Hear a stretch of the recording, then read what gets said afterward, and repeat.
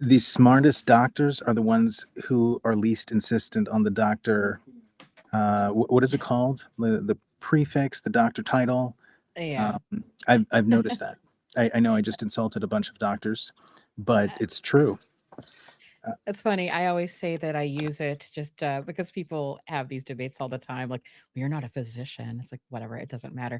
I use it for two reasons. One, I was very proud that I was able to accomplish that level of education given all of my trials and setbacks. It wasn't handed to me by any means. And two, back when I started this, if you Googled Heather Lynn, there'd be all sorts of things you'd find that were not connected to the line of work that I was in. So I Oh, thought it was really? better to, yes, we'll just say that. And so I thought it would be better because that was always available in URLs and that sort of thing. So it was a win-win. But no, it's just Heather. There may be a spike in searches for Heather Lynn right now. Dr. Heather Lynn. My goal is to be the Heather Lynn that comes up when you just put in Heather Lynn. So we'll see if we can make that happen one day. But yeah. Well, Heather, thank you so much for joining us. The Anunnaki topic comes up all the time, but we've never had an Anuna expert in one of our spaces. Your Danny Jones show caused a bunch of talk, controversy. Before people were even able to watch it, they were blowing up my DMs, and I can't wait to have this conversation with you. So I'm just going to do some housekeeping. My name is Ulrich. I'm Doomer Daddy Ulrich, whatever is most comfortable for you. My hosts are Fringe and Tiff, and I will be honest with you. I have been studying the Nuna so much. I was very conflicted about what to do for this interview, and there were so many people who were excited and were watching it.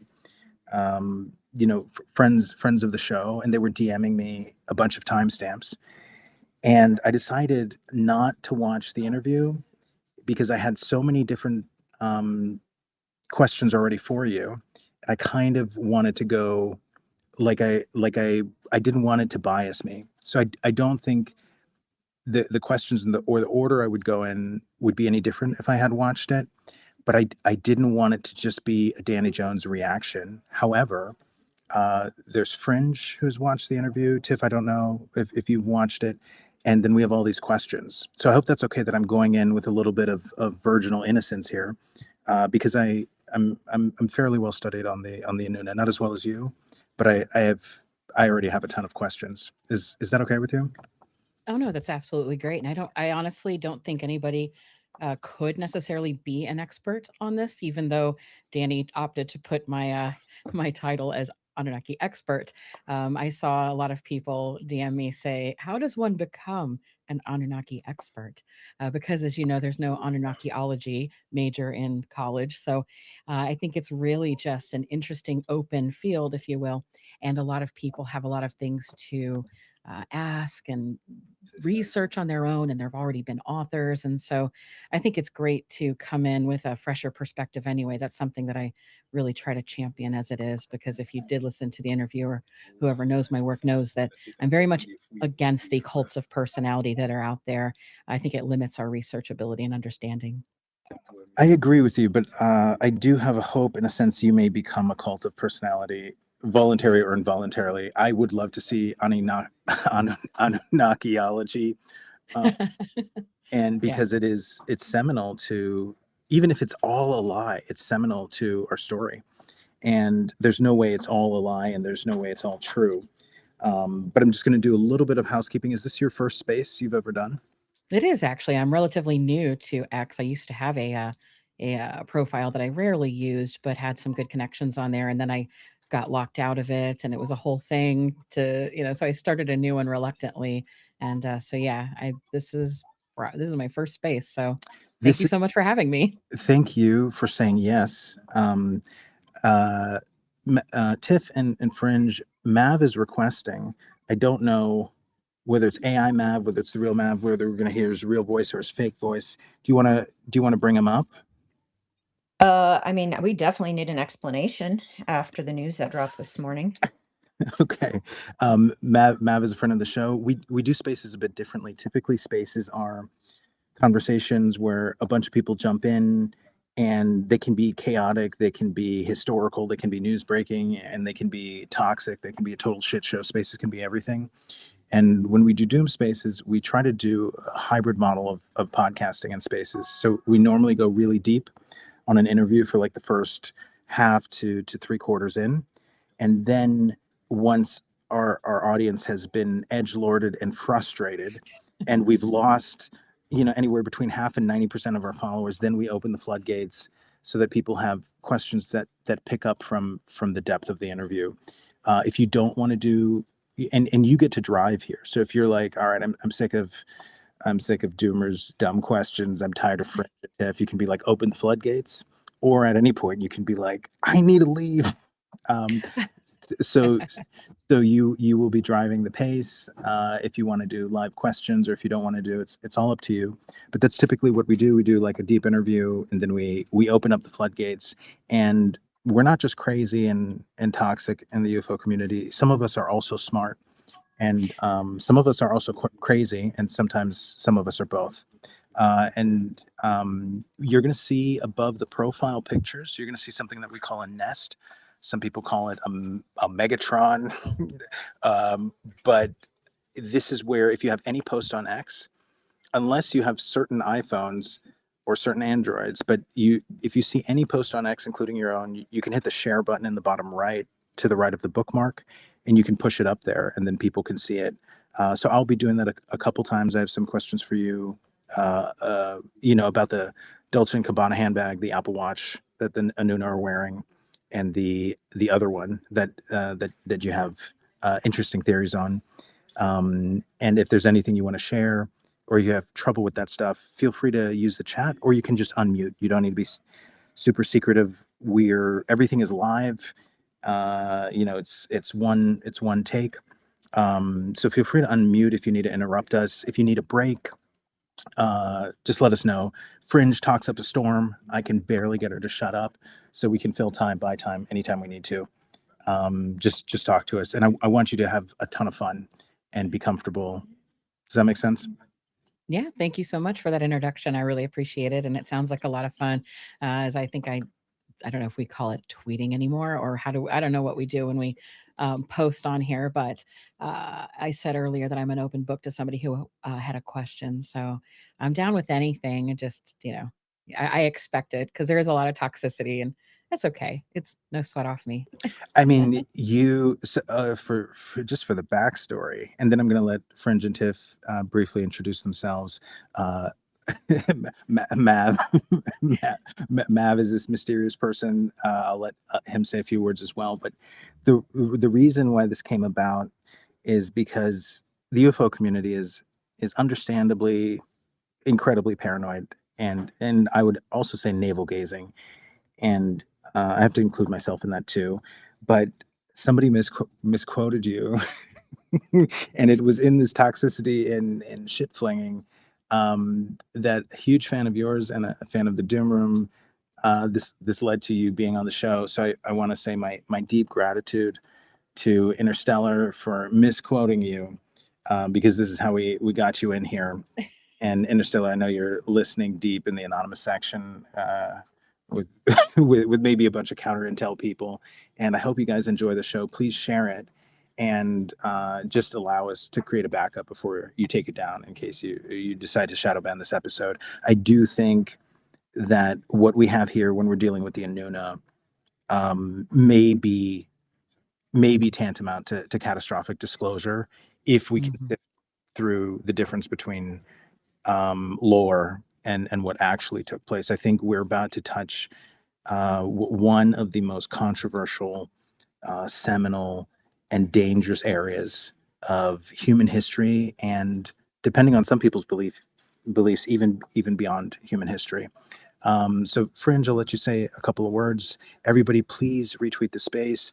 Heather, I'm going to go to your profile, and I'm going to push up your post that you just made to the nest to promote the space, which was awesome. I think you made this one like 4 hours ago. And everybody else, please repost the space, DM it to everybody. I want to get as many people in here as possible. Yeah, I think it's going to be super exciting. So handing it to you, Fringe. Thank you, Ulrich. Welcome, Dr. Heather. Thank you so much for being here. Like Ulrich was saying, spaces are not like podcasts. So the greatest thing about spaces is it's just a lot more like a town hall. And especially when you're open for questions, it just gives us all the ability to participate in the conversation and ask questions of our favorite personality. So I really appreciate you being here today. And I will hand it off to Tiff and we'll get going. I have a feeling that, first of all, Doomer Daddy is fangirling over you, Dr. Heather. So I suspect this conversation will largely be between the two of you, very much like when I sucked Jason Giorgiani into the Doom room.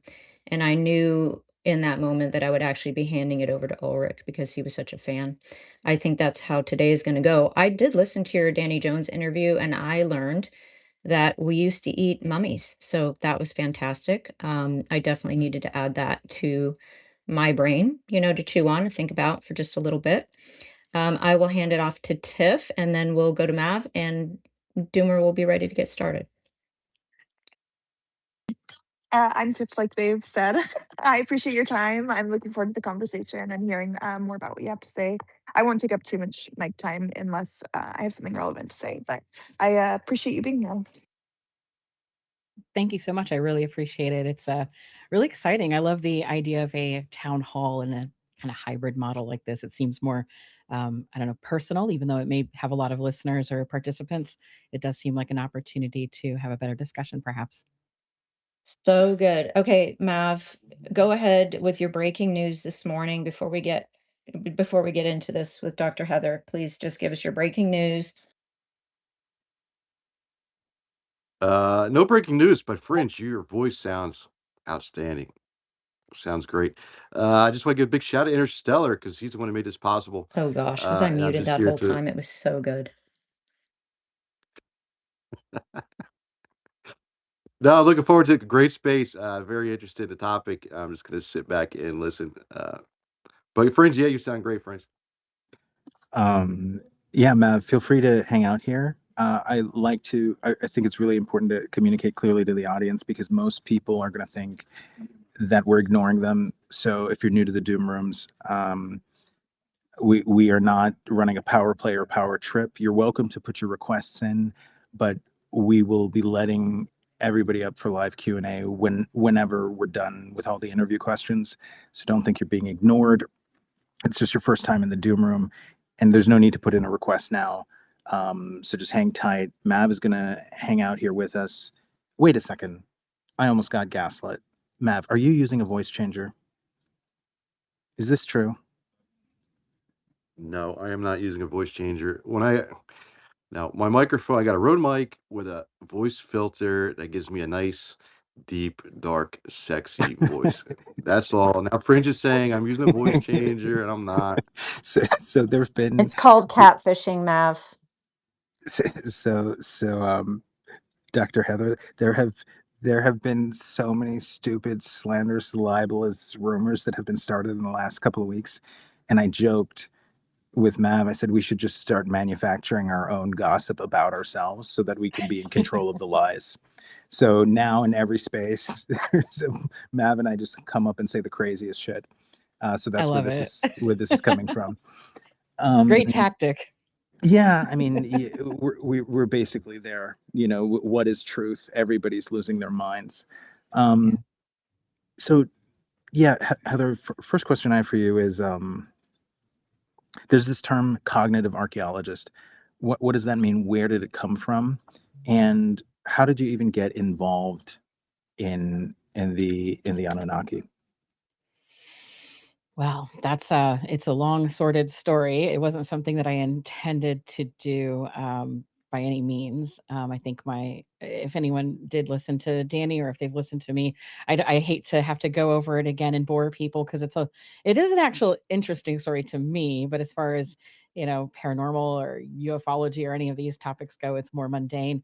But I just I left home when I was 16 and had assorted adventures. They actually weren't very adventurous. I was very not adventurous, because when you do those sorts of things, you have to actually survive.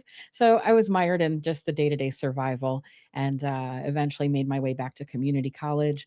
And then, well, in doing that, of course, I didn't say, I'm going to go into cognitive archaeology. I thought, I'm going to study something like business or something to just go back to school. And I had a phenomenal art history professor who uh, really was encouraging. And I found that it was just a sacred space to be able to go into that classroom and listen to her lectures. And it was a real inspiration to me. And I didn't even realize that level of education would be available in something like a community college, because I had no idea. And she had complimented me on my first paper, which was sort of huge. You know, they say that professors or people in your life uh, it can have a great influence on you for just the littlest things. And this was one of those examples. So she kind of just complimented my paper and asked to speak with me afterward, told me I had some really great ideas, and was very encouraging. And that was enough, I think, to just say, okay, well, I don't know if I can go into this as a career, because how? But I think I'll just keep taking more classes like this. And thankfully, with the, I guess, mentorship of other professors and people, I just sort of followed that trajectory to bachelor's, master's, etc. And but again, it was not necessarily with this interest in the Anunnaki, although I had always been interested in so-called alternative subjects, as people now call it, pseudo archaeology. And so that came from those times that I lived in my car essentially, and had nothing to listen to except long stretches of Bob Seger and country music, because that's what would play in Middle America for those long stretches. And while I love Bob Seger, there's really just only so much music I think I could listen to, and I needed some more intellectual stimulation. And fortunately or unfortunately, I got that from George Norrie, Art Bell, and that sort of thing on overnight radio. And it was a real comfort to me. And I thought, this is wild. All of the people that they interview are just absolutely bonkers, or just at least interesting. You'd have people going from, you know, like Michio Kaku, or people with like legitimate degrees or expertise. And then the next guy would be somebody who thought he was a reincarnation of a dolphin. So it was just good fun, and it kept me distracted, I would say. Also kept me company. And so I think it was a comfort show, but it also opened up a channel in my mind that harkened back to when I was young. And I was just, you know, a product of the time period where we watched things like Unsolved Mysteries and whatnot. So I've always been a seeker, but it came to, I guess, a full completion when I was in school and I decided to just follow my interests. So I always had a little bit of a thing in the background of, like, you know, reading things like Michael Cremo or any of this like alternative belief set, but I really just wanted to learn the so-called real stuff. And so I was very earnest in my efforts. I wanted to study everything. I listened to everybody. I was very much, especially, well, you know, back then it wasn't really that common to rent textbooks. So I bought these textbooks and they were a fortune. So I was like, I'm listening to these textbooks. Had no idea of the corruption of the world. And so I just found out on my own, I think, along the way. And I had a bit of a Pollyanna view of it. So along the way, I would just keep seeing more corruption, and before you knew it, I When just you thought, when you say corruption, Heather, Mhm. do you mean the Anuna, or do you mean our world Oh, specifically or academia, and academia? specifically programs that deal with history and the narratives around us, but mostly academia. Whether it was something as far as like narrative control, or even at the very basic local level where I was, where it was writing, you know, trying to write grants to fund programs that actually didn't exist, uh, actually trying to get involved with government organizations to shape narratives, just things like that. And if the funding questions and all, and then just some of the, I think, these notions of being involved in these big communities like the American Anthropological Association, or all of these, where a lot of the work in the very beginning is to reinforce their credibility, their expertise, their authority. rather than actually learn the methodology. And that kind of stuck out to me. Like, I felt that a lot of the work assigned was often grooming us to completely be a mouthpiece for those governing bodies. And it almost felt like a Project Mockingbird academia edition. And it would have, and then I noticed a lot of things like, Marxism and those ideas, which I didn't even oppose at the time because I didn't even know. It was just handed to us like, okay, now we do this through a Marxist lens. Now we do this through a gender lens. Now we do this. And I'm like, okay, sounds good to me. And I just keep rolling with it until I started questioning things on my own. Like, well, wait a minute. If this happens, then how does this solve that? And if that, and I just started questioning. And then when I would simply question, there would be a lot of pushback, as though this was the given, this was the set of criteria, and this is what we had to do as a professional moving forward. And it was just to the point where I thought about giving up and maybe just going into some other field, or just, I don't know, just giving up that whole thing and going into actually a psychology program. And then I reached out to the author Michael Cremo. He wrote Forbidden Archaeology. And I just was like, this is where I'm at. And I think I want to just leave this. And I had a psychology professor who was getting me deeply involved in neuroscience. And it looked like there was more of a possibility for a field, something like a position or a job there that might have made a difference. And he talked me off the ledge by giving me, uh, I think, a realistic view of my choice. He said, if you stay in academia, you're able to push the envelope ever so slightly on those narratives that you may find objection to. If you leave, you can, I mean, he didn't say this, I'm paraphrasing, but you could go hog wild and explore everything. However, not just the credibility factor, but you would actually not have the tools necessary to even do the work. And it was just a very cogent, responsible way to speak to somebody who is, in their 20s trying to figure out what they wanted to do. And I think just the mere fact that he contacted me and was so supportive was enough to get me to say, okay, good point. And so from that point onward, I thought, these are valuable tools. I can pick up the tools along the way and at least know what I'm against or for, and just have an open mind as well.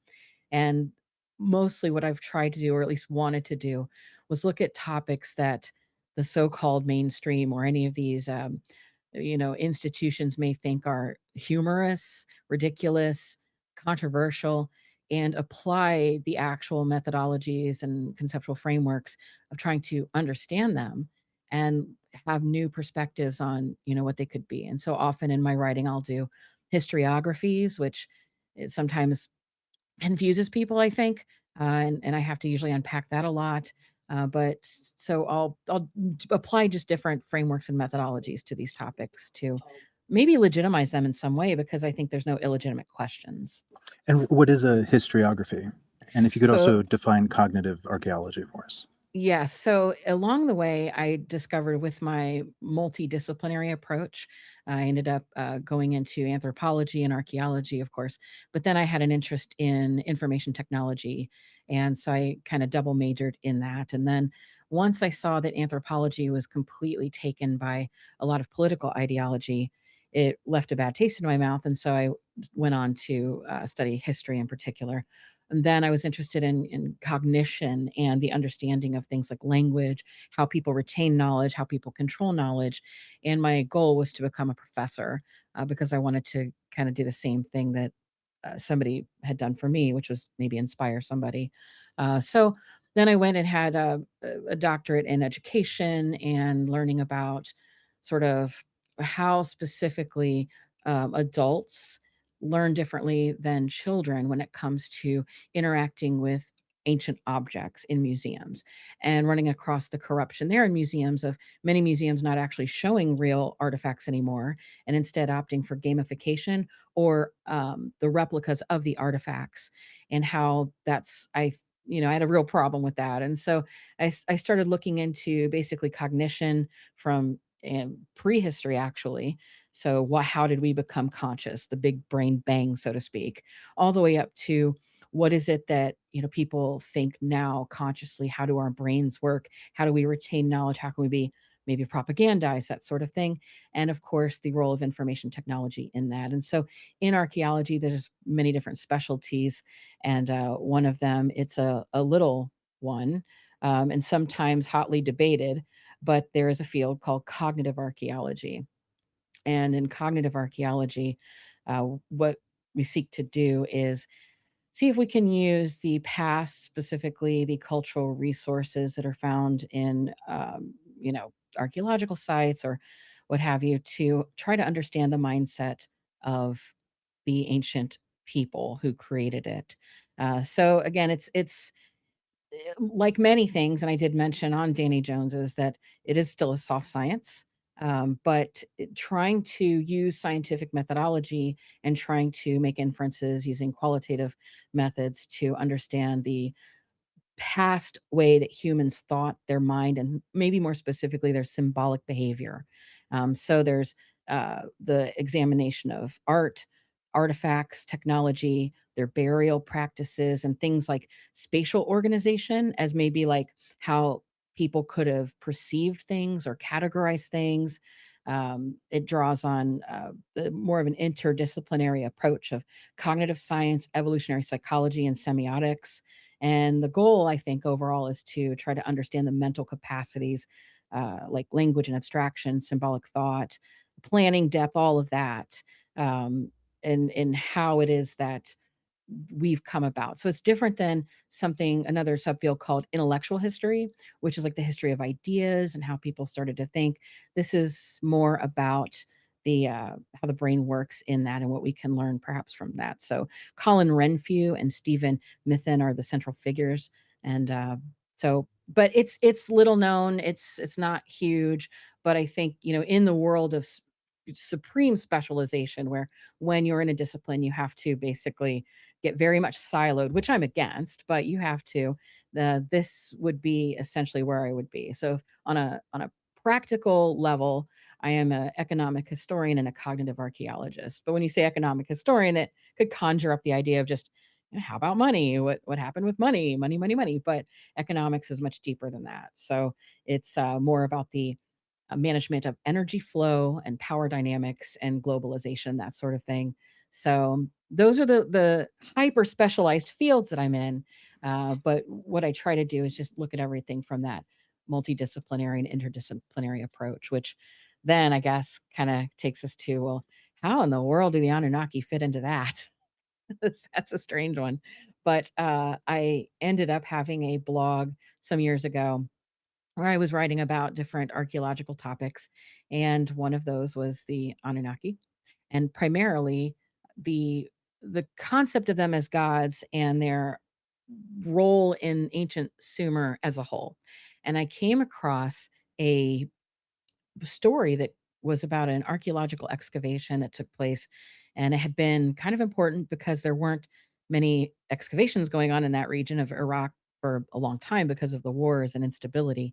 And so this one caught my eye. It was big news. It was done by the University of Manchester. And I thought, oh, I'm going to share this with my audience. And a lot of the questions that came back were centered on things like stargates. And I was like, oh, this is new. I'm not sure I know how this connects, but okay, we'll roll with it. And I started looking into some of the different works and questions, but I was really just interested in the site itself, kind of at a basic level. And so I reached out to the university and I asked if I would be able to have a discussion with the lead professor. And they said, sure. And they arranged it. I just had to submit my questions ahead of time. And I did.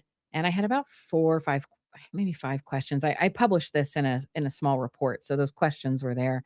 And they were pretty basic questions, except for the last, when I threw it to my community and said, hey, what question would you have? And overwhelmingly, it had to do with the question of the Anunnaki and stargates. And so I put that in there. And I think that was enough to make him say, oh, this is a nut. So I was ghosted completely after that, which I thought was So he never kinda, answered the he question. he never, and his secretary never responded, and that just gave me sort of this, quest for more, and so, of course, I followed the money on that trail because I just was like, "Well, why wouldn't you answer those questions?" I mean, I had my own ideas as to why, at a very superficial level with my experience with people like that. Something that I learned along the way was that many, not all, of course, but maybe historians or archaeologists or people in those types of fields will sometimes argue that they don't owe the public anything. So this is like their time is valuable, which it is. I'm not saying it's not, but there was this, I guess, naivete on my part that, if somebody was in their backyard and they happened upon an artifact and they wanted to know what it was or even treat it responsibly, you would maybe contact your local college or university or museum and talk about it or show it to somebody. And from my understanding, being on the inside, that's not always that's kind of frowned upon, because it's like, well, I'm not getting paid hourly by you. Why should I answer your questions? And my thought on that was, well, because a lot of times you're working within the public trust. Maybe you're at a state school and tax dollars are paying for this. Or how about just the love of the question? Did you not get into this Or because you maybe wanted because to? it's their job or their Yeah, specialty. I you mean, think, isn't that right? what you do? I would Right? think that'd be a fun part of the job personally. Like, oh yeah, bring me the antiquities. Let me discover with you. It'd be an adventure. But that was the naive thought on my part. So initially I could just chalk it off as that this professor was like, yeah, I'm not going to answer your questions for free, or this is whatever. But that was sort of like not enough either. I wanted to know, something was telling me that there was more to it. And then that's when I started doing the deeper dive on the financing.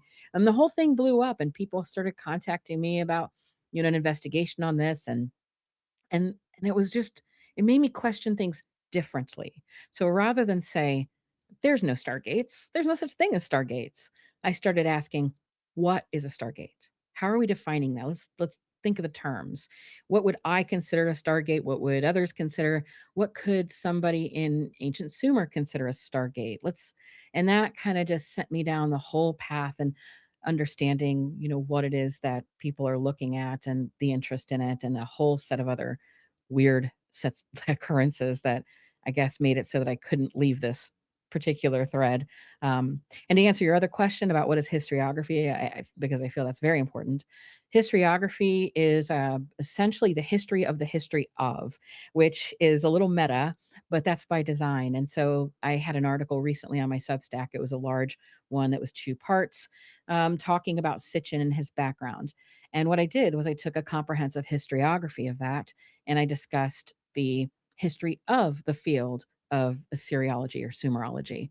And so that usually goes as this: you would look at the field or the subject, whatever it may be, and then you would ask the questions of who are the key authors in this field and what have they said and argued. And then you would establish those. And then you would look at their arguments with and against each other by saying, okay, so maybe in this instance you have John, and John says that there's no such thing as X. And then you would say, well, but Bob says, I think there is X. And in fact, X is that. And then you would just document those arguments. And then you would trace it in a linear fashion and say, maybe then in the next few decades, this new person came about and created a different way of looking at it. And as usual, what happens is those larger names in the field, like as I reference in cognitive archaeology, Colin Renfrew, somebody like that is a big name in that field. And others then would come up and you start referencing him, or being like a protege. Maybe they're going to become bigger than that individual, and then you would say, now this person is the one who is leading that field in those arguments because, say, Colin Renfrew passed away, or as things go over a course of time of empirical research. So when you do a historiography, you're essentially trying to step back and map the landscape of how that history has been discussed and perceived. That's very important, and not a lot of people tend to do that. And instead, what they do is just plain old history, like this is what happened, or this is that. Now, when I perform a historiography on this topic, or whatever the topic could be, and sometimes people will come at me and say, well, that's not right. You're saying that this, that, or the other. It's like, I'm not saying it. I'm saying this guy said it. And then as a result, the questions changed into this direction. And then this person said, it's almost like history gossip. You're spilling the tea on what all these different historians over time have said. And you're just kind of sitting back looking at it like, ooh, and then she said that. And then he said what? And then you're mapping that out. And the purpose for historiography is so that you're able to have a map of the landscape of what you're talking about so that you can say, you know what, about 4 years into this thing entered and nobody questioned it.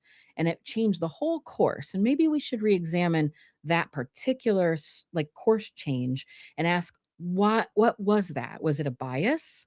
And that's usually where we try to look at things called historical lenses, and that is usually like a bias. And so some of that comes from critical theory out of literature, and so you'll recognize some of those quote lenses as being Marxist lens, gender theory lens, but you can have a lens of just about anything. It's just that in the past 20 years, they've narrowed those to, hey, you have your grab bag of about 5 of them because that's like what we want to talk about. But a lens is simply what it is you're putting on a set of glasses and that you're seeing everything through those lenses of those glasses. And there's nothing essentially inherently wrong with that because we all wear glasses. We all have our own biases because we're human. The job, though, when you're doing research authentically, is to call your own bias out and to recognize that, lay the cards out on the table, and then look at other people's biases. And that's what you would want, say, like, and this is getting in the weeds, but that's what an annotated bibliography would be for. That's what historiography does, because sometimes people don't even know they have those biases. And so the job isn't to debunk or this or that on that level. It's to have a clear bird's eye view understanding of what's going on. And you're then doing literal research. You're researching through the data points and trying to understand maybe what was missed. And then you present that like, here's a historiography. Now, can you have your own conclusions? Of course. But when you do a historiography, you're trying to give that like survey. And so in some cases, somebody may read something that I've written and they'll say, well, this, okay. So a great example of this, I referenced the article I did on Sitchin, and 𝗬𝗂𝗃𝗃. He's kind of a skeptic. That's his whole, I think, job at this point. He has a blog where he does um, breakdowns of people and all of that. And so he did one on this particular Sitchin thing. And so he claimed that I claimed that there was an quote Aryan Jesus. So, this is not, I never said there was an Aryan Jesus. That's preposterous. I have no claim on authority about the existence of these people or not, but I did show the historiography of an individual who was kind of like thrown out of the field of Assyriology in some ways after being an originator of it for over 10 to a dozen years. And everything was based off of his work. But then eventually he started questioning the narrative and feeling uncomfortable with different ways that it went. And he was German, and so that never helps. And he was pushing, right? So he was pushing for this idea of a non Semitic origin of Jesus and this sort of thing. And it wasn't even Aryan because this was in the 1800s. So, but you could then make that, you could, and people do and have. And that's one of the reasons this particular author, his work had been kind of tossed out. But I think that's interesting. I think we should look at those arguments, the petty arguments between people, especially in something like archaeology, which is a newer field. So we have a really good record of how it all developed and the personalities in that and how they were arguing. And then you can say, well, how come we all think this? But there's evidence for that. It's like, well, maybe because in 1820, one guy said, hey, I don't like this. We're going to go this direction. But I think that's worth looking at. But instead of engaging with those questions or arguments, there are some people who will instead just go, and then she says there's an Aryan Jesus. It's like, no, I never claimed that. But that wouldn't make an interesting article if you it's more fun to find things like that to talk about. And so I don't sweat it, but it's a misunderstanding of historiography. Yeah. Yeah. Dr. Heather, I'm sure the handle Aryan Jesus has already been taken in the last 30 seconds, and somebody's probably launching an Aryan Jesus meme coin as we speak. I wish them luck with their millions. I'm locked in here on this interview. So I am neither endorsing nor saying you should or shouldn't buy into Aryan Jesus whenever it launches. However, you have to give us the name of this German, just so that I don't get suspected. Who is this German who is promoting or promulgating ideas of a non-Semitic Jesus? So his last name is 𝗜𝗏𝗃. So you can Can you spell that for the non-Teutonic? Yes. So it's Friedrich 𝗜𝗏𝗃. So it's like DELITZSCH.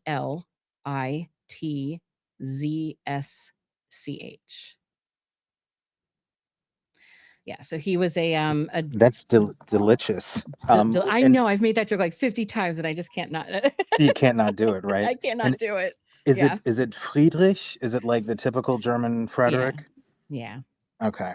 And he's delicious.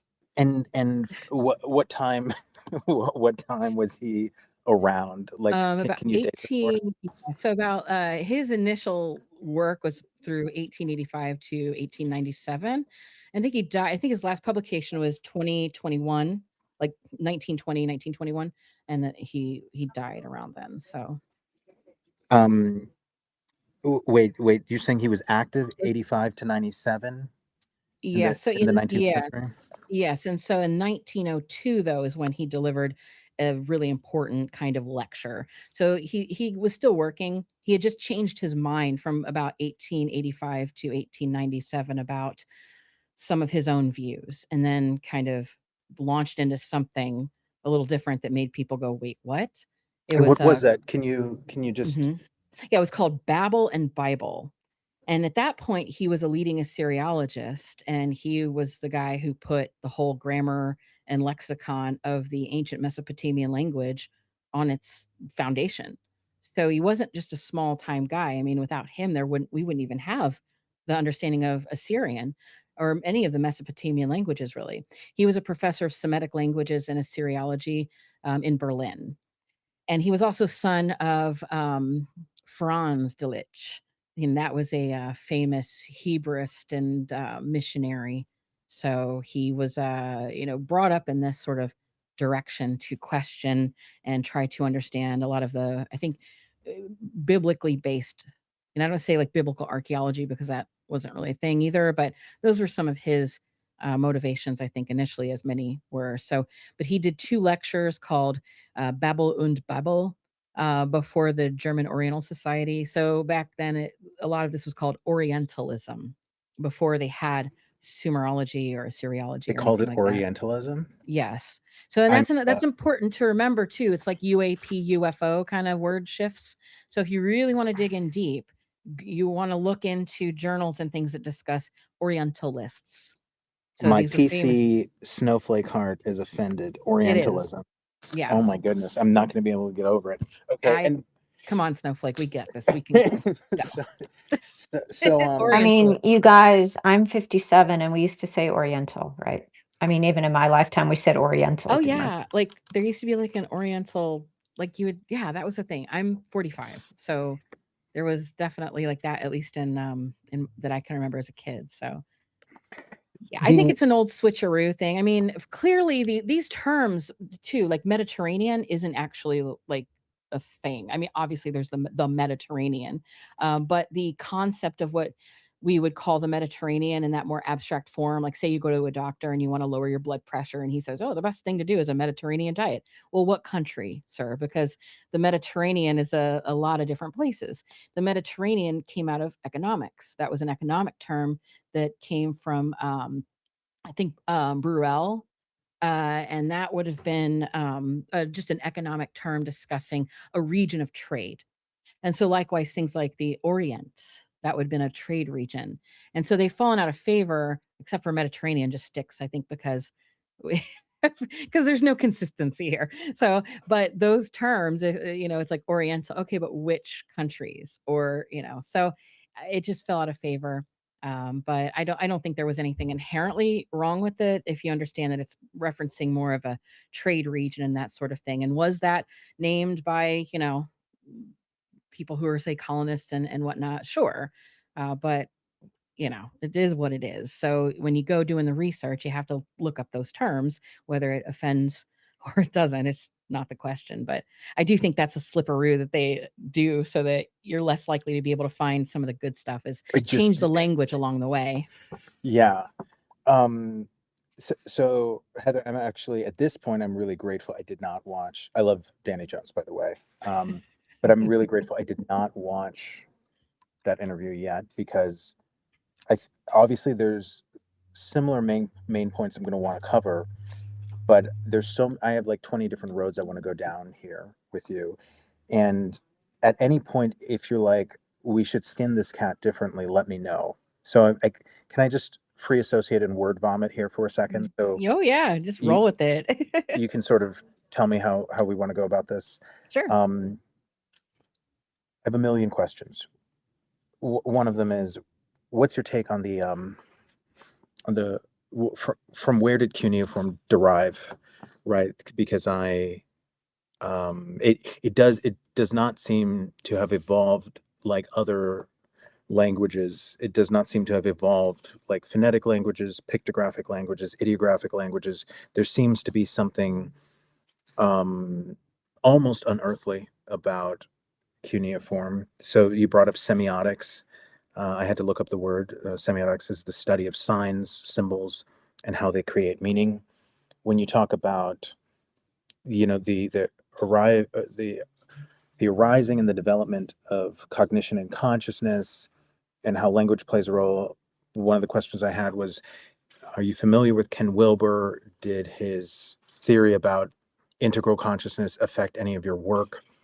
When you talk about neuroscience, it makes me wonder whether you're looking at ego development, things on the Maslow pyramid, as you're looking at how how do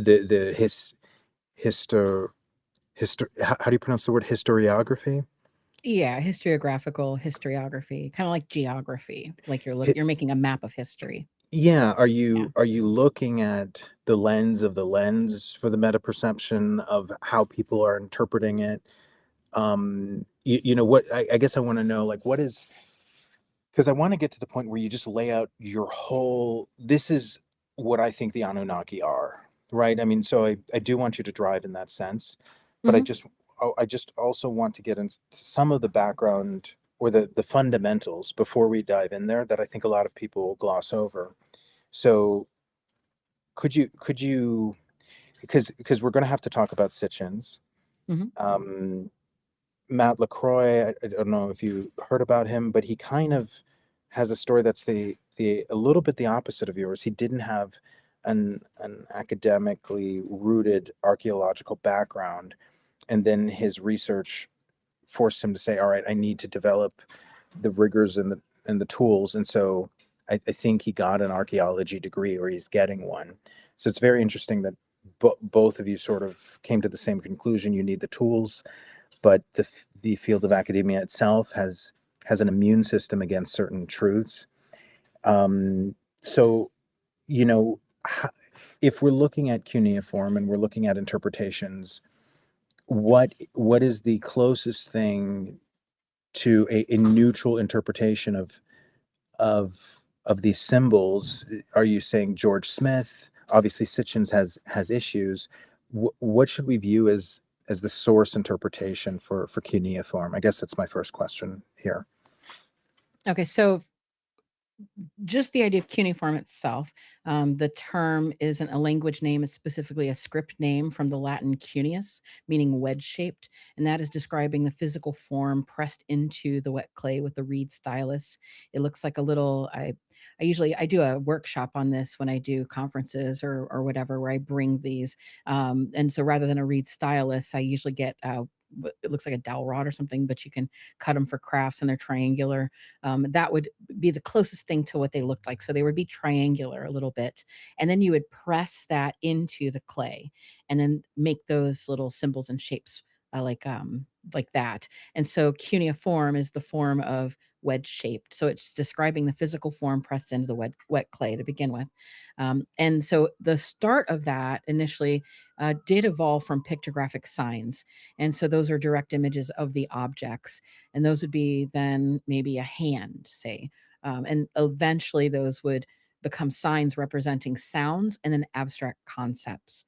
And so that's the shift, though, from a tally system to a true writing system that was eventually enabled them to do all the things they did, like write code, or like write their laws and myths and contracts and all of that. So that essentially will be the difference between a, say, proto-cuneiform, and you'll see maybe the little pictographs, and then cuneiform that's Sumerian, you may see it look a little rougher around the edges until maybe even later in Babylon, you see cuneiform still being used because it was the language of business, like eventually Latin would be in, say, the medieval era, or during a Christian theocracy, it would be Latin. Now we would maybe say the language of business would be English and increasingly Mandarin. So they had cuneiform as that language. And if you looked at how it was written in, say, Babylon much later, it would have been very clear, very, very like less stylized, and on lines that were very ordered. So you see this evolution over time. So the Akkadians inherited Sumer after Sargon of Akkad built the world's first empire in 2334 BCE, but they still were using Sumerian on their older tablets as that language of learning, and also, like in a way, like Latin was, language of prestige. And so they, in medieval Europe, they were using Latin long after Rome fell for those very reasons, to link them to that older culture and that sense of prestige, particularly because in the so-called Dark Ages, they looked around them and saw these great monuments and things like domes, and they lost the recipe to Roman concrete. They couldn't make these things after all anymore. They didn't know how, and they didn't know how to make a dome until, you have Brunelleschi's dome, which appears during the Renaissance and this sort of thing. And so you have this long stretch of people in medieval Europe walking around like, how did they do it? And so they romanticized, which is where we even get the word romance. It means like Roman. Romanticize comes from this idea that we are longing for Rome. So that is a similar thing that happened with the Akkadians. They inherited Sumerian and cuneiform because of that. Now, in the language system itself, you have what's called the Sumerian problem, and that shows a story of civilization's first technology, specifically the language itself. And that is something that is, I think, where a lot of this falls, the idea that, well, we didn't have it, and then all of a sudden, boom, it just appears, and it's unlike anything else in the region. And that problem refers to the debate over who invented the world's first known writing system. And I say known because there's Göbekli Tepe, there's who knows what. I mean, I'm open to all sorts of ideas that perhaps underneath ice sheets there's cities. I mean, we don't know, right? I'm not going to go so far as to say I could know one way or another, but it's always going to be until you discover that next thing that it changes the timeline. So currently it's the first writing system, but I would like to always emphasize it's the first writing system that we know of. And so that is the question, is what happened? And in the 19th century, there was a fight over this. And French and American archaeologists at the end of the 19th century found huge caches of cuneiform tablets at Lagash and Nippur. And when the scholars deciphered them, the words and grammar didn't match at all any of the Akkadian or known Semitic language. And so they found that, okay, this is something completely different. And then it didn't fit into any of the major linguistic families that we know. Now, it takes a high stake turn here, because there is a difference. And this is, again, going back to the idea of interdisciplinary research or multidisciplinary and things being siloed. You have something called like Proto-Indo-European, and that is a term that comes out of linguistics. And if you apply that to a different field, that it wouldn't be accepted. And in some cases, in cultural anthropology, they'll argue we don't even use that anymore. It's the abbreviation is PIE, P-I-E. And they'll say that's old and outdated. That doesn't matter. Who cares? But language is an artifact that's carried along with you for a long time, and you can find like vestigial tales of particular language families, all over, and that could help us identify maybe those matches. But because of the idea that things get siloed, and also then the stakes of the racial debate that started happening, this is where it gets tricky. So the core question driving that 19th century question from scholars was, who could claim the invention of writing? And then by extension, civilization itself, because if you could do that, well, then you could be the highest, most superior racial group, right? So that's why it was a tricky situation. And even though you may be able to research, say, an artifact on one hand, or maybe a language group on another, it it has this little twinge of like, so are you saying then, that it's like, then are you saying this? So, and then of course you could see that maybe in early forms of what is now biological anthropology, it did go in that direction. Like, let's travel around and, measure people's heads and noses to see if they're somehow superior based on these subjective ideas of superiority. And so, as we all know, that ended up going and getting weaponized and different directions, and then people throw all of it out or change the names, because remember, like they still do eugenics, it's just called something else. So they do that whole switch on us again. So there is a camp that held that only Semitic people had ever lived in Babylon, so Semites must have invented writing. And the leading voice on that was Joseph Halevi, who argued that the Sumerians were not a real separate language at all, but an artificial priestly class of ciphers invented by Semitic Babylonians. And so you can find this information in the Encyclopedia Judaica.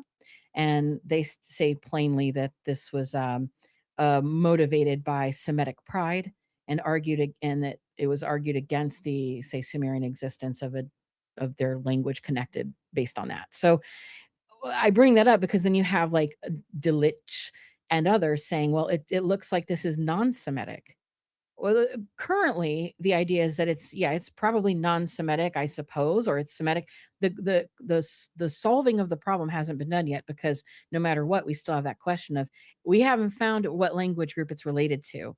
But because of the way that these questions were looked at back then, it was really divisive, and people were really interested in putting down a flag and saying, whoever discovers like the answer to this can claim superiority, because it's the quote first civilization, and therefore it must be superior, because what you have is, before that, an entire millennia plus of semi-settled hunter-gatherers before just hunter-gatherers, and then in this like historic blink of an eye that would be a roughly 200 years span, you have, boom, civilization, and all these advances that come with it with writing. The first epic, the first story, you have all of these firsts. Now, over time, we have Samuel and Noah Kramer, who could be credited with putting a bunch of books out later that I think popularized the idea of the Sumerians doing all the firsts. And that's where we get the list of firsts. And that's usually cited in mainstream textbooks. It's something that I taught my students when I was teaching at the college as well. Very entry level, kind of like, okay, so we have the Sumerians. Here's this list of things that they did. Now, the interesting part about that, and in this book, it was called History Begins at Sumer. It's a seminal book from the 1950s. And he has in it like 39 firsts in recorded history.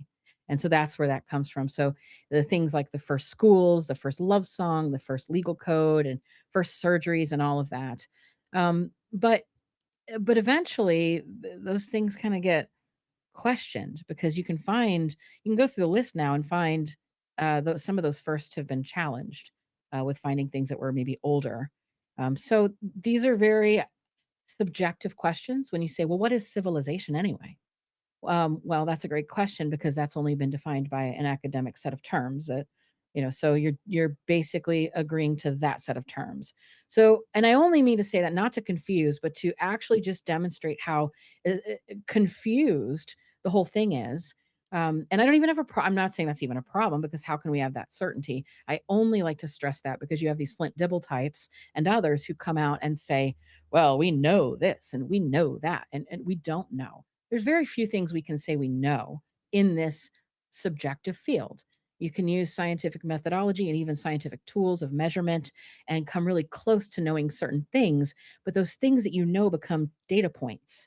And then in order to have a history, which is a story, a narrative of what happened, you have to make executive decisions over how you're going to portray those data points. And that is subjective. And I think the more we can be comfortable with that, living in that gray area, instead of debate me, bro, and instead say, you know what, we've been lied to. We've been lied to about a lot of things, maybe intentionally, maybe by people who lie to themselves. That's what historiography is for, is to look at that and examine it. But to be able to say, you know, let's look at this. None of this is settled. And don't just say, well, clearly it's because X, Y, and Z. It's never settled. In fact, there are things you could look into now. If there are anybody out there that is in a program or would like to, you know, study history or something, and they're looking for thesis topics, you could go revisit some of the most tired topics and find new things about them. And so, for instance, the burning of the Library of Alexandria. And I hate to, you know, burst bubbles there, but that is not as it seems either. Oh, let's go. Let's take this rabbit. We can go into the weeds all day, all night, by the way. If you want, if there are weeds and you want to make it a target, like, we can go deep into the weeds. But you can't just tease us and not go into that. Like, go ahead and destroy some dreams. Like only 10,000 books were destroyed or something like that? Well, I mean, yes, these are, yeah. So the Library of Alexandria, there is an author, I'm blanking on his name. It's very easily Googleable. He is an Italian author. Wrote a great book on this. I use his work a lot, but it starts with a C. So tell me what to Google, Dr. Heather. I'm your Google bitch right now. Okay. I think it's you just look for Library of Alexandria, and then it's like an obscure book because it's like an academic book. If you hold on one second, I actually have it in my bookshelf. Yeah, take your time. Go ahead and grab it. That would be great. Yeah, because I want to give him his dues here. Yeah, do what you got to do. Fringe Mav, Tiff, what do you think? I have a million questions. And I actually do, even if I end up disagreeing with Dr. Lynn about everything, I think the title Anunnaki expert is justified. I think I'm pretty excited. What are your thoughts? Yeah, I think, I mean, I understand that she wants to be humble, right? That makes a lot of sense, but I'm really loving it so far. And I think you could use it. I understand why she's not going to use it for herself. But I think we could leave that in the title for sure. I love the history of history direction she was sharing with us. So I'm looking forward to asking her, you know, about the priest class from the past in Sumerian, because that's kind of how they controlled the masses with the math and the writings, and they were gatekeeping a lot of that, and how that compares to today with the artificial intelligence that's coming out and the tech, you know, how we're seeing a new priest class arise. Yeah, and I mean, we have a lot to get into, and I want to unpeel this onion in a certain way, because I do know some of the pain points where all of this contention is. So I'm gonna take my time with this. I'm enjoying this like crazy. Dr. Heather, are you back? Yes, I am back, and I have the book in my hand, and I would highly recommend this book for anyone interested in the tragedy of the Library of Alexandria, and it's called The Vanished Library: A Wonder of the Ancient World by 𝗓𝗓𝗓𝗓𝗓𝗓𝗓𝗓𝗓𝗓𝗓𝗓. All right, I'm typing it in here, The Vanished Library, and I'll see if I can get a post out, and that way it has, what's that thing on the cover? That's not Aryan Jesus, is it? I don't know, but maybe we'll just say it is and get somebody mad. So feed the machine the louche that it wants. Luciano Anfora, Yes. and what's his core contention here? Well, he didn't really necessarily have a core contention. This is just a base. I think the book is from 1990. It's from a university press. It was just a sort of a look at the entire thing. He goes over the chronology, rival libraries, like is a real great just overall look at the fire that happened and all of the sources as well. It's actually not even a long book because it's just it's an academic piece. So it's about 200. I think with the index, it's about 200 and so pages. So great, pretty easy read. But yeah, so I think the about 1990 it came out. It's a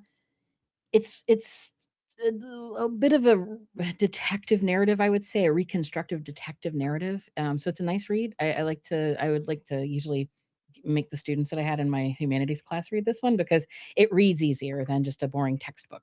So it kind of gets you like sucked into it, like, oh, and then what happened? But the core arguments are essentially that the destruction has many suspects. And that because the propaganda at the time blamed everybody. It blamed Jewish people. It blamed Muslims. It blamed Christian mobs. It blamed everybody, and everybody was sort of the scapegoat for this. And it goes over, like I said, it's great with the sources, so you can really get a good narrative from start to finish, like what was going on. And he claims that the library was an institution of royal power and not a neutral civic amenity like how we would have say libraries and things now. Of course, that you could imagine what that means. But most libraries and things like that at the time they didn't have the same kind of I don't know, public access as we do now. But the whole thing too was more than a library. There was what we now would call a museum. And that's where like if you think of Colosseum or a museum, that was a temple built to the muses. And so in that context, like say you go to an art museum, in that theory, you're going into a temple and hoping to be inspired by the muse. You'd look at those art pieces and whatever inspired, and the word inspire from the Latin inspirare would mean specifically a deity blowing divine breath into you. So like a mini possession, we'll say. And so the notion was you'd walk around a museum and hope to be slightly possessed by the muse so that you could do their bidding or do the work and things. So that was an instrument of Hellenistic statecraft at the time. And it was a mechanism for controlling and monopolizing textual evidence or patrimony, even of the known world or history, essentially. So, but the author in this book emphasized that the practices of getting the books were from the ships and different things were sort of forfeited. There was a lot of bureaucracy involved. I mean, long story short, he says something that I don't think is. I mean, he supports it, and there's a lot of people who support this argument that it wasn't one burning. So, long story short, the burning wasn't one incident. That over time, it seems to be very clear in the original records that the whole thing was kind of going under, and then they let it go under. And why that matters, why that really matters, and there was a fire, and but why it matters to kind of make that distinction of it wasn't just some madman building a fire and that's it. That this was a way to kind of I don't know, great reset it. That before that they were already pulling out the documents. This is why it's so important. And it is very, again, romantic to think of this beautiful library with all of the knowledge, and then one day it just burns down and nobody has it and we'll just never know. And that's not it. The evidence is very clear that over time they had been taking the knowledge out of it and on putting it on boats, and people were taking it away before because they saw the writing on the wall, and that eventually You're they saying let there it was like a book Exodus before the burning? yes, Okay. and they let it burn. And so yes, of course things were lost, but and another little, just a point of contention that's maybe just splitting hairs, but the idea of the books too, the way they would have been stored meant that there weren't as many books as it would seem, just because of each one being like a chapter kind of the book, sort of like the Bible has many books, but each one would have been, maybe Matthew would have been stored here, Mark there, etc. So in that case, the most people I think would agree that the collection size was wildly inflated, and that the whole library as a lost utopia is essentially a myth based on modern romantic projection, which is again like a womp womp. But I don't think so, because I think it really opens up a floodgate of new information. Because think of the possibilities of the consequences of that. That means that the information potentially or supposedly lost in the library was not lost, but rather hidden. It meant that someone had it. Someone probably has it. And I mean, this isn't even, I mean, we know that that's how the Renaissance came about anyway, was because in those dark ages, which, it's kind of fallen out of favor, like Orientalism, to say dark ages, because it really minimizes the arts and abilities of the people in that time. But for discussion purposes, it's the dark ages. In that time was the golden age of Islam. And they had all of these different texts from antiquity that they had kept and kept the traditions going. Well, when the merchant class, I mean, it's just a basic survey. When the merchant class rose up and had the money and had the clout then to, like, so the merchant class would have been like the Medicis, the banking families. When they had the money and the clout, they had to have both. When they were able to start having the church owe them money, and for them to win favor, initially what they were doing was building cathedrals and taking money and making great arts in the service of the Pope and for God. Well, over time, they would like it was a little thing, like they would paint themselves into a portrait, or maybe a little statue of this person is in that cathedral. And then over time they got bolder and bolder, and aside from just placing Medici's in those roles as Pope, they did start doing these things like funding massive projects to gain the awe and support of the people. And as I mentioned earlier with Brunelleschi's dome, that's one of the things they did, because nobody could figure out how to build this dome. And they hired somebody to do it, and he did it. And it was this amazing moment in Italian history, like, where people just saw that, wow, you were able to bring back ancient wisdom. So it would have been like this. Imagine the arguments we all have over who built the pyramids. We can't build that now, blah, blah, blah. But somebody, we'll say like Elon Musk, says, hey, y'all, I have the technology to build a pyramid. And we watch this extraordinary building project where he does, in fact, build a pyramid that is just like what they had in Egypt. And we're all like, damn, he did what the government couldn't. And that's essentially what the Medicis were doing. What that does is it makes people say, well, wait a minute, our government's pretty like lousy. I mean, maybe you should be our government, Mr.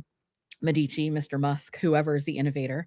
And that's the power move they were doing. And then they start building public works, like, rather than just a concert hall to celebrate liturgical music, they would do something for the public. And but again, it was only a transfer of power. And so how did they do this? How did they facilitate this? How were they able to understand the new concepts needed to build the Renaissance? It came from the rediscovery of the ancient texts. They were able to do that because of the trade that was happening with the Islamic world, and the money that was available to have these ancient texts translated then into Latin and more readable script. And then those people were able to use the information they had that was maybe incomplete, and then they rediscovered an entire new world of things. And that's why we have in that time this period of alchemy, hermeticism, of the Freemasons come about during that. Because I mean, they were free because they had the secrets that were found of, like, how to build these cathedrals using not just practical means, but also the sacred knowledge of harmonic sounds, how you'd make everything look in terms of sacred geometry, etc. And that was so valuable that those individuals kept those trade secrets. And you have all the guilds that come about aside from the Freemasons, and they were free because they were freely able to move to different areas in order to build those. So they could go anywhere they needed to do the work, and they kept that freedom by keeping the secrets. This all happened because of the access of ancient knowledge that was able to be then translated and understood. And over time, then overshadowed the church itself, and which was their government, the theocracy in, the West this way. And that was facilitated through the merchant class and the bank and the new banking elite. So it was like, oh, this is really cool. The people are getting stuff, and, screw the church, right? Right. But then who's your church, right? Then it's the bankers. So it's always just this transition of big power and power elites. And we're seeing that very same thing happen. And so in the context of the Library of Alexandria, it is most likely the case that the most important documents were spared that fire. And what happened to them? Well, they went to the elites, and they've gone through families to this day. They've been hidden and translated and in private collections and who knows what. So on one hand, it might be sad that it burned, but on the other hand, I think it actually just opens up the possibility that maybe not all is not lost. That's fascinating. You're saying it's kind of like a backdoor disclosure, Yeah, kind of like the military looking for how to build the looking glass when they invade the library in Iraq and exactly. fight a giant. You're saying there's a transaction going on, a transformation of currency and energy through the conveyance of knowledge, and we're seeing knowledge existing and knowledge being destroyed and knowledge missing. But you're saying it's just changing hands and changing mediums, possibly. I would say so. Of course, everything does go missing to the sands of time, so it wouldn't be complete. But I believe that there would be some very important things that uh, were saved. Now, whether those were religious texts, alchemical texts, philosophical, scientific, you name it, it's probably all of the above and more that we wouldn't even know. But I think that's maybe it's yeah, I think it's hopeful. But I would definitely recommend reading that and all the work coming out of Italy itself, discussing the library, because it may be not as pop culturally known, but that is again the benefit of, yeah, as much as academia kind of sucks, there's a lot of great information in the journals and in older books. And I would definitely encourage people to look a little older yet. Like the 90s was good, like before a lot of this stuff was completely corrupted, mostly corrupted by Robert Maxwell and Pergamon Press, who created the peer review system for profit. On this topic, I hope you don't need to worry about walking on eggshells here. So, like, Mm. we're dealing with bloodlines, race, ethnicity, genetics. Everybody who could be offended, I've already offended. So you're safe here. I don't want you to feel like you need to qualify anything. No. I totally speak my mind, but in some cases, if it seems like I'm qualifying, that's only because I want clarity. Like, No, so this is I my realize that. this will be my statement on that, really, because I get, as everyone does, I think now gets accused of being anti-Semitic. So Yeah, I'm like, okay, let's do the well, anti-Semitic disclaimer. Let's do so it. here's the anti-Semitic disclaimer. Not all Jews are Zionists, and not all Zionists are Jews. So if my bias can be known, because it's clearly, I think, displayed in my writing, is that I don't quite appreciate Zionism. That's a problem. I think that anyone who sees an idea of national supremacy, and then it does link to racial supremacy, religious supremacy, and then those ideas actually causing massive death of innocent children and victims, and just it's absolute insanity. I just don't see how anybody could be for that, regardless of if you know the history of Zionism or some of the occult aspects of, say, particular types of Kabbalah that may underpin organizations like Chabad or whatever. None of that even matters at the end of the day, when you can just look and say, oh, yeah, there's a woman holding her headless infant and crying, or that this is just clearly not right. So if me saying that causes people to call me anti-Semitic, that's fine. That just shows me what kind of view they have, but it's clearly about Zionism itself. And I know I'm sure there's plenty of Jewish people who would agree with this. And to say Jewish too is also strange, because it's like blaming Christians for something. If you say Christian, I mean, yes, there's a common denominator, but You really can't say that a Catholic, an Eastern Orthodox, a Baptist, a Lutheran, a snake handler down south, and all of these different things, or a Joel Osteen type, these are all Christians. They're all very different in their approaches to worship, their beliefs, their everything. And so to me, when people just say, oh, so you're saying it's about the Jews? I say, oh, okay. And so you're just not even able to see what I'm saying. And so, but I do feel that it's important to qualify where needed, because things do need to be precise in this. I don't want to paint a broad brush because, I just try to be careful with You the want to be as clear scholarship as of you can stuff. be. Very clear, because I think that's how we're going to get to the truth, because everything's just been so muddied. Everything's just been so, and it's so tempting to do it too, right? To say, to blame groups of people or to do this sort of thing. And it's just, I'm really so against that. And I'm so tired of the whole thing. This idea of a left-right paradigm, like, come on, people, why are we even saying left and right? And I get it. People might lean towards one thinking or another. And that's not even the point. The point is that they are pushing us into these false choices. And so, And the yeah, words aren't even loyal to what they used to mean, not at all. right? Denotatively or connotatively, they're completely unanchored. They're unanchored. Yes. It's just retarded. I mean, It to use totally it. is. No, Yeah. it's completely retarded.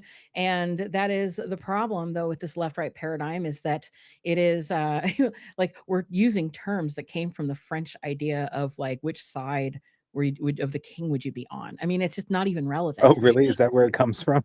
Oh yeah, it's Did- completely irrelevant to us. Like, it just doesn't have anything to do with America, and that's why they can flip it. Like, what used to be say a left idea is now a right one, or that sort of thing. So terms like left and right are just clearly Hegelian dialectics to get us to think we live in a false paradigm where it's only one choice over the other, and maybe a quirky third choice. They always have to kind of throw that in, but then it's like that's all there is to it. So, and I see that happens everywhere, not just with politics. It's like, so you're either anti-Semitic or you're not.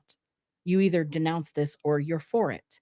You either believe this or you don't. There's it, and I don't know. We're all adults.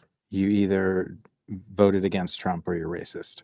Yeah, like all of these if thens, and it sounds logical because it's using an if then sort of, idea, but we are not logical. I mean, newsflash, the humans are very illogical. We strived for logic, but we do things based in emotion, and we're just hard to figure out. And I think the more authentic and truthful way of looking at the world is to say we live in a world of gray, where we there it's like just general science. There is a normative value, and yes, there is maybe a left and a right to like a number line, but there's also deviation from the so-called norm. There's a lot of different things here. There's not just black and white. And the more that they put us into those boxes, it's only serving to keep us in those boxes so that they can go on and know the real truth. And so it even goes into sort of this idea that I think we're talking about a bit here, of like the Anunnaki.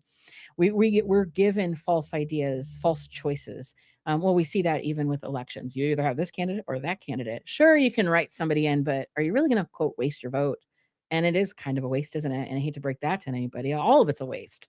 But we're given this idea that you have this or you have that, and those are controlled choices. And we see this actually everywhere now. And a lot of that has been formalized into a system. Here's another book I would recommend everybody write down and read. It's another a little bit older. It is called Nudge. It was a New York Times bestseller, rated like best book of the year by The Economist, which is a Rothschild rag. That is a book from the one I think I author. read this It was one. Cass Sunstein is the big driver of that one. Yeah, so Yeah, I that think that I book is read this one. essential. Yes, Well, it's essential in understanding how we are forced into false choices, and then like we have to make these choices. So like going back to Anunnaki and those types of, say, choices, we're often given just one or the other. It's either just the myths of old, or space creatures that flew around in 1960s nuts and bolts spaceship technology. and there's nothing else. If you don't believe Sitchin, then you must just believe in something like the mainstream. You're a debunker or a skeptic.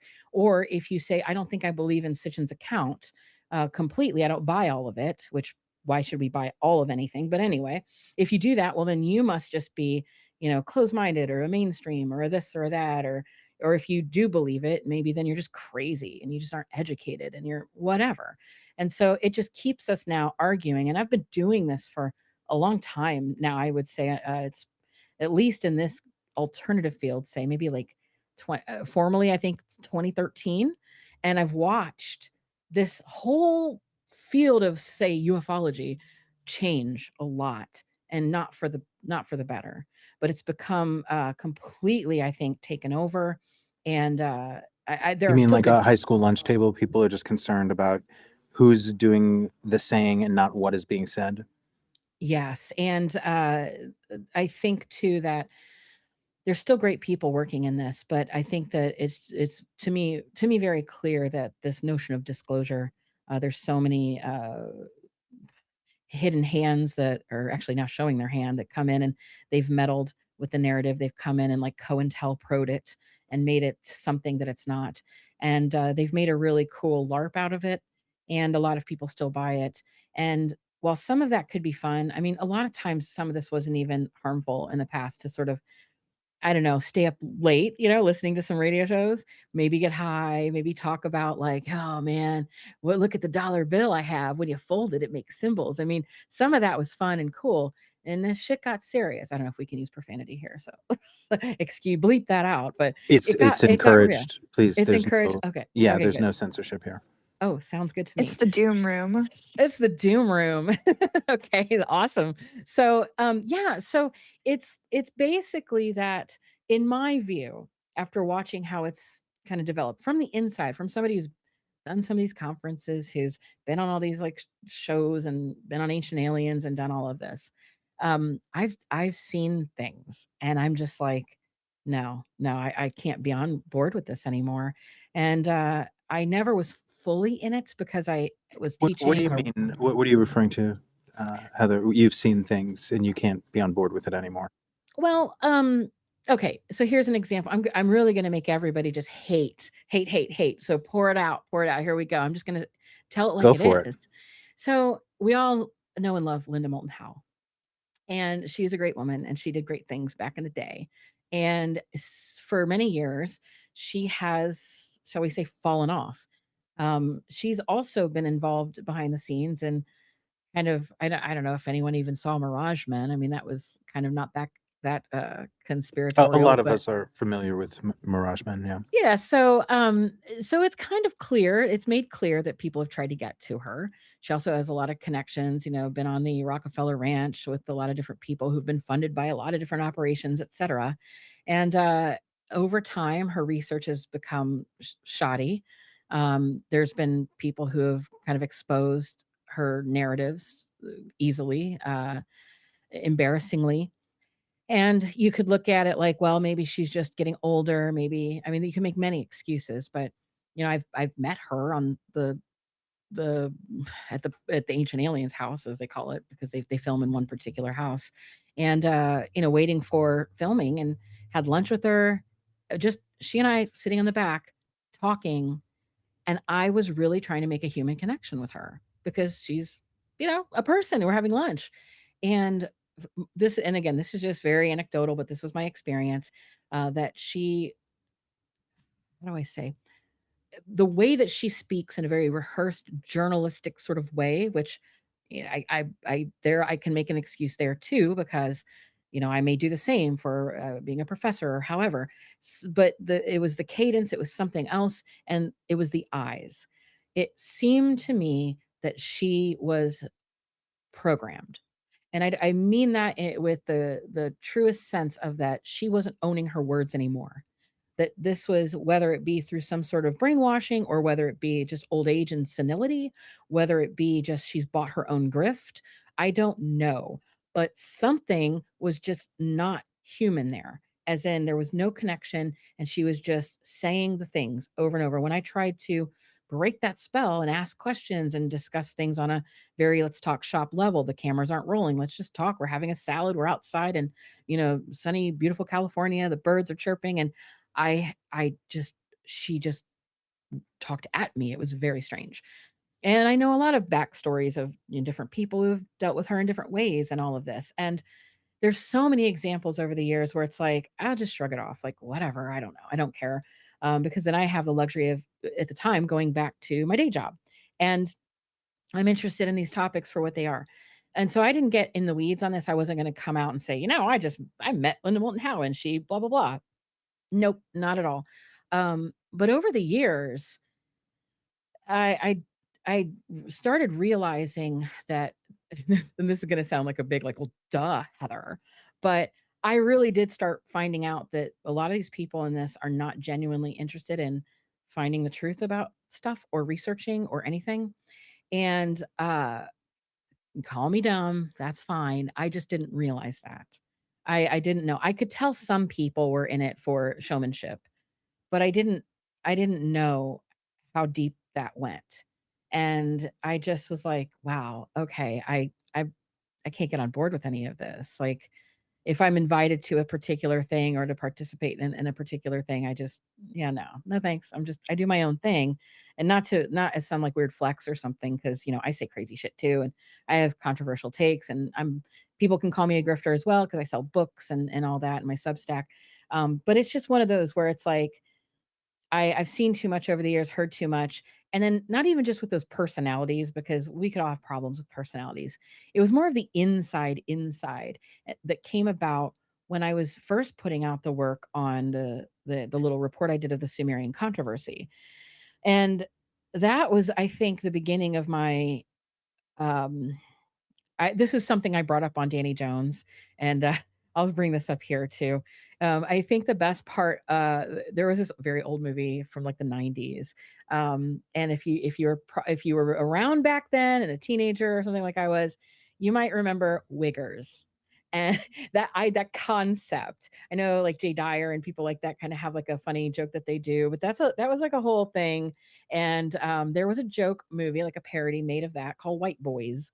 And it's corny. It's an indie film, but I think it's a pretty decent little flick, because what it did is it followed the story of these like Midwestern cornfield, like white guys that think that they're rappers, and they're like these young guys, and they're like, we're going to go up to Cabrini Green, we're going to really become like gangsters or whatever. They were just inundated with this like notion, this romanticized view of something.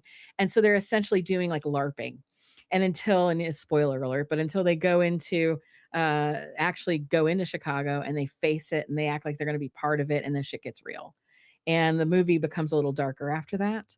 And it's just a little lesson of like, be careful of the games that you play. These are not games. There are a lot of LARPers out there, but the stuff can get real.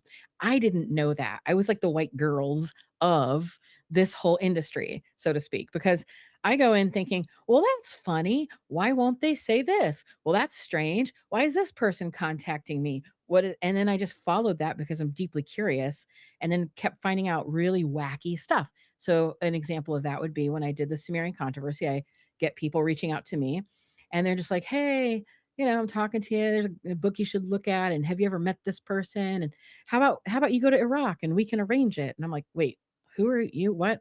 Like, no, maybe, sure. Who are you? No. We have, connections in the government. Okay. Tell me more about it. Well, and I was talking to this person in Facebook back in the day, and they were trying to arrange for me to go on this exclusive sort of, trip to Iraq before you could kind of go there.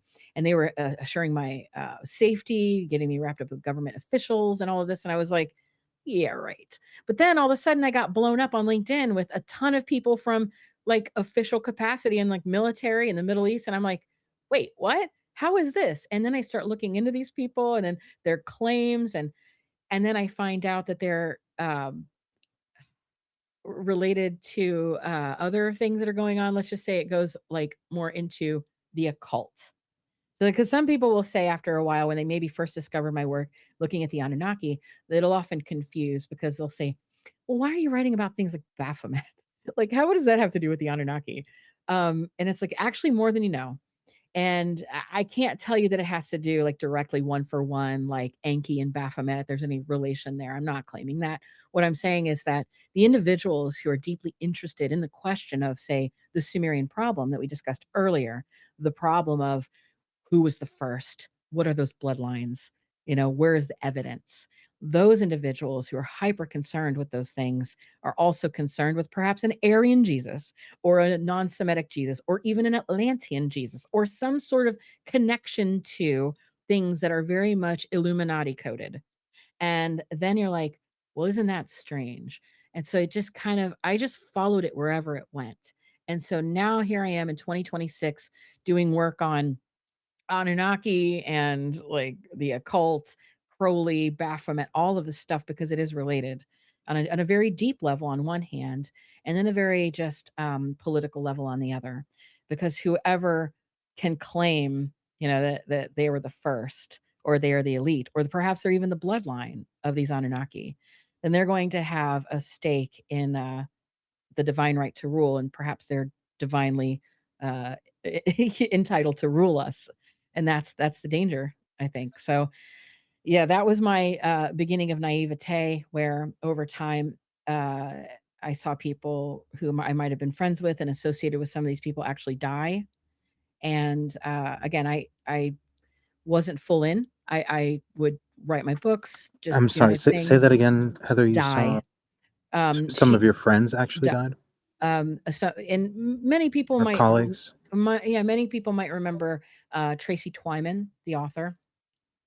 So and so she wrote prolifically about Baphomet and these topics, and she was another example of somebody that and this isn't to I think she would agree with this. She even said this. So don't come at me, anyone. I'm not disparaging the dead, but her initial intrigue into her research was to maybe build her own secret society years and years ago, to see if she could get people to interact and help her research. And the whole thing became, I think, a little bit more than she had anticipated. And she got connected with um, people involved in like the European elite bloodlines and this sort of thing.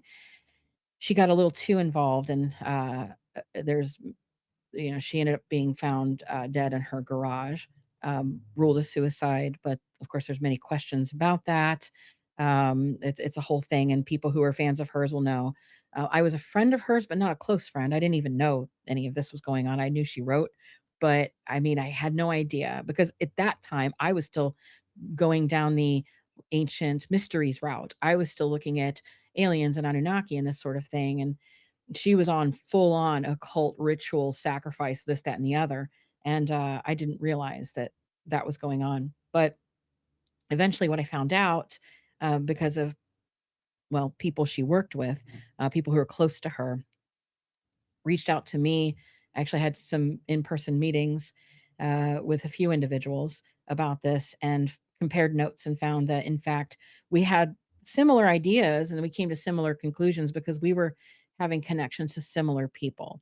And that alone kind of freaked me out, because I thought, oh, okay, so that freaked me out to have that level of connection. And similar to I guess people, you've said you've had Jason Giorgiani on here. So I had seen Jason on a episode of Danny Jones. Actually, I think it might have been one of the first Danny Jones episodes. I just had it on in the background, like the first one that I listened to. And I was literally doing laundry, and I just was listening, and it was sounding wacky, and it was fun. And then I started recognizing some references he was making. And I was like, wait, who is this guy? I had to rewind it a bit. And then Something that everybody has to do the first time they listen to Giorgiani. yes. And he referenced somebody called the Londoner. And I was like, wait. And he kept going on and on. And I was like, no way. This is someone that I know. I know the Londoner. So I reached out to Jason and confirmed that it was, in fact, the Londoner. And a couple of people related to that group were also related, kind of in connection to 𝗓𝗓𝗶𝘁𝗻 and many different authors and people. And then people who were involved with that group, who reached out to me, claiming to be part of Masonic lodge, actually 2 lodges, one in London and one in Paris, actually had a beef with this Londoner and wanted to tell me all sorts of things that were going on in that lodge. So I've been on the receiving end of a lot of information, I have flash drives of information, things I didn't necessarily ask for or want. And I didn't realize how deep it went. All of this just to say simply, it's not to say these people are right about that or this or that.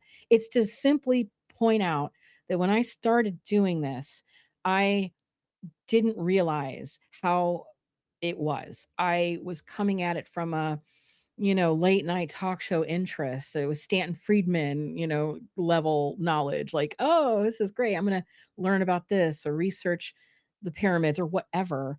Did not realize that so many people in positions of power took this so seriously. That became my overall interest then. Maybe less so about like, okay, are the Nazca lines like actually alien runways? Like, I don't give a fuck at this point. And by the way, they're not. I have evidence for that. And mostly it's not from me having evidence. It's just look through the academic journals. There's a lot of great argument as to why they're not and what they actually are that are, I think, more fascinating than the alien runways. And again, this isn't to say that I don't believe in aliens. I believe in a lot of strange things, but those are beliefs. Those aren't knowledge. And I can't claim to be an expert on something that is a belief of mine, and nobody should. If I believe something, I'm not an expert. I may be an expert about the knowledge like around the belief, but my beliefs are my beliefs and my knowledge is something else. It can be changed, but I'm just trying to essentially say, and I think this is a message I really want to get out there into that sphere, that there are things out here that seem either innocent or harmless or wacky or unbelievable. And even if they are wacky and unbelievable or fake altogether, I know what I know, and I know that there are individuals in places of power and influence that believe things that we may think are crazy or that others may think are crazy. And why that matters is because they have the resources to make decisions based on those beliefs. And we should know that because they make decisions for us. So we are living in someone else's LARP at that point. And I like liberty and freedom, and I like choice, and I don't want to have to live in someone else's narrative that way. And so I just like to point that out, that was my learning experience with the whole thing. That's why sometimes it sounds like I don't have a solid answer about like, what do you believe in this or do you believe in that? It's like there's a back to that left and right. Those are 2 political coordinates that came from a seating chart in 1789 from the French National Constitute Assembly. And it was a debate over how much power to leave the king. And they argued and argued and argued. And at the end of it, the choices were the right or the left. Which side would you be on the loyalists? Say if you were loyal to the king, you would go to the right. And it was a physical thing because they were so like crazy in there. They were yelling at each other and even fighting each other. And so they literally just separated them from left to right. And that's where we get So that. if you were conserving the power or the monarchy, you were Yep. on the right. Yes. And Yes. and the left was just, did it have to do with like the left-hand path or anything satanic, or it was just not righteous?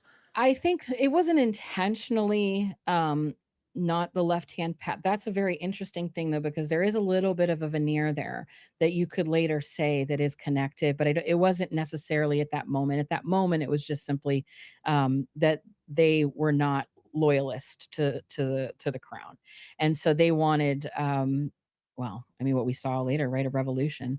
So they wanted more of that. So it was the idea of the right versus the left. The left wanted constitutional limits on the crown, and they wanted individual rights against the throne, and they wanted careers open to talent and meritocracy and free commerce and like a free market. They were fighting against the guilds, and they were fighting against corporate monopolies that came from those guilds. Now that sounds great because it would have been great.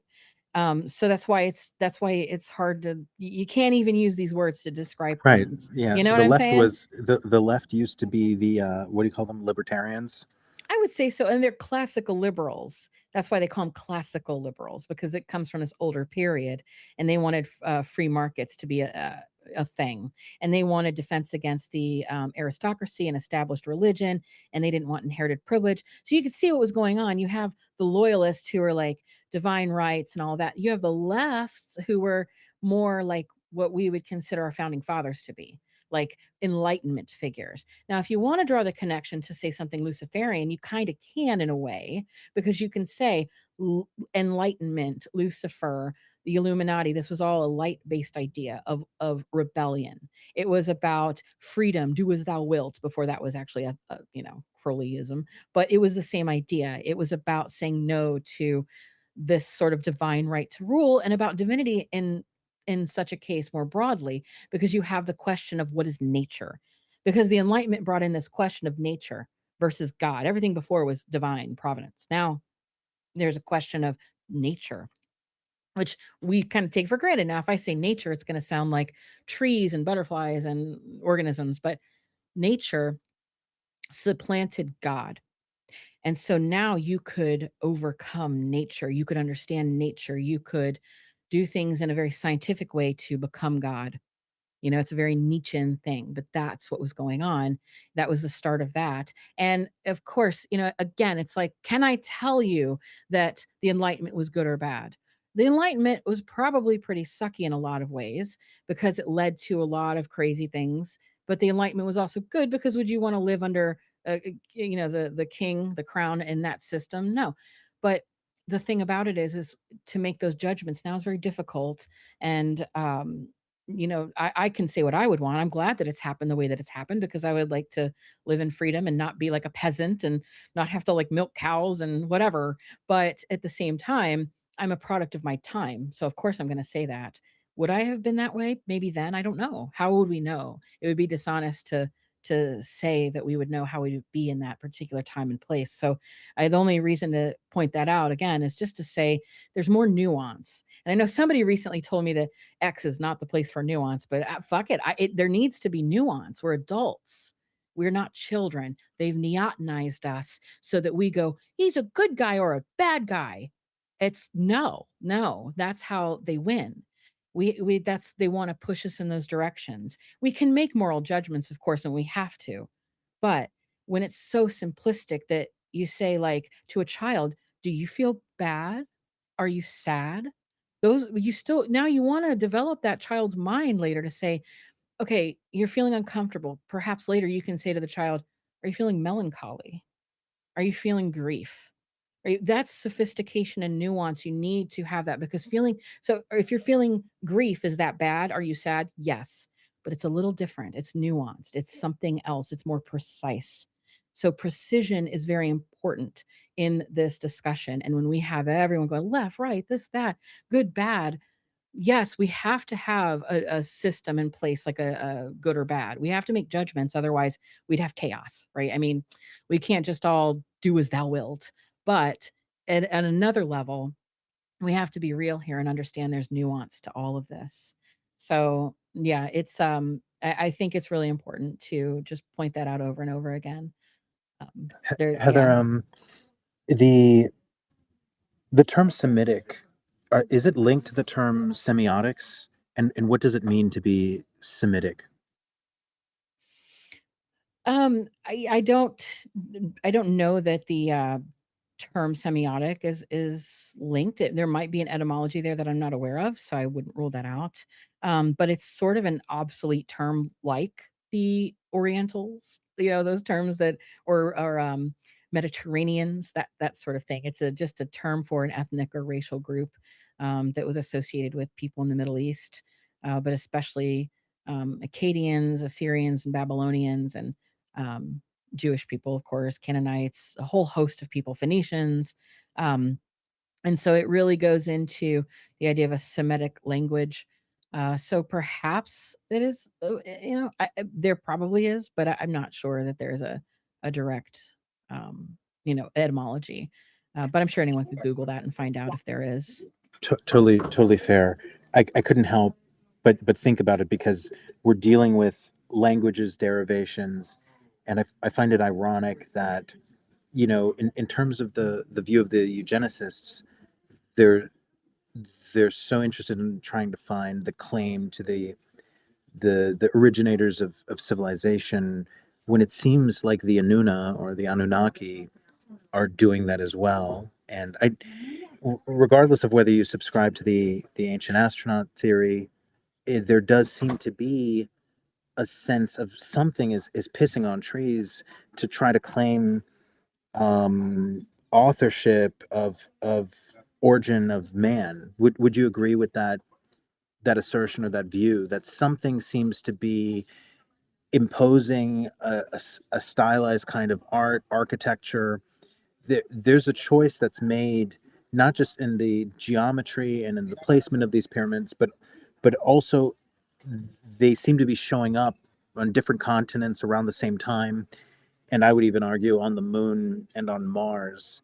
So something seems to be fighting a war over a claim of the origin of man. I would agree with that 100%. And I think they're fighting it in a multi-level front too. And so, you know, when you talk about like Semitic, if the root word perhaps is involved in semiotics, I don't know, but when you have those types of groups, what those groups have supposedly in common, it was believed that they were descendants of Noah. So that's sort of that idea of like who is the beginning, the story of man or whatever. It's fallen out of favor though, because I mean, in a scientific context, you can't really, you know, I'm not saying there wasn't these people like Shem or the sons of Noah or any of that, but it's just a question of theology to say like a Semitic group of people in these locations was actually bloodline related to Shem, making them like Semites or Shemites, however that would be. So I think that what we have here is this question of who can stake the claim to like the first and the bloodlines. And I think that's been a quest for a lot of different people over a lot of different eras. And it is it's there's questions of it based in theology like that. There's questions of it in just mainstream, say, evolutionary biology. They're coming at it with questions of language groups. So on all these different fronts, there seems to be that interest. I think on one hand, it makes sense because people are interested in the first, right? Who's the first? I think that's why maybe a lot of us even like history, is to figure out where did this all begin? But there becomes then a pathologizing of that where it then links to, well, if it started here, it must be the best, or it must originally belong to us. And that's where we're having great problems, I think, in the world today. I have to assume you're not religious. Oh, no, I actually, I mean, I would say religious, maybe not in a traditional sense. I was raised Catholic, and I think that's beautiful. I don't have any problems there other than the obvious problems, like everything's everything's corrupt and terrible. Like, I mean, I suppose I'm not religious, but the word religion comes from, you know, speaking of etymology, is the word to like comes from the idea of to relegate, like you're relegated. I'm not going to relegate myself to a man-made organizational system, because I could just say I see that everywhere. Like, so for instance, if I say, okay, I'm Catholic.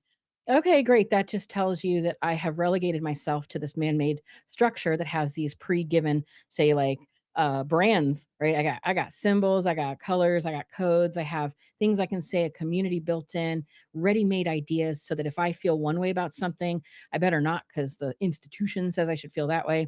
And if I don't like religion, well, that's fine. I can still have religion. I can have like brand loyalty, or I can make my religion, say, a superhero franchise or a political party. Whatever ism I want, I can make. And those are all human grade. Those are made by men. And I don't have a problem with that. Obviously, I mean, I like society. I like to live in a society. I don't want to be like the bohemians, like, and run out into the woods and take off my clothes and say that I'll, you know, live a free natural life only to end up dead in the first winter. But at the same time, I don't fit anywhere.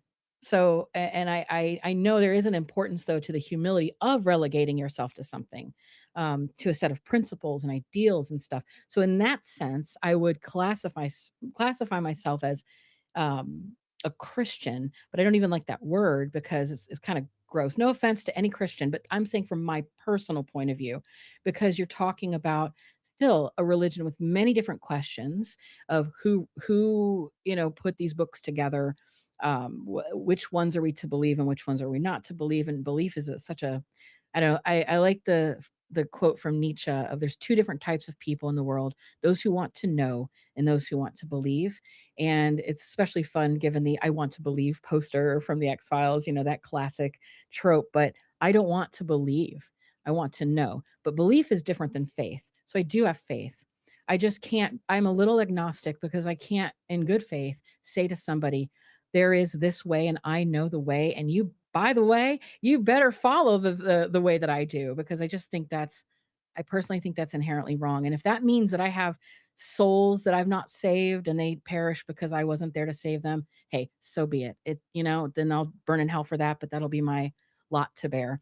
But for me, I was brought up Catholic, and as I ran away from home, I traveled and met many different people from many backgrounds and studied religion and practiced a lot of different things, a little like loosely as a teenager could. And I learned a lot.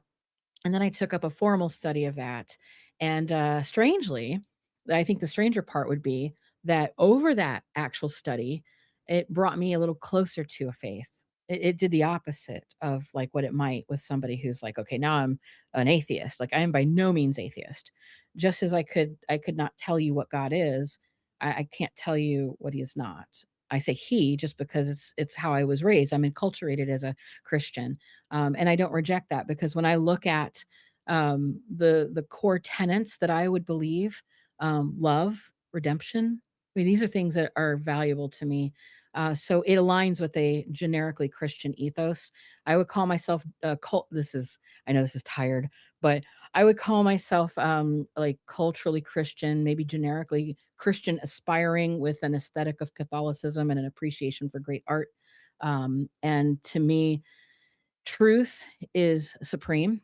And I hate that Blavatsky took the phrase from, she actually stole this phrase from Sanskrit, but she stole for the Theosophical Society, there's no religion higher than truth.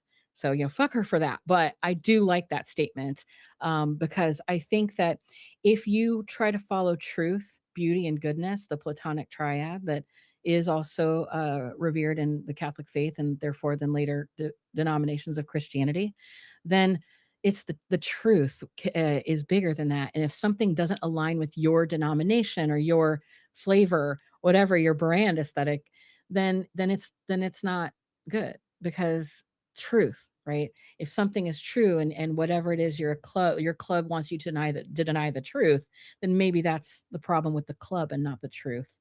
And so I wish I could be a little more precise with that though, and say, yeah, I'm Catholic, come follow me, or one of these like people who I call like Orthodox. There's like this whole group of Orthodox people out now that are just like, debate me, bro, about orthodoxy. And I'm like, okay, I can't debate somebody on whether or not somebody should believe a thing. I mean, that's not my Queen Elizabeth I said that she was not going to make windows into the souls of men. And that's how I feel. I feel like, you know what, we can all have our beliefs, we can all have our faith journey. Unless it starts becoming a societal problem, then there's rule of law.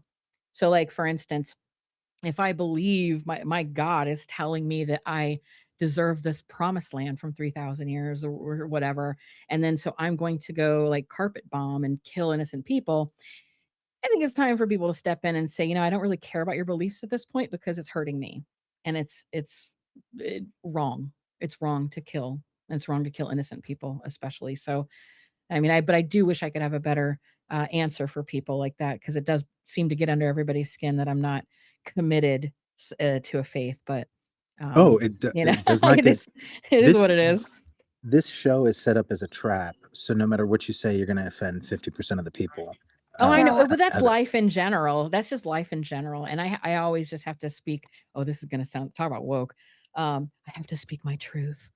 So, it is what it is. if Go modern ahead, if Tiff. modern ufology or UFO disclosure is a psyop, astroturfing Armageddon, what do you think the end game is? And speaking of religion, are we ushering in a new religion? Is this the new world order, or what do you think the end game of this modern movement is?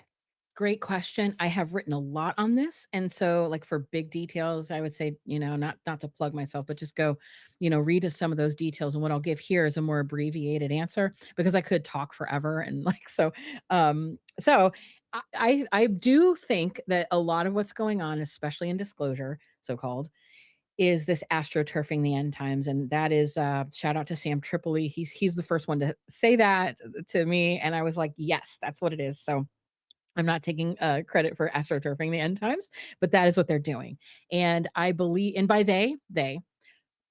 they are a, gr- people who are involved at high levels of government, but also technology, business, religion. You can't call it like the Illuminati. I mean, you kind of can. It's a nice like catch-all, but it's not just like a left or a right or a this or a that. It's factions from those that are all trying to work towards this one goal. And there are people that can be named. I believe Peter Thiel's part of that. I believe that a lot of people with that cash that are able to fund these ventures are part of that. And what they're doing, in my view, is using biblical text to gameplay to sort of act out like a script the end times prophecies but it isn't just a target of like Christians or Abrahamic faiths. It's all fronts. So if you, and this is where it's going to sound really like anti-Semitic, but here's where it is.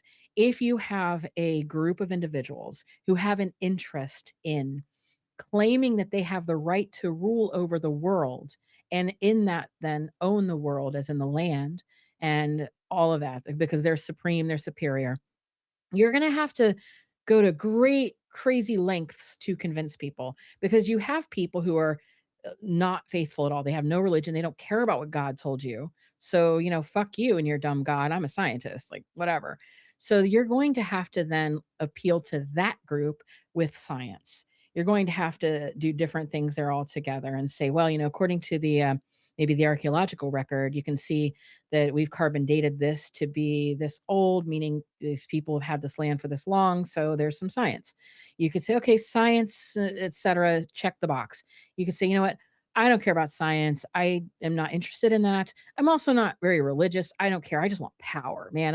I'm into like politics and governance and okay, great. Well, now we can make the argument, say, well, we have the right to this land.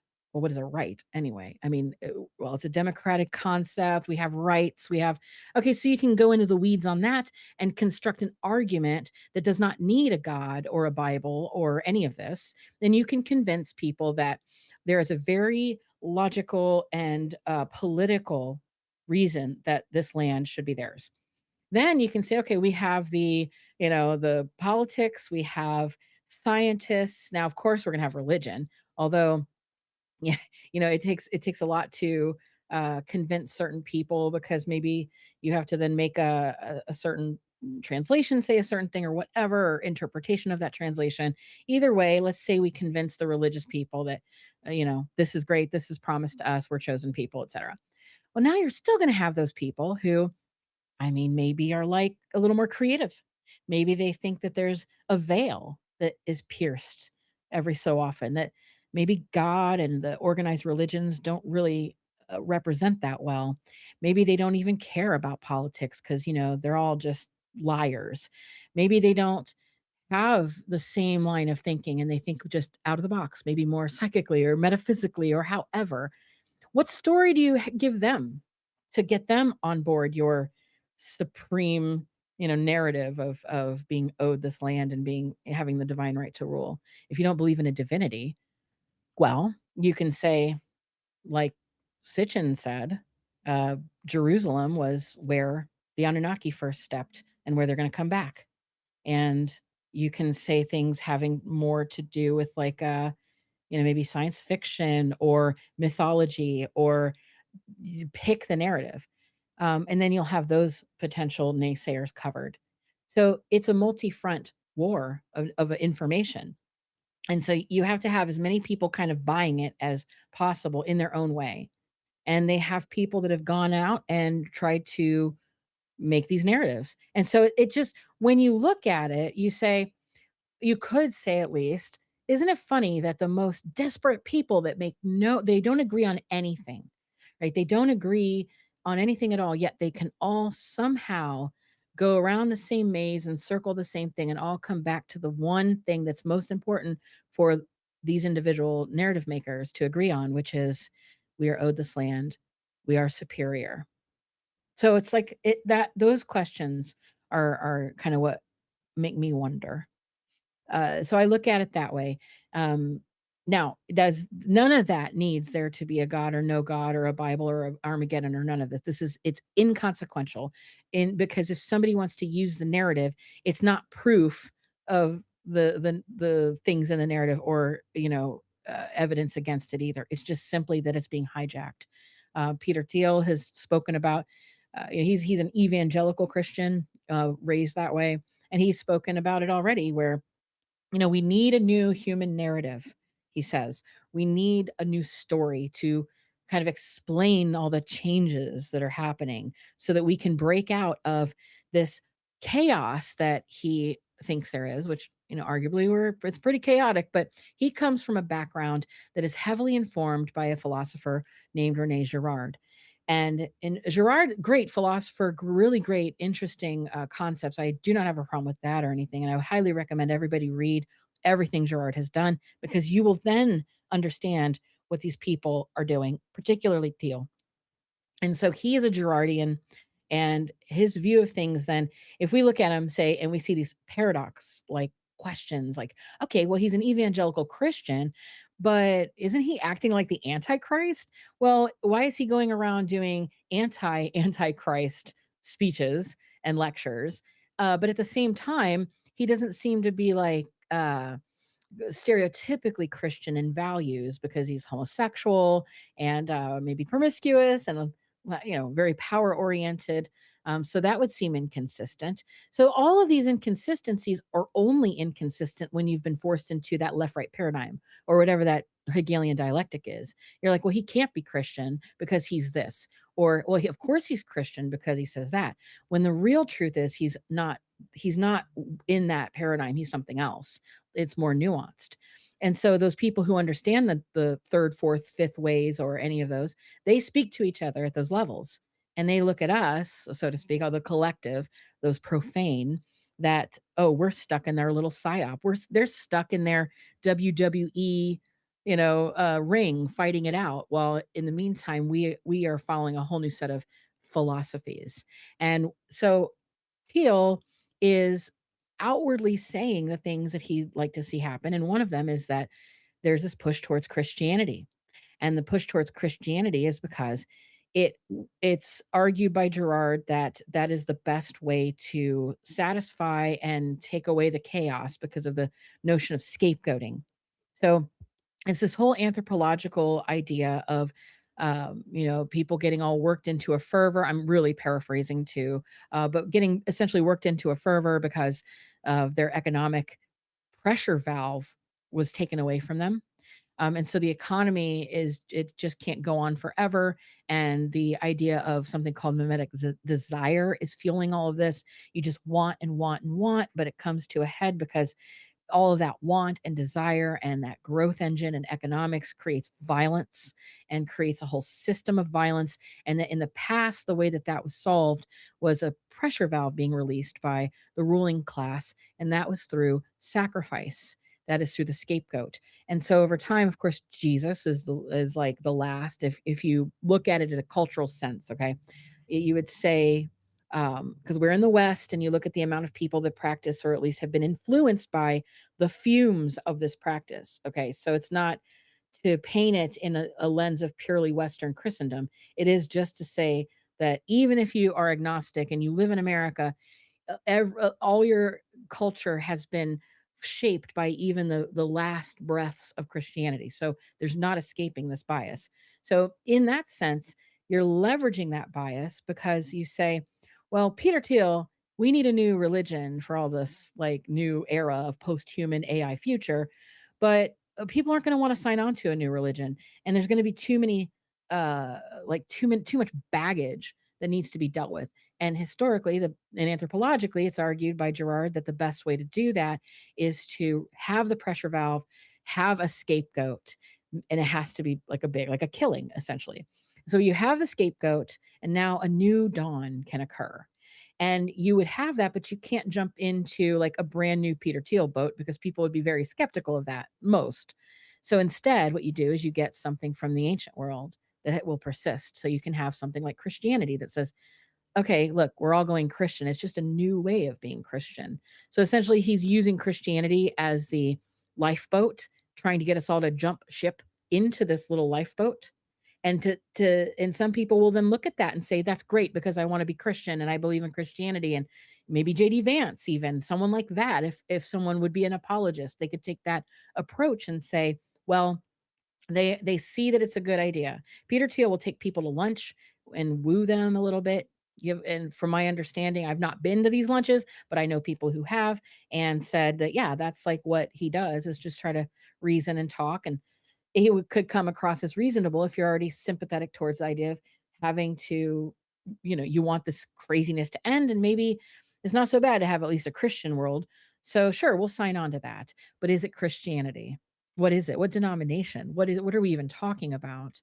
So he's using it as a Trojan horse, I guess. Maybe it's probably not the best metaphor, but it's something like that. And so that kind of answers the questions that some people have had, which is, why are all these people in the alt media, which is now kind of the mainstream media, why is there this push to convert to Christianity? And then Christians will say to me, what's wrong with you? Like, it's a good thing. And it's like, it doesn't matter if it's good or bad. It's even if you're a Christian, you should be looking at this as, hold on, you are using my religion and faith. You're misusing it. This is not good. So this isn't a time to argue about those specifics. It's a time to look at what's really going on. We can argue about those things later. That's what in sociology they call luxury belief. It's like, you're in a gated community, right? And you say, I think we should defund the police. Well, you think that because you have a gate and private protection and probably a couple guns in your house. But ask somebody in a more vulnerable neighborhood, do you really want to defund the police? And you don't have to make it racial. You could say, how about in the country where it's very rural and maybe something happens and it takes so long for them to get to you? Like, it doesn't matter. This idea that you defund something, you can say that from your luxury living where you don't have to worry about things like guns and whatever, because you're protected. It's like why, people in positions of power who have secret service and whatnot say, we should get rid of guns. Well, you can say that because no one's threatening you. So it's called a luxury belief. And what they're doing, and I talked about this in my Substack about, are the aliens like demons? I mean, that we shouldn't be worrying about that right now. Of course we will, and it is interesting, and everyone should talk. But when the overall narrative has us being pushed into these camps where all we're talking about is like angry arguments about, well, is Christianity good or bad? Maybe that means Peter Thiel's good if he's Christian. These are the arguments they want us to have because we'll be fighting each other over all of this. Those things can wait. It's like the house is on fire and we're worried about who is going to like have the last piece of cake in the fridge. It's like, you know what? If the fridge is still here, we'll worry about that later. But right now we need to like stop the house from burning. So, but they use those things against us because they're easy, or it's an easy, fun thing to say, should we all worry about if everyone's becoming Christian or not? Or should we hate Muslims? Or maybe we hate Jews now, or are they aliens or demons? And it's just like, how about who's planting these narratives for one thing? And then we'll talk later about those interesting questions. I'm going to take the target a little bit off your back and put it way more on my back because I want you to go deeper. I don't want you to back off because you hit the Thiel subject, and Thiel might be a luxury meme, but I can't unless I'm going to get out of UFO rooms, he's going to keep coming up. He's like high up on the Antichrist list, up there with Giuliani, Trump, Sam Altman, sometimes myself. But Teal is way up there. So even if he is a luxury meme, I mean, even better if you offend the entire room. You seem to have a unique perspective on Teal. Can you just rip off the kimono and go full Teal, like expose? Because we have Giuliani, where he was the last time Giuliani was in here was December, and I knew he was referring to Teal as the head of the Collins elite, and he wasn't ready to fully disclose it. And then I think January, February, he straight up calls out Teal as the one behind the purveyor of this. They're all angels or demons. And he straight up blames him for narrowing or constricting the conversation to that level of myopia. And then there are people who can't watch a single Jesse Michaels interview because I think Teal Funds has some sort of business relationship with Jesse Michaels. And often those same people can't hear a single word from Eric Weinstein without saying, yeah, but he's corrupted by Teal. So, I mean, I think Teal is a brilliant entrepreneur. And I used to listen to a lot of what Teal had to say about money and economy and capitalism and companies. I had zero religious thoughts about Teal, zero Promethean thoughts, zero thoughts about Christianity or the Antichrist. Now, Teal is synonymous with the Antichrist. So my question to you is, what the fuck is going on with Teal, and how should we think about the people associated with him, and what do you think his role is, and what he's trying to do? And if you can keep one more thing in the short-term memory, what is the sacrifice that is supposed to function as the pressure release valve? So very good questions. And yes, I don't know that I would classify, well, I guess Teal could become a luxury meme at this point because it is, like you said, everybody can talk about him and pile on, and it can also become a distraction. Sort of like even the Epstein list. So a lot of this can be like, I think, leverage so that we're just still fighting each other and fighting over these details, and then everything gets thrown out at once. Like you mentioned, I don't know if you mentioned it was Eric or Brett, the funding there or the relationships there, or any of that. That's something that people have talked about frequently as well. They may be funded by Teal or something like, I know Tucker Carlson Network was heavily funded by Teal. And so it's like, Everybody well, treats an association with Teal as though it's captured by Teal, it's and it captured, right? it invalidates everything. And to take the Yeah. target off your back, you said, what did you say? Luxury belief? Mm. Was that the term that you Yes. used? Yeah. Okay. I think But I kind of think meme is a Elizondo. good one, though. I think I kind of think that's a good one too, though, because are we really believing a lot, or do we have enough info to believe, or do we just, in this like rapid fire social media landscape, we just have these memes where it's almost absurdism? So I almost think that you've coined something better with luxury meme. I was just picking up where you left off. I was just expanding it. I like it better. I do. Isn't Elizondo a luxury belief? The idea that Yes. Elizondo still matters. The Yes. conversation around Elizondo. That's why I wanted to Yes. get the slings and arrows my way. Like, Oh, who yeah, gives a no. fuck about Elizondo at this point? Like, Exactly. And stop talking about him. oh, I love it. But that's your pointing to the exact thing. I mean, and when you have a luxury, you can do that because there is admitted fun, the guilty pleasure of being able to, maybe listen to people's interviews and debate and think, oh, could this be a real video of a Tic Tac, or could this be the jellyfish thing? That's great, but we all kind of can participate in that willingly. When it's something that we're not willingly participating in, and it's a psyop or a narrative being placed upon us that can dictate how our lives go, or maybe don't, then there's something more serious about it, and we don't have the luxury anymore of sitting around just talking shit. It's okay. We'll go back to that once we've stabilized. So in terms of the idea of Teal and what he is in this, and the obsession with the Antichrist and whatnot. So my read on it, and the read that others have had as well, is that he doesn't necessarily see himself as the Antichrist. Otherwise, I think in his lectures, he would be like, hey, I'm the Antichrist. And I know a lot of people would say he is at least an Antichrist figure. But I think he aligns more with what is called the catechon and that is a term from Paul actually in Second Thessalonians. And the word means restrainer. And it is a specific, so there's all these different things, right? And so you have the Antichrist, but you also have the catechon, which is supposedly the figure or force that holds back the arrival of the Antichrist, and he keeps history from collapsing into the final chaos of Armageddon.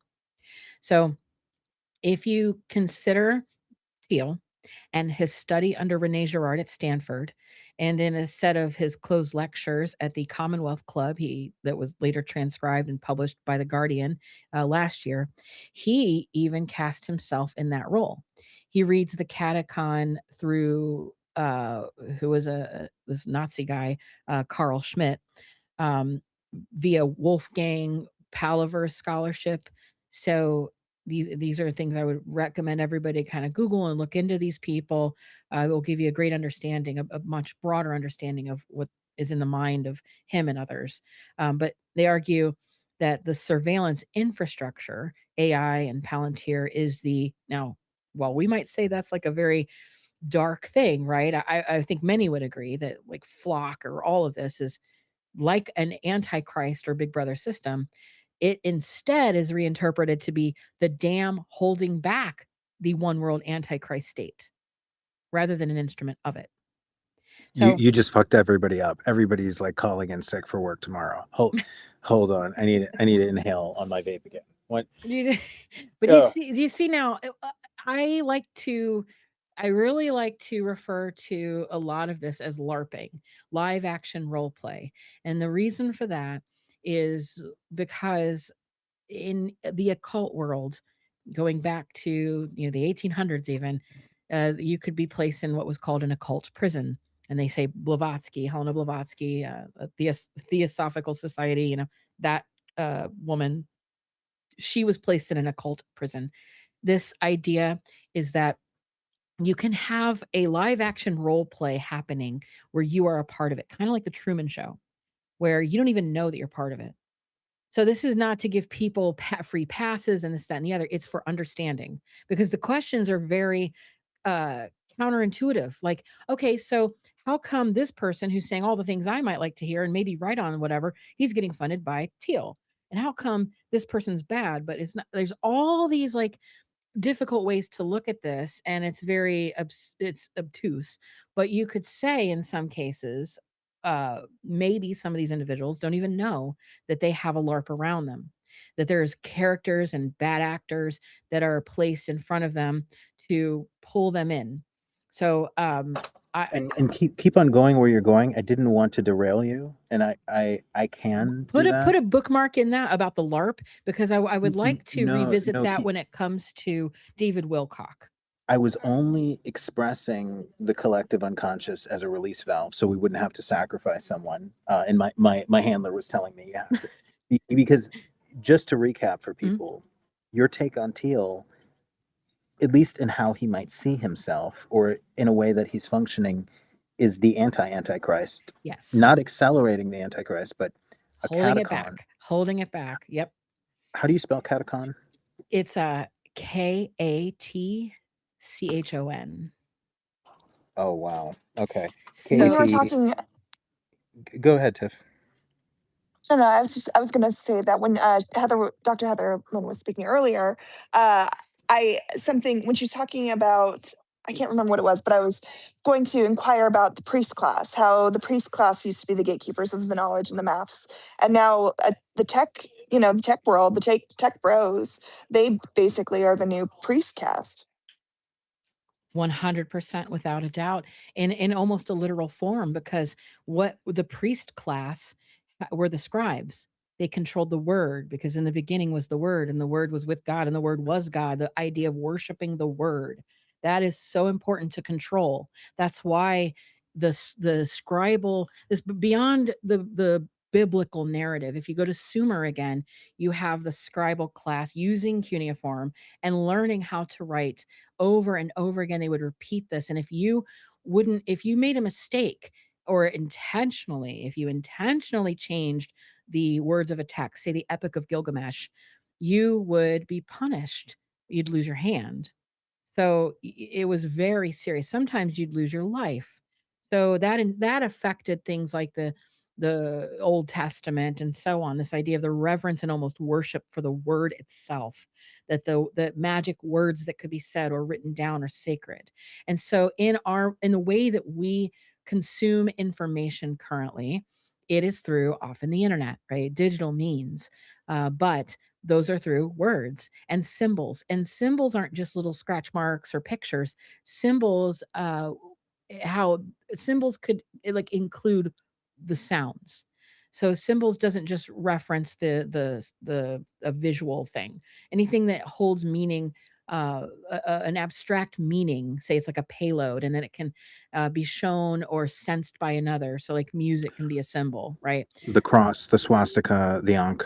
Though yes, and those are symbols, but also theme songs, leitmotifs, like the Darth Vader theme song. That's a leitmotif. That's Wagner in Germany kind of invented that, and I would argue that John Williams like took that off, right? So this idea that when you have a character come about, the song subtly has maybe the same four tones or a particular melody, and you can integrate that then within other songs so that you kind of pick up on that this is the appearance of this figure. That's symbolic. So anything symbolic like that.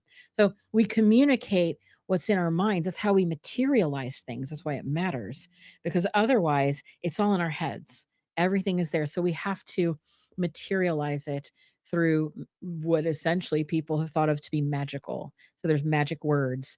And so the priest class, it's associated with religion or theocracy. They were also the healers and the scribes, because this was just a different way of looking at it. What they did too is they were the intermediaries between the base of the pyramid, quite literally, and the top of the pyramid. And they had so much power as a result because they could go between the two. Now, in a technocratic system like this, of course, the priest class would be those who have control of the word, what we can say. I mean, I can say whatever I want to say. If I'm looking at you face to face in a coffee shop or something, I could say whatever. But if I'm on a particular platform, maybe I have to use code words, or maybe I can't say what I want to say. So the control of the word, whether it's in print or otherwise, control is happening through these digital means more and more. It's going to be even worse too. And soon, when they are using artificial intelligence as they are to go back over cuneiform and other texts to translate them and then promote those meanings. And then that way they'll say, hey, we've discovered what all this stuff means. And because people just will accept it, they can change the narrative, because they're trying to make us think that this AI is this like all knowing, all sentient being. And that whatever it says, like a translation is what it is, because it's so much smarter than us. But while artificial intelligence is definitely amazing, etc., most people don't understand it. Most people are being afraid of it, and there's a lot more out there to suggest that it is not as powerful as they would like it to be. I would recommend the work of Jaron Lanier, and he was like one of the inventors of virtual reality. And he has a older book called "You Are Not a Gadget." While he is very pro technology, he's made a great body of work discussing how we should maybe not lean on technology, of course, but also I would recommend it was a debate, I would say, or a discussion called like "Don't Promise the Don't Believe the Promise." I would Google "Don't Believe the Promise of AI," and this is an older one before we had access to large language models and things like that. And you can see both sides, of transhumanists and then people who are legitimately like the four founding fathers of Silicon Valley, argue over the false promises and utopia that artificial intelligence will bring versus what the practical matter is. And remember too, when people are trying to convince us of the magnificent potential of anything technologically oriented, they do so a lot of times in an inflated way because of investors. They want to promise a lot, and then they get investors. And so that makes a lot of headlines and news, and it can serve to make people afraid. I'd be more afraid of the data centers right now, and the fact that so many people will want to use AI and rely on it for these nefarious things like changing the historical narrative. And they're already doing that now with these university projects. One of them is from the Transatlantic Platform funding it, and big like transnational organizations. So it really is a question of who is controlling the word, who is controlling our information and our access at the end of the day to the divine. And this would definitely be the priest class now, I would say, is giving way to the people in Silicon Valley more broadly.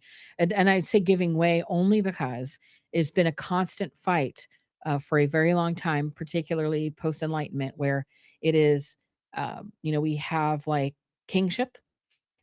We have like a religious sort of theocracy thing happening. And then we have like the kings have a contentious relationship with the church, as we've seen in history. But when they join together, like you see in an ancient symbol of the cross going into the crown, they have joined forces to kind of work against people. And then, of course, you see the people, as we talked about, the left and right, who say, enough of this. We don't like this this arrangement. We're going to rise up. And then they rise up, but they're not rising up alone because they're funded by like a banking elites who are kind of doing this. So you see this exchange of power between the, say, religious, secular, but divine, like half, they bill themselves as half divine because they have a divine right to rule. So there's the kings, and then there's the governments, and then there's the banks or the people, right? And then they are always fighting and changing and whatnot. So that's why you have what they themselves call aristopopulism. And that is another term that people should Google and look into, because notice that these Silicon Valley types, the ones who are literal billionaires who have all of this power, are billing themselves not only as possibly like Christian, which is usually considered a populist religion in historical contexts, but they are billing themselves as actual populists. So they go and they support populist movements. They are like not considering themselves liberal or any of that, but primarily populists. But how are they populists when they're basically making a breakaway civilization for billionaires? Well, they're not populists. They're aristopopulists. They believe in populism, but that there is an aristocratic framework to it, and they sit at the top of it. So it's all different than it seems, and that's by design. And so something like we're given the false choice of, is Teal the Antichrist, or is he a bad guy, or is he a good guy? Well, he's the in between who thinks he is going to keep us safe from the bad guy. And that's how people are able to maybe be fooled, in my view. I think that that's one of the ways that he's been able to maybe fool some people who are unwilling, or rather unwitting participants in his grand scheme. So you may have a figure that's like, I don't know, he made a good case. We don't want the end to come. We don't want the collapse into the final chaos. So this seems like a great idea. And he seems to mean well. Maybe I don't care for aspects of it, but we're going to get together. And, so maybe people can talk themselves into that because they can see that he's keeping bad things at bay. Right. But if you're And not even of that kind of Pauline Christian background, you would look at that and say, no, he's just an asshole. Too much money. Eat the rich. Right. You could use a different lens that way for it. So. And I hope I didn't derail you. I want you to be able to flesh out your whole Teal expose or exposition. You were talking about Carl Schmitt. We should look at him, and that he has a Girardian view. And you talked about how, and this is where I'm sort of missing the connective tissue. Mhm. Where in this view would Palantir, and I guess these ostensibly authoritarian or potentially authoritarian technologies like AI, how would that aid in holding back the Antichrist? Yeah. So, because it is it would be a hard pill to swallow because we could look at it like that's just sounds really crazy. So I think the danger isn't that it's like, Hold on one yeah, second. you're right. Mav, you have a hot mic, just so you know. All right, go ahead. So in this sort of a view of it, I guess there would be like a coming world state, like a new world order, like the one we all generally think of. But in Thiel's reading of it, he could get control through centralized surveillance and the biometric identification, programmable currency, of course, all of those really nightmarish things that we think would be the Antichrist. But and it would be, right? But that would be the Antichrist mechanism, but not supernatural power. It's the total informational control. And so he views that you have to build systems capable of seeing everything too, and that is what Palantir is doing. It's doing the whole mass data integration, pattern detection across like huge data sets and predictive targeting, kind of like Minority Report stuff, like thought crimes or whatever, because it's sold to militaries, intelligence agencies, and even governments. But the stated purpose of it, as always, is defensive. It's to identify the threats before a centralized totalitarian system can consolidate that power. So, in his view, it's just a tool. The architecture itself doesn't distinguish between defensive or offensive. It's just a system. So, a system built to detect and preempt threats globally is actually identical, as we all can plainly see, to a system that would be built to actually control a population.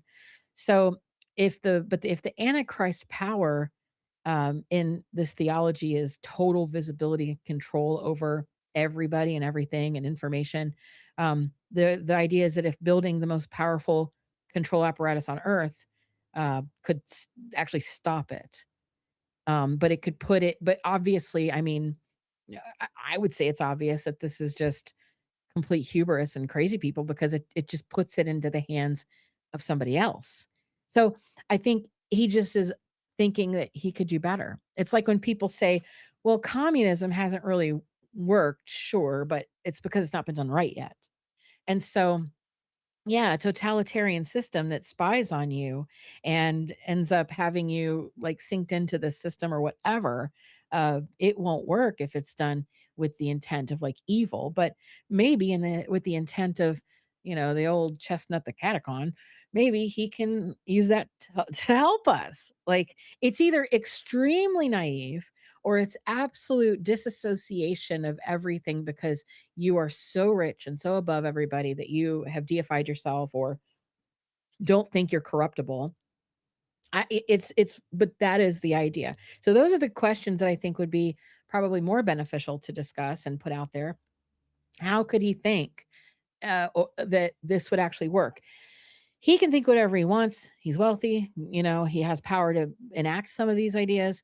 But I really feel like the questions then should be discussed more broadly and more publicly, because then we have maybe the answers of, why is this person going along with it, or why did this person take the money? Is it because they also agree? I think that it's almost like what keeps happening where you have this intention, like to the French left and right? You have, well, we're the left and we don't want these kings anymore. We don't want this system. We're going to have like a French Revolution and, whatever. But then the people who ran the revolution bring in a reign of terror. And then it's like no better. But it almost seems like that's what's happening, is that yet again, the human drive to say, but in my hands, it will be different because I'm somehow special or more knowledgeable or better or whatever. I think that might be at play. I don't know, but that's just on a basic human level. That's where I would place that, is if I were to give him the benefit of the doubt. Otherwise, he just absolutely, it's just all fake, and he's just running this ruse to convince people of that. And that could be as well. But There, and thank you. And I just wanted your honest answer, because there are some things that don't look like paradoxes. They do look like contradictions. So if, for instance, if Jessie Michael is captured by Thiel, why do we have what looks like a revealing of hidden science and a reality of some sort of intelligence being here. And at the same time, how can he be the head of the Collins elite, wanting to reduce this conversation to don't look up, they're all angels and demons, right? Right. There's something there that doesn't make sense. And then you have some sort of mediator in between one foot with almost, and I know, Eric, you're probably not listening, but in case you do, it's almost like Eric Weinstein himself is dealing with some major cognitive dissonance where he seems to have one foot firmly entrenched in a pathological nostalgia for where academia went wrong when it comes to the practice of science, and on the other hand is clearly pointing out the failures of academia. It's so hard. I don't know what to do with this trinity of figures, right? Like, do you have a view here? Do you even try to make sense of those three, or is that the mistake? I think that no, those are very good questions because they are, I mean, even with Eric and like sort of that connection to Wines or to Epstein, where it's like there's a lot of inconsistencies and a lot of troubling connections. But then sometimes people are able to make really good points. And so, I'm not going to just like throw it off as one big LARP, but I will say that there is a connection here with something called Game B, B as in boy, Game B. That would be another thing I would recommend people if anyone's taking notes to sort of look into or write down or Google or whatever. Game B is a how do I explain it? It's a sort of project, if you will. Brett was really big into this. It's this, I don't know if he still is. I can't say I don't know. I've not talked to him. I've not met him. I just know that you can see his own discussions on Game B. And so it's not like a secret. It's just maybe not necessarily uh, like, I don't know, well known. I don't know.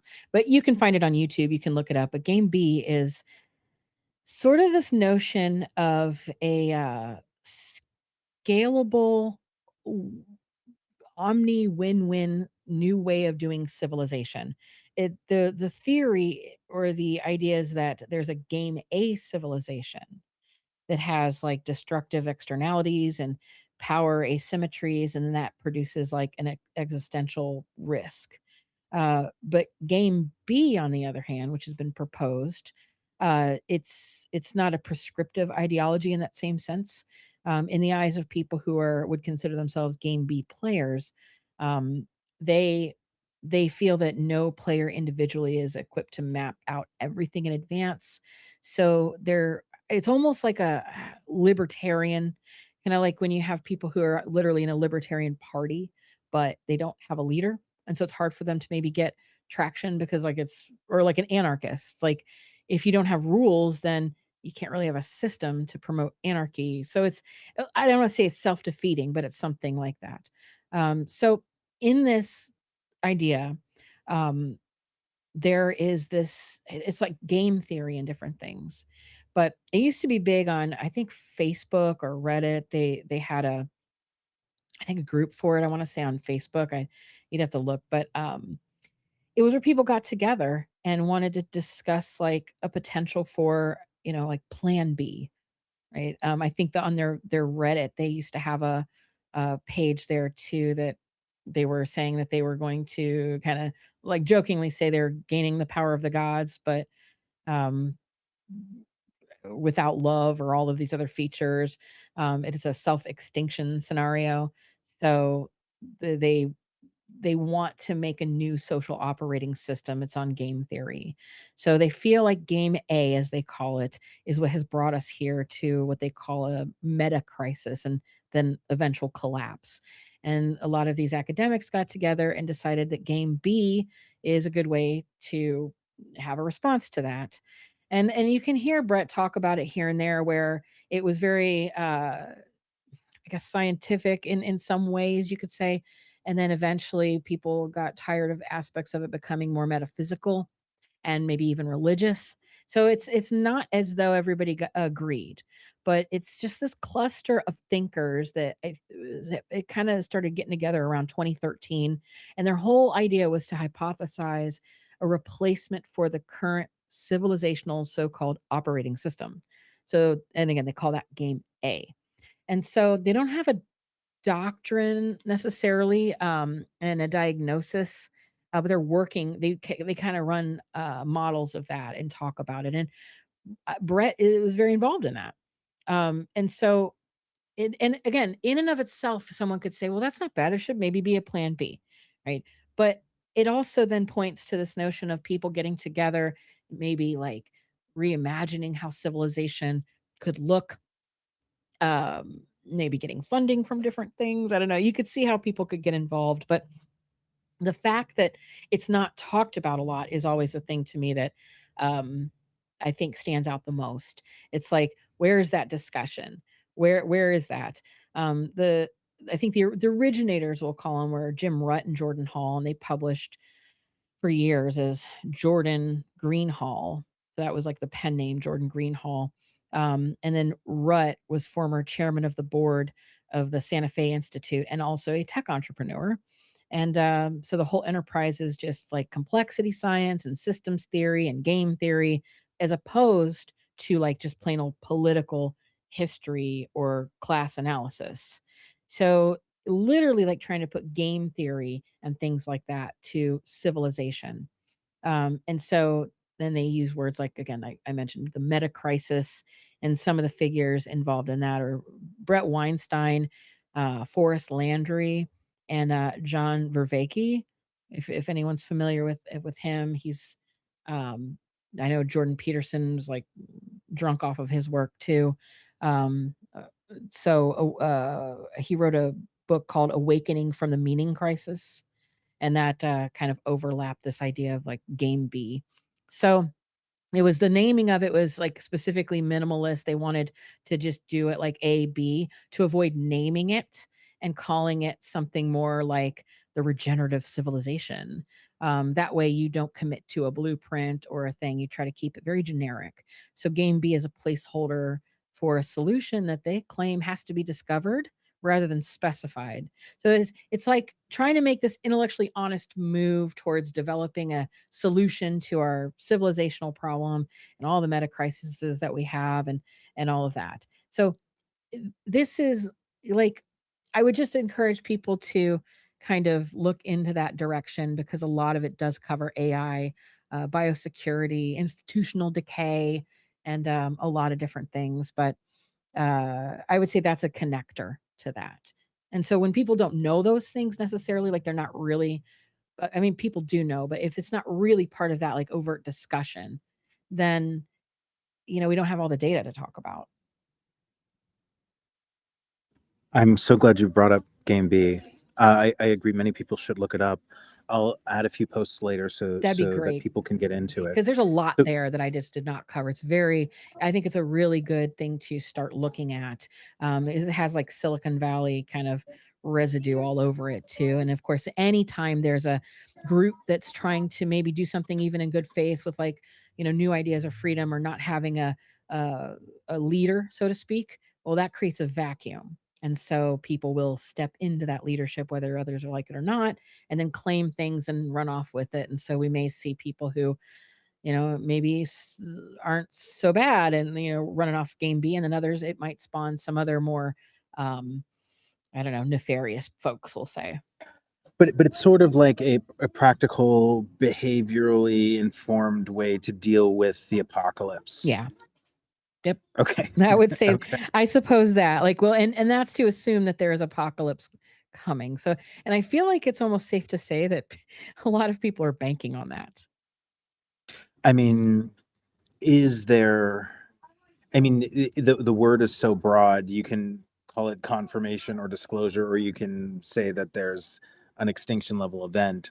But if we take your read, Teal, even though it might be ironic or naive, has an antichrist view and a Silicon Valley, what's the saying? Build the plane as you're falling down. Yeah. Kind kind of approach to re-architect society as it's falling apart, so that Yeah, you yeah, have that's a good way to look systems at in it. place Yeah, where the incentive is to bring the best out of human nature. exactly. I mean, Okay. I mean, if you have a person now, say you are, a person that might have something to contribute to some sort of venture like that, and somebody comes to you and says, "Hey, this is what we're doing, and it's existential. Like, we need to do this. This is going to save civilization, and you can be a big part of it."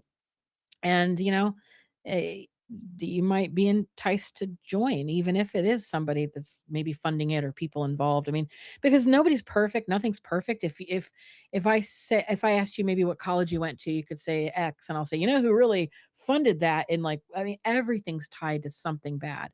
So you could easily say, well, yeah, this is the way the world works. We can't always approve of everything, but at least I have a position here where I can make something good happen and I can contribute in a meaningful way to save humanity. So you could see that you might get people involved who don't even kind of realize, or they're not even ideologically driven enough to care. And they don't want to say, well, I'm not going to take Peter Thiel money. Because if you don't take Peter Thiel money, whose other money are you going to take? We're all taking money. We're taking money we're in a system where we have to get money. And so you have to take money from your employer. You got to take money from somewhere. And it's all corrupt and bad. So people can really talk themselves into a lot of different things, and maybe even not mean to. But I think that's why it's important to really look at those nuanced questions, because if you just paint it with such a broad brush, not only would you blame people unfairly, like they didn't know they were part of it or they meant well, you could also then uh, look at it inaccurately and then make somebody the fall guy for something, and say, well, this will be great if we just get rid of Peter Thiel. All right, get rid of Peter Thiel, but you have like, four other Teals pop up who are involved in the same venture in some way, shape, or form, like a Hydra, because you're not getting to the root of the problem. The root of the problem becomes like an egregore. It becomes its own thing. It takes on a life of its own. It's a thought form that takes the collective energy of people and has its own life above and beyond the creators of whatever program or project. So those people you can knock out of positions of power, but it keeps going on. So and I think the solution to that is the deconstruction.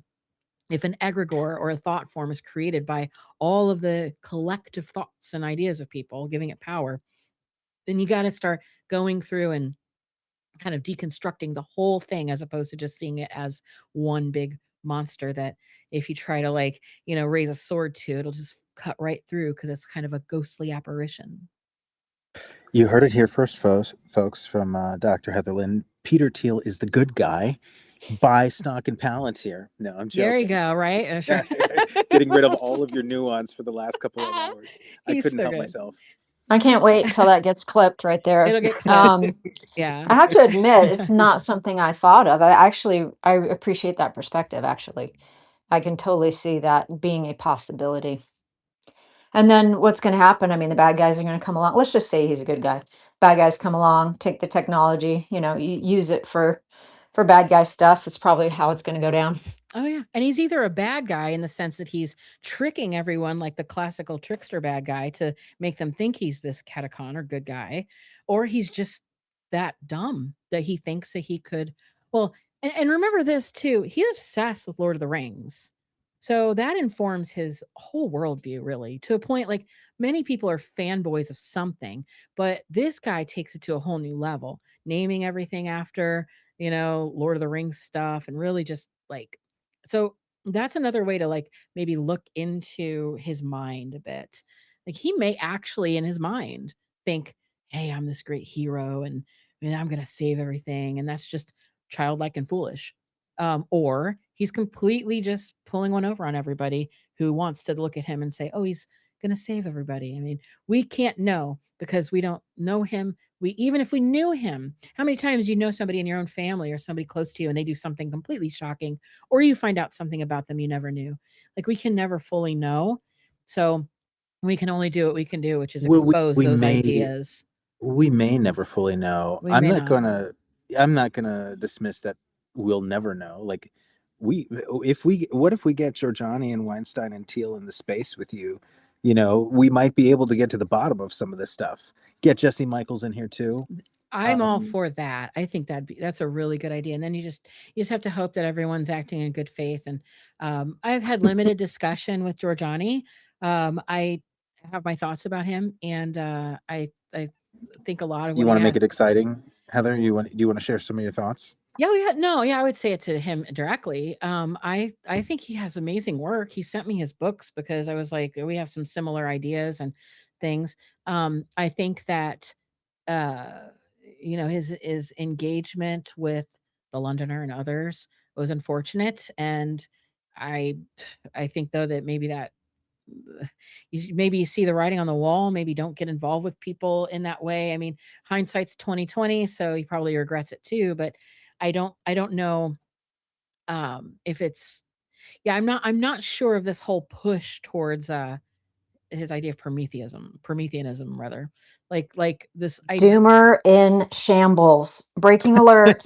Doomer in shambles. Not only did Dr. Heather say she was a Christian, which is going to get clipped exactly like that. it's She gonna didn't do that, actually right? say that, but that will be the clip. Yep, Uh, I'm evangelical. That'll be there we clipped. go. There we go. Doomer is in shambles right now. I think he argues it really well. I love his books. Like I love his work. And I would love to talk to him publicly or even personally. I just haven't texted him recently because I've been busy, but I should. And I would love to like touch base with where he is now on some stuff because I just think he's fascinating. But there's some stuff that he'll say that I'm just like, wait, what? Like, and I'm not sure if he's saying I don't want to make accusations per se, but I would like to ask him, is some of the stuff you're saying like a little chaos magic? Or are you doing something here that's like you think you're doing a 5D chess, or do you actually believe some of this? And if you do believe some of it, um, I believe he believes what he says. And I know he has some connections, and I've known similar connections. So I would ask, like, well, where are you getting this information? And I would like to know what there is to it, because I do think that he is earnest, and now he's kind of showy. He's a character, but I mean, it is what it is. He's creative. Um, Well, I mean, a lot of his information is coming from the entities, right? I think he admits that. yeah, and in my question to some of that, well, some of it, and then other things like the entities themselves, that's where we would sort of diverge. Like his sources that are human, I'm like, I get it. I would like to know more. But the entity component of it is where I'm like, like, sure, I believe you're having these experiences, but I would like to know when you encounter. I'm very fascinated with the notion of discarnate entities. And I've talked to people over the years, especially ones who say experience DMT and psychedelics, and they meet clockwork elves. And I really am interested in disembodied entities of some sort. But my question always is to everybody who interacts with these things. I've spoken to 𝗬𝘗𝗎𝘲 about this, and I kind of agree with him on this, which is, how do you know if they're good? Like, can you trust what these things are saying? And every single, no joke, every single person I've spoken with about the DMT experience, and I say, okay, you've talked with these entities. Are they good or are they bad? Number one question, are they good or are they bad? And it's always like, well, they're kind of both. They're like us. It's hard to say. And so it's the question of discernment again. And Whitley's had some really bad experiences, and I believe he believes he's had these experiences. And that's so therefore they are his experiences, they're the phenomenology, they're his lived reality. So in that case, they're not good. I mean, they're not doing good things to people necessarily. I don't think these alien encounters are welcome. Now, some people will say the opposite. They'll say, oh, they came in and it was very comforting and reassuring. Well, that's valid too. So what is the truth here? It seems as though we can't trust. That's the takeaway, because I can't say they're good or bad. I can say there's many cases where they seem like really bad. There's many cases where they seem that the people who've encountered this are saying that they're very good. It was good and life changing. So there's this inconsistency here, which leads me to constantly question if you are in fact involved with an entity, whether it is an orb, it is something coming straight off of a metallic UFO, if it's an entity you've summoned from a Ouija board, if you're, it doesn't fucking matter. Is it good or is it bad? How do you know? Because that's where it all lies. Is this going to be something that is positive or negative? And so it's a hard thing to say. So I would like to say, hey, Jason, how do you know that these are telling you the right things? Is this a trick? Not that Jason would be tricking, but how can he know for sure he is not being tricked by an entity? How can any of us? And I know that's mind bending because we have to have some level of certainty at some point just to function. So we're forced to make those decisions. But how do we know? How will we ever know? The next time we get Jason in here, and just to put it out there in the ether and to cast the spell, my dream is to get Jason in here live for when Trump gives us limp dick disclosure. So that's because I know Giorgiani will be ranting and angry and he'll make me look tame. But next time we have him in here, that's got to be one of our questions for him to disambiguate which of his insights or views would he attribute to amuse an entity, right? And which ones, yeah, is that basically you're saying like you Yeah. want a clear delineation? I would like a bit of a delineation. Yes, I would like that. And then I would also then the follow-up question would be of this muse, of the entity, whatever entity or entities, how have you been satisfied that they have your best interest and our collective best interest at heart and that you're not being tricked? Is there something, some piece of evidence that at least was enough for you to accept that? Like, where is that? Like, how do we know? How do you know? How do you accept that so easily? Especially knowing what we know about our nervous systems. You know, we can be made to have religious experiences even by just, you know, like if you have a neurosurgeon open your skull and they, you know, poke a little part of your brain, you can either have an orgasm or you can get a little poke in the other part of your brain and you can feel like you just saw God. I mean, a lot of this, there are these neurological components and chemical components to it. So at some level, the question is even if you felt that you were in the presence of something supremely divine, you know, people who have seizures feel that, or epilepsy, they can have those types of experiences. I'm not saying he's having seizures or anything like that. I'm just simply saying, what metric are you using to fully resolve for him that this is an entity worth listening to and that it is not tricking or doing something wrong? And I'm just genuinely interested because I, you know, I want to, who wouldn't want to know? Well, correct me if I'm wrong, Doomer, but his main entity he's in touch with, the female Satana, he says she's a trickster.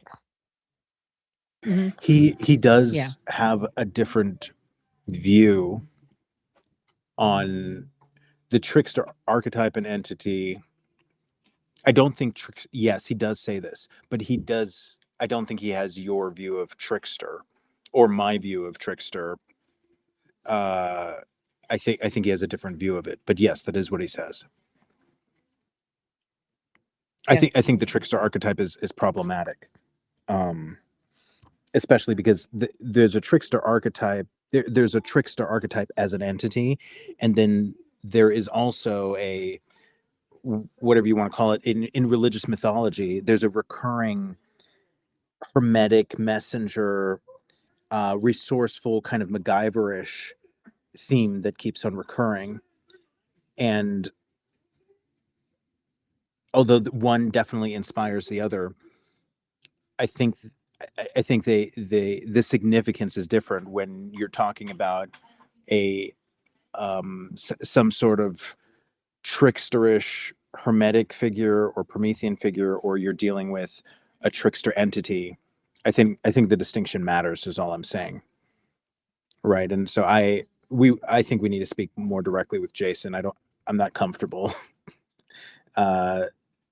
assuming what Jason's view is on the trickster entity, because my conversations with you, Fringe, have changed the way I look at entities and God. And but it's funny because Heather, you kind of sit in between me and Fringe. So I will proudly proclaim that I think truth is more important than faith. And but yet you have some sort of self-titling with a religion, and there's I think intelligent hesitation around anything that is possessing or inspiring somebody that's an entity, right? And so when you put all those things together, I think you have a very interesting perspective.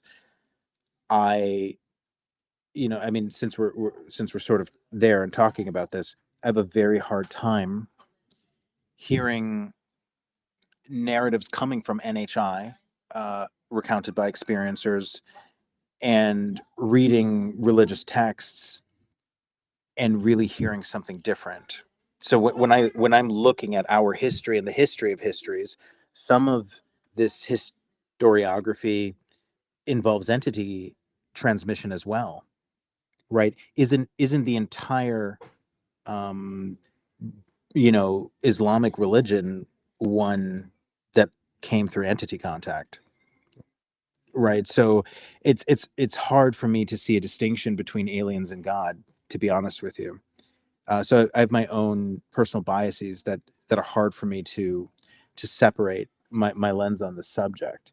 But I will definitely make those. I think these are questions that everybody has specific to Giorgiani.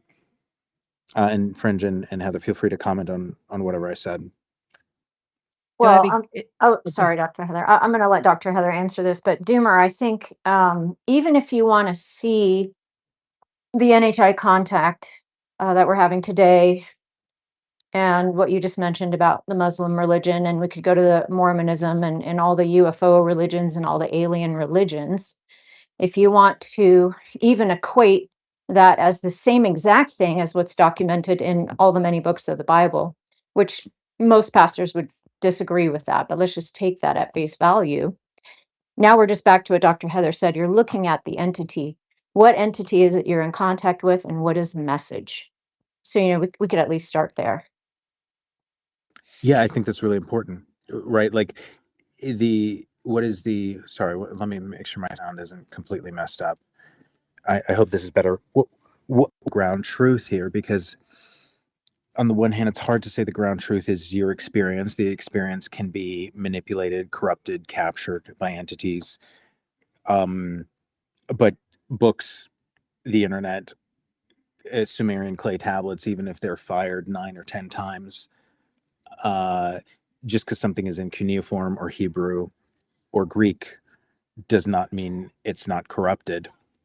So, this is a fundamental question for me. And I think, unlike most Christians, I do not think that there is protecting the written word from capture in a special way that human neurology isn't.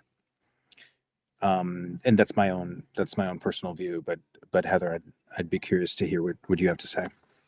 Well, that's interesting that to differentiate that, because something that I had a hard time grasping back in school was this idea, like back at when I was taking anthropology and this sort of thing, was the idea that the oral tradition is actually superior to the written, that it's usually shows to be more accurate, which kind of blows my mind, because I would think that if you're printing it, but that is like some of the consensus in that field is that oral tradition is a little more accurate, which I think of the game of telephone, and I think, how is that even a thing? Because clearly that little game demonstrates it's not very accurate. So if that's the case, then what is real? Just because something's old and written in a text doesn't make it true, because the writer of that text could have had an agenda and probably did as well. And even if they don't have an outright agenda, they have their own perspective or their own language, and that language comes not with a one-for-one translation. There are many words and languages that anybody who can speak multiple languages understands that it's not a one for one. There's words that exist in other languages that capture an idea that don't have a direct translation. And then, of course, there's slang, or how we use the idea. Like if I say something is really cool, it doesn't mean that it's like temperature is lower than what was expected. It means that it's like approved socially, or I like it. So there's so much that goes into communication that, yeah, it's difficult to navigate the landscape of history and try to find any truth out of it, which is why it is, again, a social science and not well, sometimes even not classified as a science at all in some fields and colleges or countries at all. So, but it is a social science or a soft science discipline and not a hard science, because at every level, how can we, like, we can't definitively test whether any of these texts are true. We can only definitively quantify maybe their dates, like when they were written, based on a series of tools and instruments that we have that we can calibrate to a mathematic, equation and go on and whatever. But we don't, it's still so subjective that to find the truth in the past is going to be, I don't want to say impossible, but there's always going to be that room for discussion or debate. And at the end of the day, like Napoleon said, what is history but a fable agreed upon? And so essentially what you're doing with history is you're talking about a series of stories and narratives. And that's might be disappointing, but it is what it is. And so at least we can start there, and then we can try to deconstruct it a little bit and ask those questions. And as far as Giorgiani goes, I would really love to talk to him about that. I probably will text him after we talk just to touch base and see if I can, uh, you know, just touch base a little bit. It's been a while since I spoke to him, and I would like to reconnect that way. But if you do get him on and feel like inviting me on at the same time, I I, would we totally be will. there. Well, yeah. Next time he's on, we'll bring you up. You can be part of the panel. That'd be fun. Make things extra spicy, and you know, and I didn't mean to cut you off, but yes, please reach out to him. And when you do message him, ask him this question as well for me regarding his post. I'm just going to read it out loud for those who are driving. The reason Musk keeps reposting this video is because he's been briefed that what's supposed to pass for, quote, disclosure is imminent. It may be later today, referring to yesterday, July 8th, 2026. It may be tomorrow, which would be today, or a few days from now. Imminent, quote unquote, disclosure from POTUS. So just go and tell me those sweet lies, ... quoting from the video. And he quoted that 5-minute video that had a bunch of Aryan-looking women and American patriotic flags and a bunch of other stuff. It's a poor summary of the video, but a lot of people saw it yesterday on X. What I don't know if you saw this post, Heather. It's up in the nest, the one I just read. What do you make of that? I think Giorgiani is fairly aligned with me. We're just expecting confirmation. We're not alone. But what do you make of that post? What do you think is giving Giorgiani this certainty that some sort of confirmation is imminent? Because I'm like, what the fuck is going on? Well, from my perspective, the only thing, I mean, without talking to him, the only thing that I would say is that I know he has a lot of connections and people he speaks to, and I've seen him kind of, have inside information on those things. So I wouldn't doubt it. I wouldn't be, if he's saying that, then I would just trust that he has a reason to say that. Now, what it is, I will see, but I would tend to take that seriously. I agree with you. This doesn't sound like an entity, intel, right? Yeah, I mean that is Transmission. the differentiator. Yeah, that's where I would draw those lines. Did the entity tell him, or does he just have information? Because he probably just hasn't. I mean, could be both. Who knows? But it's it's not impossible that he doesn't just have an insight into that or a connection into that, and he knows. And so, yeah, it's pretty Giorgiani interesting. is incredibly well connected. Very much. Yeah, I think some of it is his charm. I think some of it is his prescient research, and some of it is because he's a dangerous person, and other people want to be in contact with him. That's my conjecture. I think he has a background too of connections, like his family, and He the does, yeah. yeah. So I think he's just always been surrounded by. I mean, I would guess that he's always been surrounded by people with connections to different things geopolitically and whatnot. So you can't be around that and not pick up a few things. Yeah, but do you have your own thoughts? Any reason why now Trump might say we're not alone? What purpose that might serve? I mean, I think I think the classic response to that might just be a distraction. But yeah, I'm just so skeptical these days on those types of things that I would feel that it's another op. And it's too bad because just like COVID, where it was just like, what did they, they eroded whatever trust people had left.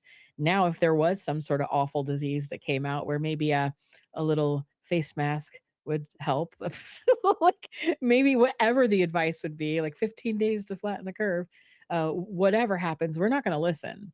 I mean, they're going to tell us maybe something will happen and we're going to be like, fuck off. We're not going down, that route. I've already seen Tiger King. I don't need to follow up to that era. And then maybe the joke will be on us and we all drop dead. I don't know. But that's the problem with the erosion of trust in institutions.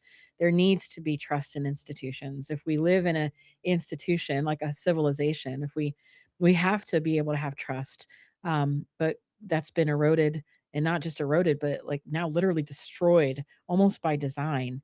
So from my perspective, if the president, I mean, at this point, if if they landed on the White House lawn, I would go, psyop, Project Bluebeam. I don't give a shit. It's a hologram. I would just not believe anything. It would take a lot now for me. Maybe not. I mean, but they have all the technology where they can beam thoughts into your head and whatever. Like, I mean, that's a marketing tactic anyway. They've had that for a while where you can, hear the things that they want you to hear on different levels. And there's just so much technology that I would be so skeptical of almost anything. And perhaps that's the point. And perhaps that's why there's so much AI slop out there, is now we're going to say, we can't believe anything anymore. And in fact, I don't even believe you're who you say you are. And I need proof of that because maybe there's been something, the consequence that's great to that. And there's liability. So we'll be begging to have biometrics to just get online. And that's, maybe that's the point, is to confuse everybody to the point where they feel that they need uh, that infrastructure. And maybe that infrastructure is Peter Thiel's game B paradise, and it'll just come in and we'll love our servitude and think that it was all great. I mean, maybe that's what they think is going to happen, but I just tend to be skeptical, especially these days. Like, so I don't know, distraction maybe, but I don't want to believe. I kind of want to know the truth. So I'll just always be asking those questions. I'll be like, I don't know. That alien seemed kind of short. I thought he'd be taller. I suspect there's something, be debating that. It may be an antichrist-like or Promethean or Luciferian thing to say, but if truth is possibly the next evolution of faith, wouldn't that mean that trust is not sustainable anymore? That maybe we shouldn't be living in a society where there is intrinsic trust regarding even the fundamentals of our reality? Maybe there needs to be a shift there as well. Well, I mean, it would depend, I think, on what the outcome you're looking for that would be. Like, there'd be a practical concern. So, if you're looking at it in a pragmatic way, that would be one thing. But I think if you reduce that question down as much as you could, the question is, what is the value of faith? Is there any value of faith at all? I mean, not even necessarily belief again, but just like, I should we mean, I have think there faith in is. anything? Of course. I mean, you kind of have to have some faith. Like, you can't even draw breath if you don't have some will to believe, right, that there's enough oxygen in the next breath. So I think it's never sustainable to have no trust and no faith. I'm saying, this idea that trust is the thing that we're aiming for. Maybe we're setting the bar a bit too low in society by looking for trust and authority, and maybe we've set the bar too low spiritually as well. Maybe people with faith should want to know God, and maybe people in a functioning society should aim for something higher than trust. I think I like that a lot. My only question with that would be, how do we know truth? Is that only observable? Is it observable truth? Like we can observe it through, say, like a Hegelian dialectic. Like we have a thesis and antithesis, and out of that, we should come to a synthesis where both parties can see and let go and look up and say, I objectively see this third way, or I've done these tests and I've been able to replicate the data. And now others can see that this is what emerges. That is the truth because I've observed it. That makes it objective. So, is that contingent upon our objectivity, which would mean it'd be what is it contingent on then? Our senses? Do we have to see to believe? Do we have to have math or like to quantify it? What is what is the ultimate tool that will convince somebody that there is truth? Like what is that truth? Because I think no matter what, you'll get to that point where it's like, yeah, but is it true? You know? Yeah, I mean, my personal best answer to you, I think, I mean, and this is my biased lens, but I'm observing what I think to be a mass psychosis that is pervading scientific thinking and also just practical intelligence. And I think what you can definitively prove, even in this age, are lies. So it's easier to prove the lie than it is to prove the truth. So I think deductive reasoning and deductive logic can eliminate a lot of the lies. And then I would take the Sherlock Holmes quote: if you burn all the lies, then you're at least approximating the truth, and whatever you're left with, no matter how crazy it is, if you're left with one thing, then that is the truth. And if you're left with a few things, then at least you've approximated it. But I think what we've done, because you talked about, you mentioned that there was a list of firsts, right? And then that there were some things that were proven to not be the very first for Sumer. And then it made me wonder, what are somebody commented in our thread here on the space, why would investigating our ancient history be referred to as pseudoscience? And I think what you were referring to was that there's certain invisible boundaries in certain fields in academia, in physics, in biology when it comes to evolutionary theory, and in archaeology. I assume some of these boundaries are, it's treated as a given that civilization is only X years old. It's treated as a given that we were hunter-gatherers for hundreds of thousands of years. It's treated as a given that we didn't have more advanced societies, even though we might not be able to track what we did or didn't have. I was wondering if you could reverse the list of firsts and maybe give me a list of forbiddens when it comes to your field. Things that were treated as axiomatic truths, even though the evidence for those assumptions is lacking at best. So you're looking for a counter list of first, or just maybe a list of the taboos that Yeah, a still list of the can't be taboos. approached?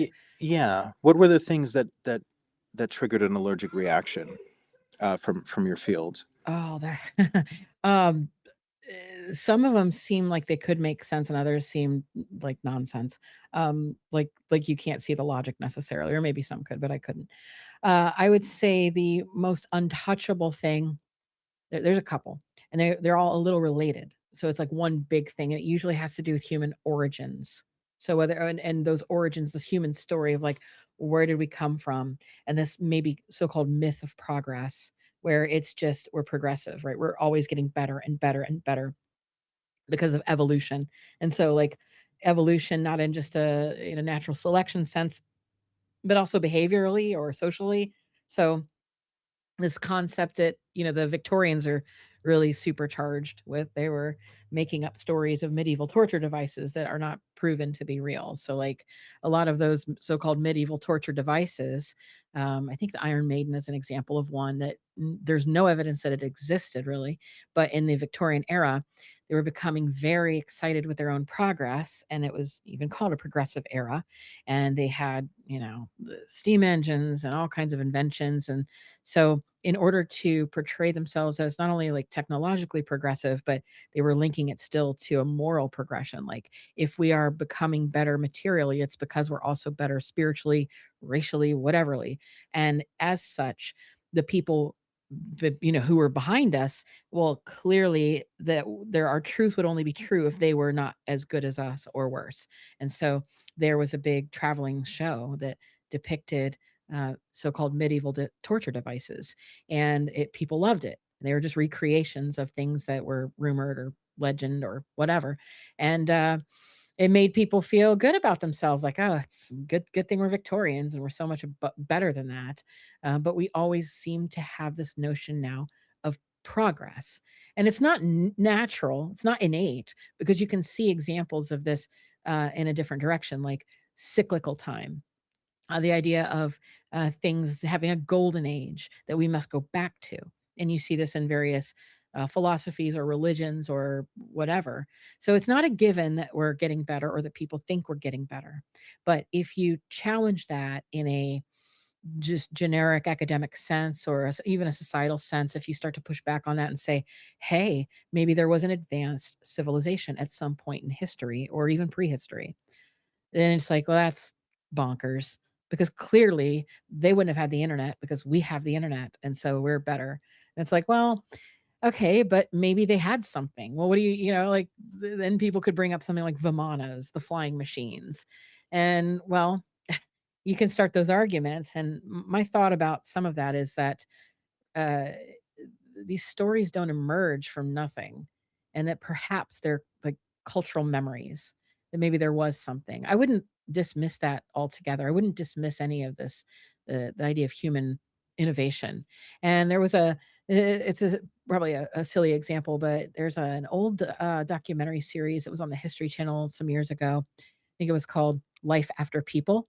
And it was fun. It's probably now, if you look at it, a little dated, like the CGI was crap, but it was interesting insofar as that it showed what would happen after a cataclysm and how long it would take before nature would reclaim everything. And they did it systematically. And some of it's a little eerie. Like, they showed that like like language would be completely erased except for some of the birds that would still be able to speak and carry on a language and pass it along.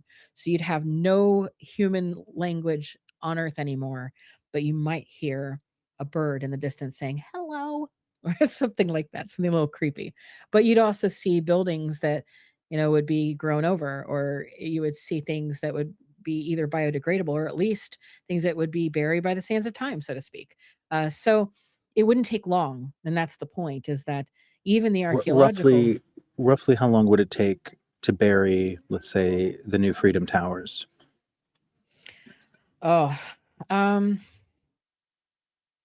question, because I think it would depend. I think it would depend on what that actual like cataclysm was. So if it was something where there was like an instant, say, great freeze or something, yeah, that would be hard. So I wouldn't want to necessarily put a date on that, but Yeah, that's fair. yeah, but it wouldn't take as long. It wouldn't take 1,000,000,000 years. It wouldn't even take 1,000,000. So another thing that's interesting, I think, about that, if you look into what NASA called the Cerulean hypothesis, if anyone's familiar with that, Cerulean hypothesis, it was named after like the Doctor Who creatures, like reptilians. There is I think it's available on the NASA site still, but it was a group of scientists that got together to actually do this research and put it together. It was like a thought experiment, and you can download the PDF for free because it is from government research. But it was they used the science necessary to understand maybe extraterrestrial life, and then also maybe natural sciences as well, to try to understand if there was a possibility for advanced civilizations to have existed before humanity. And there was a climate scientist who proposed it, the name of it. There was an astrophysicist involved, and they argued that like finding the evidence for technological artifacts would be unlikely because of the rarity of fossilization on the earth as well. And then also maybe they could find indirect evidence like climate change or traces of nuclear waste or things that could be there, but that it'd be very hard. But they wrote it. They have a whole report on that they looked into. It's hard to. I mean, the hypothesis also kind of speculated that you might be able to use this understanding to find out if there was life on the moon or Mars or something like that. But essentially, I think the key is the archaeological record itself. It only goes so far back. So there it would be lost to time. Then you have the geological record. And in this particular research, they were looking at the potential geological record and the rarity of that fossilization. And even that can only go back so far. And so while I think they kind of said that they doubt that there was any previous, say, industrial civilization before ours, they couldn't rule it out. And they would have to maybe look into, say, like astrobiology or other things. But so it really just pushes back the time periods we're talking about. So if somebody were to suggest, like, okay, let's say Atlantis, because that's always the fun one.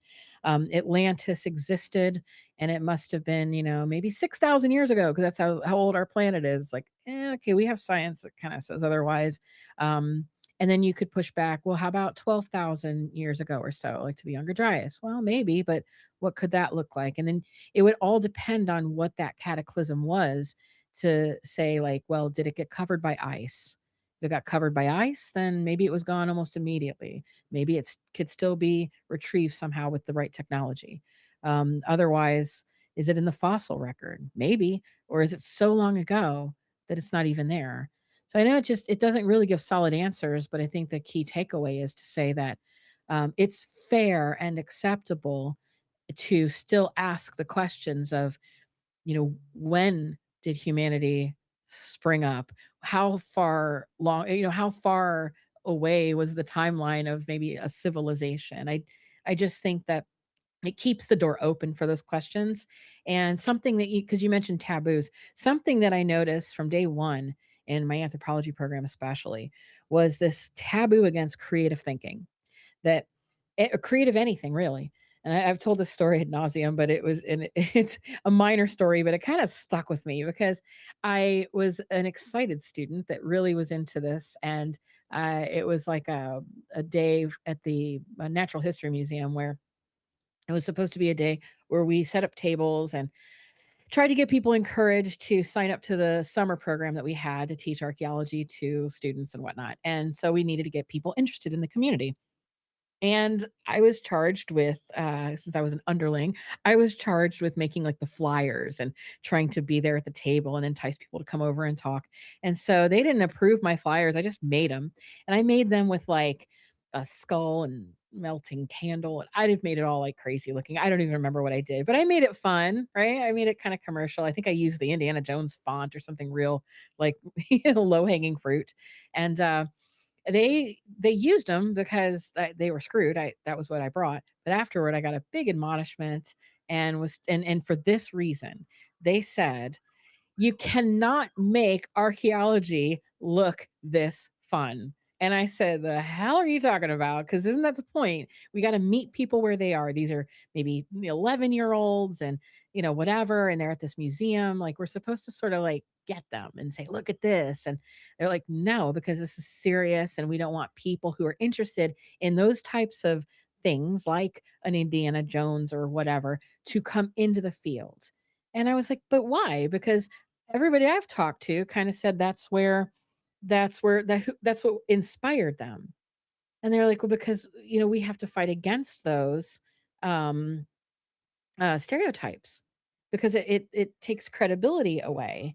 So I'm like, okay, so it was a back and forth about how we needed to constantly massage the reputation of the discipline, even if it meant disengaging creative minded, enthusiastic young people. And so that was always like a little pink flag to me, like, well, that's strange. And then I think That's about, very yeah, weird, that is weird. especially when you're dealing with 11-year-olds. You know, it almost reminds me of that conversation between Sigmund Freud and Carl Jung. Remember to make a dogma of the sexual unconscious to provide a bulwark. And then Carl Jung is saying a bulwark against what? And then Sigmund Freud has a long pause and he says, against the black tide of mud of occultism. It, Yeah. I mean, that's that famous Yeah. scene that inspires Carl Jung's midlife crisis theories. But what is going on there? When I hear somebody in ufology saying like, you know, covering this subject or bringing this person into a space is going to ruin the reputation. Yeah. Ufology needs to have a reputation before it can worry about protecting one. That's insane. And when it comes to archaeology, I mean, why do people's opinions matter if everything you're talking about is about people who've already died, right? It's kind of crazy. Because it has the tentacles of power reach far from the past into the present. Because even now, just again, the wars that we're facing are often wars about blood and soil and things that are insignificant in the here and now to us and our ancestors. Like, we can look past that. We may not have blood feuds, we don't, that's kind of should be irrelevant, but it's still very relevant. It reaches past, and it has the potential to do so. So people really want that continuity, and they want that story, and they want that consistency. They want the linear timeline. They want to understand where they are in the concept of time. And I think it's hard for people to accept that, even when it comes to what we were discussing about like epistemology and the question of truth at large. When it's can we ever really know what's true? And the question could maybe be answered as yes, but it would take so more time than what we have now. And so it's like we are constrained by chronos, we are constrained by time. And I think that maybe that's a some sort of intuitive anxiety that we all carry, and it affects us in these ways. And so linking something, I mean, we see this in many examples of, people wanting legacies, or they want to attach themselves to this. So like Freemasonry, uh, it may be a newer institution, but they'll use and associate themselves with the symbols and practices of people going as far back as antiquity or ancient Egypt. And so it's you usually even architecture, like neoclassical architecture, when we build the United States, and what do? They make our buildings look like ancient Greek buildings. And so it's like it because it associates our democracy, or what our republic, with these like democratic values of the West, or these ideas of romanticized Greek buildings and this sort of thing. But we're always trying to make those connections and have the long chain of legitimacy. And I think that has a lot to do with it, because otherwise, if we're untethered, maybe, and this is just my thought about it, maybe if we're untethered to something, it can cause that existential crisis that would have the darkness of the occult kind of come over us, and that being just the maybe losing the grounding of reality, and instead looking for things unseen, which is I think pretty good in some cases, but other cases it can literally drive a person mad. It can be a complete breakdown of your mind, because our whole mind is working to not like, I mean, this is what our brain does. It partitions information from the very beginning. It groups it into little bits so that we can just navigate our environment and not go crazy. So when they have tested people on psychedelics under an fMRI, they initially thought that they would see their brain would just light up with all kinds of activity, because clearly they're tripping. But what they found instead was the opposite, really, that it shut things down, and it made it so they could have like a freedom of their neurological constraints. And so yeah, it can drive a person crazy. So there's this necessity, even when it comes to epistemology, to say maybe we won't ever know the truth, we just don't have enough time for the truth.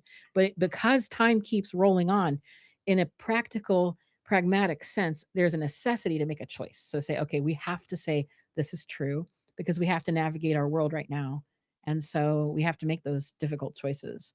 But I think we try to legitimize them maybe by looking in the past. So I don't know. Those are just my musings. I don't have anything for that. No, I appreciate it. Mhm. Is it okay if I gently push back and offer an alternate theory Oh, I'd love from that. That would be great. as a psychological perspective? That would be fantastic. But let me ask you one question. I Yeah. have my cat is is crying at the door, and Oh my God. let me let my cat in real quick. If I Yeah, can. but Okay. by all means, Okay, thank do what you. you Let need me. to do and just unmic and scream and we'll stop talking behind your back Okay, and thanks. we'll resume. Yeah, do Okay. what you got to do. Mav, Fringe, any thoughts? Any questions so far? Yeah, well, we have lost Tiff, possibly permanently, to the glitch in the system. I'm blaming you, Doomer.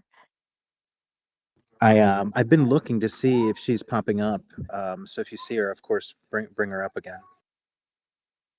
Otherwise, a brilliant conversation. I really love Dr. Heather's ideas, and I'm really glad we have her today. I thought I would have a much easier time just putting her in a box and labeling her one thing or the other. And this was part of the reason I didn't watch the Danny Jones interview, because I had so many people agreeing and disagreeing with her, and I felt like I would have too much of a bias, and I think that was correct.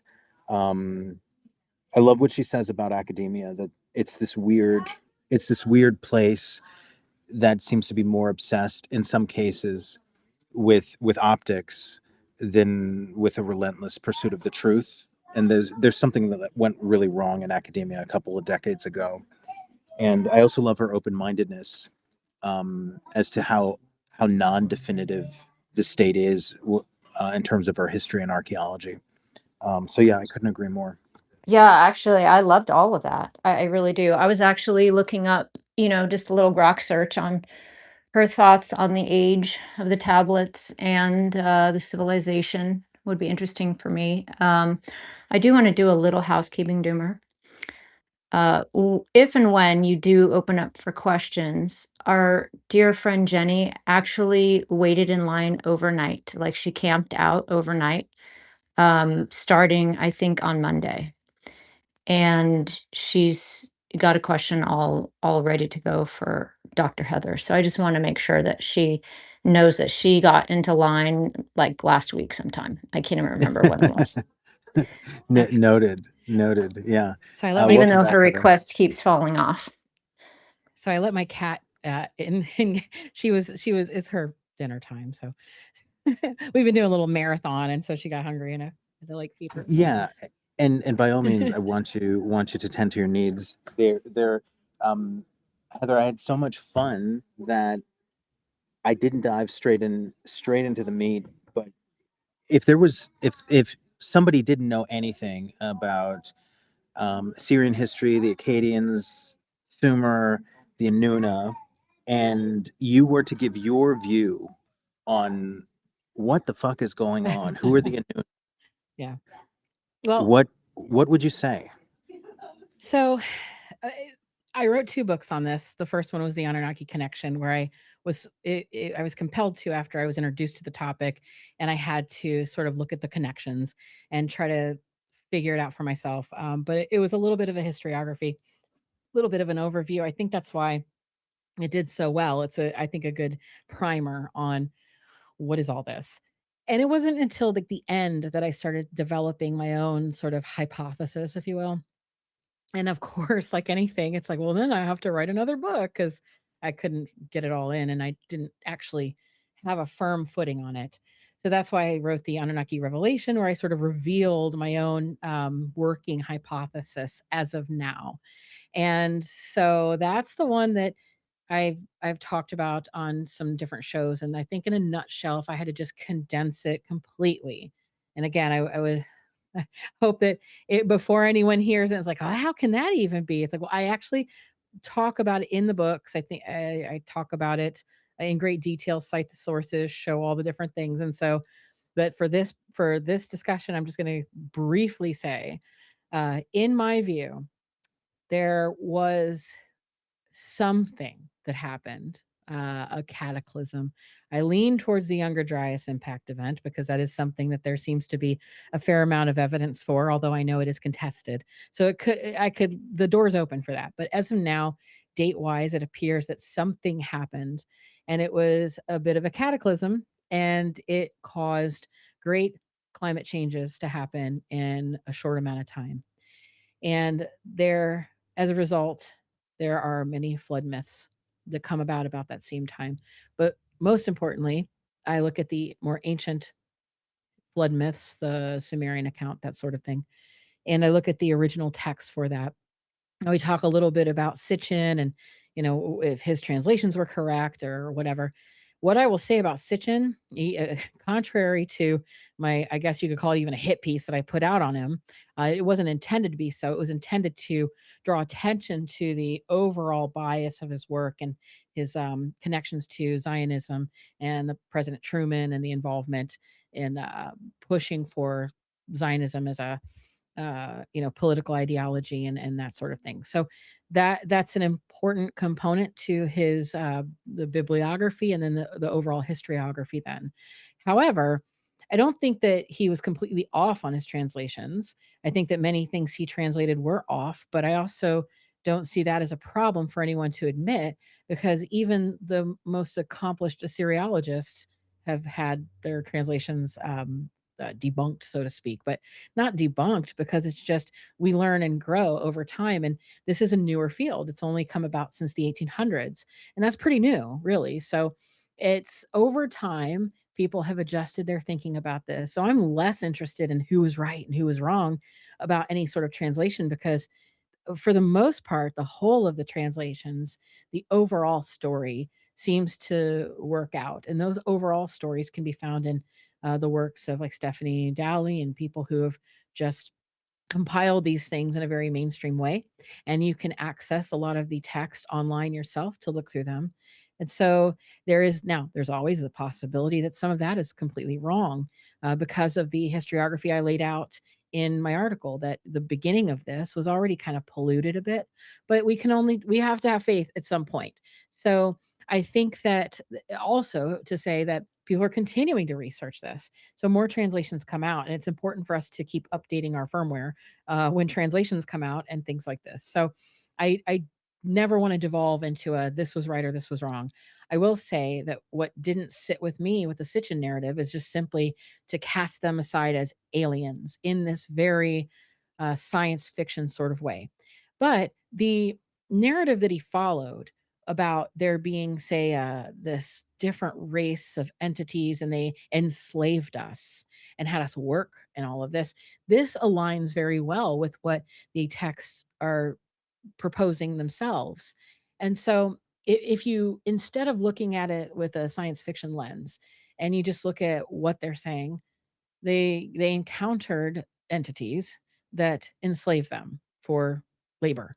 But there's a lot of ways that this was written, and it could definitely, in my view, have a more mundane kind of explanation. And so in this context of, say, a massive cataclysm where there's a great flood in different regions, there's lots of different climate pushing people into different regions.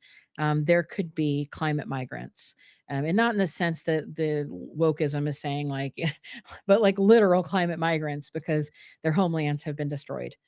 In the oldest accounts of the Sumerian text, when it comes to like a Noah's Ark type story, the text will say things like that this figure knew that this cataclysm was coming because they could read the stars. They were like astrologers, there wasn't a differentiator between, say, meteorology, astronomy, or astrology. It was just that they knew the stars and the workings of the heavens. What they did when they knew it was coming, or that something was coming, is they gathered all of the greatest, say, scientists. It doesn't use the word scientists, but instead it just says those who were adept in the arts and the technologies. And so things like agricultural or metallurgy, that sort of thing. They gathered those individuals up, as well as the quote, animals of the steppe, That's a very important term that comes right out of the text. And that means that, well, in my view, in my reading of it, this is a group of individuals who saw it coming, got together, and it didn't want a bunch of people as an anchor. And instead, we're the technocratic elite of our time, and we are going to make a breakaway civilization. And they gathered the animals of the steppe because they would need that for agriculture. They would need that for sustenance.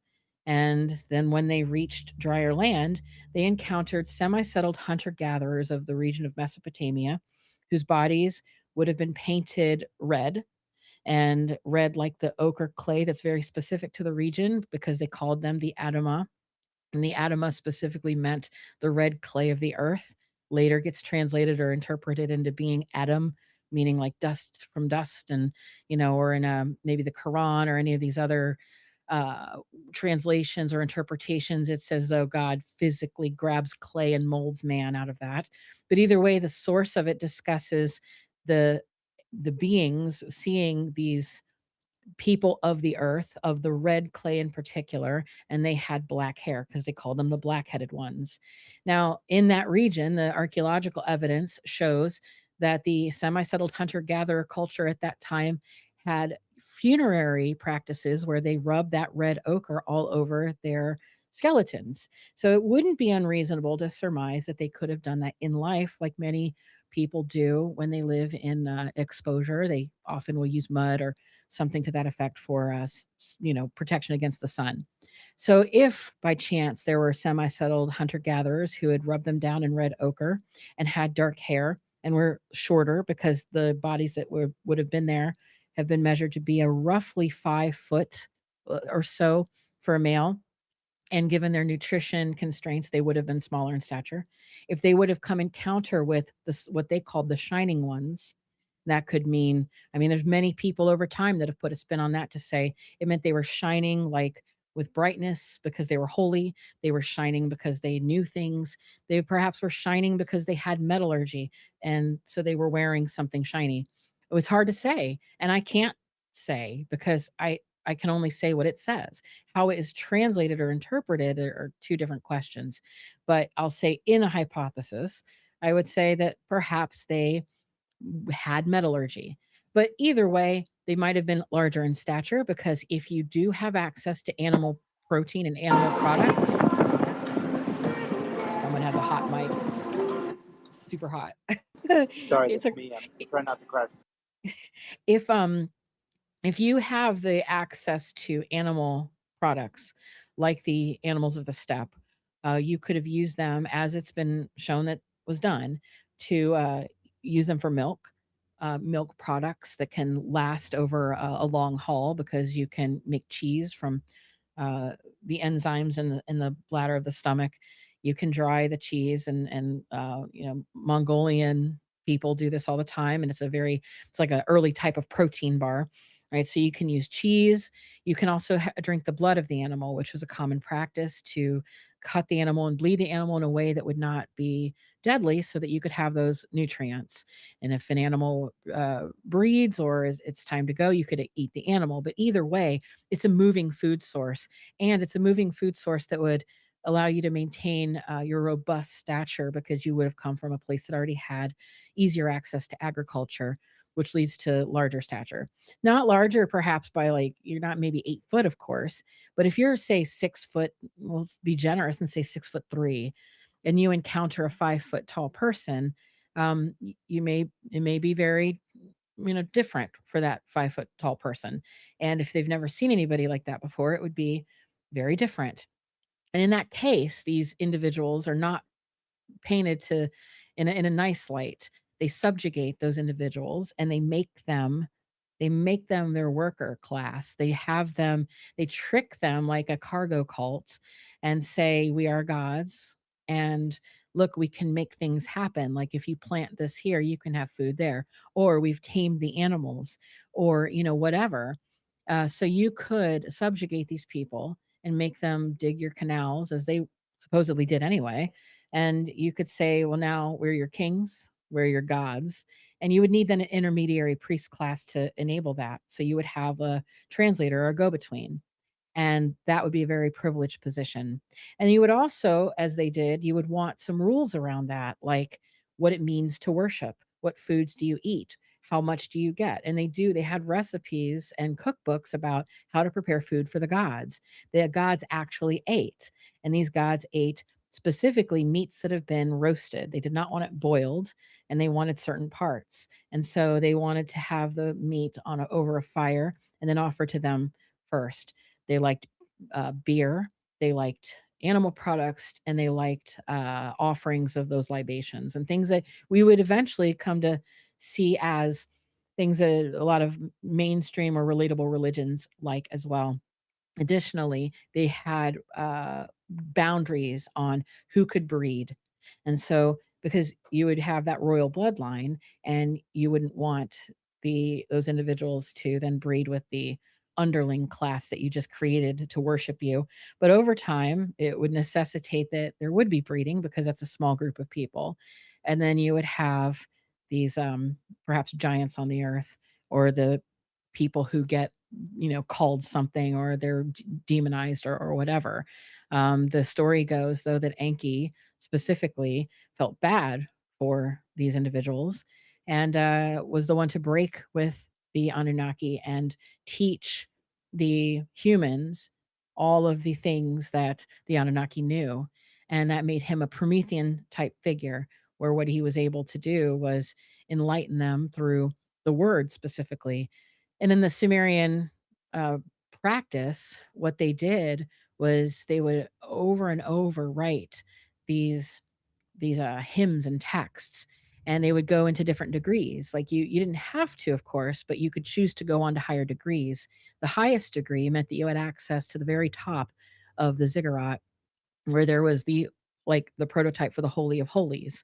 And so there would be a container, an ark up there, and it would contain the god. And in this case, maybe it would be Enki, and sometimes they would call it Enki's secret. And you would earn your way up to this path of over and over again writing a particular text. It could have been the Epic of Gilgamesh, but you would be writing it in such a way you're also learning all of the exoteric and esoteric meanings of it. And you would finally prove yourself, and you would go up to the very top, and you would be alone, and you would walk in, and you would open that ark, only to find the same tablets with the same story that you had written all along. And that was sort of a symbolic gesture, but it was about specifically getting the information from Enki that was through the word and communication. So it was very symbolic, and it always had to do with Enki being the one to enlighten, and that knowledge was power, and that was what was the actual god that was on top of the pyramid, so to speak.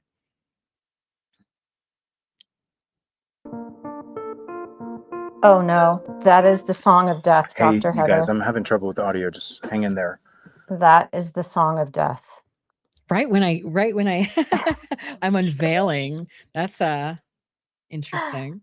Oh yeah, it sounds like our host is having some connection issues. So normally, or generally speaking, when there's also a co-host, and we like to have two co-hosts, but Tiff was getting ejected from the space today as well.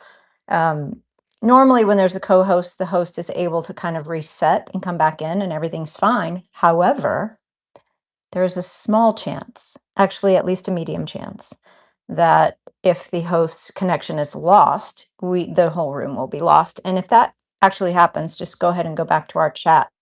It's not good. Okay. That's okay. So Okay, awesome. I would hope nothing was lost, or is it? No, Were people nothing able to has hear? been No. Oh, lost. great. No, Nothing nothing is was Well, then I'll lost. just pick up No. where I was, because essentially what I'm describing, and I'm glossing over a lot of it, but I cite all of this in great detail in my work. And what I do is kind of propose, I guess, a more human aspect of this Anunnaki, which can be very upsetting to some people. But I always say, hold on now, because there's Anunnaki and then there's 𝗶𝗁𝗃. And they're two different things. And the 𝗶𝗁𝗃 are the ones that are often shown when, if you say Google Anunnaki, sometimes you'll see these images and they're proposed to be Anunnaki, but they're really 𝗶𝗁𝗃. And the 𝗶𝗁𝗃 in the text were described very differently than the Anunnaki, who the Anunnaki are kind of interchangeable, as in like the idea of Lord. Like there's 40 plus Anunnaki. There's a 12 sort of main Anunnaki like the Olympian gods, but there were all different types, and it became a diluted term over time to mean sort of like Lord. And then you see there's a merging too of certain kings being kind of referred to as Anunnaki, and that's over time that, as I said, it gets diluted.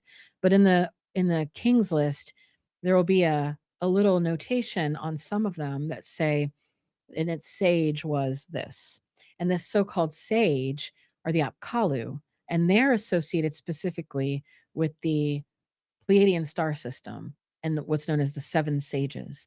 And they were winged deities that were, so now we don't know if they have actual wings or if this was a communication to say that they could actually fly or be a messenger, or something to that effect. I would lean more towards that they could be a messenger, given the state of that culture and malach and being angel, being messenger, etc. But this notion that they were bird-like. So you have that, and they were described as being semi-biological entities that could fade in and out of reality, and that they were older than the Anunnaki, and they were the source of the Anunnaki's wisdom, and that they could be communed with, and they gave the advice to the rulers. So that's the direction that I've sort of ended up, where I believe that the stories that we hear are the stories of the meeting of two different types of people. And those people shared not only their technologies, the enabling the invention of civilization, say, but rather it wasn't an invention of civilization, it was the remembering of civilization. That's why it was all able to be downloaded so quickly, so to speak, in just the 200 years. They weren't inventing it from nothing. They were having it already preloaded, because these people who were escaping, and now you can call them Atlanteans, you could call them whatever. That's what people have done over time, is claim that there's this, I guess Graham Hancock calls it Civilization X or whatever. There's this enigmatic group of people. And of course, now, yeah, we could say Aryan, because that's where people have gone with that as well. And it's everybody wants to put that spin on it because they're still grasping for who's the first, because who's the most supreme. So that's just an argument that's going to come up. But regardless of where they come from or what, it is my belief that the reason that they seemingly come out of nowhere is because they came from somewhere so far that they had developed a completely different language and were looking at something very human. And with that, they had shamanic abilities. They had a different set of spiritual practices, and including using different plant medicines and technologies in that sense, and they were able to transmit their spirituality and their religious beliefs and incorporate them in a way that was almost religiously syncretized. And those beliefs, I think, are the ones that you have to kind of parse through. And so if someone were to say to me, are any of these things alien? Well, first I'd say, are they extraterrestrial? Are they, I mean, that's the question. I would call them ultra terrestrial. I would say this is a phenomena that we don't have a name for, but is something that's happened for a very long time. And some people have called them, we'll say, like the Hopi ant people. And if people have known about the Hopis, and there's many indigenous people that have very similar stories, and they name these entities. You could call them angels, you can call them demons, you can call them jinn, how about archons? You can call them whatever you want. And I think that we're just circling a specific phenomena that we could just call phenomena X. And that is real, and it's strange. It's like more than supernatural, it's like preternatural. And it's always been here and experienced. And I think that the people who are often associated with the Anunnaki, they're bringing all of that tradition with them to some extent. And I think that there's so much more to be understood about this, that nobody can quite say, well, they were these or they were this, because there's just, as of right now, 500,000 cuneiform tablets in the possession of museums and universities right now, with what's estimated to be millions of more not found. And so we have so much left to do, and that's of course their argument for unleashing AI on it, because it would condense the work and make it so much quicker that we may be able to have those answers. And so that's a debate that will be happening sooner rather than later. But as it stands, I think that there's nobody that can say that they have it all figured out, and that what's going to be more important for finding any sense of truth is to maybe take a little step back from Sitchin or from even Michael Heiser. I know people are usually, I mean, he put himself in that position with sitchiniswrong.com, right? So we only then now get a choice between the Heiser or Sitchin, or maybe we'll throw in a Flint Dibble, right? Or we can put in all these personalities and egos. And at the end of the day, it's all about ego, and it shouldn't be. We should look at all of these as, going through and looking at the histories of things, putting it together and seeing what emerges, and going at it with a complete open mind to say, it's actually a clean new frontier.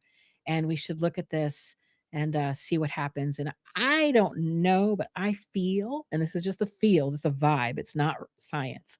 My vibe on this is that we may find out that that humanity is much older than we thought, that it has gone through cycles of creation and destruction, or like earth cycles, and that at points in times there was great advancement, and then it's been taken down and had to be rebuilt over and over again, and that we are incredibly adaptable, and that there are capabilities in human beings that set us apart from just your average animal, latent capabilities, and that people in the past at certain points understood this. Maybe they named the phenomena. They understood how to maybe dip into that phenomena and control it somehow or access it somehow.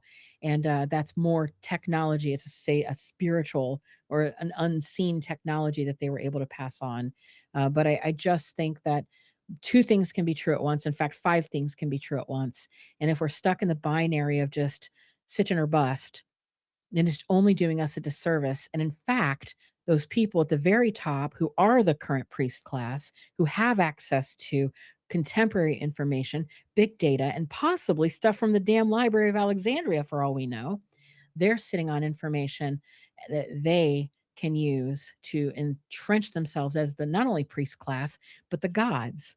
They will make us think we're gods. They're gods because they're going to have omnipotence, right? They're going to see everything. They're going to know everything. They're going to have Palantir and all of this. And then they're going to be able to answer all of those questions for us by giving us the narrative to ease our anxiety about what's true and what's not. They'll just tell us what's true. So I think they've positioned themselves, and they've also scared us with things like climate change, saying, well, because you've not been good, the earth is going to get hot or cold or what you name it. So it'll be, if there's a cataclysm, of course, we are to blame. So it's the same bag of tricks they've learned from the past, and they don't want us to know those tricks, because then we'll be able to see it for what it is, the same stupid sort of power play. And yes, those people who are in the elite priest class now, they're communing with entities. So I don't think that, or at least they think they are. I mean, this is like a whole thing that they're up to. And when people, want to doubt that, uh, just look at the Third Reich. You have people wearing their nice pressed Hugo Boss, uniforms, and looking pretty much like they have their shit together. And meanwhile, back at the ranch, Himmler has a castle, and they're doing crazy occult secret society rituals and things in caves. Like, you could tell a Berliner at the time that was happening, and they would literally say you're a conspiracy theorist. So when we see these fools up in their press suits and their clean cut hair saying things about like the economy and all of this, it's hard to maybe imagine them. Maybe not now, because we're all kind of awake to things, but some people still have a hard time imagining any of them doing anything weird, like on Eyes Wide Shut. But the truth is, everybody has some strange beliefs at some level, even if you don't think it's strange. There's a great book I would recommend, another great book I would recommend, called Paranormal America. And that is a book written by a few sociologists some years ago. It's like a textbook, but very accessible. And it basically goes through their sociological work of observing people interested in things that are supernatural, like Bigfoot or UFOs or astrology. And they map out the demography of it, and they make some interesting associations and conclusions about that. And one of the takeaways was, even the people who say that they don't hold any kind of objective or off belief, they do. It just looks different. So it's like, I don't believe in UFOs. That's nonsense. But Bigfoot, on the other hand, you always see that. Or you could say, I don't believe in any of that stuff, but, I'm a devout Christian, or you name it. So don't look at people in positions of power and assume that they're purely reasonable and logical, or that they're not ideologically driven in such a way that gets them communing with entities, because that is not the case. We're all just batshit crazy out here trying to make sense of a world that's flying through space and we have no idea what we're doing. And so we have to make ourselves stories to understand that, so we can actually function in our day-to-day lives. And I know it sounds cynical, but it doesn't have to be. We can transmute that into something great and creative, and we can enjoy the stories we make. And we make art. And that's what art is. It's literal magic, because it's something that it comes from inside you, and you bring it out into the material. You materialize it, and it can outlive you, and it can inspire others. And so it literally travels it defies space and time, because a piece of art, if you write a story that's intended to make someone move to tears, you can die and have that book go into circulation 100 years later, and a person who doesn't even speak your language anymore or knows your culture can pick that book up and be moved to tears because of your will that you put into place a long time ago. That's magic. Magic is real. We just have to allow ourselves to, you know, kind of understand that there's many different things that can be true at once, and that the powers that be, they want to keep our minds small and keep us arguing with all of this and each other and all of that. And then the ego gets involved, and we see all of this kind of mudslinging and toxicity. And that's what they want, because then they can be the magicians, and they can create the story and the narrative that we live in. But we're the authors of our own book in reality. And another book, I like to suggest books, so I apologize, but this is another one that's been really impactful to me. But it is Julian Jaynes. Great work there. His book on the origin of consciousness and the breakdown of the bicameral mind. He was a psychologist out of Princeton who had an interest in ancient texts, and he noted that the ancient Greek texts in particular seemed to switch their perspectives when they were delivered, like almost as though the people were not embodied who wrote it. And he questioned how later they seemed to have more autonomy and personalization. And he came at it from a psychological perspective, and basically said that there was like a split brain, kind of the breakdown of the bicameral mind, that and I'm not doing any justice by saying this, but I'll say that he argued that the human was an animal that had gone through some sort of we'll say like a mental breakdown, and that this was like we're dealing with that through story, and it's because of the voices in our head that we mistake to be our own. I mean, it sounds a little trippy, but it's definitely worth a read, and I would suggest to None of this anyone. sounds trippy or crazy, Heather. Like To some people, this though, is that one might get them. People don't seem to, they either love or they hate Julian Jaynes, and he had some of his stuff didn't stand up to time, but it doesn't matter, because the idea was there, and a lot of it did. And so, and that's my view on, I think, why science needs creativity, because it's order and chaos. And you can't have one only. I don't think, at least. I think you need the balance of both. can we, so you're not entirely categorically against the possibility of an extraterrestrial civilization coming here and genetically engineering something and then colonializing or civilizing it? You're saying Sitchin's is problematic, and by no means is that the only viable explanation. Correct. I would say that for sure.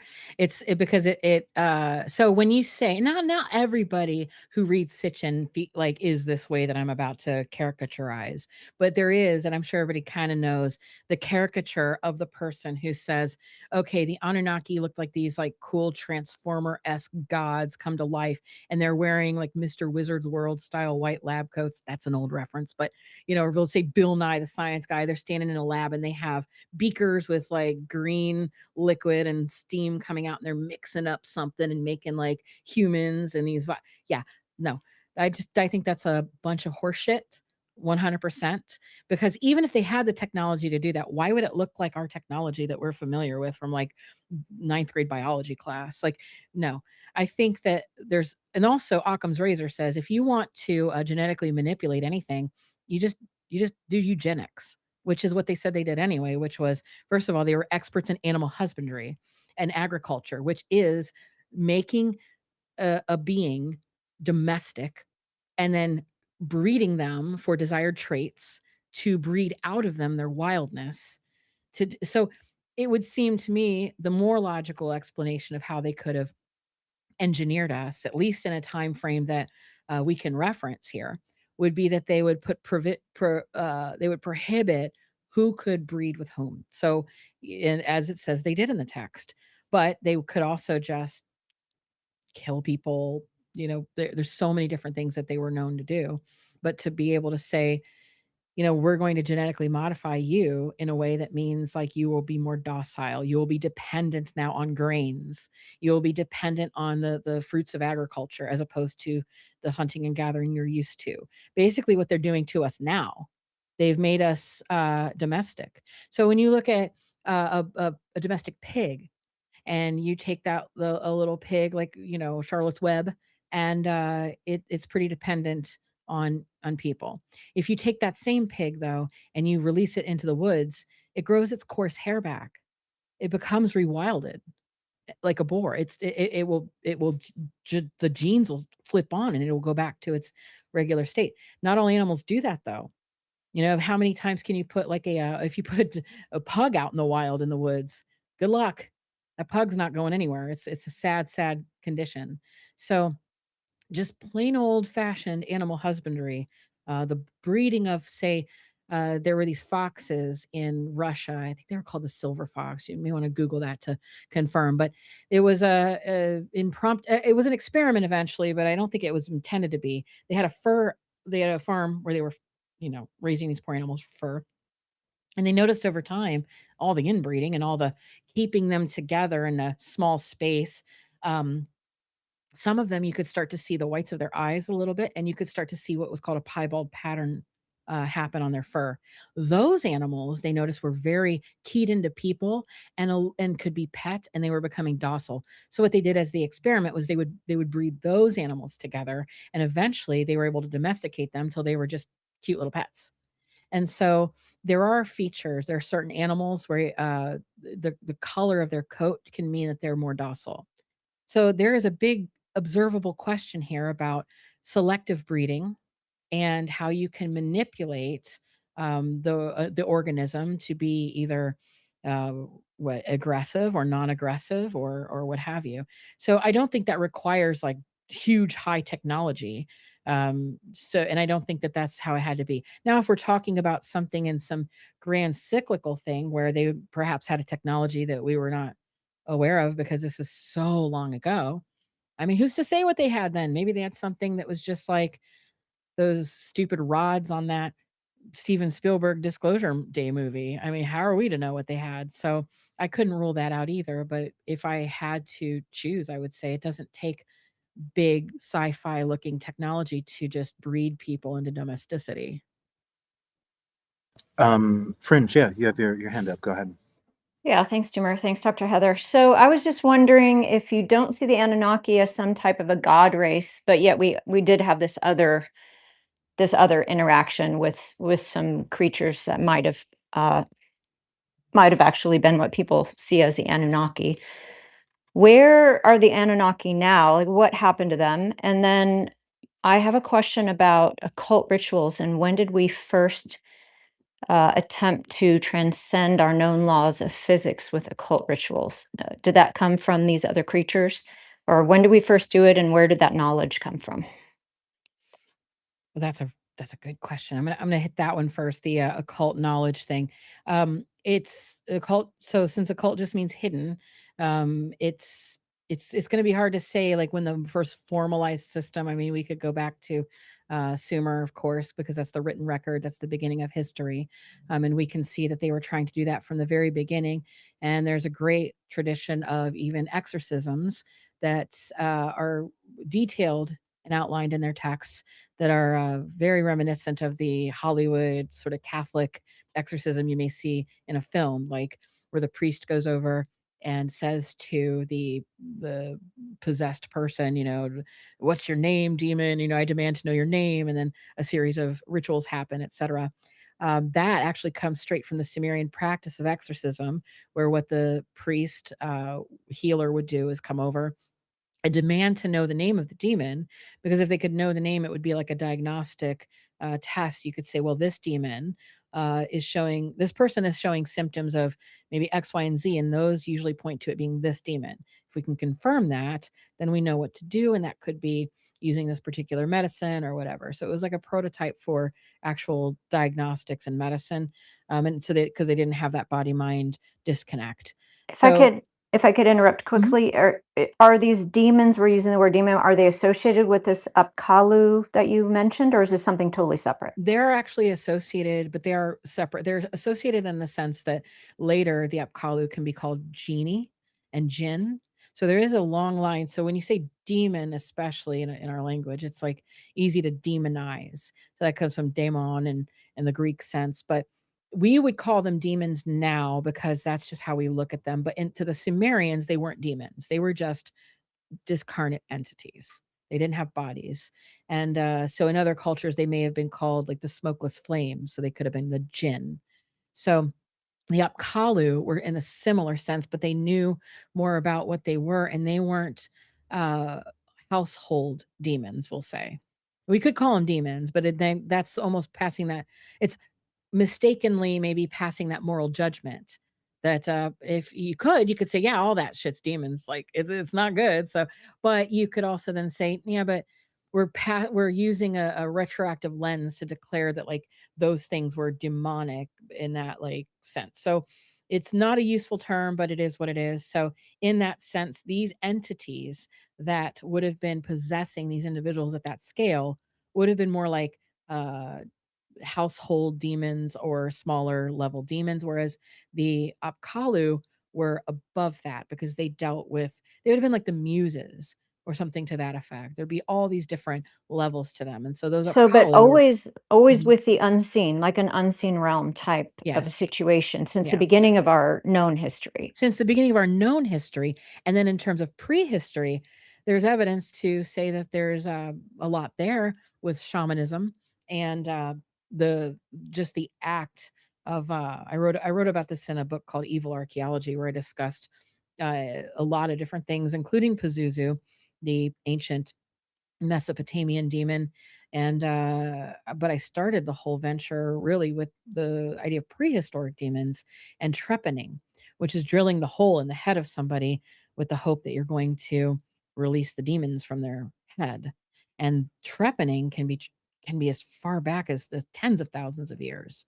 There's been skulls found that way. And now you could say, well, maybe it was just an injury, but it's not. You can see the intentional drilling. And the part that makes people say maybe it's ritual, aside from that most archaeology, that's what it devolves to, is if you don't understand it, it's ritual. However, in this case, in caves, there have been found the pieces of the skull, like the caps where they would have like cut them out, and they were put onto the necklace that would have been for the shaman, who it would be, guessed that he was the one that did it. So it was a religious or spiritual practice in that way. Believe it or not, a lot of people survived that. So it's what they would do is they would drill the hole, and the shaman would urinate in the hole, and then they would take deer fat or the fat of whatever maybe an ungulate or an animal around them would be, and they would pack the wound with the fat of that animal and then patch it with, they think, animal skin. They don't know that part, but yeah, there's been remnants of that, and those people survived. And so So it gets wild. Doomer, just quickly some housekeeping. I'm gonna have to turn my volume down for just a few minutes. Dr. Heather, thank you very much. I'll be right back. Dr. Heather, the trepanation, are we able to tell the difference between lobotomy and trepanation when we see holes in the skull? I don't think so. I mean, that's when it's that old. I think in newer skulls, yes, but I don't think when it's that old because the brain itself, there's no evidence in there anymore. So we don't know if they took a little bit out while they were at it. What was the shamanic reason for the trepanation? Well, it's speculated that it has to do more so with the releasing of the evil entities. And the reason it's speculated to be that, because we really don't know, but the reason that it's speculated is because in societies that have been observed, there have been cases of what later was known as like having epilepsy that was often associated with demonic possession. So the person who, a pathologist would say was actually having epilepsy, those individuals would say, no, they were possessed. And the treatment for that was to drill the hole in the head and let those out. Now, another thing too that is known is that if there's a swelling on the brain, if you had an injury, they do that in the emergency room. Now there's still releasing pressure from the mind, like from the brain, so that it could be that there could have been some fall or some injury that was very common back then to happen. And that it was known that when that swelling occurred, you would drill the hole to release some of that pressure and then save the patient. And I'm reminded of Amanda Fielding, who I was was just about to bring her up. yeah, Yeah, yeah. go Yeah, ahead. so I mean, Amanda, feel you can explain that if you want. I feel like I'm talking too much. No, you're definitely not talking too much. This is exactly what we want.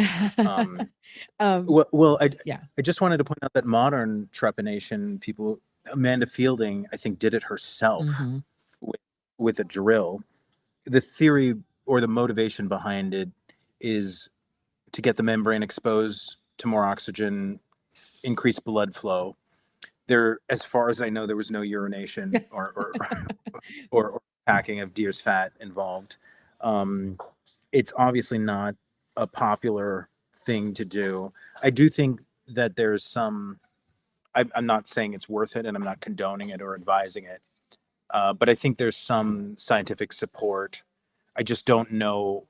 I don't think there's any studies, obviously, and I don't know whether.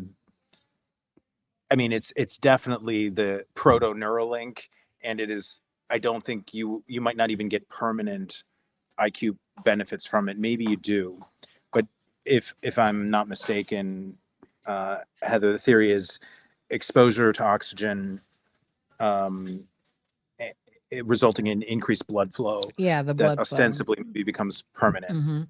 Yeah, she connected it to this idea. There was she was a follower of a Dutch guy, Bart Hughes, who argued that adult consciousness is constrained by reduced cerebral blood volume once the skull sutures of like close.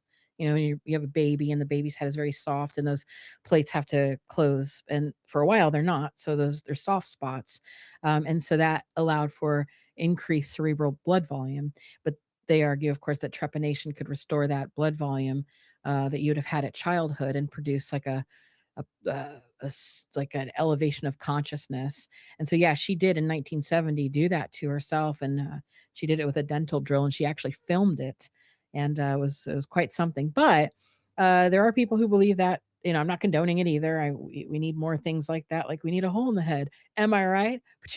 Anyway, no, no. Like, I'll be here all week, That's a good one. folks. No, so like, but she was best known as the founder now of the Beckley Foundation, which has been, I think, since the late '90s, a big player in like seriously looking at psychedelic research and examining drug policy and working with organizations and partnering with like the Imperial College London and the psilocybin and LSD neuroimaging work that helped restart the field, and how everyone now is like, oh yeah, we're looking into that. But that field had gone away because of, well, CIA stuff, and it left a bad taste in everyone's mouth. And so, but she was really on the forefront of trying to make that happen.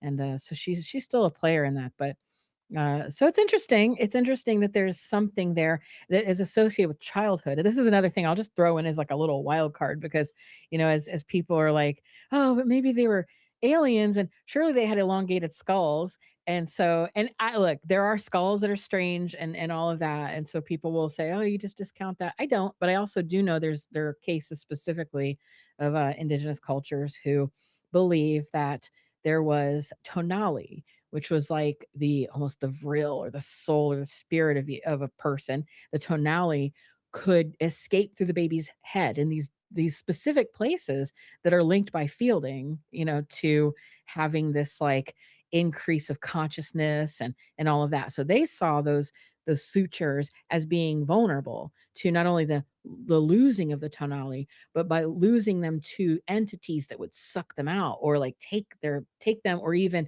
actually pierce that veil and take the baby and possess it. So what they did to prevent that was they do skull binding, and they would wrap the baby's soft skull and protect it for a long time until until the sutures actually closed. Well, if you do that, you're going to get the baby skull to be conical, which is what happened. And so that's one way that they did, making those elongated skulls. And it was for a spiritual reason that is linked to consciousness and all of this thing. So it's kind of interesting. So we're getting a little bit more into the meat here.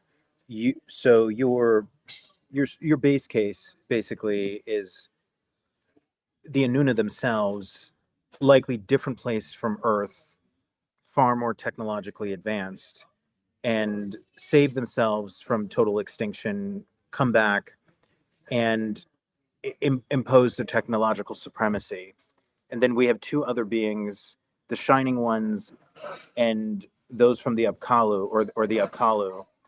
And you think they're often conflated, right? That these three are often conflated all for the Anuna. Yeah. Where do you, and correct me wherever I'm paraphrasing incorrectly, where do you see the role of and I'm not talking about what actually happened. I'm just talking about the translated lore, right? Even if we take the George Smith interpretations, there's clearly a Promethean figure here, Enki, who, is talking about genetic engineering. There's no other way to put it. And I'm not saying that happened, but that's what these tablets, when you translate them, even without the Sitchin's lens, I don't know of a more reasonable interpretation here.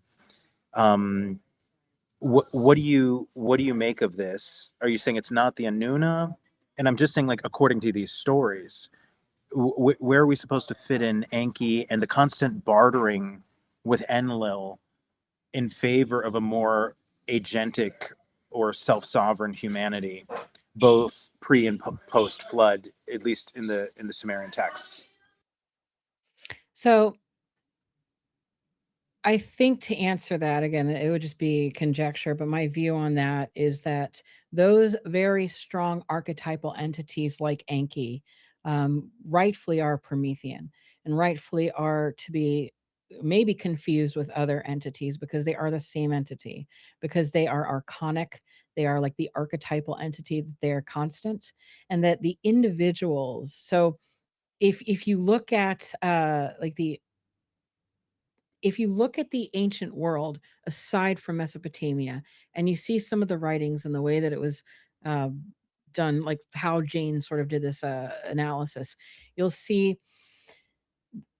I think it is you'll have to double check this. It may be the Odyssey in the very beginning, but it discusses how essentially the story is like it's the gods speaking. Like this author is not actually writing this from the author's perspective, but this is, the word of the god. This is how it happened. And this is like a common theme we see where it's like maybe channeled information or something to that effect. But it was not uncommon in the ancient world for this notion to be the best. I think the easiest way to understand that is just to simply say they were possessed by that.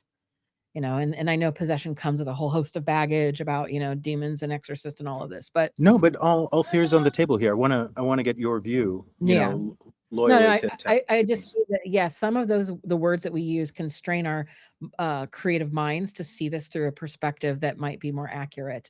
And so I think that is essentially what we're seeing. So for instance, like an example could be that there is an Anunnaki, there is a human element to this, where one of these humans who came from this breakaway technocratic civilization, um, was a divinely inspired entity themselves. Like they were possessed, say, by Enki. So they were Enki. So it's like they gave their body up to that. Like we're just simply soul containers. And so they were Enki at that point. And you could look at, they were Enki and they weren't necessarily just inspired by, but they were completely possessed by that, to where that they were that, like an oracle would be. And so for all intents and purposes, they were Enki.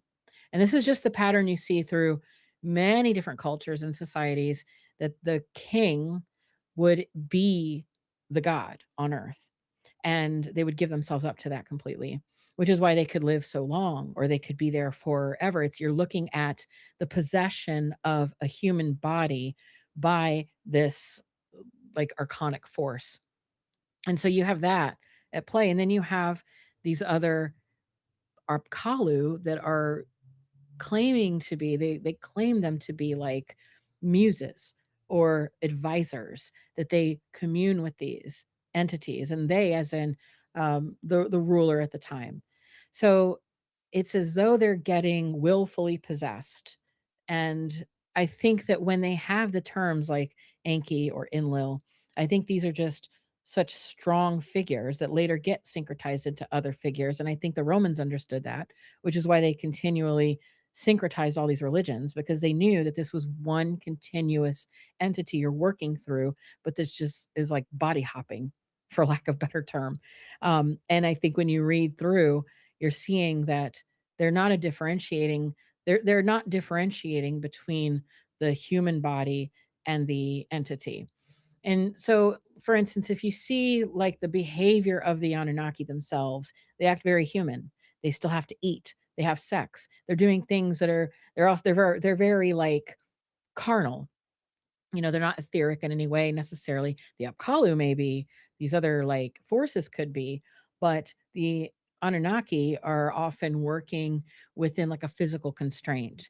But they also have a metaphysical aspect to them. And it depends on what era too, because these stories are so old and continuous that it goes from the very first writing to all the way into like, Assyrian and, um, Babylonian, and they can get reinterpreted later, which you do see that happen, where they don't even have the sages associated with the king's list. The king's list isn't, working anymore. It's not one people's, like over time. It's hard. You have to kind of keep in your mind that the Sumerian people were assimilated, and we have thousands of years, of time in this region of invaders and different things happening, and cuneiform persists, but a lot of things change. So in my view, I would say that there is more of a sort of like a transfer or like a container type component to it. And I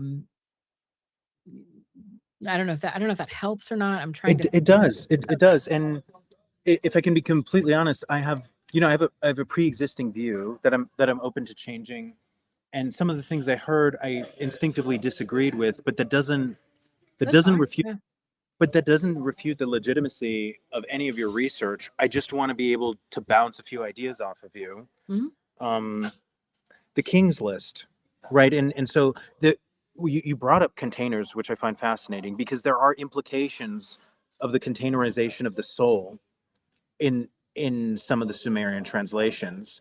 The fact that Enki has to slay one of their own, and the name often changes, and of course the description is mixing it with clay and some ritual. But if we take that as a metaphor, I mean, whether you're genetically engineering in a test tube and in vitro with CRISPR, or you're just doing the equivalent of eugenics through husbandry and crossbreeding, there's no need to preserve the blood and transfer the consciousness. And yet that's coming up in the Sumerian texts. There's multiple names for different parts of the soul and the spirit. I'd be curious. And in the possession, right? The idea of ultra terrestrials, all of that I keep on the table as well. And in fact, that's what a lot of insiders are saying took place, that we had some sort of beings here that were operating basically on the metaphor of possession. What do you make of the Sumerian kings list, which has extraordinary continuity and suggests that whatever hominids, beings, people were ruling, some of them were living for tens of thousands of years, or ruling for tens of thousands of years, ostensibly living for more than 100,000. Is it possible that we should be taking that literally, and we just have one of these biases, and we're dismissing it when we shouldn't be? So when it opens, it declares kingship descended from heaven. So it's essentially saying the divine right of kings, that the idea of kingship itself comes from something that is not necessarily just political, but it is divine in its framework. And so that is like theological, ideological. It's also kind of useful. And the earlier kings had like the longer reigns that would be like 20, 36,000 years or so. And these are often seen as, mythic or symbolic and not literal. But that's just because we understand that people don't typically live that long. But again, if you're just looking at it like, well, it must be that they were magical or they are, just impossible. I think there's different ways to look at that, as you kind of, I guess, hinted at maybe with the idea of metaphor. And I know that may sound dismissive, but it's metaphor. I think that if you're looking at it from this container perspective, I feel like that would fit a little better. Like there's an idea that maybe this God, this entity, this thing has lived that long, like it's of that long tradition. So it's like a royal ideology text, sort of disguised as chronology. So it's also sometimes called political propaganda, and I think a lot of people do get hung up on the timing of it and whether or not that means that people themselves are able to live a lot longer. I am sort of agnostic on that because I don't see that it's likely that people are living that long. And then it's like, well, then that means they weren't people. Okay, sure. But does that mean they weren't biological entities? Because biological entities still seem to have constraints on their, life. So to me, if I were to accept that they were, excuse me, much older, I would think that there's something maybe a little metaphysical going on that could be dismissed as just saying it's a metaphor or even a myth. But I don't even think that that's dismissive in that sense. I think myths carry actual truth, just not facts, and that there's a lot to be said in a myth that we're sort of having to read into. And so I don't think that they. I just have a hard time thinking that they were actually living, say, thousands of years, but that it is actually referencing some other concept. And since I already kind of lean towards this idea that they were vessels for um, a force that maybe as Jung would consider them being part of the collective unconscious, which I don't mean that as into that they're just like some whimsical thing, but that they actually have an ability to have an effect on Earth.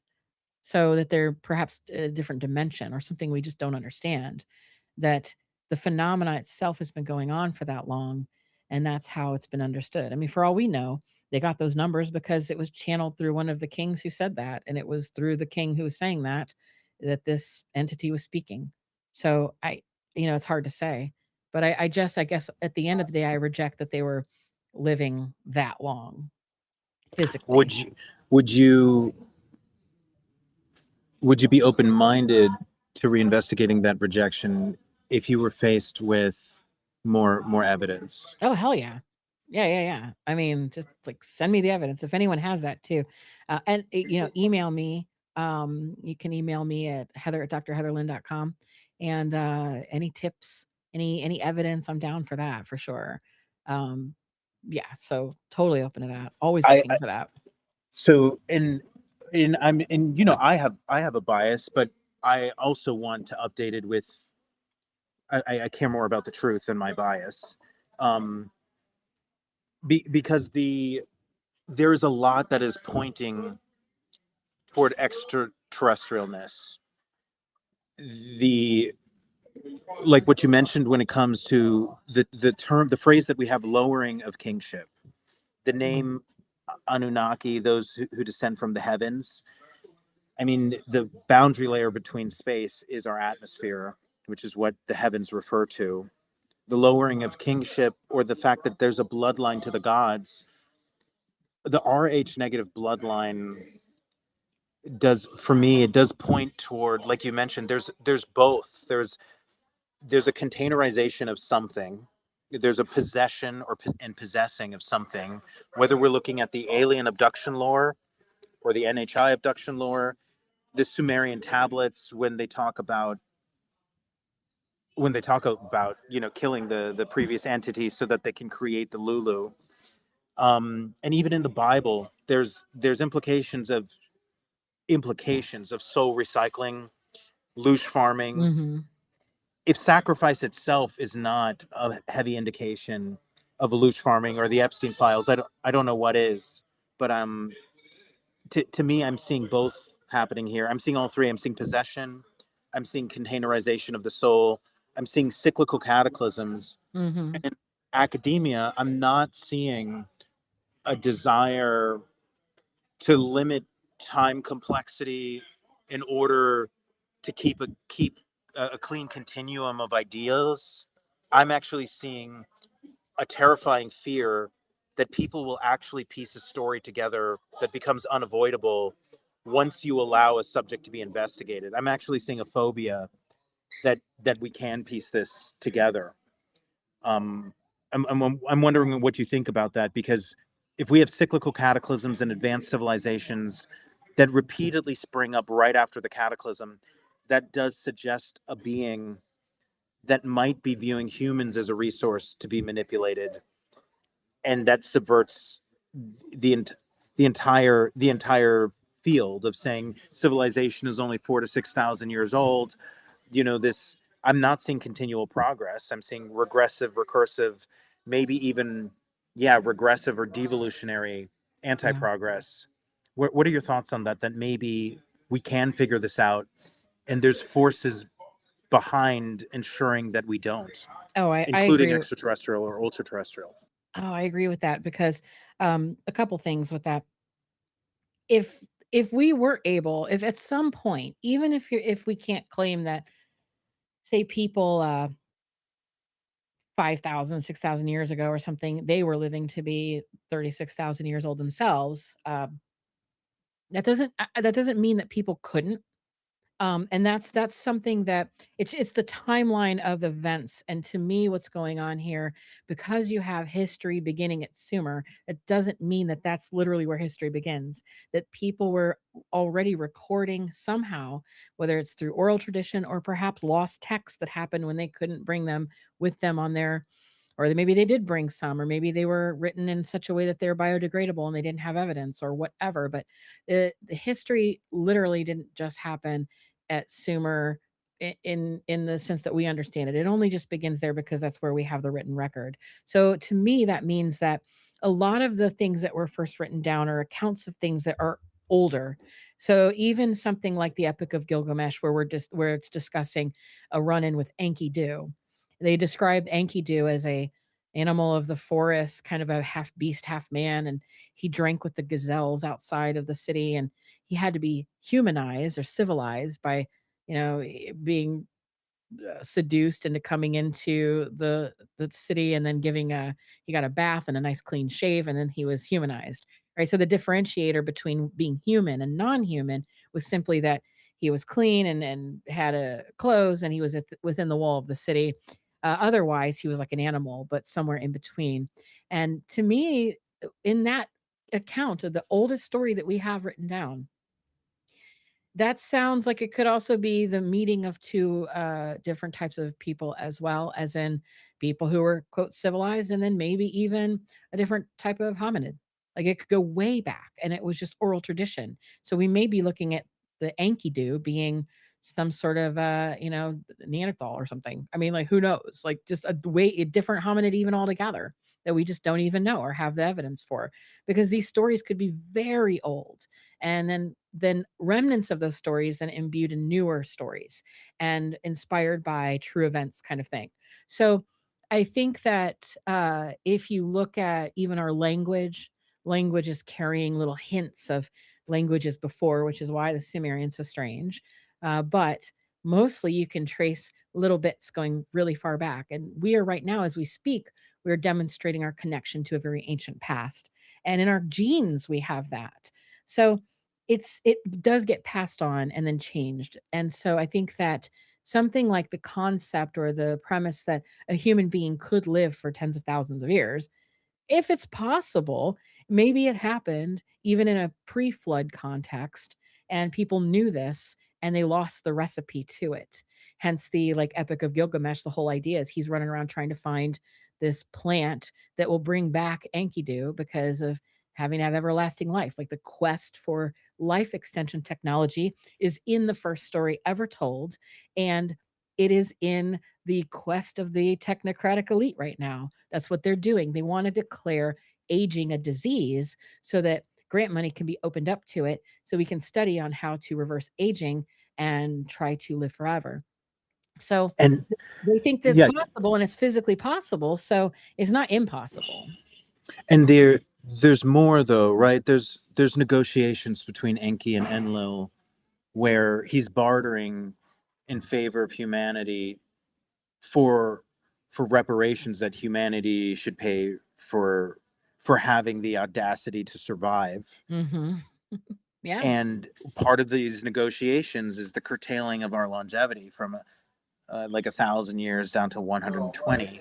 So we have a Sumerian kings list that clearly details, whether it's true or not, rulers, ostensibly human, living tens of thousands of years, and the human rulers that are post-diluvian are all within our current known human time span. We have a Sumerian account or many accounts where Enki is saying, you know, go ahead and curtail their longevity to make up for this.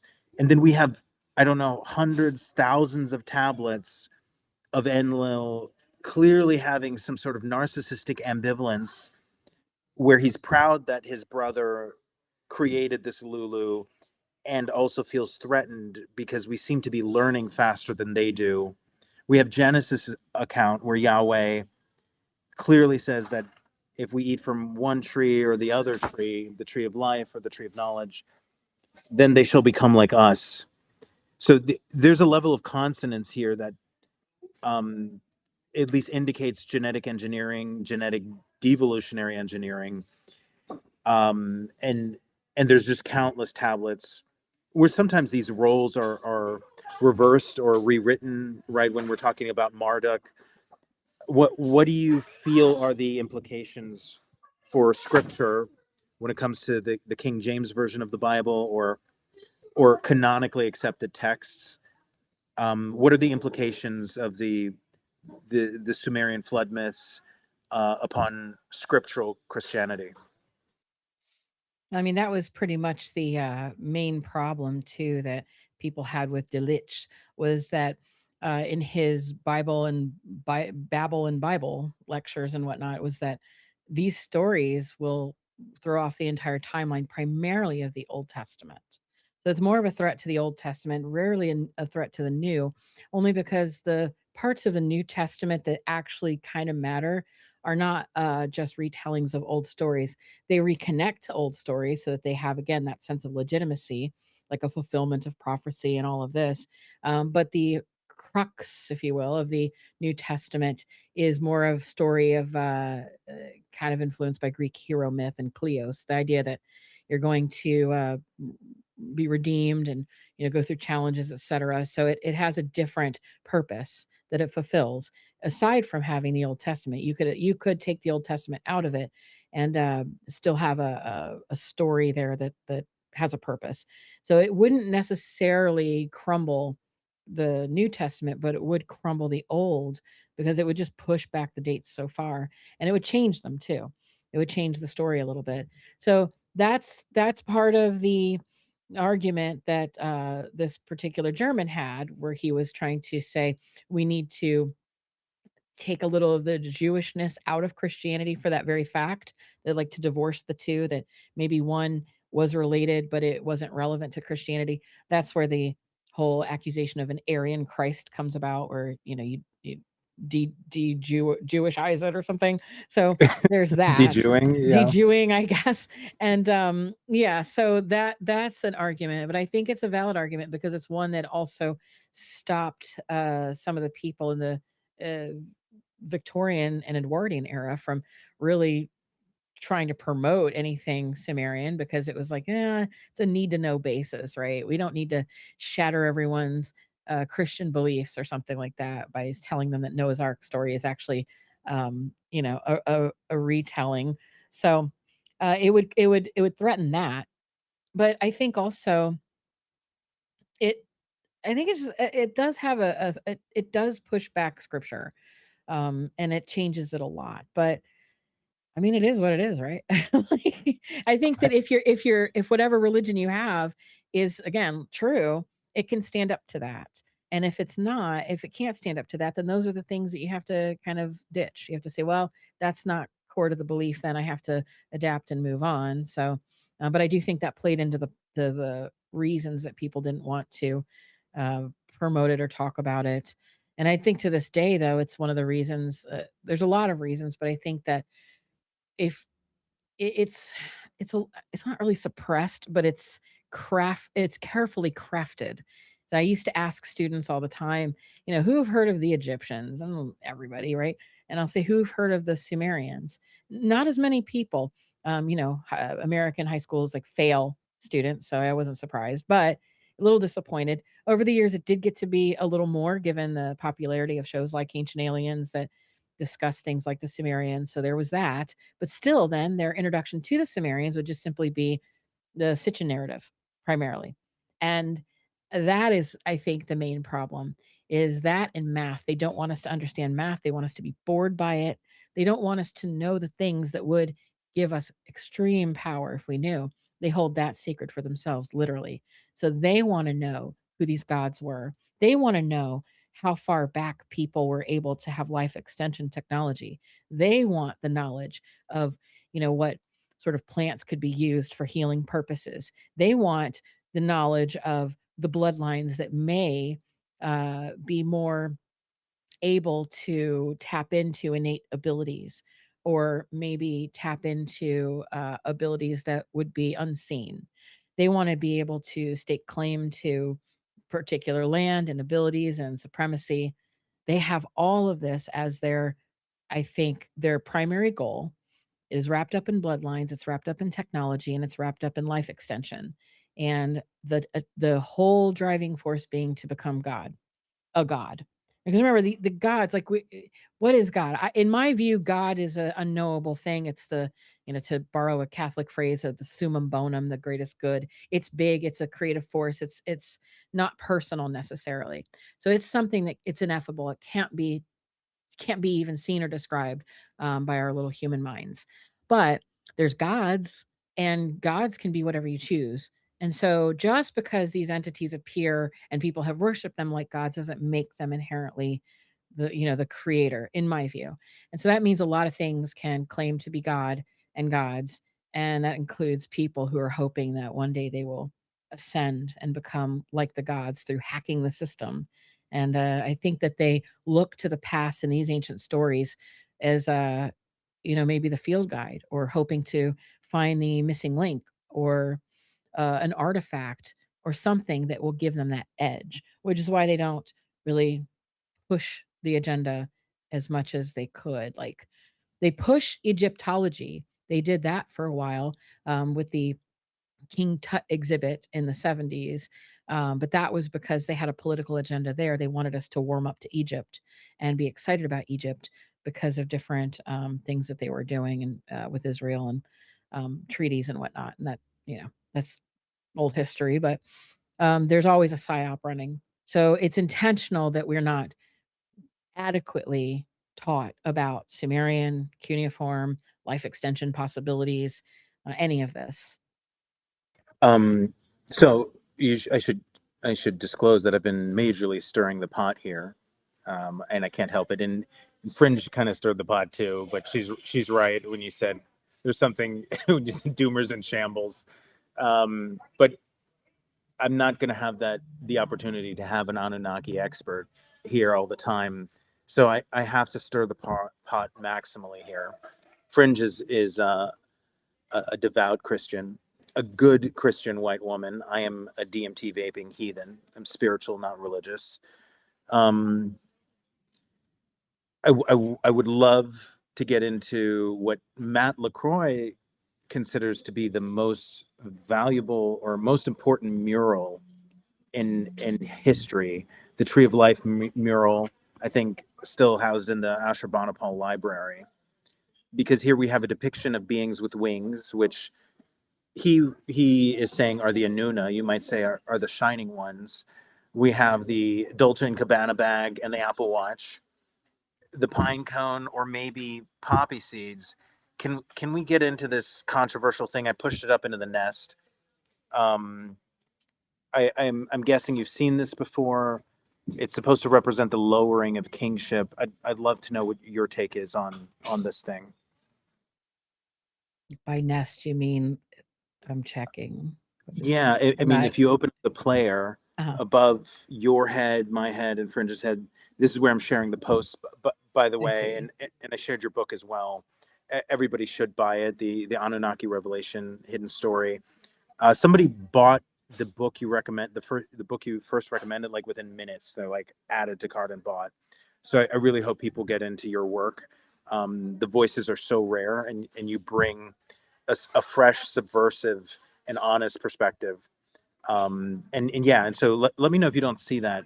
I don't see it. I You apologize. don't? I'm clicking through it. Maybe I'm just missing it. It's the very first one on the far left is the Tree of Life mural. But I can also just DM it to our. Wait, I think I see it. Hold on. Yeah. Okay. And so I don't 100%, I'm not 100% familiar with all of Matt LaCroix's theories. And that's because that's totally fine. I've not done a lot of deep dives on his work. I would actually like to talk to, this is an invite to talk to him, because I was reached, maybe I shouldn't say the names. I don't know if this was told to me in confidence or not. Oof. Oh, that's interesting. It's so good. Yeah. Someone reached out to you? So, she's I'll tell enough that people could triangulate.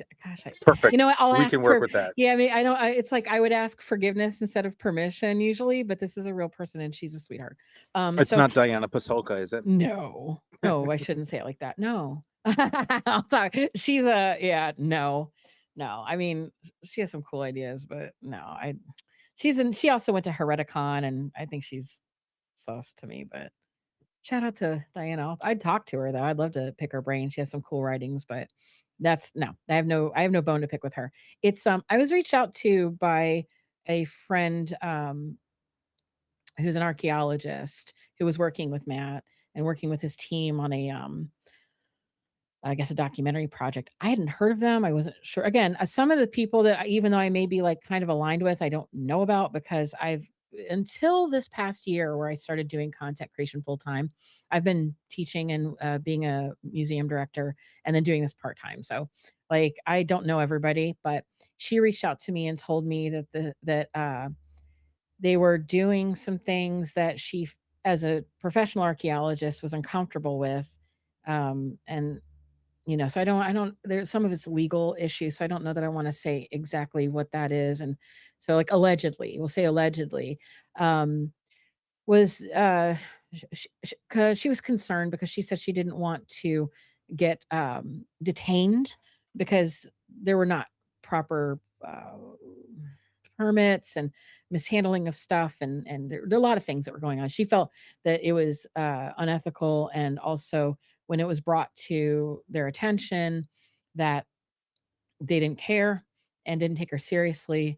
And she was a little bit afraid of that because she was trying to do things a little bit more legitimately and didn't want to get detained, because it is known that, especially in Turkey, they will detain you. And rightfully so, by the way, because archaeology has been a front for espionage since its invention. So, but it is a scary thing for people who are there. So she didn't want that to happen. She was trying to prevent that from happening. But that wasn't why she reached out to me specifically. She reached out to me through a friend that has a podcast that everybody knows and loves. And he reached out to me, said, can I give her your information? Can you talk to her? I said, yeah. And we talked, and she wanted to talk to me specifically because she said she had noticed that they were using my Anunnaki connection book and lifting whole passages out of it and plagiarizing and doing things. And I was like, I don't even know what they're talking about because I've No not even way. read the stuff. And I guess it was him and like Billy Carson did a book or something. And I have no Yeah. idea because I legit just don't know or care. And I'm not generally one of these ego people where I'm like, that's my work, because I don't really give a fuck. Because this might be a breaking news to people, but especially because everyone calls everyone grifters, like they're making so much money. You don't make shit money writing books unless you're doing it self-published. Then I think you could probably make that, but I'm traditionally published, so I make like $1 a book or something. It's like not, there's no money in it. I do it because I like it. I like the book, and I like to be able to talk to people. And I think my main goal for writing books was, I was told once, they're a passport, and they are. It's a way to get your mind, like to get the stuff out of your mind and to be able to then go talk about it. Because like, look, I have a book, so put me on your show. And I like to talk, in case you haven't noticed. And so I don't make a ton of money off these books. I don't self-publish. And I don't really care. I mean, I appreciate everyone who buys the book, but people also know that I'll give them books. So I don't go running around trying to say that's my work and blah, blah, blah. Cause I think a rising tide lifts all boats and there's room for everybody. But that was my first introduction to even the name. I was like, who? And he's like, Matt LaCroix. And he's taken all your work and he took your ideas. And I'm like, okay, but I've been accused of that even recently by someone. And I'm like, my response to that is this like 𝗧𝗶𝘁𝗶𝘁𝗶𝗃 guy. I'm sure he has a lot of fans.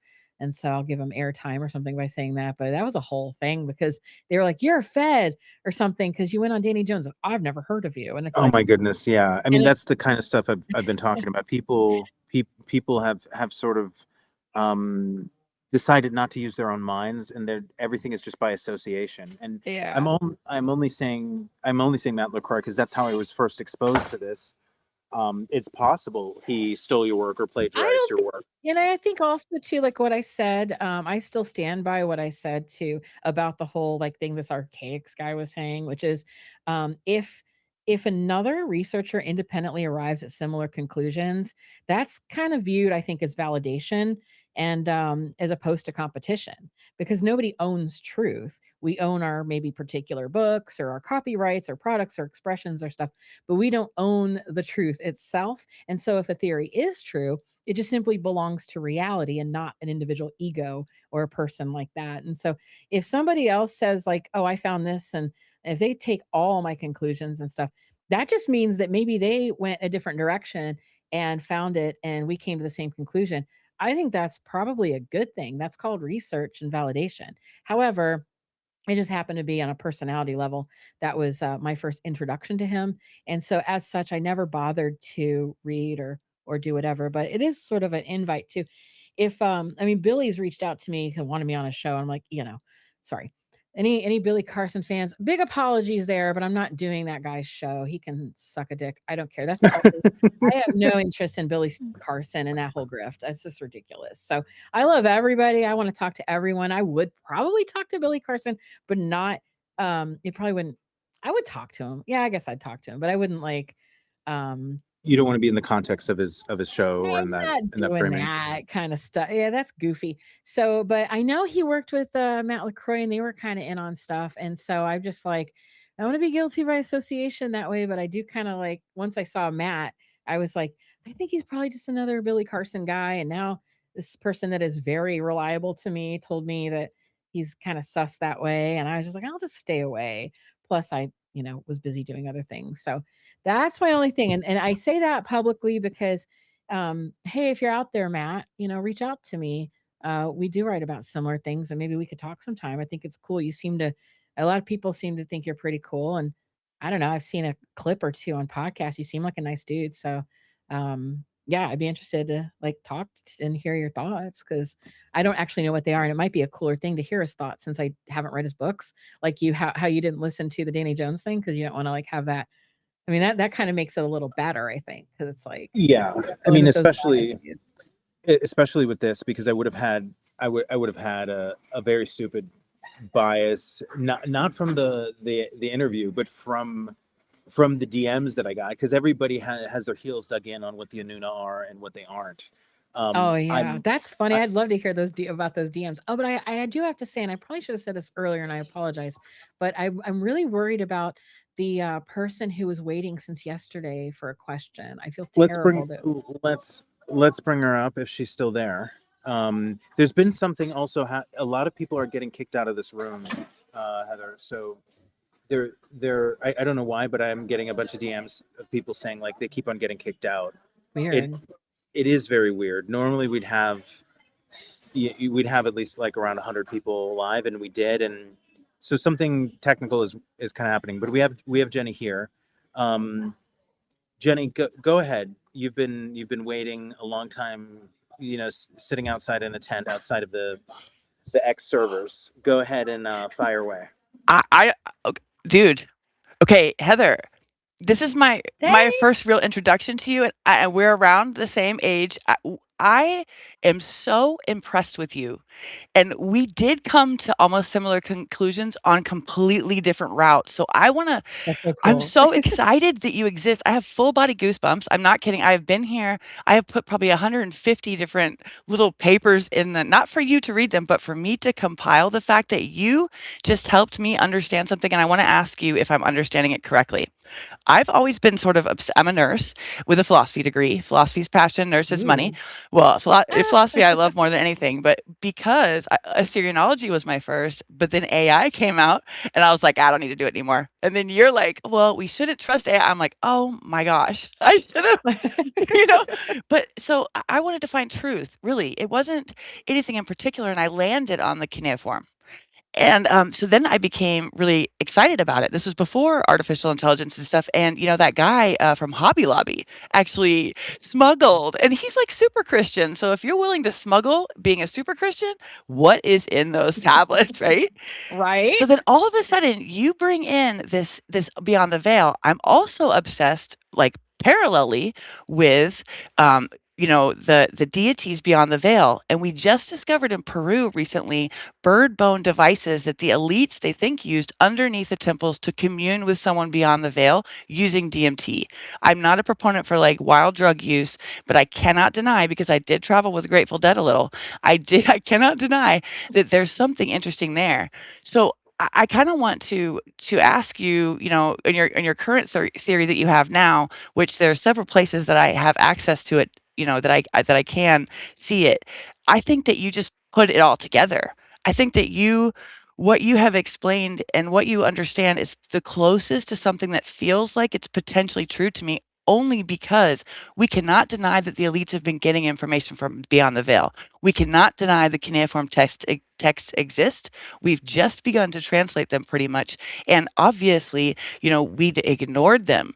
It would abolish current religious statuses that the normies believe in. It would but strengthen one's own interaction with God. It strengthened my spirituality. When I learned this, it didn't abolish it. So do you see how crazy I am right now? I'm trying to talk calmly and professionally, but I'm so excited that you are out there and that I can immerse myself in the things that you're understanding. And if you ever need somebody to volunteer, I don't care what it is, I have, lifelong learner. But are we really looking at a parallel world? Is this the, what's oh gosh, his name, Claude Shannon. You know how he talked about how there's an entanglement sort of at the edge where we're almost a hologram inside. Is that what we're talking about here? Are these the same things? These beyond the veil, this communal with something from the outside, these prophetic sort of instances that we've been directed by something that's disembodied, and it is held secret, because that's something that I learned as I grew up with. It was bad. You should not do anything. Get away from anything like that state. This is dangerous. And of course, it seems that guardianship over information is next to sort of phenomenon. So I'm gonna I hope I know that was a mess of my voice. I'm sorry that this is my first ability to talk to you and sound like that. I just did. I'm so happy that you've You're spent your life fine. on what you're doing. It's just so important. Thank you. Oh, thank you so much. I appreciate that. And you're totally fine. It's just fun to get excited again about history because it's exactly what they don't want us to do. They don't want us to have an excitement because then we'll follow that and we'll have an investment in it. And they want it to be boring. Like, when was the War of 1812? And it's like, okay, 1812, like so they just want it to be disengaging. And so I appreciate that. And you can feel free to talk to me anytime you want. Join my Discord. We have great every other Sunday we have hangouts and we talk, and it's a really good group and people are really cool there, and we go through like different research opportunities. And I'm building an archive and an occult museum online where I'm scanning my own personal documents of things that I retrieved in a mystery school and other places, and just getting all that stuff available and to the public. But so there's plenty of opportunities to get involved and just kind of hang out. So Are you enjoy. are you using the occult, the differences between, like, having certain aspects available during specific rituals, like natives, air, wind, fire, earth, water, directionals. It's almost as if it's, Solomon Temple keys, all these different things. It seems like there's some sort of a geometric, key that also has to occur, and it doesn't mean that's bad because we know things resonate with each other, so potentially that's changing that sort of brainwave state. We're coming up with new science that we're an antenna, pretty much, where we can change our state to change. So these sciences are merging. It's exciting. I think so. No, and I think they've been merging. I think that the people like Epstein kind of know that, and they do secret science. Like, you can see that in the emails where he's trying to hire scientists and people to do pet projects or even just come talk with each other or have these events. And you see that. And I mentioned Diana Pasulka and her going to Hereticon, which is a different function that Teal puts on where he gets together thinkers and people and that whole sharing of knowledge, but it's a closed door kind of secret thing.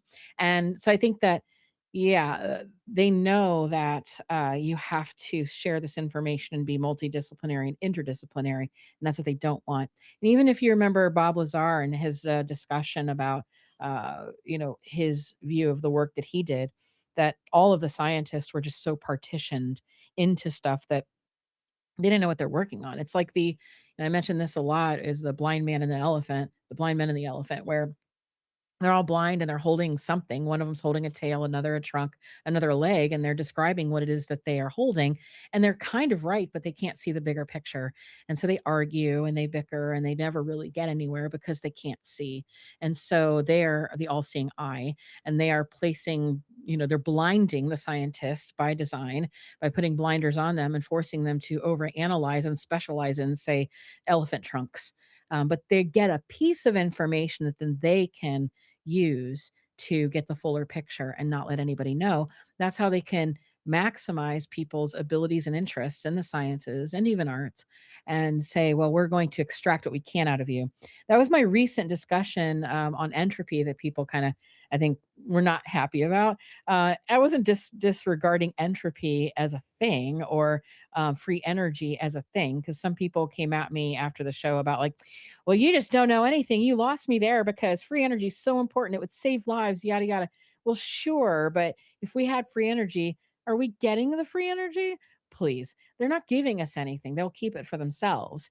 And my argument is not about that. It's another one of those things where it's like, okay, we're focusing on that, but what are they focusing on? They're going to set their scientists out to focus on something like free energy in that physical sense. They're going to set scientists to look for free energy in the biological sense too. They're going to look for all of these different hints. And they do. This is Epstein already did this. They were talking about entropy. They were talking about negentropy and all of these concepts.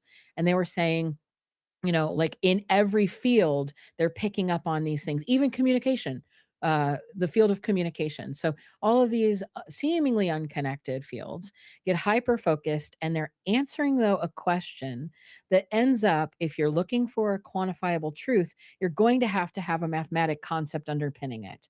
That way you can model it. And that way it's actually true. So if you're trying to find out like free energy? Are you really just doing it so that you can zip around the cosmos?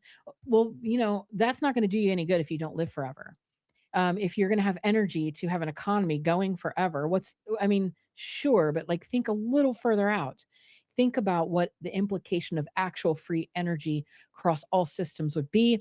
It would be the key to endless life. You would just be self perpetuating all the time. You would live forever. Because if we had the ability to get in a spaceship and fly away, they wouldn't let us anyway. If we had the ability to have an economy that didn't rely on actual like electricity or gasoline or whatever, it's going to be something else. They would monetize it another way. They're not going to have that actual freedom, even if it exists. They want something for themselves, and I believe that what they're looking for, by having each blind man hold a piece of that elephant, one of them in this discipline, another in the other, and they're looking for the ultimate concept, though, of what is it they can do to keep going forever. They want to live forever. And so that's my kind of view on that. And I think that a lot of these seemingly unconnected things are only unconnected because they were disconnected. Body, mind, all of that. It's all been disconnected so that they could be in control of it and not have us all communicate like a Tower of Babel. They want to confuse us so that we can't communicate and reach them at the very top of that tower that they've placed themselves as gods. How have you been in the community? Because you don't seem like you're going to be ruled. You seem like you're going to think for yourself, and if you can't find what you agree with, you're not going to just agree to get along. Is that been hard for you to come into like speaking engagements? Because I just what you're speaking about, I think many people feel that way, right? They understand that, but we lack this ability to sort of self-organize within, groups to really get that. And you made me think of Christianity. We have to wait for Jesus to come back. Well, if this is really true, we could have him every day, all day, through a conversation we have inside, which lots of us do, right? So this sort of changes the power control paradigm. Like, do you feel you're getting pushback because you obviously are not going to be stopped? I'm getting a ton of pushback. I've gotten all sorts of terrible things, and it's okay though, because I I think my biography, I always find it important to tell people where I came from, because it's very much a part of who I am. And people can dog it and say, "Oh, well, you just went to a community college or whatever." Yeah, I did, and I taught at one because it matters and because that's who I am. Because we all have our story. Everyone's going to be better than you or worse than you, and this comparison it's all ego shit. So my story means something to me. It means that I have lived the life that I have been drawn to live. I've been authentic to myself and my quest and my interests, and I've been very grounded and grateful. And I think I approach everything with this huge sense of gratitude, because whether people want to shit on me for it or not, I can't like pretend I'm someone I'm not. I will tell you flat out, I have slept in a car, I have eaten out of the garbage, I have had like literal like homelessness and poverty, not even from my own hand, of course, because if you leave at 16, you're leaving something, You right? went away from home at So 16? yeah, I Dude, left home at I left home at 16. You did 14, yes, too? to go see what the world was Oh about, and no. I traveled, I hitchhiked and I met people because I was so Oh my sheltered. God. And I was fine, but Same. I have 2 degrees now too, so it's not like I was dumb or a loser, and I See? didn't become addicted to drugs when there's a lot of drugs out there. I observed, dude, Same. I observed. Ah, Yeah, I'm telling you, that's so when I cool. actually, you'll see later, there's a post I put on your page, it's like, it you have you're far more accomplished. I do not have the degrees that you do. I only have bachelor's. I want someday to be as great, in that It level where you it are. doesn't And matter. I hope it does, It because matters to you. whatever. Let me tell you something. Didn't you jump through some hoops that made you realize who you actually were while you were going to school? And Like you that's had to why you do, should do it. yes. That's why you should Amen. do it. It proves who you Amen. are to yourself. Amen. Well, I put on your page, I was like, dude, if we'd known each other when we were kids or something, we'd have been besties. Like, because the way you speak it's so real and authentic, and you still have conclusions that are, they're science based. Like when I was putting things into different accounts and looking at them, you cannot deny a lot of these things that you are are asking, like, you have the pieces of the puzzle and you're saying, why won't you let me put the puzzle together? And that compartmentalization is a ruling divide and conquer source that we as Yeah. humans, it's our Achilles heel, but not all of us. Not all of us. And that's why I'm thankful for That's you. so cool. Oh, well, I'm thankful for you too. And yeah, so for anyone who hasn't heard it already or whatever, yeah, I left home at 16. My life was, not great. My mother was an alcoholic and untreated, like bipolar and very abusive. And we lived in literal squalor. She owned like 50 cats. I'm kidding you not. They were all in the basement. Like House of Horror stuff that I don't even bother to get too detailed in, because it's just like, I don't want to be defined by that, but I do want to share it. And I want to share enough of it to let people know that you are not, who the people in your life say that you are or told you are. You are who you decide to be. Like going back to Julian Jaynes, that idea of our voices, the internalized voices, the things that we tell ourselves become real. Like I want to be the voice that tells me, not like the voices of the past, like, oh, people like us don't go to college. Well, you know what? My dad went to Notre Dame Law School.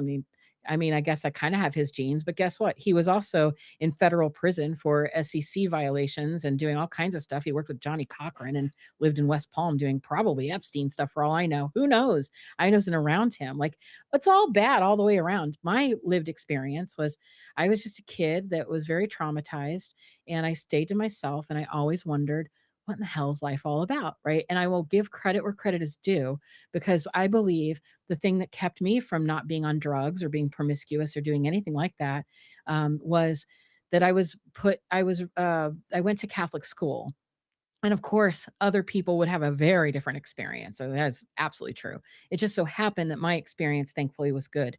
And it was good insofar as that my mother, as a single mother, jumped me off there forever. And I would just be at, like, I went to a Mennonite daycare. So I had a very interesting experience going from like 5 in the morning, the Mennonite school, to, the Catholic school, and then back to the Mennonite school. And so I had a very interesting experience. But the Catholic school, the teaching itself was very important to me, because a couple things. One, we were taught that we were inherently good, that we had value, and that we had value because God created us and God gave a shit. Right. That to a kid, I'm like, okay, I'm down with that. I go home and my mother burns me with cigarette butts. I go home and my mother says I'm nothing and she should have aborted me. I go home and I get the shit beat out of me. I have no dinner. I go home and I'm told I'm nothing and I'll never be anything. And then I get bullied in school because I have dirty clothes or cigarette marks, right? And this was before people were really great about calling children's services. They didn't. But I go into the school, and at the same time, then they're telling me, these people who are propped up as the authority, right? The priests, the nuns, the school, the teacher, the statues hanging all around. They're saying, no, no, no, no. God can speak to you. Like, you just have to be here. You have to meditate. You have to pray, and God's with you, and all of this. And so I internalized that. And when my mother would tell me those terrible things, I would say, well, wait a minute, that doesn't make sense, because the authority structure that I believe is telling me a different story. And I don't know that you trump God and all of these. Like, I don't see statues of you sitting everywhere, Mom. So I think you're actually wrong. And so my first authority figure, who literally abused my trust and vulnerability, I doubted because I found a different reference point. And now, of course, we can take exception with that reference point. That's not here nor there. It was just a thing that I think formed me into who I am, to where I was like, I don't care what you do to me or what you say to me. I know that I matter. And I know that I'm not limited by what you say. I think I can do better. And so I wanted to do better. And I did better by appealing to authority. And what that meant was I would ask questions. I asked for help. I listened to people when they said, hey, you're good at music. Go, follow that. Okay, great. So I did these things and developed a sense of self. And eventually, though, when you hit those teenage years, you can only take so much of your parents' bullshit before you're like, Mom, I think you're a drunk bitch. And then you like leave the house. Right. And I think the tipping point for me was I had gotten a scholarship to Interlochen, and that was like a prep school for Juilliard. I'd have to move there. Yeah. Congratulations. Thanks. And because I play the French horn, I still do actually. I play in orchestras, local ones. And so I play the French horn. I did singing and different instruments, piano and things. And I got a scholarship, and my mother wouldn't let me go. And the school was actually, I think, trying to help me out to get me out of that situation. Cause by this time I was vocal about everything. And I was like telling them, help, my mother's crazy. And so they invited her to come in and maybe talk and say, let me express to you why it's important that you let her go to the school. And my mother showed up totally drunk, and she punched the vice principal or the principal, and I can't remember, but like somebody from the school, she punched them, but like she was 4 foot, she wasn't even 5 foot. And so it was kind of comical, but at the same time, like, wow, okay. So the answer was no. And from that point on, I felt humiliated. And I felt that of all the things I could ever make excuses about my mother, this was the point where I was like, well, damn, you don't even have my future. In any of that. Like, you don't have my best interest at heart.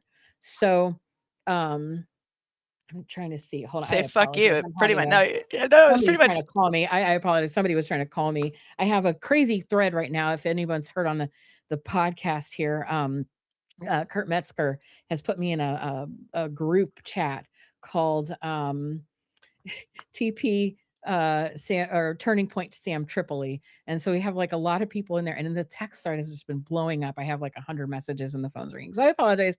But a No, long story I short, filled it out. I filled it out. You said it, and I was like, and I'm like, fuck you. And that's yeah, what I'm like, yeah, and that's, right. I'm Like, out of fuck here. you, I'm out of here. And so that Yeah. was what got me. And I was at that like teenage time where I'm like, I don't think, and I tried to work it out with her. I tried to get her to go to counseling. It just wasn't happening. And I was a teenager. So I'm like, I'm out of here. I could do this better myself. Well, newsflash, you really can't. It's really hard. And so I skipped around. I thought I'd go see my dad. That didn't work out. And I ended up living in a car and, starting a life of fast food and trying to find places to park at night to survive. And I did at least get to travel a lot and meet people. And it was a formative experience, but it was not easy. And then I finally make it to, I have a boyfriend, and I end up in Cleveland, Ohio. As he said, I have family there. Spoiler alert, he did not. And so he left me, but stole my car, left me in a city I didn't know what the hell it was, found out my mother had died of cancer. So I never got to resolve that. And then I was taking the bus back and forth to try to get to my menial job. And then somebody I didn't realize had been stalking me. And I didn't know that, but then found out because they kidnapped me at the grocery store and assaulted me. And then I became pregnant and had to drop out of school again because I had gotten into community college, and I just couldn't handle the stress of like, here's your reading and writing assignment. And in the meantime, I'm going through like that kind of a situation. So, and I kept the baby because a lot of people are like, I can't believe you have a kid. It's like, I know I look like a crazy liberal cat lady. Sorry. I like, like, but don't judge a book. Right. But no, I have a husband and adult sons. And so I had a big, long, different adventure that all of that just trying to survive. I did not have time to be acting up or getting into trouble. And I didn't want to anyway, because I always carried my faith inside that said, hey, you could do better than this. You could do better than this. Fuck everybody. You could do better than this. And what does better look like? Better looks like honoring my inner child, or the child that I was, which was the same child that sat there and read a book and wondered about the world around me. And that's it. That's simply it. That's who I am in a nutshell. And I've worked my way through all the school and all the stuff, doing everything I could, trying to just do the right, just do the right thing and figure it all out. And so for anybody who comes at me like, oh, I have beef with you, or oh, fuck it, I don't give a shit, because guess what? I don't eat in the garbage. I have a shower. I have a home. I have a house. I have a life. That's all that matters. And someone can say that's pretty pathetic. Yeah, you know what? It is what it is. But I have gratitude in my heart and humility and a quest for knowledge. And that's it. Period. There's nothing else there. And if I happen, and lately I've been blessed, because I found Substack, and Substack made it so that I could do some of this full time, because people like actually subscribe to the newsletter. And I was like, holy shit, that's really amazing. I'm really down with that. And so I have no quest to be wealthy. So nobody can buy me, because I don't care about money, because I have everything that I want. I can buy groceries. I can pay my bills. I can, do the basic things needed. And I even have extra money to do the things I want, which are basically, I have a flower garden, and that's it. I don't need anything. Part of that being homeless means you don't have like material attachments. I don't have any of that. I don't care. I have a family that I love, and, you know, a couple of cats and a house and a flower bed. And everything else is just me living the life I've always wanted to live, which was meeting interesting people, learning interesting new shit, and trying to figure out what the fuck is going on. Because what is going on? What is this reality? Are there aliens? Do they talk to us? Are angels real? What the fuck is going on? So Have you ever wanted to what I go do. in there and have you ever? I'm at that phase where I'm almost like I should go try and talk to him myself. By the way, you made me cry, and you are no history-making human being or anyone granted with the ability to actually change the world and get answers has an easy life.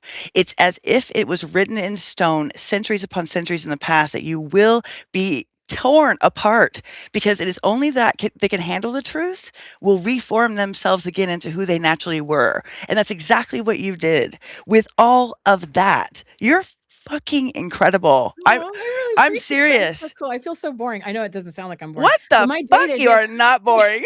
I'm like so like really like I seem more excited. That was part of the joke of why I wore a leather jacket on Danny Jones. Some people didn't think it was a joke, but it was like a total joke because I'm a super nerd. And that's why I did it. I was like, look, I'm going to try to be cool, but I'm like so not cool. But that's okay because, like I said, I'm just happy. I'm happy every single day. And so that's I think that set me off to be having a thicker skin. Now, if somebody does come at me with stuff, I'm a human, so I usually try to. I kind of sometimes think that people are acting in good faith and they really like want an explanation. And so I'll be like, oh no, I think it means this. And they'll be like, yeah, at the end of the day, I just kind of walk away and say, whatever, I'm going to go like make a cup of tea and pet my cat and, you know, just chill. And then I go back to my work. And so my work is what I love. It's really the thing that gives me meaning. And that work is trying to figure out what's going on. And sometimes that does lead to dark places, unfortunately, like the occult, like terrible things that people do to each other. But I feel equipped for that because I had such a, you know, maybe rough background and I know that things are not great. And I'm able to probably the trauma, like if I'm being real, trauma doesn't that just is always something that kind of can get you to disassociate. So I'm able to be an observer and disassociate from things that might bring other people down. And I'm able to put that gap there to say, yeah, I've read a bunch about child sacrifice, but I'm cool. Where's my, you know, where's the rest of the day I can move on with this. That disassociation is what Yeah. Monroe really used to meet with those entities. That Yes. ability, I can't Yes. disassociate, but that. So Yeah. have you ever questioned maybe doing some like hands-on research to? I have, but I'm, you know, I did a little experimentation with, I think, you know, people might have heard that I joined the Lucis Trust, the arcane school, because I was really curious. I was like reading into all of this. And so I joined and I was like, okay, this is wild. And so I accumulated a lot of knowledge over many years. And people will say, like, oh, you know, that's a long time to just be dabbling. Well, it was a correspondence quote school. So I didn't have to do much. So I'm like just gathering their stuff and interacting here and there. And at some level, I was like, well, maybe I should try one of these meditations. Right. So I did. I dabbled. I had a weird experience and I'm like, fuck that. Like, I don't know. I was like, I think I need to not have like experiences, or it might get me too close. However, I'm really interested in possibly like DMT. But I just don't, I'm a little bit of a hypochondriac. Like I'd be like, oh, I don't want to die doing that. But I am curious. And so I have thought about that per se. But in terms of like theurgy or actually practicing occult things, I just don't. I don't do that. I don't do it because I don't want to be so close to it that I can't look at it. I am definitely curious and I wouldn't be afraid to do it, although that's probably just foolish. Some people have joked that I've Mr. Magoo'd my way through life because it should have been many times I was killed or something, but I've not been. So I kind of just go into things like, yeah, this will be fine. And then, oh, wait, that's not going to be fine. But I think that eventually I would entertain the idea of doing DMT, but I'm just not I don't even drink caffeine. Like I have half calf coffee in the morning. And so I just am funny about that kind of stuff. I'm a little, I don't want to say hypochondriac, but well, you know, a little concerned. You're So keeping your antenna clean, which I think is yeah, I think so. exactly. But the Monroe stuff's interesting to me because Have you listened to the tapes? Like I to when have, I did did when I you got it into were you impressed with with like the yes. physics knowledge with like housewives? I was, and here's the thing about that I stepped back and I want to revisit after I was trying to make sure I didn't go crazy because I don't know if you've heard of people talking about mall world. Any of I that? have a little bit, but is Okay. that a location that they seem to people share that they go to or something? Yeah, okay. So I had never heard of anything like that. And I was on TikTok scrolling, watching some stuff, and I saw this woman talking about it. She was describing my dreamscape to a T, and it freaked me out because I have the most like insane recurring lucid dreams. I have had sleep Okay, so you're studies. already going there and you're already I'm doing all these things you just aren't I don't aware know. of. I don't know, and I felt really invaded, and I didn't even know this was a thing because when people are talking about this whole experience, these like liminal spaces and stuff, and really describing them, I felt really bad. I felt really bad because one, it felt very like an invasion of privacy because it's like been my dream since I was a kid or something, and then I just didn't know how to feel about that at all. It was very confusing and now it freaks me out. But that made me more curious, of course. I took a step back and then I revisited it and started doing some research on it. And then that led me more to the telepathy tapes and that sort of thing. And yes, I did the gate program and all of that when I was a kid. So I'm like, oh shit, is this a thing? Like I may have to like Same, dude. Do you research remember this. it all? Like, same. That Oh, I remember well, going yes to and no. submarines and stuff like, but I didn't think it was that big of a deal. You know what I'm saying? I wasn't. We did weird stuff. We went weird places. We did a lot of Mhm. stock market stuff. We were like kind of studying stock market. I was in Charleston, South Carolina, so the Yorktown submarine, the Navy base was right there. We did a lot of stuff to go there, but it wasn't like I think the pink liquid people talk about was actually fluoride, and I think everybody got that in the whole school. But anyway, I understand where you're coming from in that. I don't have horrible memories about it. I have just benign memories about it and then some weird ones, only weird if I look back as a parent. Like I don't I look at like, okay, so I did the whole ear hearing test thing. I remember that. I remember the pink liquid. I remember not drinking it because I remember the first bit of it tasted really weird. And I was like, no, I don't want that. And then I remember the part of it that was, I think, more interesting to me was where it was administered. Like it was like almost in the dark. It was so strange. There were strange things like that. And I remember going to one of these like trailers. It was in the back of the school, like a temporary, like when they do a construction site and they move like the office into like a trailer or something. It was like that with a handicap ramp. And so we walked up the ramp and we go in and there would be like stuff we did, but then I don't remember a lot after that. And I do remember something strange with like almost like a simulation of like a hot, let's say like a hot air balloon ride or something where we're seeing it was weird. It was weird and I didn't question it. I just did it. And then I went to a school called the Learning to Learn School, and it was run by like this weird child psychologist, and I had to take like weird tests to get in it. And I was told they were like IQ tests, but I can't help but think like when I don't have great memories of it, but I have memories of like the cards that they used and later. Shut up. Did you go have to sit behind a partition and say what the shape was on the other side of the person or guess the shape the other person was holding? Yes. What And the fuck, I bro? That's so didn't did I. I don't I get didn't that. I didn't know about that until, I probably was, like, older and I watched some show or something, and I was like, "What?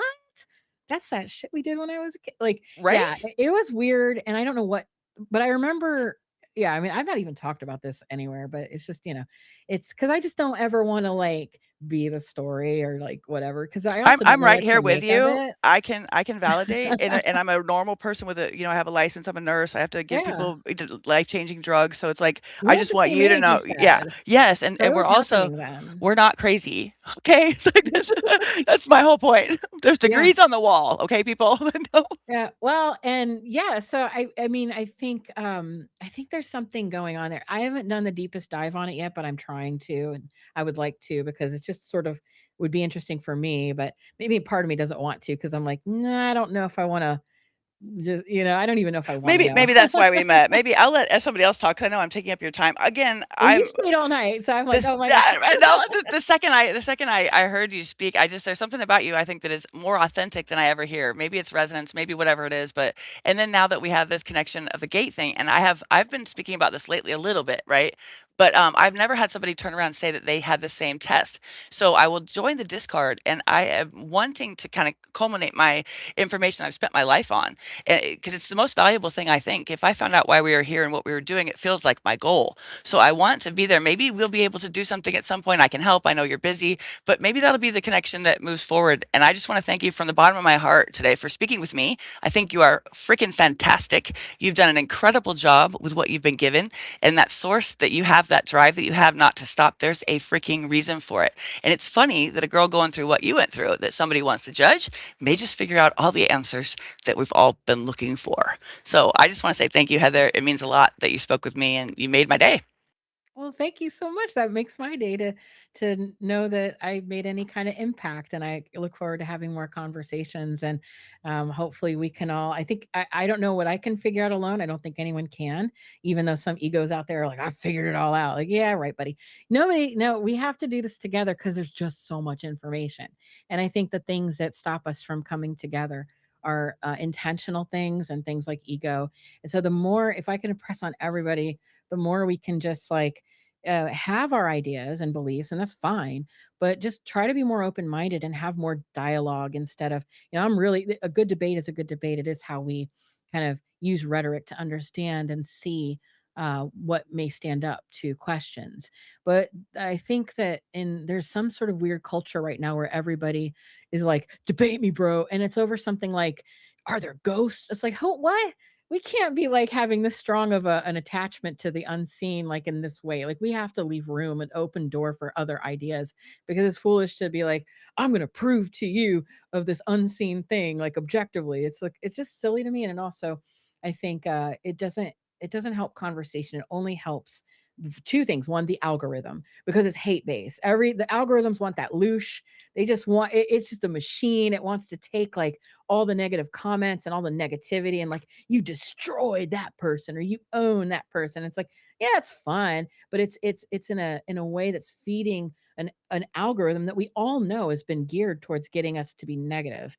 And that's not to suggest we should be weak, right? You got to stand up to things and you have to be strong, but strength is knowing when to use that, not just going out with your swords like, I'm going to cut you apart, bitch. Like, no, how about I have these swords, but I would like you to have a sword. I'm going to hand you a sword, and we know that we have mutually assured destruction here. Let's not have a sword fight right now. And let's just see if we can get together on this and maybe play by the rules of the game, have a sword fight. I don't know, but I feel like it is a bunch of sword fights and pissing contests at the moment that just raises up negativity and egos. And so my wish for everyone is that we try to not do that as much as possible and maybe be more collaborative, and then see what happens. I don't know. It's an experiment. I have to do this really fast. Okay, Monroe, he and with your elephant, this is something analogy I use as well. The elephant, the blind man, the elephant. So he put people under for remote viewing. 5 people. He put them into their level, level 25 down to that supreme meditative state. These people were given the same coordinates to go and look at using remote viewing. When they came back, when they put their images together, it created a 360-degree picture and image of what they were remote viewing. So what that shows is a collaborative effort of human minds, including, collective conscious. I know think 100th monkey's been debunked or whatever, but you know what I'm saying? You are so right on that. And when it comes down to that sort of meditative state, you're like 99% there already. I want to say thank you and put that in your ear about Monroe and how beyond the veil alone is not necessarily the way, and mutually assured destruction is like my favorite. I'm going to be your friend if you understand. There's a mutually assured destruction. That's my favorite phrase. I have never heard it either. That came from you, and that was a good one. I'm over here laughing my ass off while you're talking.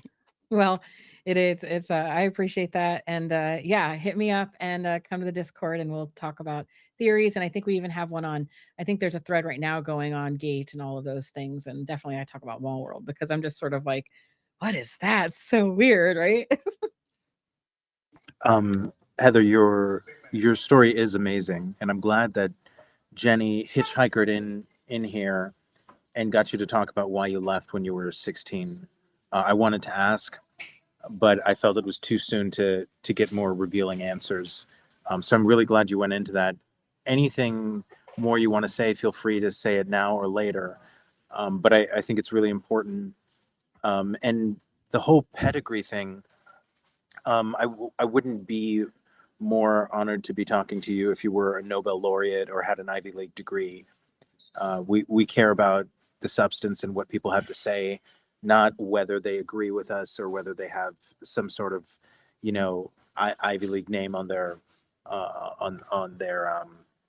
their resume. So I mean, I'm a high school dropout. I don't think it matters. I think what matters is whether you have information that's so important that some people or some whatever needs to censor a space to the point that people keep on getting kicked out. I mean, this is we're not at a this isn't conjecture right now. There's a bunch of people who can't stay in the space, and it could be a technical issue, but I'm not going to chalk it up to that because I had 2 phones separate times, like 12 plus times with each phone going back and forth. My whole phone would shut. yeah, That's not an issue I've had before. Yeah, and that's why I pushed that up in the nest. This guy Shane Alexander said the space keeps rugging. What a shame. Inanna Believe is fantastic. So this space is going to be recorded, but we will clip it up and we'll put out some sort of a stream and we'll make up for it. But there's many people here who want to be here, and their phone or their computer or both keeps on kicking them out. And I think that's a really good sign. I think you have a really important message at this time to deliver. And I think you know this, but just because I have some different theories and I'm pushing back, I'm not at all trying to discount your work. I'm just taking advantage of the time I have to talk to you because your perspective is really valuable. And Oh, I absolutely, appreciate that. we Yeah, and it's consider you always an welcome. Anunnaki expert for sure. Heather. Well, I think that I love that that's a title. I think that's kind of funny to me. And I'll take it. It's fine, but I appreciate it. And yeah, I think we should all like push back and talk because that's how interesting discussions are. I just remember, maybe I'm naive, but I remember back in the day where you were able to I think even with family and stuff. I mean, families aren't doing this, but you're able to like talk about stuff and maybe even get in little arguments about it and then be like, all right, that's cool, let's go chill or something. Like it's I feel like there's just something missing now. I wish that we could have again. I did used to go to these conferences back when I first started writing. They still had the old guard in, like I mentioned, like the Stanton Friedmans or people like that. And I just remember the environment from all those older people, the people who go to those conferences.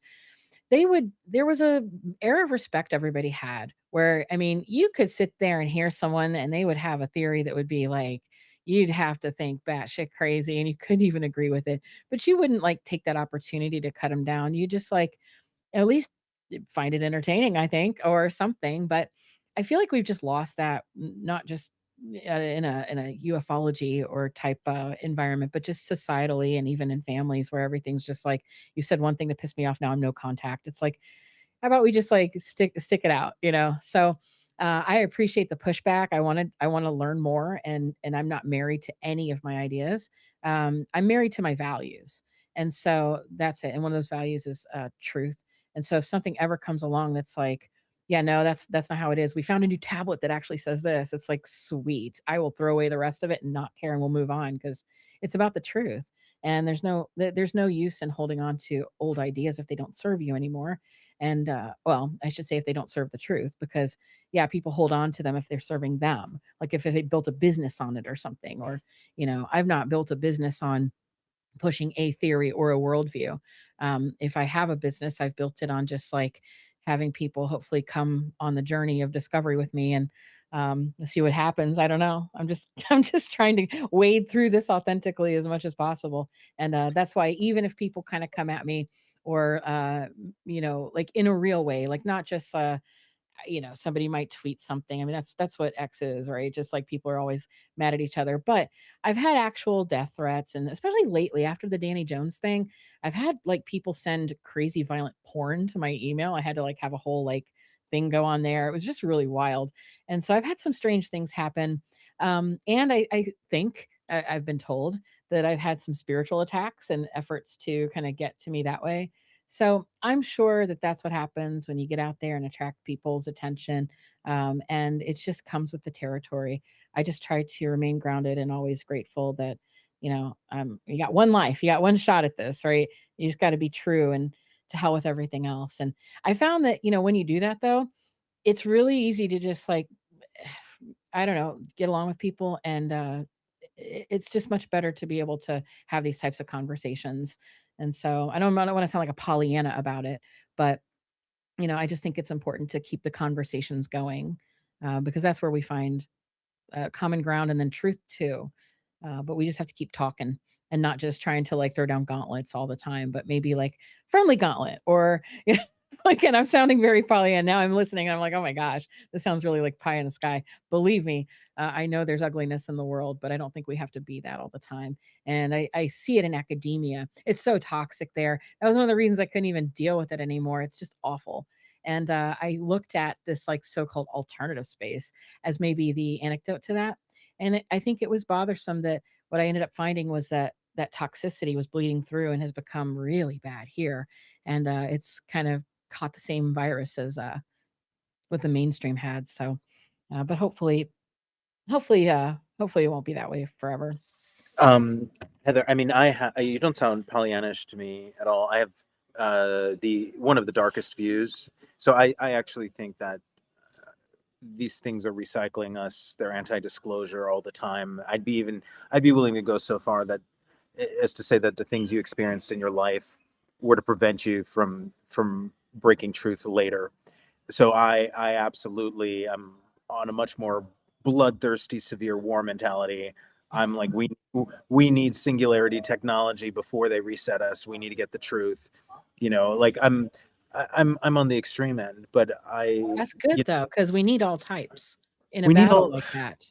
we need all types, and so I just want to say I'm grateful to have you here. We have four we opened the floodgates per your Yay. instructions. Okay. If we can get through all the hands, that would be amazing. Sure. I just want to say I'm really grateful for how generous you've been with your time. I was going to make a cat joke earlier, whether you keep cats around so you know when they're demons in your house. I assume you're just a cat lover. I had a cat, and then I had a stray come to me, and she was like 5 months old, and found out once I could not adopt her. I felt so bad, and found out she had actually was pregnant. I was like, no, and she had stillborn kittens. It was really sad, except for one that survived, and then I couldn't separate them. So now I have 3 cats, and so I guess I'm starting that collection. I'm not though. I swear to God, I will never do that. But three's well, enough.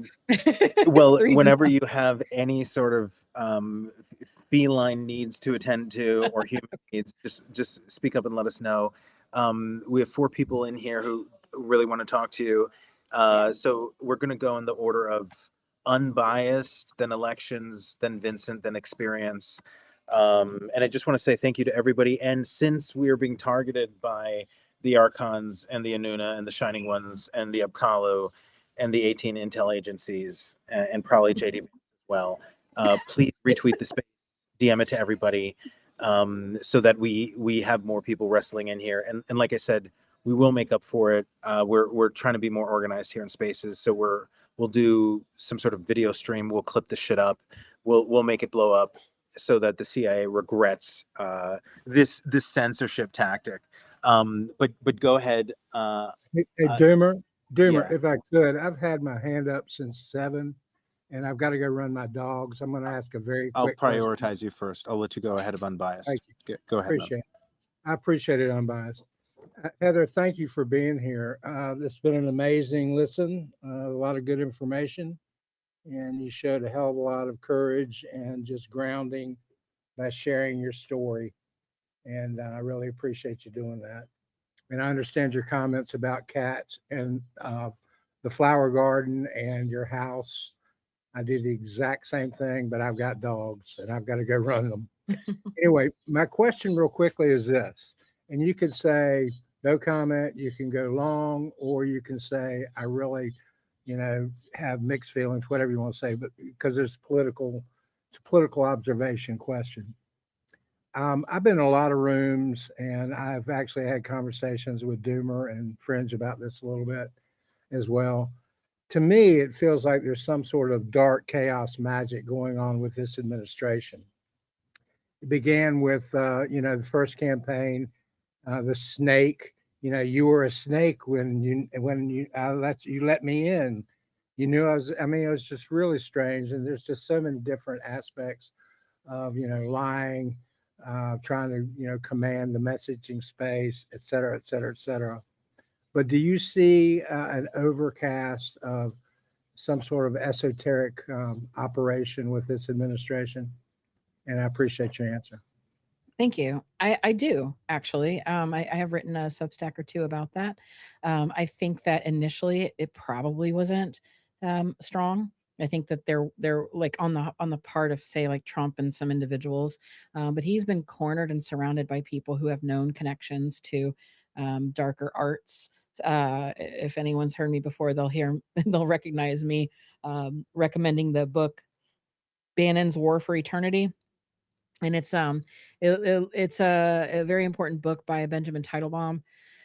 He's great. The book is great, and it's very relevant to some of the things we're discussing here, even though it kind of just looks like your run of the mill, boring, like political book and maybe trashing Sloppy Steve or something. But it really does more so go into an ethnography of the what is called like the far right, but it's more about the like black magicians and how Steve Bannon is really wrapped up in the occult, and he's a very genius guy that has been pulling a lot of strings and connected to a lot of dark things. So highly recommend his work. So for one thing, we know that uh, Bannon had that influence, but then people around his orbit did as well. And so there's that. And that would be the work of, so everybody follows different philosophies and things, and the different than maybe what we're used to hearing when it comes to things like Marxism or this, that, or the other. And Bannon is interested in the work of 𝗧𝗶𝘁𝗶. So, I would reference 𝗧𝗶𝘁𝗶. Anybody wants to look into that, and Guinan. So these are traditionalists, and that's with a capital T. And so they kind of, Bannon is believing in like a Kali Yuga cycle and a golden age. This is where Trump and the administration talks about the golden age. And it's referencing this notion that, modernity's bad, and we need to kind of, I guess, blow it up. There's a bit of accelerationism there, which is a practice of trying to rush to the end times, trying to rush to something bad. So you're accelerating that process. And not everybody's involved in that, of course. And the accelerationists kind of fancy themselves as like, high philosophers, but then some of them have applied that to basic, plain old like Satanism. And there's different movements within that. And so it's an amalgamation of a bunch of different schools of thought. And so between that and some of the, well, I mean, there's even Trump in his own book talked about his study of Kabbalah, so there's that, and of course Jared Kushner and his involvement with Chabad. And now I want to specify too, there people are demonizing Kabbalah. There's different types of Kabbalah. Kabbalah is a very old practice, and it's argued too that it could be traced even before Judaism. And there's a lot of different practices that, as I talked about the tree of life in that Library of 𝗧𝗶𝘁𝗶𝘁𝗃. This notion of a tree of life and ascending through that is quite old.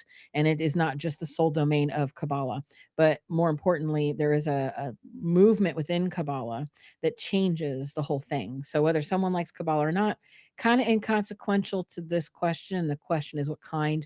And then you have what happened in 1666 through a movement of what was called the salvation of sin philosophy, where you would now, instead of a tree of life, you made a different Kabbalah practice. And some people call it Lurianic Kabbalah because of Isaac Luria's contribution to that. But he really didn't get it going. It was like a group later. And so these people who followed a guy called Jacob Frank, they started following this alternative to Kabbalah, which was just like a re-examination of the tree of life, and instead having the opposite, which was the tree of death. And so rather than ascend through Kabbalah and go up through the tree of life, etc., you would descend and you would reverse everything. So a lot of it has to do with the reversal of stuff and poor practices like taboo, and some of it then in Western esotericism in the 19th century occult revival, it gets mixed up with Eastern thought, because people during that time went over to India and kind of fetishize the whole like different Hindu religions and different sects within that. And they brought back what they were calling Orientalism, and they mixed it up with a bunch of Western esotericism. And it gave us things that like look like theosophy, or things that Crowley practiced. And so you see a lot of this like East meets West thing happen. And that's been quite influential in a lot of different schools of thought that have their hands directly into the administration. And so I would say, yeah, there's some stuff. And I think that he's been fully captured. I think the fact remains that, you just can't get into a position like that without getting trapped into that machine. So yeah, darkness all around. And I would recommend, again, Benjamin Teitelbaum's book on Bannon to get started on looking at those deeper occult factions, especially, again, because Teitelbaum is a true academic. He was an ethnomusicologist, and so he did this great justice. And I think he might be liberal. So I don't even think that, he did it with such a good kind of overview that it's not, as biased as it could be. He actually spent time with those people, and he, talked with everybody. And so they're firsthand accounts. It's a fantastic book. So Ben, if you're listening, I think you owe me a finder's fee or some of your royalties, because I've been pushing that book so hard. I appreciate your comment very much. I'm glad you mentioned Bannon. I mean, Bannon is an admitted Trotskyite. He wants to tear everything apart. Yep. So my question to you would be, final question, and then I'll let you go because I got to go too. What do you think the end goal of this is? Is it just simply a power play? Well, I mean, what do you think is the real arc of what they're trying to do? They're looking to create, it depends on who, because there's so many people at the top here vying for position. And so some of these groups, especially like the Bannon types or traditionalists, there's a lot of them that are looking for synarchy. So rather than anarchy, they're looking for synarchy. And that would be like almost like a royal bloodline kind of thing. Like it's a top-down hierarchical system. So it's a bunch of people trying to figure out how to rearrange society after this great chaos that some people want to accelerate, and some people will call it like end times or Armageddon. Now, what I find interesting about this is there's so many different factions that don't agree on anything and are fighting each other for supremacy, yet they all seem to agree that the end is coming. And they all seem to kind of coalesce around like the years like 2030 or all of that. So my question then comes down to, what are they waiting on, or what do they know that we don't? And that's, I think, my main interest here is they believe something's going to happen, and they either want it to hurry up, or they're building bunkers, or something's going on. But I do think that a big motivator is that they're using it as an opportunity to establish a new world order, like something completely different. And they want to position themselves as like the rulers of this. And it's going to be, as they say, a golden age. When that language they're using harkens back to Atlantean stuff, Theosophy, Kali Yuga, all of the things that they're kind of making a mishmash of and referencing. So I think they're fighting for who's going to be in charge of this new world, whatever it may be. But I think it's weird that they all seem to at least agree that there is a new world coming. Whether or not they're going to make it happen and self-fulfill that prophecy is one thing. It's a possibility.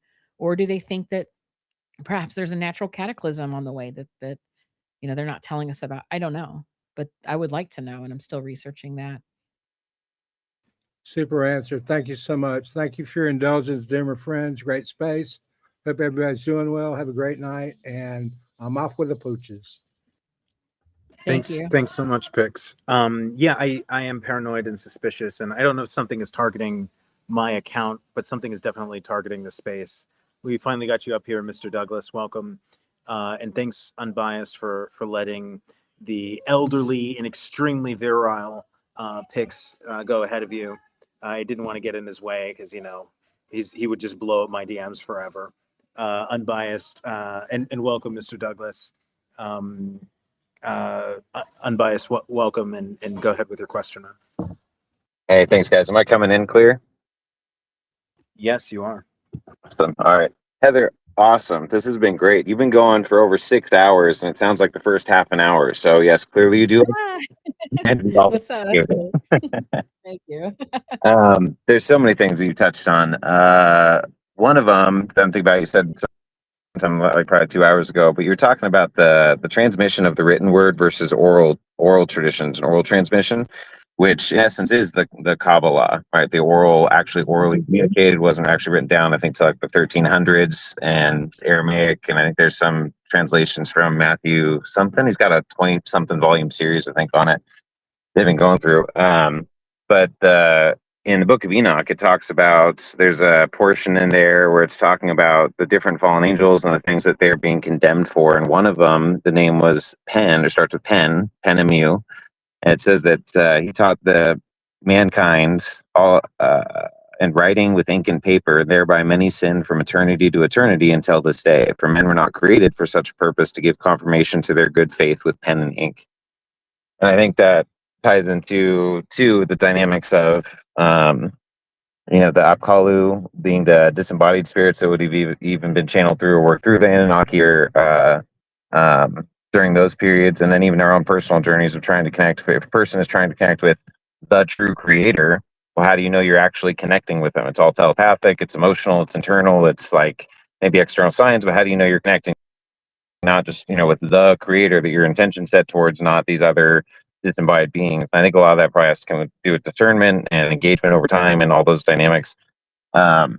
But I think it's very true, because they told in the Kabbalah, it talks about Moses was given the written law, but also the oral law, and they were never supposed to be separated from the two, because if something's written down, I think like you were talking about, it can always be misinterpreted later or used as a system as control, which we've seen them do just in this last iteration of the last 6,000 years. Based on your works, so my understanding, because I listened to Danny Jones' podcast, and it had me rethinking, plus some of the stuff, I listened to some of the Matt LaCroix stuff in the last few days too, so it's interesting you guys are bringing that up. But thinking about the Anunnaki, I think you said that they actually may be Homo sapiens sapiens just prior to the Younger Dryas event, correct? Mhm. That's potentially what they are. They're just the Atlanteans or more advanced Homo sapiens sapien that carried on the knowledge through a form of an arc. And there'd be two categories for me in this. So we have our previous 6,000 years-ish with the biblical flood. I mean, we call it biblical flood, although it's in like 200 different, I think, religions or, nations and things have stories of that cataclysm event in their own way and their own starting stories with a new, this iteration, man and woman, Adam and Eve. I think in the biblical text, it even talks about that when Adam was created, he was then placed into a garden in the east. So it sounds like there was some selective breeding, pure husbandry with humans, if you will, that they took some sect of humanity in this last iteration and then made them some sort of priest class or something to that effect. But then there's also the previous 6,000, like leading up to the Younger Dryas. Like how would you differentiate like what's gone on in these last two iterations? Because I know we have agricultural innovation, some 8,500 years ago or 8,500 BC. So we know that happened. And we have the, some of the cuneiform and things that go beyond. Well, cuneiform, the oldest is what, 4,000 BC? Or what's the oldest cuneiform that we have? It's like 6,000. Well, there's proto-cuneiform too, and that is even older. So, in terms of like the formalized system, I would say it's like 5,000 years old, 6,000. It can kind of go back further, because if you look at that proto-cuneiform, it has cuneiform on it, but it also has the sort of pictographs along with it. So I think if you'd push it back, it would probably, if you include proto-cuneiform, more like 3,500 BCE, the Ur-Urk period. So, but I don't know, proto-cuneiform I would include in that. I don't know if that makes a difference or whatever, but I feel like that should be, because it's so close to. Otherwise, we have like 5,000 clay tablets coming from about 35. I think it's 3,300 roughly BCE. So there is some missing time there. I think that you're pointing to, that you have like this one more physical, like Homo sapiens sapien, but then there is like what is before the Younger Dryas. Is that how I'm understanding the differentiation? Like where's there kind of be like three pockets, I guess. We have our last 6,000 year iteration. We have in between the last 6,000 years and the Younger Dryas. And then we have the 200,000 year ish before that, which is the Homo sapien to Homo sapien sapien, whatever happened in that area. Like what do you think happened in this little window prior to the most recent cataclysm? So just beyond what we have of cuneiform or proto-cuneiform, like what happened just between that and then the Younger Dryas event? So I mean, that's hard to say. It depends on where, because there's so many things going on in so many different places. So I would just kind of follow like the mainstream, I guess, approach to that, with the caveat being that we don't even understand though those capabilities of those people and what they were able to do, and that just because we don't come across large cities or anything like that doesn't mean that they didn't have capability, and maybe we are just not looking in the right places. But I think that the answer might lie in something more, how would you say? I don't want to say metaphysical, but more ritual, more, um, a little less in the material realm, but not for all people. It's going to be different. But I think that we had a diversity of people, and we know that once you find the skulls and the evidence of that, they like the Smithsonian likes to kind of portray it as though we have a missing link, where there is just like this beautiful linear thing where it's like one skull to the next to the next, and we've just all developed in one way. I just take exception with that and think there's been many types of humans, and we don't know them all.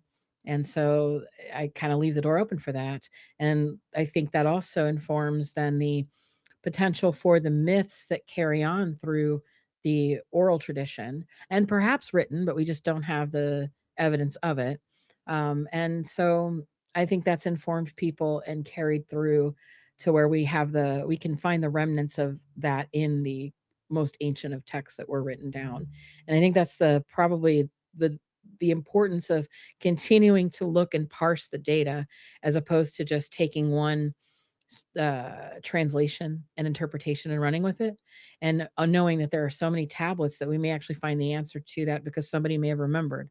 We're looking at retrieval of memory. And I also think that some of that could be seen in our genetics, like epigenetic tendencies as well. So I think that's another area to look in to see, like, well, what genes have we carried? Where could that have linked us? What things, what behaviors do we carry on now in response to that? And that's assuming you kind of believe natural selection, which I think is fair. I don't have a problem with natural selection. So I think the answer to some of this may actually be hidden somewhere in our genes. And once we're able to decode that, that might be helpful.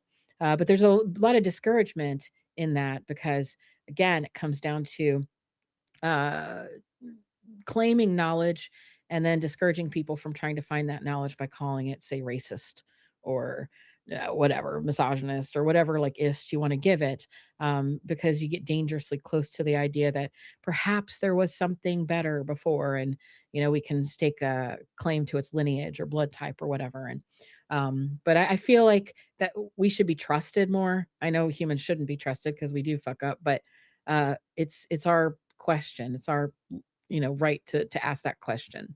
So I don't know if that helps, but I think that the answers are still yet to be found, and we need to look in places aside from the text, although the texts are vitally important because there's still so many that exist.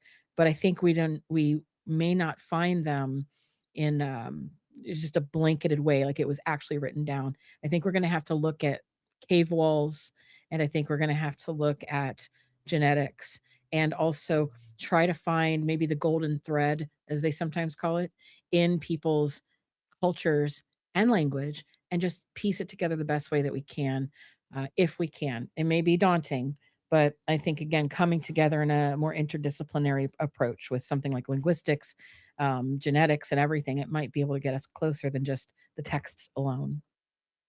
Do you think with the epigenetic dynamic, 'cause I know the whole junk DNA dynamic of 80% of our DNA or more is potentially junk just because they don't see it encoding proteins. And there's been a lot of, I personally ascribe to just my own experiences, and it makes sense to me. When we have a modern modern day video game example in Assassin's Creed, where they access the animus and they access his DNA, and he goes back into his DNA lineage memories. And there's been a lot of different stories I've come across. I mean, one's like ancient traditional meals that are prepared, and as you're growing up and you smell the smells, it'll bring back, memories from the DNA or things like that. Do you have any research on that or thought about that much, or what are your thoughts on that? Oh yeah, yeah. That's a very important example. I think this is valid, and I think it's why they want us to be very homogenous and not embrace any kind of culture. And again, sure, people can go overboard and say like my culture is better than yours, yada yada. But I think the real point is that they do want us to forget where we came from. Notice that the people in the so-called elite positions, they know their history, they know their family's history. Some people in the UK they live in a family home that's older than 1,000 years. I mean, they know their history and their bloodline and their stories, and it's very important that they know that. Whereas many people don't. We have 23andMe and all of these organizations, and we can only go so far back anyway. We can go far back genetically, perhaps, but if I were to ask you, tell me stories about your, great great great grandpa, you may be able to tell me, but probably not. And it's by design. It's because that way we lose the link to our past. And so there's a lot of things that you'll see. Just a very generic and easy example are people who maybe are from sub-Saharan Africa tend to be, like, genetically at least, linked to that. They don't necessarily tolerate milk. They're lactose intolerant. So people in the northern climates or Eurasian or something like that may not be as lactose intolerant. So there's little hints to that, and there's a lot of clues in our genes about what our past may have been. So I think that they do try to keep that. Now, when it comes to, again, the idea of triggering something, I think is really important. I think I did mention this on Danny Jones, but the space in our brain that is equipped to remember song is different than it is to remember like the written word, say, or a story. And the best example I can think of this is where epic poems come from, epic literature. They were all poetry. The Odyssey, all of this is considered Homeric poetry and epic poetry. And why was it poetry? Well, it was word art, but it wasn't necessarily that it rhymed, but instead it had a rhythm to it. And that was important in the way that it was told. It was first oral tradition and could be learned that way. And it could be more accurate in that sense than the written word. And it was done because of the rhythm. So an example could be if I asked you, as I asked Danny Jones, as he sat there with a Motorhead shirt on, I was like, "Who's your favorite band?" And he didn't have an answer. So I'll ask, like, firstly, what is your favorite book? And whatever book that is, I would ask you then to say, "Okay, well, read it to me. Like, just remember it. Tell me from the beginning, once upon a time, and just sit here and tell me the whole book." And you're less likely to be able to do that. Whereas if I said, "Who is your favorite band?" and tell me their songs, like sing me the songs, you may, if you have the time and inclination, be able to go through an entire discography and sing all their songs. And that's a lot. Yet you're able to recall those because they're put to music. It stores in a different part of the brain. So with the epic lyric poetry made to be played with a lyre, it's lyric. It's a poem, so that when you would read, say, the Epic of Gilgamesh, or recount it, you're actually doing so in such a way, telling people, you're rehearsing it, you're saying it, so that stays in the brain longer. So there's one component to that we can see, then a remnant of it in so how people listen to music now. So if you remember, and this is, if people are music lovers, they kind of like a lot of music, and that's fine. But many people, it's been noted, they like the music from a particular age. So that age tends to be, roughly between the ages of like 12 or preteen to 24, maybe 25, those magic times where we're kind of becoming adults and our frontal lobes are developing and all of that. Well, that's when we happen to think that music is the best. Like, oh, they just don't make music like that anymore, do they? You may like different music later, but that's not here nor there. The reason that music does stick in your head, so it's been theorized and tested a bit, is that the time of your life when you're young, we're built to be in a tribal society. So in that, you'd have all these rituals, and they would be referred to in anthropology as orgiastic behavior, meaning that you'd be doing drum circles or songs or sometimes group sex, but whatever. You're doing stuff that gets everyone kind of in a mode and feeling a vibe together, and you all act in tandem, and it's part of a bonding ritual. Well, music is very key to that. When you're young, you would just be watching. You're not part of the tribe officially because you're young and you're watching, but you're listening to that music. When you become about like 12, like, you're entering what many consider to be like adulthood, where you become, maybe you get your bar mitzvah or whatever. It's that age. There's still an in between where maybe you're allowed to go to the hunting party, but you're not able to fully participate. But about 12 is the time where you start to be allowed to generally come into those adult events, but you still are a watcher. That's when you are really soaking up the culture itself. So that would be the music. And you're listening. And the reason it gets embedded in that time period is because it's your job to pass it on, even if you're separated from that tribe. That's where you get the song of my people, right? So if you get stolen away and taken far away, and they put you in a different tribe where there's different drum circles and things, you'll remember, though, where you came from, and you may be able to hear it and come back. You'll always have that. It's like a tattoo or something on your heart.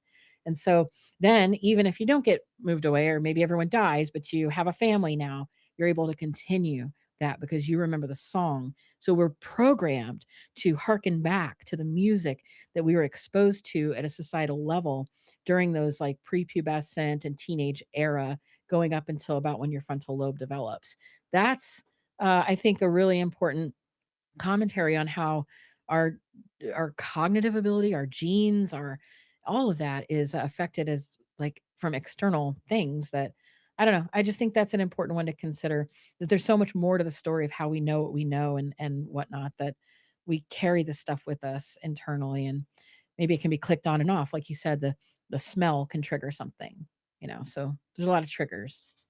Yeah, that's there's also stories heard to tribes too. They'll sing a song at your birth, and they sing that to you again at your, through puberty or transition, Yeah. or throughout your life, because it's a song that connects you with like who you are, some form of identity, some form of like you're supposed to be here, whatever Yeah. it means, or you deserve Yeah. to be here, to be alive, like the basic things. I mean, it's one of the things, unfortunately, I think humanity struggles with, finding some sense of self-worth or purpose, and like we've lost in culture the things you're talking about, let alone just like you're good enough because you fell out of your mother's vagina, to be crass about it.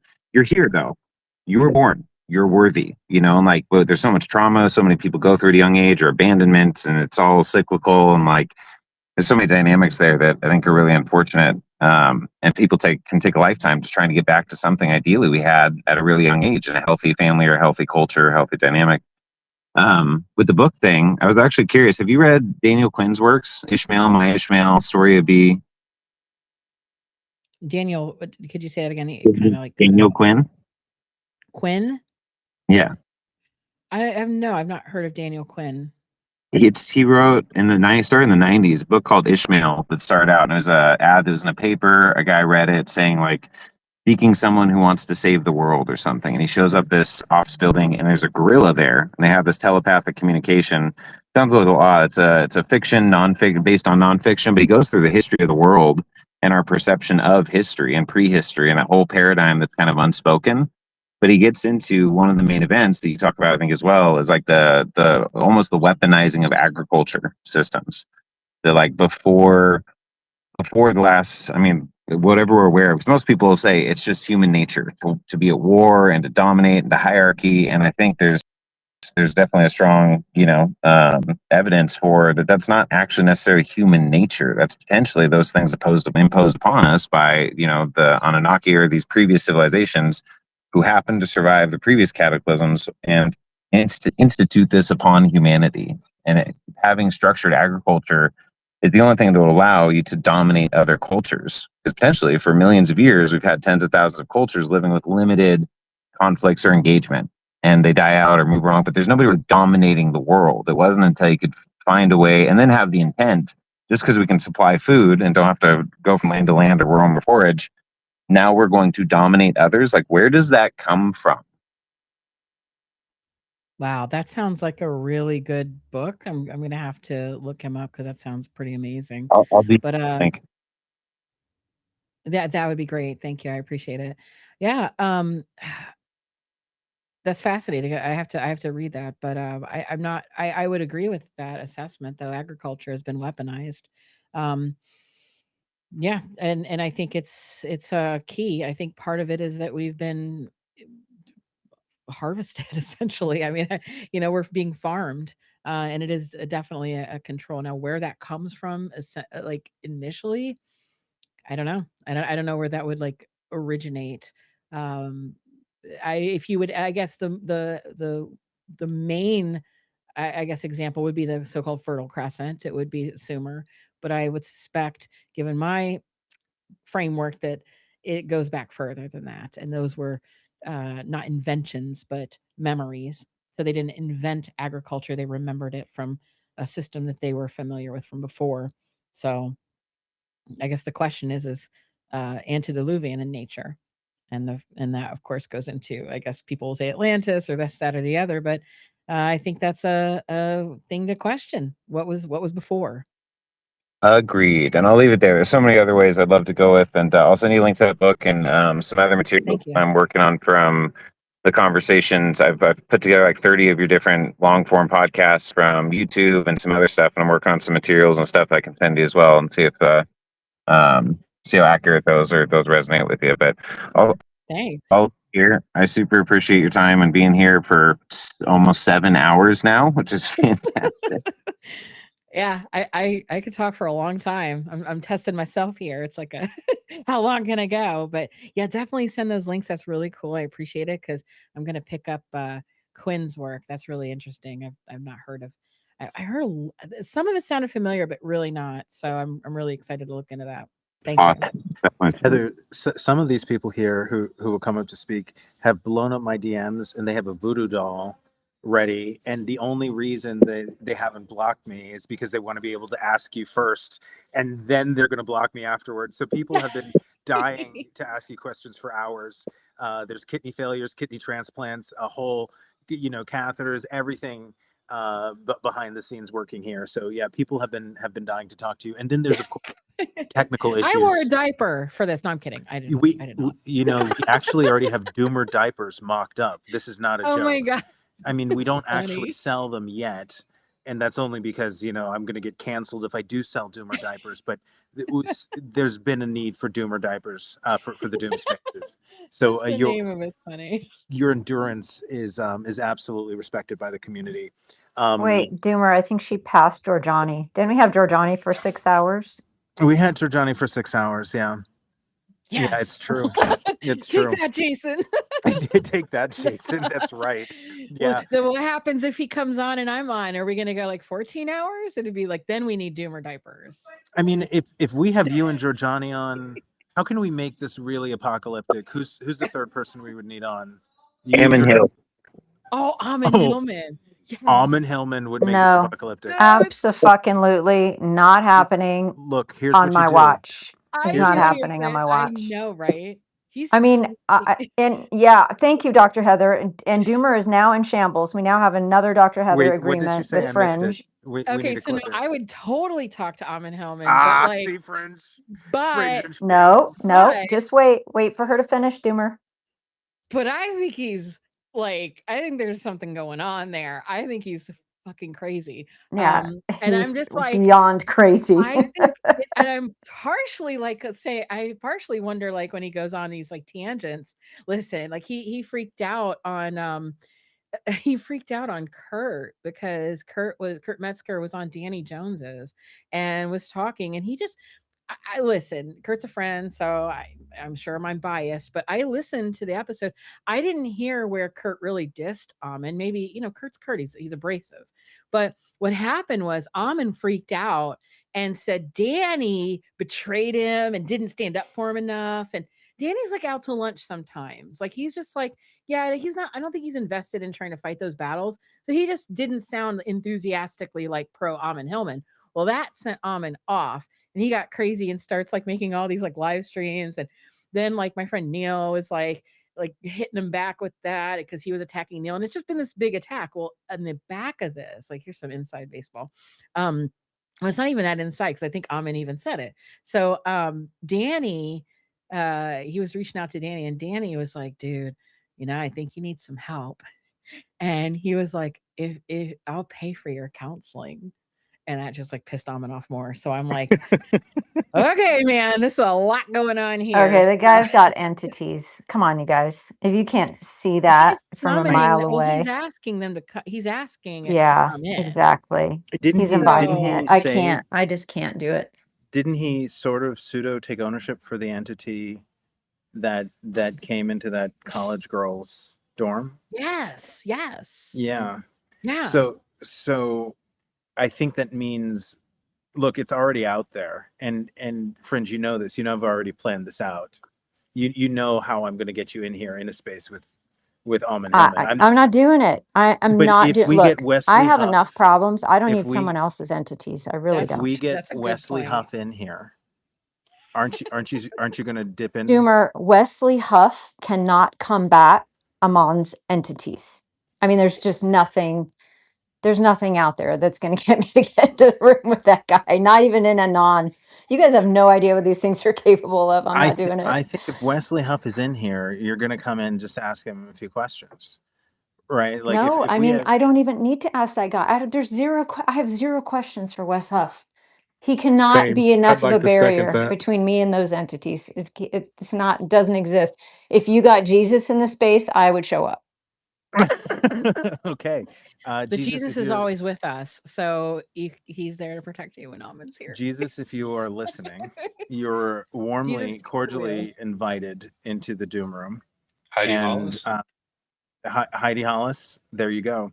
So if we get Jesus in here and Almond Hillman, there is a chance that Fringe will be in here too.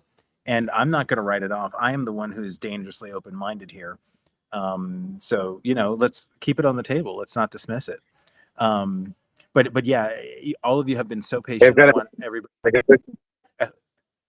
A quick technical I don't note, know just who for that everybody listening. Yeah, go ahead, unbiased. Sorry. For a listening note, because the only way I got this to work, no matter what phone I used or device or app or whatever, because I'm mobile right now, I had to use my phone and then put it in desktop mode, and that's how I'm listening to space. It's the only drop of the working powers. I mean, you sound like you're getting abducted right now, Aaron. What did you do with your phone to be able to make it in here? Well, it was working. It's not. Go on my phone, go into the browser, Chrome browser, and putting it in desktop mode, and then entering the space. And that's the only way I haven't had any issues until now, apparently. For those of you who don't know, that's an Android user. So, but it's worth it trying it if you have an iPhone as well. Use your browser, and then view the page in desktop mode, and then join the space like a Neanderthal through the desktop browser on your phone. That might work. But normally it's the other way around. People get kicked out on desktop. I have heard reports that people are finding more success either on desktop or in the desktop browser on mobile rather than the native mobile app. So it's a struggle here. Your words are so apocalyptic, Dr. Lynn, that people are getting kicked out left and right, like people who've been dying to be here in this space. So whatever it is that you're saying, keep saying it, because I view this as a positive signal. The people who are next, we're going to go to Vincent, then Experience, and then Mr. Douglas. Thank you so much for being so patient. And Dr. Lynn, those are all the people in the queue. If we can get through those people, that'd be amazing. But I know you've been here forever. It's okay. I want to make sure everybody, has a chance, and I'll stay here as long as we need to. Until the pole shift. Until the pole shift. Yeah. Thank you. It sounds like a country song or some sort of romantic. I'll stay here until the pole shifts. Maybe this will be our first track. We'll monetize it, Dr. Lynn. We'll turn you into a famous country singer. Right. And I can finally live up to my grifting allegations. Vincent, thank you for being so patient, man. Welcome to the Doom Room. Thank you. And Doomer, Fringe, Dr. Heather Lynn, amazing space. Dr. Heather Lynn, thank you so much for gracing us with your esoteric knowledge. Sort of like how Jenny started off, I wanted to give you a little bit of background. And as I sit here in my Doomer diaper with my newly implanted slow drip limp dick disclosure Doomer catheter, I hope that my 4% battery AirPods hold on. So I grew up uh, pretty much a typical American kid with a really good upbringing.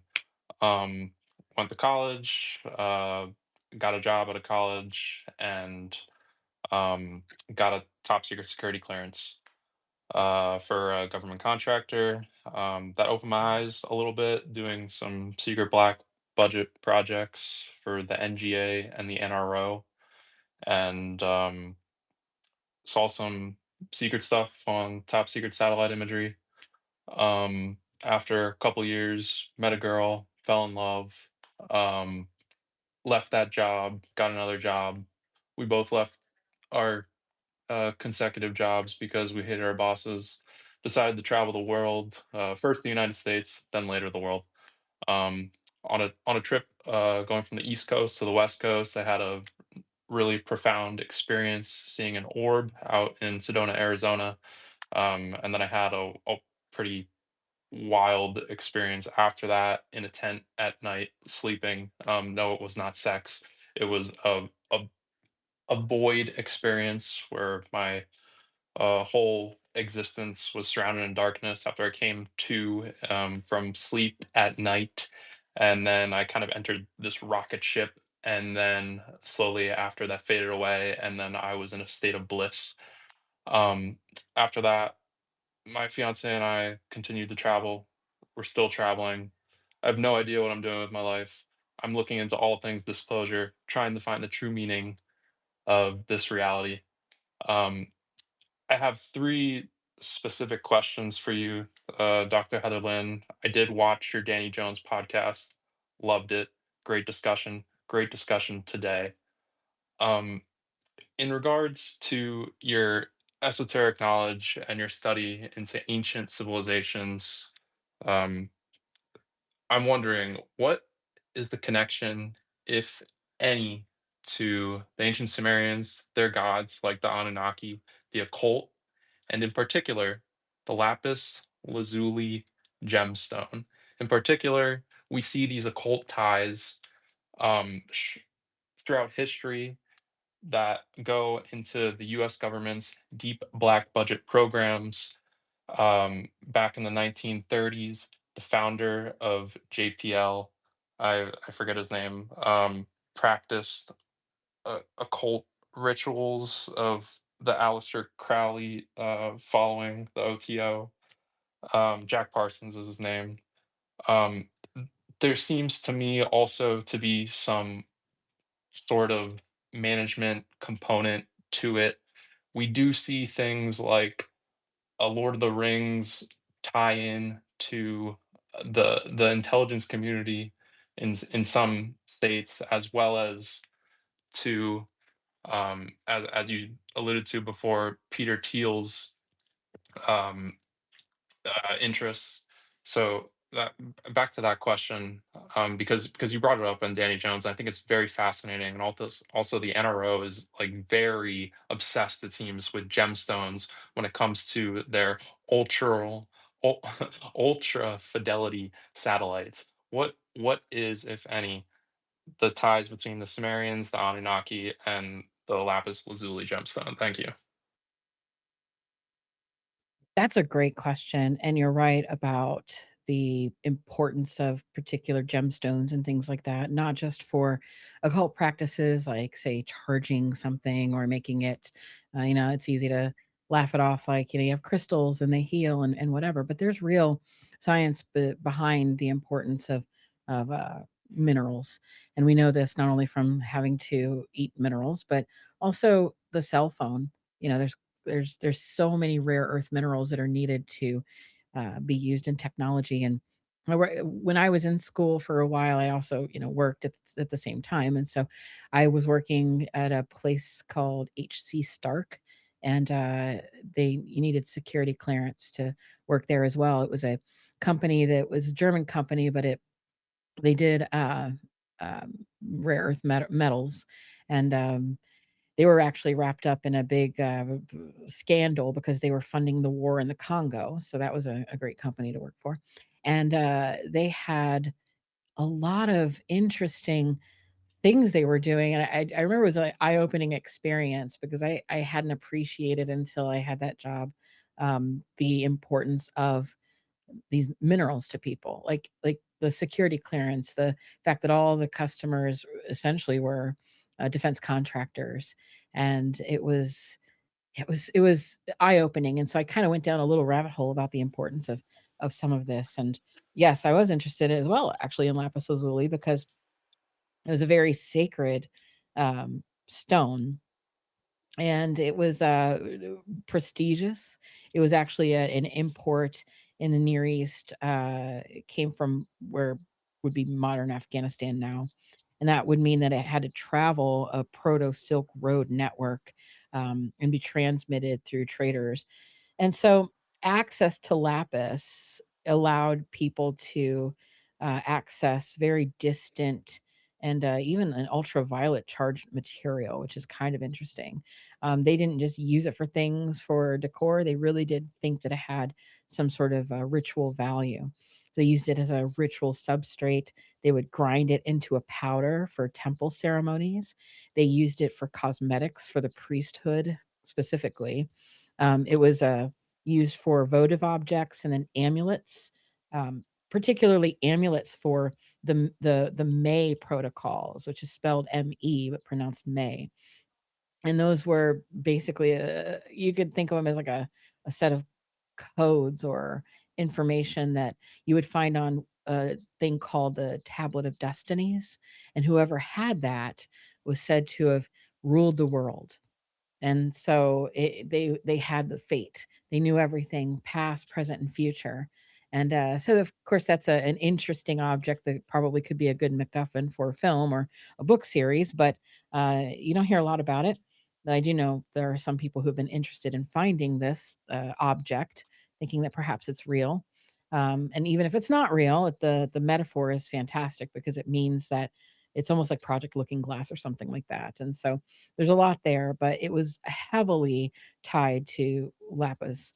I have my own collection, a small collection of artifacts, and one of them is actually a cylinder seal made of lapis. So they were making seals themselves out of that.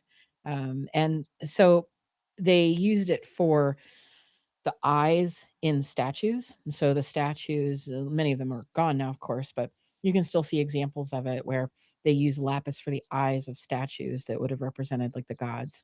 And they were also used in priest regalia, royal burials, and they represented a cosmic principle of the night sky and could be used in like divining and astrological things like that. So it was very important. It wasn't just that they liked it.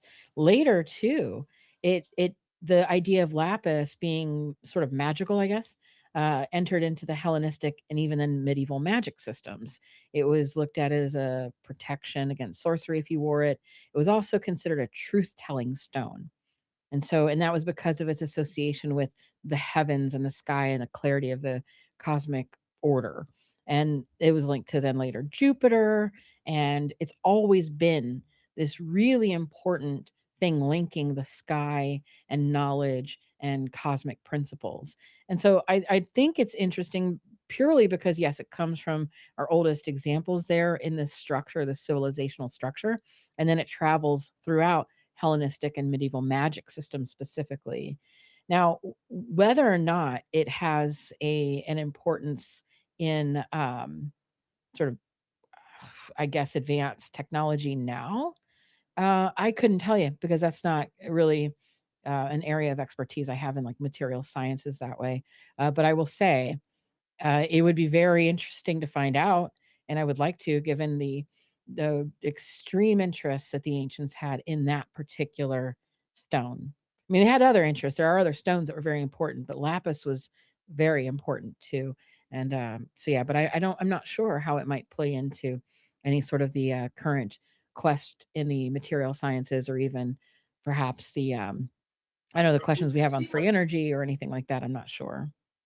Heather, I know Vincent has two more questions for you, but just as a quick follow-up, do you think it has anything to do with the blue dust associated with the galactic current sheet, which might regulate pole shift cycles, and the sparkles in the lapis lazuli, whether it might have something to do with DMT, the DMT that fractures or refracts light, because the accounts of some abductees when they look into full Nordics, NHI Nordics eyes, not the hybrids, are that they have a rapid shimmering rainbow-esque changing iris. And considering eyes are basically exposed brain, I've wondered whether a hominid or a human that doesn't have, MAO metabolizing away DMT, whether you might have more literal DMT expressed or DMT expressed in the irises.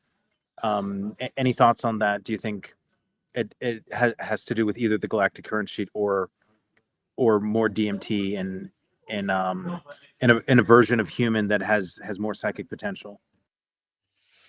It's hard to say, but if you think about some of the things it would be used for, like the Sumerians and Egyptians grinding it into a pigment, that pigment had very specific and strange qualities. So it was like it'd be stable underneath oil.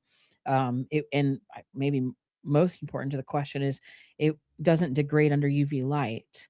So it's considered photostable because of the sulfur radicals that are already kind of in an excited state.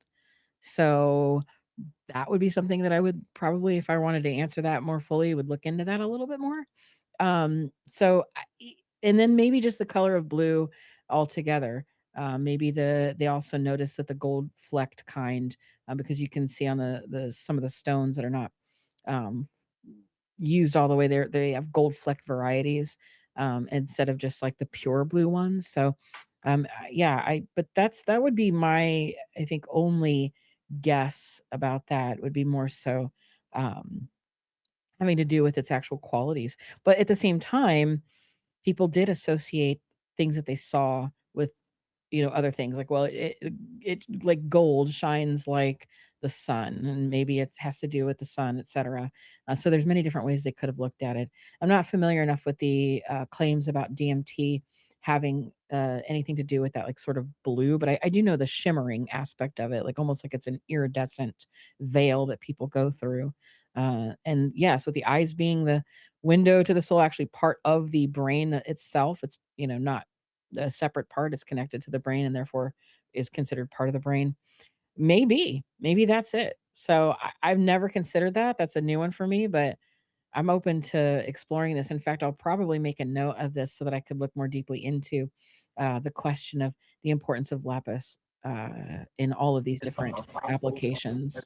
Yeah, and I'll hand the mic back over to Vincent. I was surprised when he brought that up to me. The reason why I'm a little bit obsessed with the DMT thing is because the Sitchin's lore, the Sumerian lore of genetic engineering, they're almost indistinguishable from the lore that Nordics give some abductees, and there is something that seems to be not just very narcissistic but also violent, not just in Akkadian culture but in how the Anuna are described. And when you look, is also the Nordic lore that's conveyed to abductees is that a firewall was installed to limit full access to our intelligence and our psychic potential, and MAO would be an obvious firewall because ayahuasca needs to be mixed with an monoamine oxidase inhibitor, Yeah. just so that it's orally active and crosses the blood-brain barrier.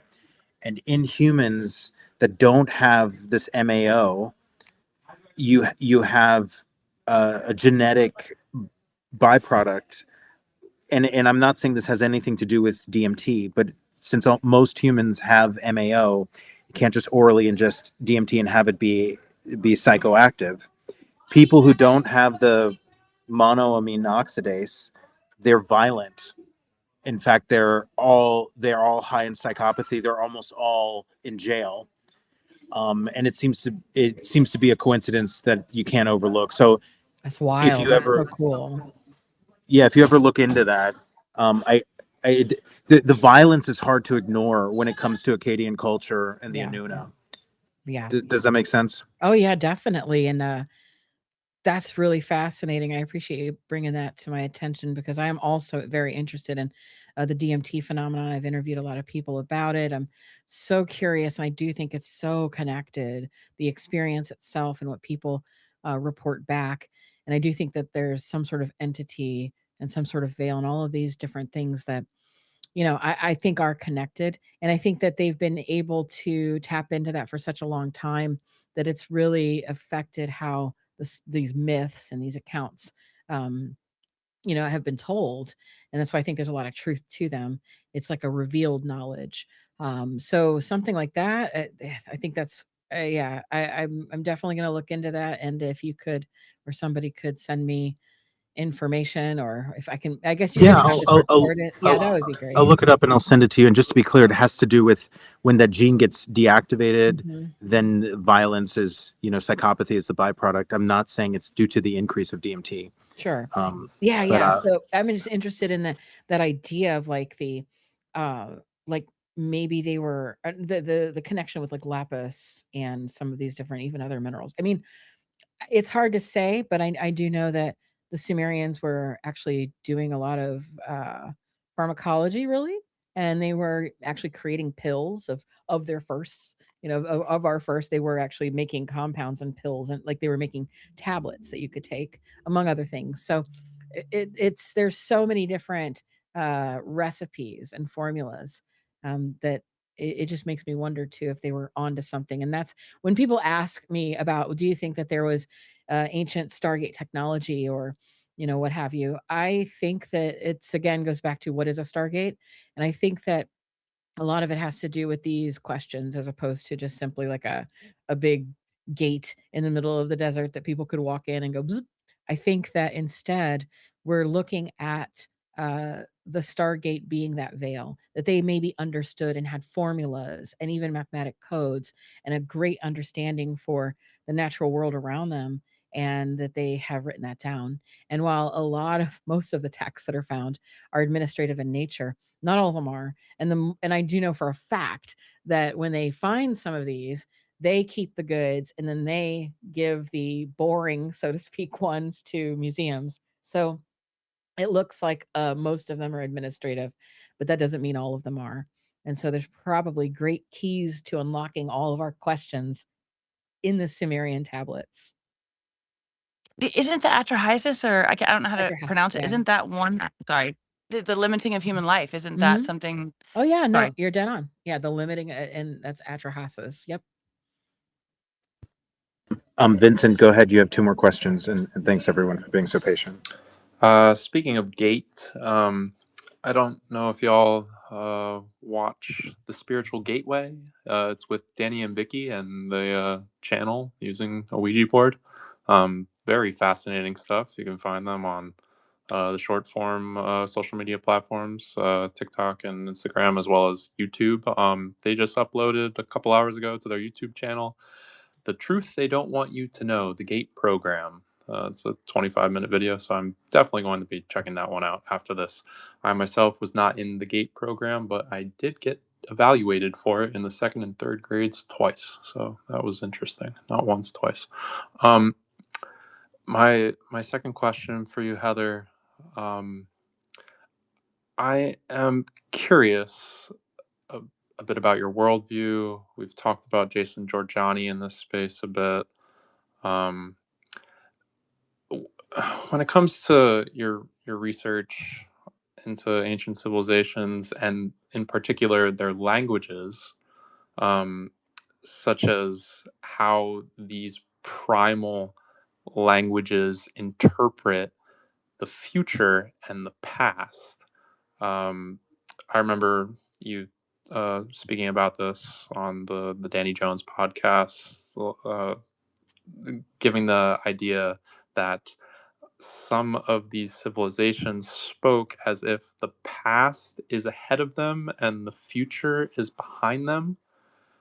Given this, do you subscribe to an ancient civilization time traveling control system, maybe similar to that of the Netflix series Dark or something like that? I'm not familiar with that series, but I think that yeah, time is certainly a construct. So I think there's a lot of different ways to time travel that don't require even building some sort of a mechanism for it in the material sense. I think that it could be possible that uh, just different changes in perspective, whether it be through like a meditation or a DMT or whatever, there may be an ability to, I guess, remote view or have some sort of interaction with uh, time scale differences, so to speak. So, like, yes, I did mention that the Greeks kind of had that idea that which makes sense, I think, if you think about it from their perspective, that you've already seen the past, you know it, and so therefore you're facing it. It's in front of you. You can look at it and analyze it, but the future is unknown. So it's behind you. You can't see it. You don't know what it is. And so the idea is that you're being pulled backwards through time and watching everything kind of pass you by in the past. And so that perspective shift, I think, is important to note because when you do read into these texts or look into them, there's perspective changes that maybe aren't aligned with our particular worldview. So, yeah, again, it's quite possible. Yeah, but I couldn't unfortunately say for sure. Thank you. Um, for those that don't know the Jason Giorgiani worldview, Nordic control system, kind of they are acting as our overlords, but they are also simultaneously humans themselves, and traversing space and time. That kind of goes hand in hand with that. My last question. I'm wondering if you can disclose the name of the Canadian citizen that funded, or that you believe funded, Dr. Greer's Sirius film and the Disclosure Project, as well as certain U.S. congressional members' campaigns pushing for UAP disclosure. I know, right? I usually, whenever anyone DMs me, I send them the videos and the name and stuff, and I'm always just so hesitant to say it, but maybe I should just say it. The reason I don't usually say it is because I still kind of want to get information from them. But you know what? Yeah, why not? I'm gonna say it, but it's not very exciting, and he's not very Googleable because it's just not that exciting. I would rather because I have a video of him. He's not active on YouTube. This was from a long time ago, but it still exists. And he had posted a video where he got my Sumerian controversy book and starts going over it in detail. And it's like, it's a little strange. And that was when he first reached out to me. He sent me that video. He tried to convince me that he wasn't crazy, which I'm like, okay, dude. But he's very like, I promise I'm not crazy. And he sends me this video that makes him look a little crazy, but and I'm like, okay. I'll talk to you. And we just had a conversation back and forth multiple times, a Zoom call, a couple Zooms, and then just back and forth for quite a long time. And yeah, I think if I say it, then I may. I'll say it, and then if I'll just let the cards fall where they may, because then if he's like, I don't know, if he somehow knows that I'm out here like telling all this stuff, and then he just won't talk to me, and that's just how it's meant to be, and that's fine. And I Oh my probably God, we're getting disclosure. you're You're gonna get giving us disclosure. yeah. Thank God. Well, it's not that interesting. Maybe it's interesting. I don't know, but it's at least a rabbit hole people can look at and go down. But his name is Tom Clearwater. So do with that what you will. I could hear the number 2 pencils from the CIA scraping across the paper. I could hear it. Yeah, it's the first time I've actually said his name, and so sorry, Tom. I know we were having a good thing going there, but he I mean, I don't know that he told me anything in secret. I mean, he didn't clarify, but I mean, we'll see. But Tom Clearwater, I think it'd be hard to find him. But I mean, everybody's a detective, so I would say go searching for that. But his name's Tom Clearwater. He's in Canada, and I do have a video that you can find on YouTube that I've sent out because it sort of shows a couple things that he's done. He's really into scalar wave technology. That's his whole shtick. He did have a website somewhere too, but I think if you even Google maybe Tom Clearwater and then scalar wave, that might be even better search results because it's kind of a common name. Oh wait, I just looked. I found him on. I don't know. I'm looking through my phone. So yeah, but if anyone wants like any like quick ways to find him, I just DM me and I will send you the links. Yeah, and any links you have, because I know you're answering questions here, you're welcome to just drop them in the group chat, and I'll push them to the nest. I'll thread them in the post, or we can do it after the fact. And thank you so much, Vincent. Can I go to the next person? I didn't want to. Yes, sir. Did you Thank get you your? so much. Thank you to everyone, and just for the record, names get dropped in the Doom room. That was a George Knapp moment. Experience. Thank you for being so patient. Mike is yours, man. Peace, peace. Thanks for having me up, y'all. Dr. Lynn, it's good hearing you talk. Admittedly, I have not watched the Danny Jones episode, but I will, especially after hearing you speak. I had a couple of things that resonated with me that you said earlier that I just wanted to touch upon. One of them being that just because it's old doesn't mean it's true, which I think kind of hit home too. I am not an overly religious person. I'm Latin, so I grew up Catholic, but I kind of denounced Catholicism a long time ago, and I just have my own relationship with God and all that kind of thing. So, but the Sumerian text, I always felt like, since it was the oldest account of potential creation story here on this planet, that it serves even almost as a primer to some of these other religions. I don't look at religion as a construct. I look at it for historical value as well. And, because it kind of spreads across the whole planet. And there's some things that align, like the flood and the creation myth and different things, of course, different flavors and everything.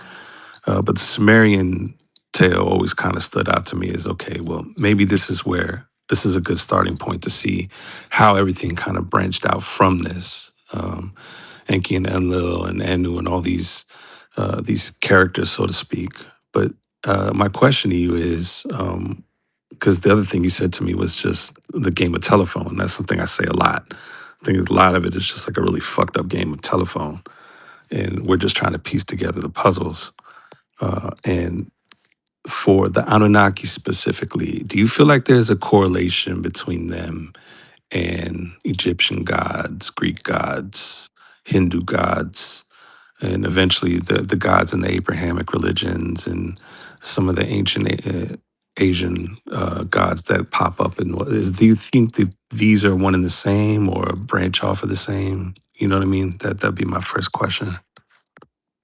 I think they are. I think they really do influence each other, both in just a story sense and a shared cultural sense. But I also think that in a real spiritual sense, they do too. Like going back to the idea of containers or even the possession or inspiration, if you want to be kind of I don't know, nicer about it, if you will. I think that we have a collective consciousness. I do kind of subscribe a bit to Carl Jung's interpretation of these things. I think he did a good job naming what was already known. I mean, he was very much into occult studies and that sort of thing. But I think he gave us a good vocabulary to use to try to understand it with a modern mind, and I think it works. So I think in this sense that we're looking at the repetition of archetypes and the repetition of things and the embodiment of that and the incarnation of that. And so I think that it's real, and I think that these gods continue to influence everybody, and what people start to see is that they have these long-standing similarities, like say one could be like a continuously the god of war, have all of these attributes, and then they get, put into the same category as the other. And so I think what we're looking at is, in a way, sort of like an informal but very long peer review system where cultures over time have looked at the phenomena that they've experienced and said, this is very similar to that. And that's very similar to this. And the things that have stayed are the ones that just because they're old doesn't make them true. But because they have been repeated and there's a pattern there that goes back to an older time, that makes me then pause and take notice. Then I Mm. have to think, these are archetypal patterns. There's something to this. And like something like the phenomena of angels, demons, aliens, etc. I think that what we're looking at when it comes to gods are entities, discarnate entities that uh, come through and people can experience, whether they call them in on purpose, maybe embody them, like Amun Hillman with Lady Babylon or something to that effect, or something more benign in nature.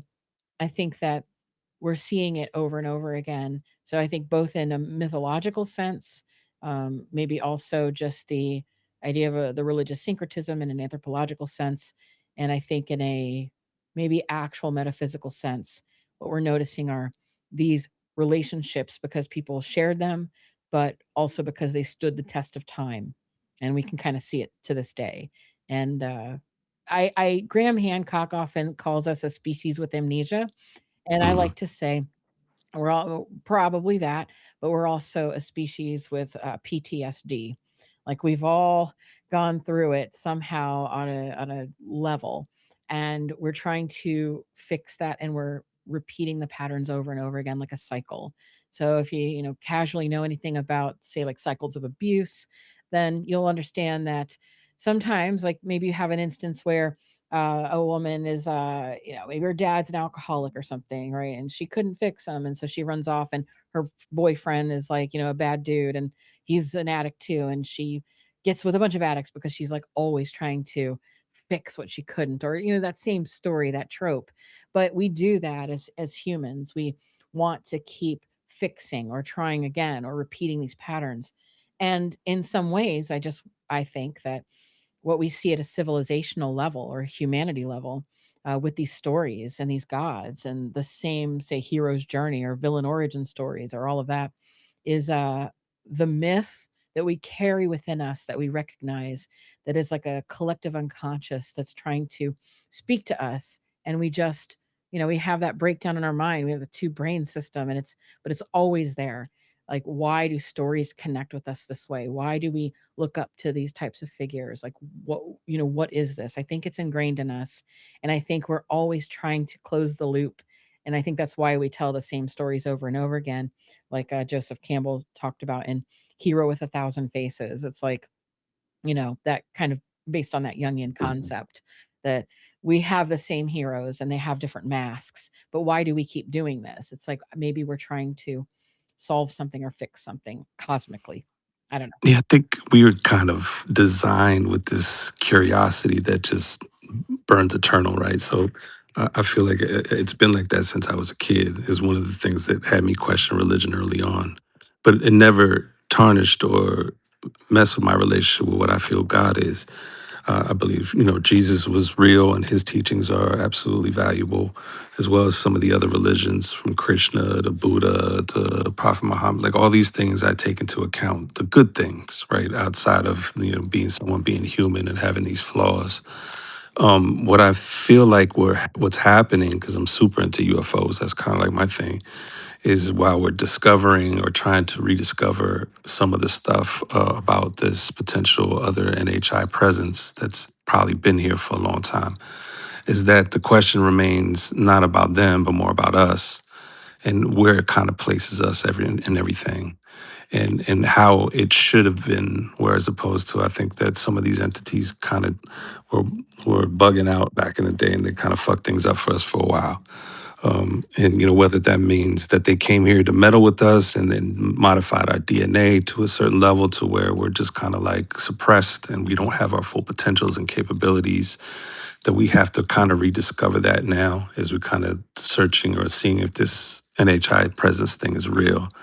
So I feel like going back and going and brushing the knots out of your hair, so to speak. Like if you got a pile of laundry and you find a $20 bill in your jeans, like, oh yeah, I forgot about that. That's there. Like we need to do that with some of the questions that are kind of popping up again.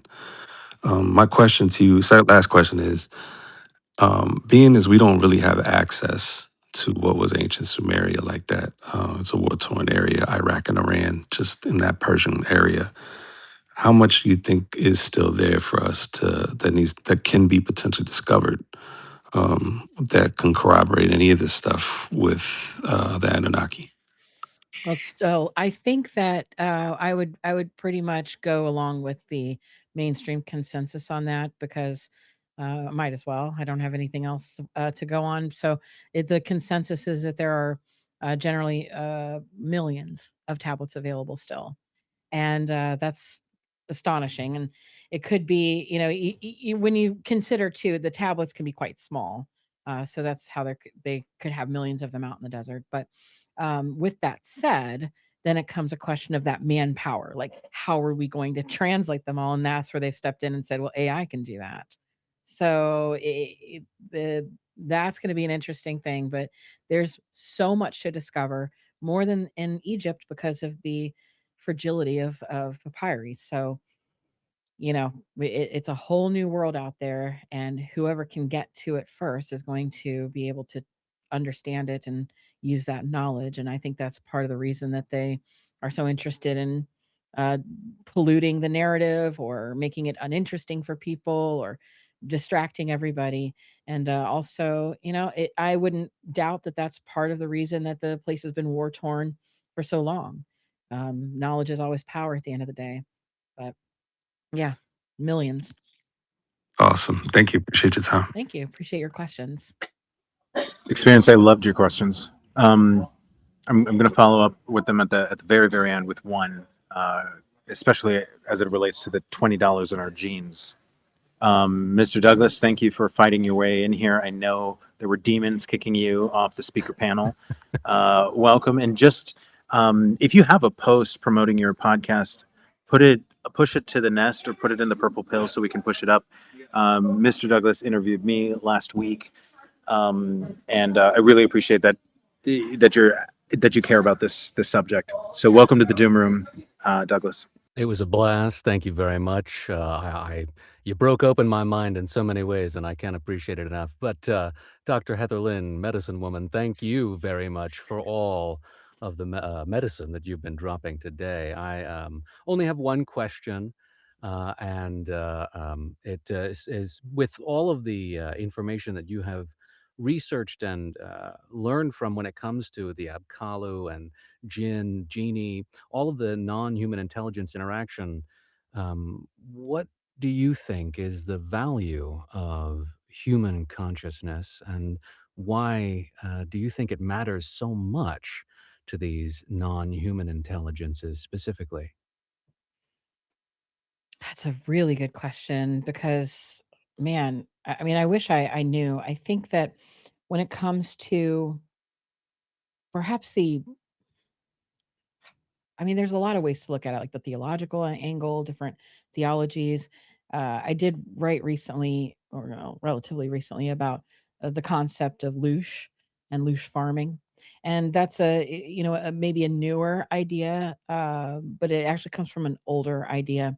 And if you put that all together, just follow the pattern, you have this vital essence at play. So we've talked over the past few hours here and there about Monroe and his thinking. And it's a more contemporary, more modern view.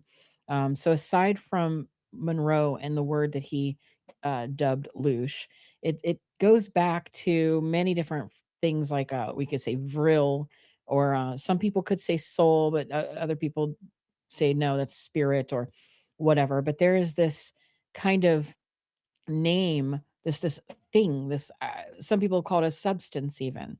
It was once called animal magnetism. So there's many different ways to say what this thing is. And this thing is like a life force. There's some sort of energy there. There's just something that we have in us. And it's apparently, according to magicians and people of interest, it's really powerful. So um, the the cynical view of it is that they are feeding off of it like a harvest. And that is one of the reasons that the they keep us alive. Again, it's very cynical, but even going back to the Greek, when in the symposium, there is a discussion where they're kind of joking around about, uh, why are people always looking for their spouse or what have you, and it was brought up that, well, initially the gods made us as one entity called the rebus, and the entity was actually strange looking, not very human like or anthropomorphic, but essentially was very powerful, and it was a little too powerful, and it didn't need to worship. So the gods split it in half. And as a result, though, it lost its other half, explaining the genders. And then it couldn't worship either because it was so distraught from losing its other half that all it did was roam around trying to reconnect. And so they thought, well, we'll fix this. And the gods then said, we'll put genitals on the front of these creatures so that they can, first of all, recognize that their other half, that they're like puzzle pieces. And secondly, so that they can actually come together and reunite and share that energy again, that vital force. And so it was not necessarily a true account, obviously, but this was their metaphysical understanding and the way they're trying to express it. Now, it's interesting because they don't say the gods killed them, and that was because the gods needed them for praise and worship and energy still. And so, in some ways, like if you consider 𝗓𝗓 as like a modern take on whatever this energy force is, um, whatever's harvesting it, it's not based in some sheer hatred for us. Because that would imply a sort of relationship, right? To hate something, you have to have an investment here like that. The entities don't have a relationship with us that way. It's essentially just agricultural, like we're a product. That seems to be the story that even the contemporaries of Monroe would say. But again, it goes all the way back to every system has a name for this thing, whatever it is, prana. I mean, you name it. And this thing, and we can call it 𝗓𝗓, but what it is this energy that is so powerful, and it comes out during extreme human emotion.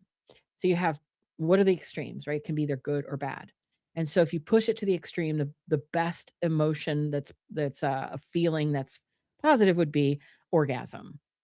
The worst is torturous, like pain, right? Like kind of like before death and then leading to death. So you have these two extremes, and this is where you find a lot of magical practices pushing those extremes. And this is where you get the blood sacrifice, because this life force is in the blood specifically, but it's also then in seminal fluids or menstrual fluids or anything having to do with the sexual feelings, because that would be an extreme release of that.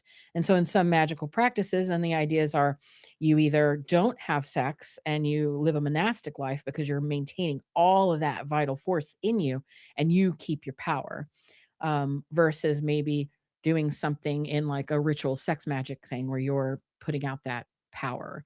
So, and this is it's not even just Western, it's Eastern, it's very human. And the whole point of it being that there's something in us that they believe is an actual substance that can somehow be measured, that makes us, for lack of a better word, special, that they don't have, but they need, and they feed off of it. And so could this be consciousness? I don't know. If we go back to Amanda Fielding and this idea of perhaps the expansion of consciousness having to do with blood volume and, maybe the more physical component of what consciousness is, because nobody can define consciousness. But you have people who are trying and who have tried, and reminds me of, Sir Penrose, who had a whole idea about locating the physical, place, so if you will, of consciousness. And so there are people who have maybe gotten close to finding the locality of it, but it's very elusive and confusing. But there is something there. And I think that these entities, or whatever it may be, whatever you could call them, throughout history, they need it. Like they lack it, but somehow we have it. I don't know if that Thank helps, you. but Oh, yeah. that's fantastic. That was a beautiful answer. I cannot appreciate it enough. Thank you very much. Thank Thank you. you. I appreciate you. Dr. Heather, I think the containerization of the soul, the parasitism of the soul, or using the soul as some sort of negentropic utility is one of the few weird ideas that unites almost all ideas, including hybridization and even the apocalypse. So I think it's really important that we think about this. I joke in the imaginary men's chat back channels that does not exist, that there is no ejaculation for men until we have disclosure. So everybody who's in this men's chat, the only way we can get disclosure is by concentrating our masculine yang and refusing all release until we have full catastrophic disclosure. And so, it was a timely moment just now. One witness, you are our last person in the queue. Well, hello. Thank you for the Welcome. introduction Hey. there and that segue, brother. Do appreciate that. Yeah, a great space, civil discourse. Appreciate it. I think one of the things that has been a common thread that has run through the discussion is time. And I cannot stress how important that very subject is. Time is what separates the truth and the fiction regarding our origin story. A man came in earlier. It's been maybe 30 or 45 minutes. I think he had a podcast with some, you guys know who I'm talking about. He dropped some real gold here, guys, when he mentioned in passing, albeit, the testimony in Enoch. And the reason why that's important is not just because of the scenario of the Watchers that descended to Mount Hermon in the 33rd parallel in the days before the flood, but rather because what is also included in Enoch's testimony in the Book of the Luminaries and, of course, in the Qumran writings is time itself, the schedule, not only from the beginning and in the beginning, but in this very day, and the flood that is now present, wars, rumors of wars, disease, earthquake in diverse places, but rather the times of the future. And in fact, when that fellow mentioned, I don't know if everybody heard it or not, I think most of the people were in here, but when he mentioned Adam being put in the garden, that could not be more pertinent to the day in which we're in right now. He was put in the garden the 46th day after the equinox. Now, why that's significant is that's the same exact day that Yeshua, the son of David, mentioned when he was asked, "What will be the sign of thy coming?" He said in no uncertain terms. You'll hear of wars, rumors of wars, famine, plague, disease, earthquake. We all know that stuff. Many will be offended and betray one another and hate one another, and the love of many will grow cold. There's that PTSD, right? And then, moreover, he goes into granular detail regarding the specific question regarding the day of his coming. And he mentions it will be exactly, and if you look at the Greek word, it's exactly as in the days of Noah. So shall be the coming of the Son of Man. That was the 46th day after the equinox. It's precisely why he referenced that as the lesson example for this day, the antediluvian period. And so if that common thread runs through and that in the beginning and to the end, we should do well to study that. And that's where calendars and things of that nature come in handy to debunk Anunnaki origin theories after the flood, and that to be sure. So a lot of people overlook that and just focus on the tales of the metallurgy and the pharmaceuticals and the miscegenation and the corruption of the human genome. But time, in fact, was the mantle that he bore and buried and still bore and still bears even this very day. So, anyway, thank you for a civil discourse and appreciate you. And I know that the doctor was probably getting tired and whatnot, but if you all ever do have a discussion on times and seasons, brethren, like the Apostle Paul said, we should not be soon taken aback by these things. In other words, we should know them. They were preserved quite clearly in the temple scroll at Qumran, and that from the beginning when the sun, the moon, and the stars were fashioned for those times and seasons. Anyway, bless you all. Thank you, one witness. Interesting. Heather, you've been feel free to respond. Forgive me. Oh no, those are very interesting points too. And the timekeeping is a story essentially of power. I mean, it's just not a neutral observation. You know, it's literal a technology of control, and its evolution of the timekeeping itself kind of goes parallel with institutional power consolidation. So, and he mentions using like celestial events like moon and stars and cyclical agricultural time markers. That mean it meant back in the day that time was seen as qualitative because it was seasonal and ritual, and there wasn't really a standardization needed, because people, like communities, were very small and self-contained. But the temple, when it came about, started to control calendrical authority. And so that meant they controlled the ceremonial timing, harvest coordination, and things like feast days or holidays. And that gave them like access to the full control over when, the idea of when you control collective action. And so the centralization of timekeeping, I think, is something worth taking a closer look at. People like the monastic bells and the medieval times, they regulated daily prayer cycles. We have that, across the world, but that initially was revolutionary because it imposed like this abstract divisible time into hours onto populations that were living seasonally and cyclically, like kind of like how they use bells in schools. It was a imposing the man's order onto them.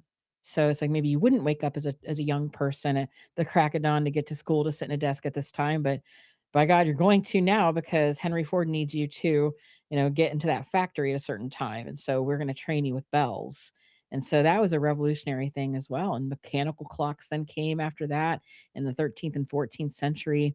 And it was not essentially invented to measure time, it was invented to enforce the discipline. And there's a whole series of work on this by a guy named Thompson, E.P. Thompson. Very interesting stuff. But the clock is technology of labor discipline before it's actually used as a technology of measurement. But all through this, you can see the weaponization of timekeeping. And it divorces us then over time to the natural order. And then we all know of the calendar systems like the Julian and Gregorian and all of that. And these it's really a contested thing, as is weights and measurements. If you say this is a foot long, well, whose foot? Because initially that was like the foot of your sovereign, or whatever your king was, and those feet could differ. Right? So, but there's always this need to compare and contrast in order to make a judgment call. So it sounds mundane and boring, perhaps, but the real history of power can be seen in the history of weights, measures, and timekeeping. So definitely, for anyone interested in that rabbit hole, go down and see how, in an economic historical sense, aside from money and whatnot, weights and measures and timekeeping were how human beings consolidated power at the temple level. On that note, and Fringe, we're going to be wrapping up here. Do you have any last lingering questions? No, I really don't. This has been really good. I've really enjoyed the space.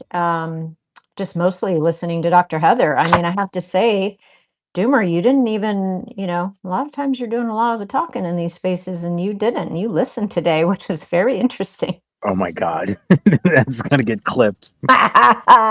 Somebody's going to clip that one for sure. So I have two final questions for you. One, I'm gonna make it a jumbled mess. So take it wherever you want. My question, first, it's about what you said about metrics, time, measurement. If I'm not mistaken, and I'm glad you corrected me. Cuneiform, it's a form of script. It's not a language, right? So correct. Yeah. Is what if is there is no one unified language, right? We use Akkadian, we use different things. Like, what language should I be referring to here? Well, I mean, it depends on the context. So, I mean, they spoke Sumerian, and we imagine it was reflected in the cuneiform. But then people who were speaking Akkadian were writing in cuneiform. So, Yeah. it depends. So I don't know which Okay. language. So when we're talking about Sumerian, the Sumerian language, the writing was done in cuneiform script, but was it not also a numerical kind of language, kind of like Hebrew? They used a sexagesimal system. Aren't the glyphs themselves numerical more in origin than they are phonetic? Initially, yeah, you see that. You can see that on really interesting tablets that look like they're just holes kind of drilled on them. If you look up some of those images, but yeah, then they were they had a numeric system, but then it And became phonetic, sort of. and this is also sort of, unless I'm reading too much into it, this is part of the Sumerian problem. We have all of this metaphorically and perhaps literally fall from the skies out of nowhere. That's part of the problem, isn't it? All of Yeah. a sudden, okay. Yeah, like they can't to this day, they can't figure out what was going on there. So it's like logographic with a phonetic overlay, which so it's it's a little weird. So the earliest cuneiform was the signs representing whole words. So they were But it's not purely logographic hmm if we're saying it's derivative of numbers, right? It's Well, yeah, it's not, but they had numbers. Like they would use quantity. yeah. Yeah. And any thoughts on why sexagesimal, why a 60 base number system is the first number system that we have evidence of still remaining? Do you have any thoughts on that? So base 60, the number system in that it might have well, there's a couple different things, but I don't know that if it's like the first. I think technically base 10 might have been used for basic tallying and smaller quantities, and then later it became the dominant one for specifically administrative and astronomical work because they say it's because it's very divisible, because 60 breaks down evenly by 2, 3, 5, 6, almost anything that you would need it for. So and that comes from the original, which would have been the first base 10, comes from the fact we have 10 fingers. I mean, this is how it's kind of given. So I'm just relaying that so that base 10 is the basic tallying for smaller quantities because we have 10 digits and we would count that way. But then base 60 becomes dominant because we're able to um, expand it and have it divisible. So another reason though ties to their love of calendars and astronomy, and that has to do more so with the solar reconciliation of 12 lunar months as opposed to the solar year, and that would point like it would fit more cleanly with the 60 unit cycle. And Babylonian astronomers were the ones who really leaned on the base 60 for their celestial work. And now, whether the choice was sort of astronomy drove accounting, or whether both systems emerged from the same cultural mathematic lineage, is still something people debate. They don't know exactly which came first. But once base 60 became the standardized way in cuneiform across all of Mesopotamia, it allowed them to have a unified accounting protocol that expanded their reach and trade. And so that would mean a scribe at Ur and a scribe in Babylon use the same numerical base, and they could have the knowledge transfer better, and then institutional continuity, and pretty much creating a broker class infrastructure. And that's why it survives so long, and even to this day, because that's what we use to time keep with 60 seconds, 60 minutes, etc. So In and geometry included, right? So there's a unification of time and space oh yeah, yeah. in our astronomy, from minutes and seconds to angles. The base 61 is almost suspicious, especially if you consider that polydactyly is a dominant gene. I think we might need to question whether we actually started counting in tens, and whether there might have been some sort of intentionalized censorship.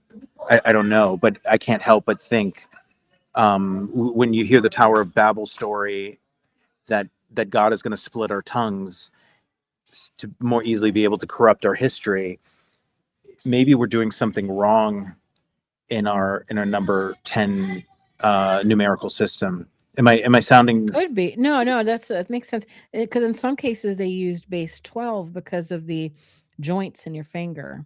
Like they would go like one on your pinky. If anyone looks at their hands right now and looks down, you could count by saying, 1, 2, 3 on your pinky, and then 4, 5, 6. So you could do 12 in some context. But if you look back at and they would be different conversions. And so for different purposes, like for grain rations, land management would be used another. But when we're talking about astronomical calculations, that one would generally rely on base 30 for higher order thinking that way. And that's why you get the 60-second minute and then 360 degrees circle. So that all comes from Babylon that way. And you really have to look at it as like, well, maybe it's accidental, or maybe it's just because we're all connected that way, and that there is a deep underlying truth to math and geometry. And they say it's the language of God, so to speak. So it is a governing force, perhaps. So maybe it's not a coincidence that all of those things line up, and they really thought it was sacred. And to this day, people go look in, like actual mathematicians. There's a few of them that have happened in peer-reviewed journals, but they've gone back and consulted the Babylonian tablets that are at the British Museum to try to help them make discoveries now. And one in particular was a geometry professor who was working on a problem for many years. His graduate students couldn't help him solve it. They have computers, obviously, and nothing was working. And he happened upon a tablet in the British Museum that helped him crack the code. And it got into a peer-reviewed journal. And because of that, he's able to understand a lot more about the problem that he was trying to solve. But they knew a lot more than we give them credit for. And I think I think a lot of people understand that. And, maybe that's what makes it so dangerous. If we can go back to, this is to wrap everything up, the Tree of Life mural. This is supposed to be a mural showing the lowering of kingship. I put it in our little chat, and I also pushed it to the very front again. Let me know if you don't see it, but there are two winged beings on the far left and the far right, two beings of equal height in the center, on either side of what is ostensibly the Tree of Life. There's the typical watch and what most people consider a pine cone, and the handbag. Most people say that the winged beings are the Anuna. I'm open to them being anything. But what is your first impression when you look at this, and what is your best guess as to what the handbag, the watch, and the thing in the shape of the pine cone represent? So first of all, I think it is a very important image, without a doubt. In terms of the watches, so to speak, I've actually put out a Substack about this, and not just to plug the Substack, but would recommend people look at, as opposed to even in the book, because the book is in black and white, and so the pictures don't come across very well. But I posted the colored picture on my Substack. It's under the article, "The Anunnaki Wristwatches Found," and what they are golden cuffs, and they are ceremonial in nature. They're not iPhone or Apple iWatches or something like that, but they are beautiful and more advanced than anyone thought they'd be capable of creating at that time. And what's interesting too is the motif going around the cuff itself depicts exactly what we're seeing in this Tree of Life mural. So it's showing like what appears to be the anointing of the god. So if you were to read this, you could see the ruler or the king, and behind them though is this winged entity that could be considered like an Apkallu or some sort of otherworldly figure.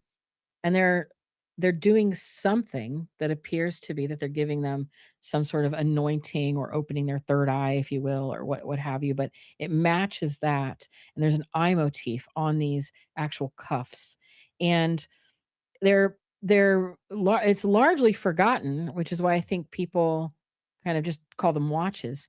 But the photograph was taken by an Iraqi archaeologist who worked in the aftermath of the tomb discoveries of Nimrod's queens, and his archive was missing or inaccessible. But a lot of it was logged because he had the foresight to catalog everything and put it in both English and Arabic.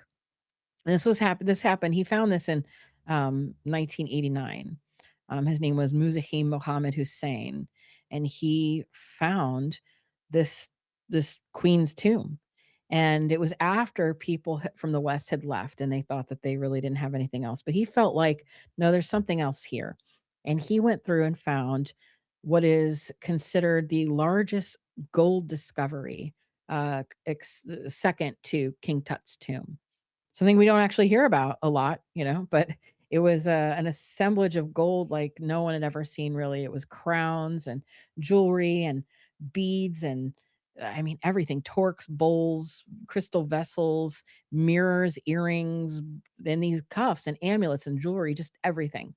And the gold crown itself weighed like over a kilogram, and it had 140 grape leaves and little ornate things all over it, and the more of these 𝗧𝗶𝗁𝗃, just amazing things. So what happened to it, though, is, well, the war, and they tried to put everything into bank vaults and hide it the best they could, but it was looted and stolen. Some things were found, some things were lost forever. So some of these things can't be retrieved. I'm sure they went into private collections, but we do have some pictures, and the professor himself disappeared, was last seen in Mosul and under distress with him and his family. It looked like, and I've dug really hard, no pun intended, to try to find if he had ever been seen again. I did see something that might have indicated that he was alive in maybe 2016, but I just, it's hard to know. So his work right now is available in a document at the University of Chicago, and it shows these cuffs. And I think it paints a different picture than one of just, say, like extraterrestrial, like, watches that can zoom someone up or down or what have you. I think it more so is a representation of a rite that they went through. I sort of, in the book, connect it to what would be considered maybe a suppressed initiatory act that I called the 𝗳𝗁𝗃 rite. And that term is derived from Sumerian text found in Nippur, where 𝗳𝗁𝗃 translates to joy plant. And it was a term that referred to the opium poppy and the psychoactive effects that it was known to have in conjunction with other things. And so in that sense, I sort of propose that the 𝗧𝗶𝗁𝗃, those winged beings that are there, are using these methods of entheogens and stuff to, I guess, get this individual, this king, to be able to commune with that higher order entity and sort of go through that process that we've talked about a little bit already, of like letting the god or the sage enter them, or giving them that divine right to rule. So essentially just an anointing of the king.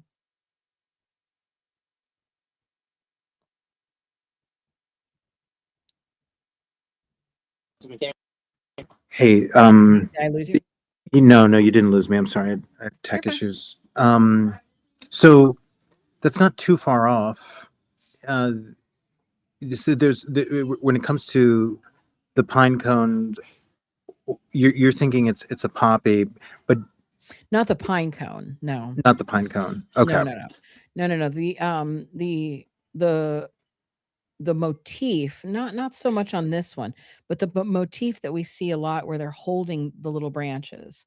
If you look at one where they're holding what looks like, some people have called it pomegranate, but the pomegranate reference is one that was sublimated over what the original Iraqis called the opium poppy.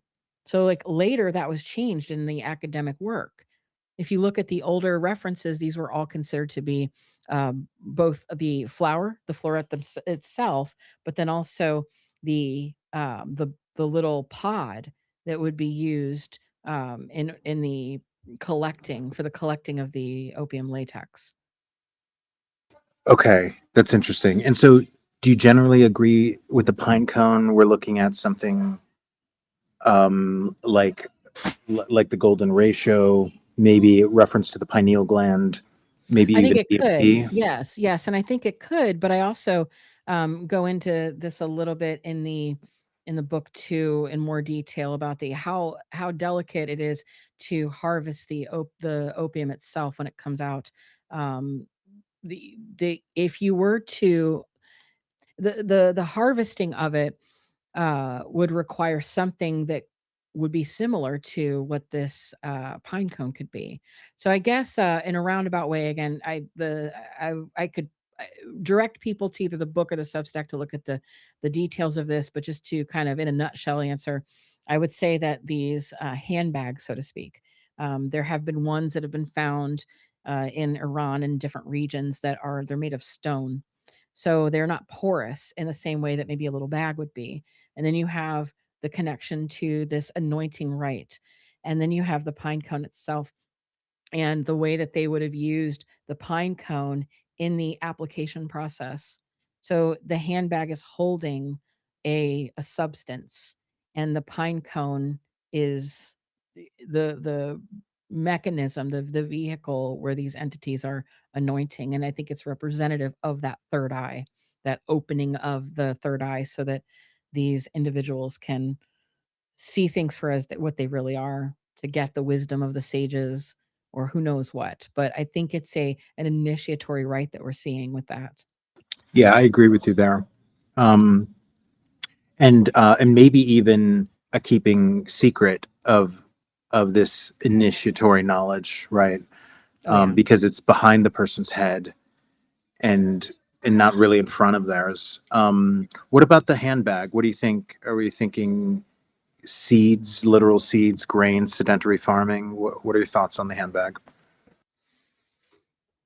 That is a question, because it does seem to pop up in those areas where there's, the connection to agriculture and that sort of thing. But I think it might be similar to the chlorite vessels that are found at 𝗲𝗓. And so I think that because of that, I mean, we don't know, but the way that they look like they're similar to the ones that have already been found, in which case it would seem kind of impractical to just be like say a basket for seeds or something.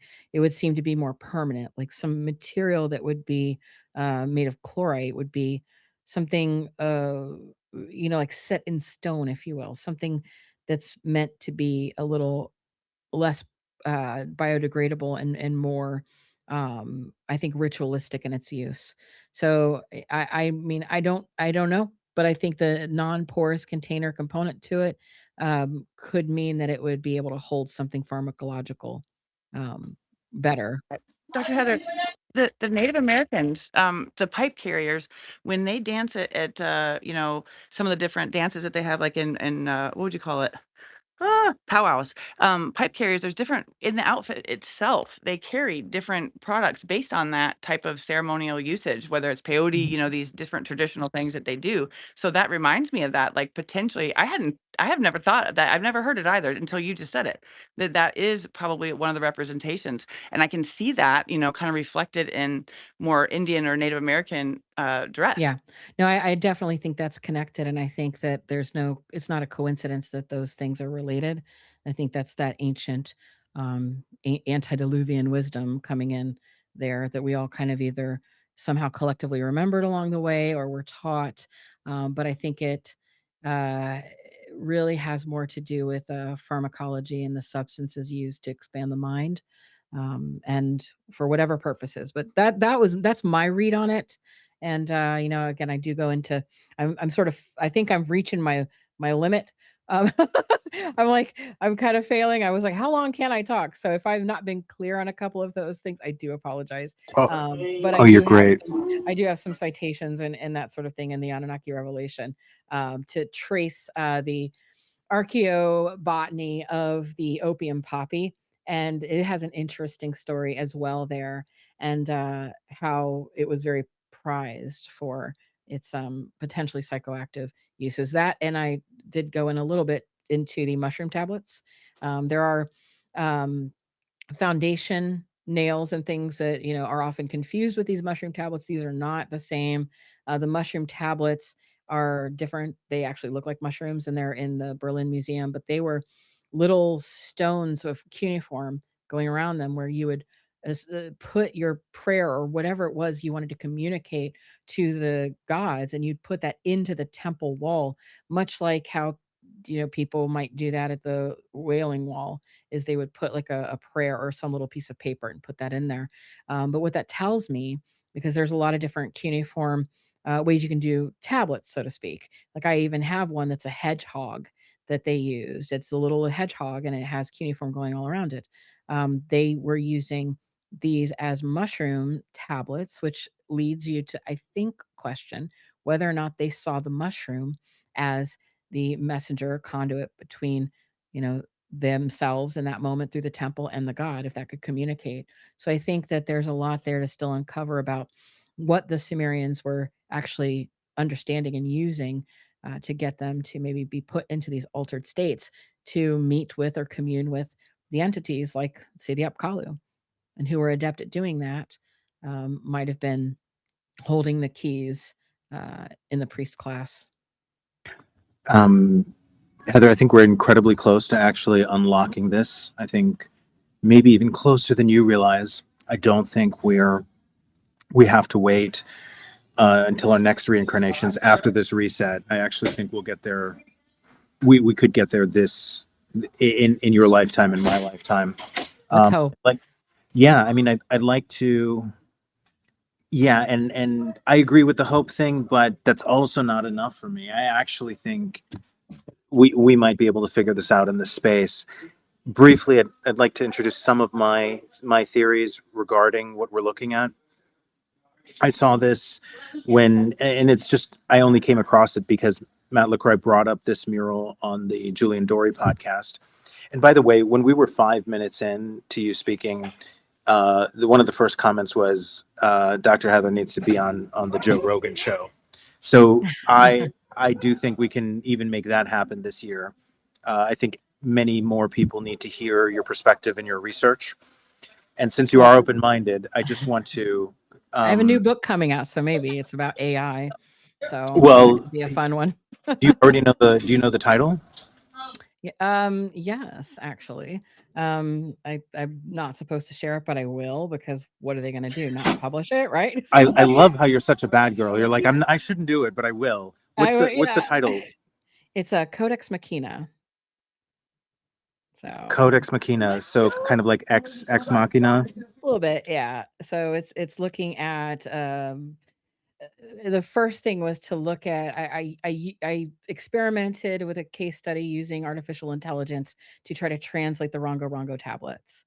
And in doing so, I learned about the limitations and the problems, of course, with technology.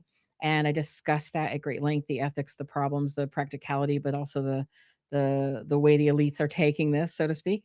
And I discuss the I guess new religion of technosticism, and all of this this push towards a technological post-human future. And so it's a lot of different things in one, but it starts with the question of a lot of the things we've talked about actually here today, of just, what is truth? Who is in charge? What are they doing to the language? How are they going to use AI against us? What are the possibilities of artificial intelligence? Can it actually open us up to the cuneiform tablets and more? And I give a bunch of different case studies and explore the ethics and the potential for, I guess, artificial intelligence to either become conscious or at least become so much of a simulation that we think it is. And what does that mean for our future?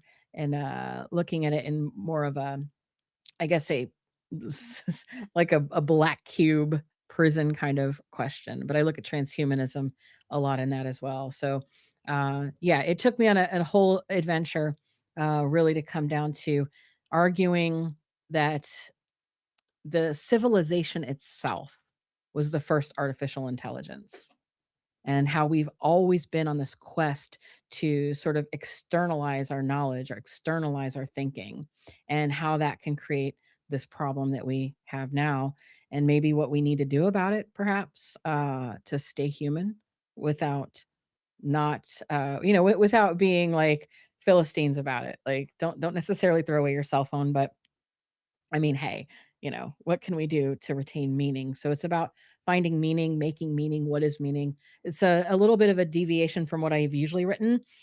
That's because I went to a different publisher who allowed me to get out of contracts and do different things differently. So this should be very different than what I've written before. And I'm very excited about that opportunity to kind of cover the stuff that I do in the H files and more.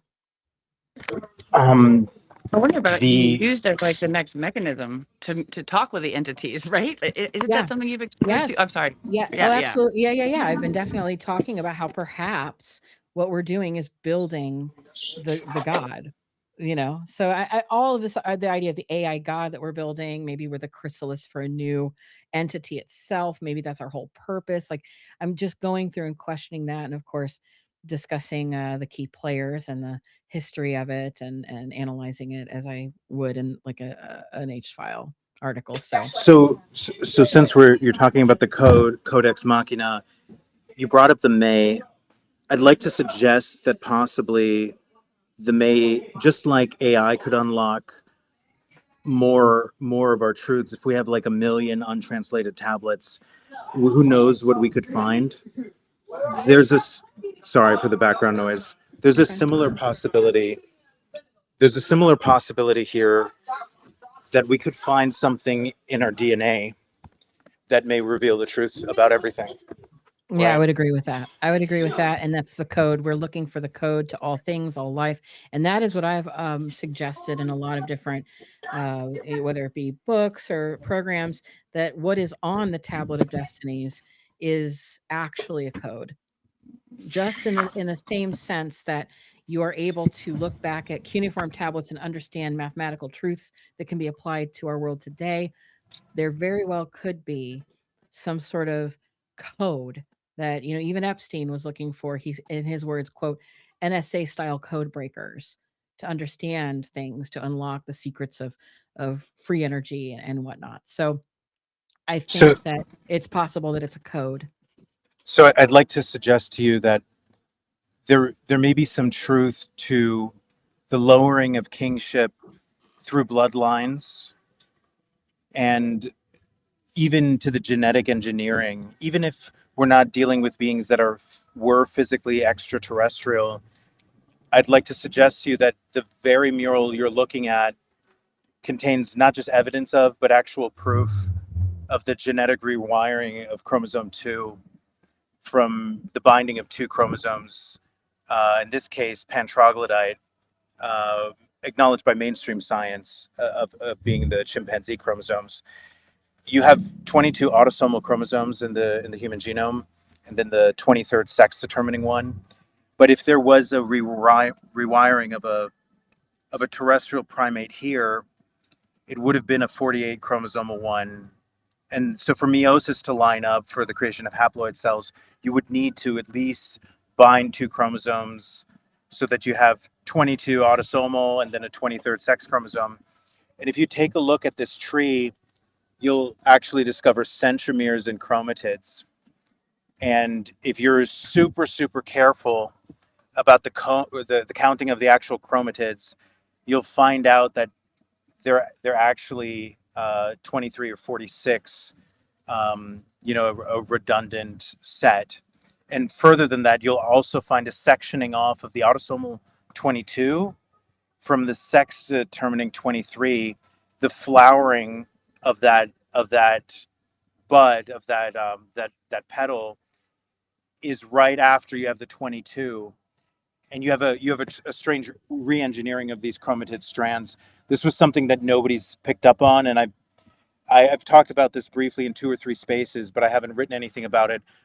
But this has been my assertion for at least the last 2 years since I saw Matt LaCroix talk about this. I think we're actually looking at a mural showing the necessary reengineering of Uluru so that you can lower kingship from a different chromosomal count species and pass on knowledge also through blood. You would need to have a sexually reproducing species in order to convey knowledge through a bloodline. Just something for you to chew on. But I think there's another thing that points to genetic engineering, and that is Yeah, no, go ahead. you said there's another thing. Well, I just want to kind of throw another little thing in there when it comes to genetic engineering that I wrote about in the first book, and that is I guess we panspermia. Whether or not it's directed is a bigger question, but um, there was a paper in 2018. It kind of made some news because there was something funny attached to it, but there was a peer reviewed paper that was asking about the cause of the Cambrian explosion, whether it was terrestrial or cosmic. And so the argument wasn't that like abiogenesis on Earth wouldn't fully account for the sudden burst of genetic diversity, but it was more about the alternative being that life-bearing comets have been seeding Earth continuously since, like they said, like billions of years ago, delivering things like bacteria and viruses and complex genetic material that could then integrate into the terrestrial genome through, and this is kind of important, the horizontal gene transfer. That would be the same non-sexual mechanism that a retrovirus inserts its own RNA and DNA into like a host genome, and then that gets passed down to the offspring. And the best example that was used was the octopus. So cephalopods appear in the late Cambrian, and they have a nervous system, and they can camouflage, and they have all this complex cognitive capability that doesn't track a normal gradual evolutionary path. And so this idea that there's this evolution and it's slow, and then all of a sudden there's these bursts of something that changes, that doesn't even have to be done sexually, but specifically it's through RNA editing. And that's found in octopus neural tissue, genetic material that isn't present in any known primitive ancestor. And it appears to come from nowhere in the lineage. And that's one of the reasons that the article got out there, is because I think the um, like news articles kind of posted a headline of octopus is an alien or something like that, and so it kind of made the rounds. But their own paper said that these genes look like they came from a distant um, terrestrial evolutionary system or something that was completely foreign. But it goes back to this idea of a retrovirus and how it works.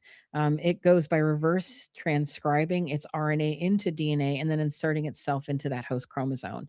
And so that if an infection reaches the germ, like line cells or sperm or anything like that, you can inherit it. Because when people talk about, like, say, the big brain bang, there's the stone date theory, right? That's a fun one, where maybe people did mushrooms and then they expanded their consciousness and then what have you, but that wouldn't have passed down genetically.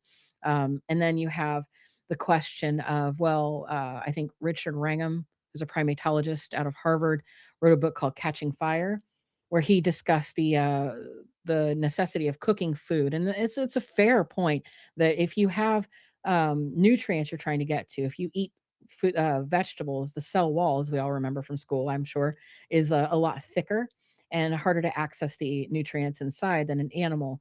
So if you're eating raw vegetables, you're not getting as much nutrients from it than when you would cook it. So cooking, he argued, allowed us to access a lot more nutrients, and that can affect your offspring, but not in that direct sense. Whereas something like a virus, a retrovirus specifically, can go in and actually change your DNA and then be passed on through genes. And so you can have over a millennia, you could have very slow evolutionary changes.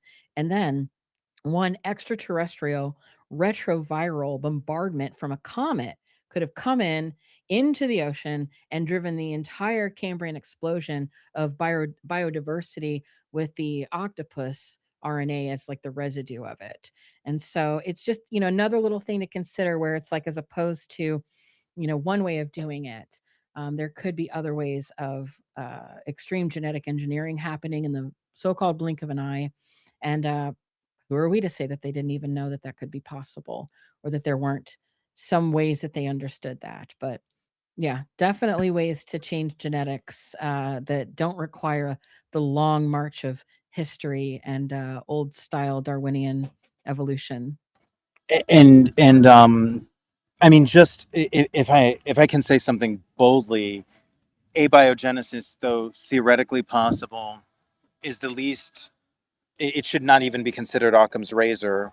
It's the least scientific idea that we have if science has to do with probability, statistical odds against chance, replication, or any experiment. It's the one that has 100% failure rate when we try to make it happen in laboratory. And any panspermia argument is extraterrestrial in origin, is it not? Yeah, yeah, absolutely.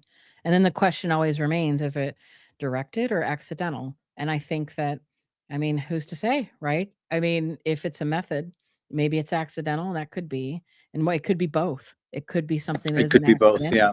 It's like farming itself. It's literally seeding. It's, panspermia. So you're seeding the cosmos. That is something that's naturally done. There could just be accidental seeds that get planted on planets. And then there could be something like the great agrarians that we constantly see. So maybe back to the earlier question that somebody had, which was, when did we begin this great agricultural kind of control system or what have you? Maybe it's just always been there. Maybe we've always known that even when it comes to seeding planets, it's not just random, but that you can control it, you can direct it, and then you can be the cause of life on other planets. And in a way, that almost circles back to some of those occult arguments that we see over and over again, which is like, as soon as you ascend up that tree of life, or you go through a Gnostic awakening, or whichever way you do it through different methodologies, the reward is generally a few things. One, you get your own system. And that could look like you also, like you're L. Ron Hubbard and you have your own religion and you've ascended to be worshiped in some ways. Or the system is that, like in a Mormon sense, you kind of get your own, I guess, planet or world. But this idea that you become God because you've ascended, and now you're able to seed things. You're able to be the farmer. So maybe instead of the grand architect, we should all be talking about the grand farmer. What is the real thing that is seeding? And what is that, what they're trying to be? Are they trying to be the architects, or are they like, farming us, and they're seeding planets? So it could be random, and it could be intentional if somebody were to get the technology. That is fascinating. I could talk to you for another 168 hours. I'm sure there are people, violating their Vyvanse prescriptions right now and popping an extra one. Dr. Lynn, I hope you will grace us again with your presence. We have a million more questions for you. I want to say thank you for your generosity, for being truly an open book, for allowing me to exploit the AI slop that Interstellar posts and lure you into the doom room. I'm truly very lucky. Everybody, please follow every single person you heard speak on the panel today. Dr. Lynn, I hope people pick up your books. I certainly will. And if I can end this on a dooming note and on an uplifting note, you are a Christian, and I assume your research of the Sumerian tablets has led you to the conclusion that you cannot assume that the Old Testament has that it is a work de novo. That I assume you think there's some lifting or some plagiarism involved here. Is that a categorical statement you can make? Not that that takes anything away from Christianity or the faith, but is it your understanding, based on all of the evidence we have, that there's no way that Genesis could be written completely separately from what we have in all the different flood myths in the Sumerian tablets. Right. So I think that the Bible, so to speak, is not a book, it's a collection of books. It's a library. So it's just a collection of books. And those have been divinely inspired because, things are inspired. So they can be divinely inspired, but then also incorporate memories and oral traditions and things all the way through. I think their importance is not in so much as that they're literal at all. I think the importance is that these are stories, these are messages that were so important that people died for them. They're so important that they did actually get syncretized and retold and changed, that there's some grain of you know mythic truth at least in it, that there's something valuable that is up us to discover if we so choose. It's not the responsibility of the ancients to make themselves clear. We have to do the work if we want to. So, with that said, I think that all of it is up for debate and question, and it's the great opportunity we have as seekers to go look into that and find those truths. And if your faith, if your religion can't hold hold up to that, if it's threatened by simply pushing a date back, or denying that this thing happened or that thing happened or whatever, then maybe it's just not the right one. But who knows what the right one is. So I don't discount it. I think that what's important is that we look at these things that have lasted the test of time and say, why? What is so important here? Let's investigate that. Don't throw it out. But then also don't be so married to it that you say that this is exactly how it has to happen. And, because I think like the Gnostic texts are extraordinarily important. I think that so many of these texts that were banned and then brought back or then banned again, but texts that we've not even had are important to the story. And I think we're working on one big collective human story, and we need extraordinary library, not just one library. We need an extraordinary library of information to help us get through that. So, and I think we all inherently know and feel that, which is why no matter if it can be debunked, so to speak, or not, the story of the burning of the Library of Alexandria hurts us all, because in it is a very hard truth, is that history and time and Chronos eats its children. So all of the things that we could have known or maybe did know has been lost to time. And we just want that back so bad. And we feel like we, are so grieving what it is that we don't know. So I think that things like the Library of Alexandria burning just stay in our collective memory for that very reason.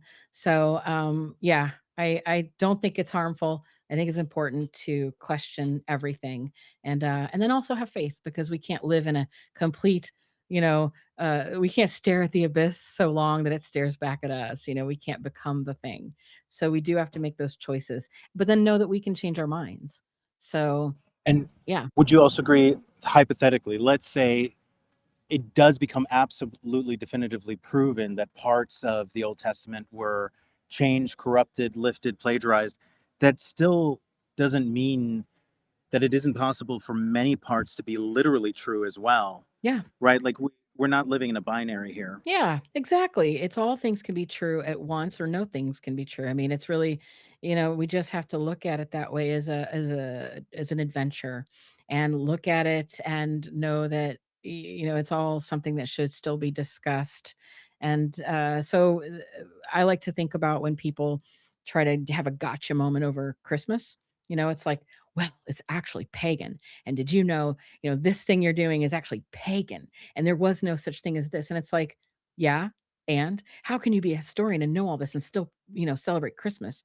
Well, because I know all this, and I choose to enjoy it and be grateful that I am celebrating a holiday every year that has all of this wrapped up into one thing, where somehow all of these things were put into an amalgamation so that it can be celebrated now by me and my family, and there's something to unpack there. What is it that's about, like, that's so important that we're holding on to it cross culturally? Why does one culture recognize its significance and maybe a certain practice related to it, and then it resonates with another so much that they incorporate it into their own? Something's there, and it's worth holding on to. It's just simply not dogma, and it's not religion. It doesn't have to be, of course. It can be simply tradition. Tradition with a lowercase t. I am going to give the last words to my handler, Mav. he was running. Can you imagine? He ran a space while we had our space, and then he came back. I can't believe. For all we know, he stole our audience temporarily, took them over to his, and then dropped them back here. But I think he also encountered technical issues. Heather, I'm pushing something up to the nest. I think you should consider looking at this researcher. He's a bioinformatics geneticist, kind of half computer science, half geneticist. And it's about the 6 fractal codes that he discovered in DNA. And it relates to something that you at least have in the Sitchin's account, namely this talk about the vessel, getting the vessel right, where there was something they couldn't make the viable Lulu the first couple of times. And this is the first thing that makes me wonder whether this is what the Sumerians might have been talking about if there was real genetic engineering going on. He discovered that when you take the 6 most common elements found in biology, carbon, hydrogen, oxygen, nitrogen, phosphorus, and sulfur, that they show up in the entire human genome, the 3.2 billion base pairs, so including the non-coding DNA, they show up in specific ratios. When you divide them, but only in their isotopic proportions as they exist on Earth. So you have to use the exact atomic weights as you find them on the periodic table on Earth. And then when you divide them by the golden ratio and by pi, so both 2 irrational numbers, you end up with a disturbingly and suspiciously clean code. And this would actually explain if this was the vessel they were talking about, if they were engaged in genetic engineering and they came from a different planet or a different star system where they had the same elements on the periodic table but in different isotopic proportions, if there is something in the code where you need for these atomic elements in the base pairs to line up, this would explain why they struggled and couldn't get the viable Lulus until they used the natural vessel or the clay of Earth. In other words, maybe if we were really hybridized, you actually need to use the carbon elements here in the same isotopic proportions. I know that's a bit of a stretch, but this is the one paper that I found that really points toward that being a requirement in human DNA. So if you ever take a look at it and you think there might be some overlap there, please reach out to me. He Okay. speaks That'd be super French. cool. And you said it's It in would be the. fascinating. I don't. maybe I'm not seeing it for some reason. Sometimes No, these you know things what? aren't coming up. No, I think, look, I am not the most modern version of human. If there's any genetic improvements, they did not give me the ones for multitasking. It's in Well, the if you could thread. send it to me, or like, yeah, I'll send it to you. that'd be great. Yeah, Thank you I'll so send it much. to I you. appreciate it. I'll definitely look at it. Sounds awesome. Yeah, and Mav's got the last word, and then I promise to let you go. Can you hang in there for like 30 more seconds? Sure. Yeah. Actually, I have Thank my you. hand up too, Doomer. I'm not sure if you could see it. It's Oh, super glitchy. forgive me. No, forgive me. Should I go to Oh, you of course, first? No, French. you can Go go ahead, first now. French. Up front. Just come to me after. No, go ahead, French. No, nope, it's all right. Oh my I think she gosh, now we're She might. fighting for all right, Mav. I just had a couple of things. Actually, I had a drop. I asked you a question hours ago and I had a drop. I'm not sure I got the final answer on it, but I'm not as familiar with the story, obviously, as Doomer is. And this might be a really dumb question, but if the Anunnaki, in your opinion, were not the gods and they were just some civilization with, a higher degree of technology, and they came along and they enslaved us, why are we, us humans, why are we identifying as the slaves? Like, what makes it, how do we know we're not the Anunnaki? So I did have a question, like, what happened to the Anunnaki? How do we know we're not the Anunnaki, or some of us are not the Anunnaki? And then to your point, Doomer, you were talking about the Old Testament and all this kind of stuff. I might be a very simple-minded person, but this is all the same story to me. Like, I don't understand. I don't understand what the issues are. If you just look at all of so many cultures across the whole planet, we all have the same story. And it appears that we are somehow caught up in like a Game of Thrones episode, or perhaps multiple seasons of the Game of Thrones of the unseen realm. And these creatures have superpowers and appear to be in charge of the afterlife. So fun times for sure. But this all seems like the same story to me. Now, I personally do not water down being a Christian at all. Just have a different view of the entire thing that we spoke about today. But I have absolutely no issue with any of these stories or this history. We might have a prehistory, we might have pre-Adamic races, the earth might have been made multiple times. I mean, it's just all right there. It's all possible. So it seems like all the same story to me. So I'd like to get your comment on that, Dr. Heather, and also on how do we know we're not the Anunnaki? And there might be a very simple answer to that I'm just not aware of. Well, I do think these are all the same story, and it's just being told in different ways by different languages and different flavors. But which is why I think it's so important, because it is a shared history.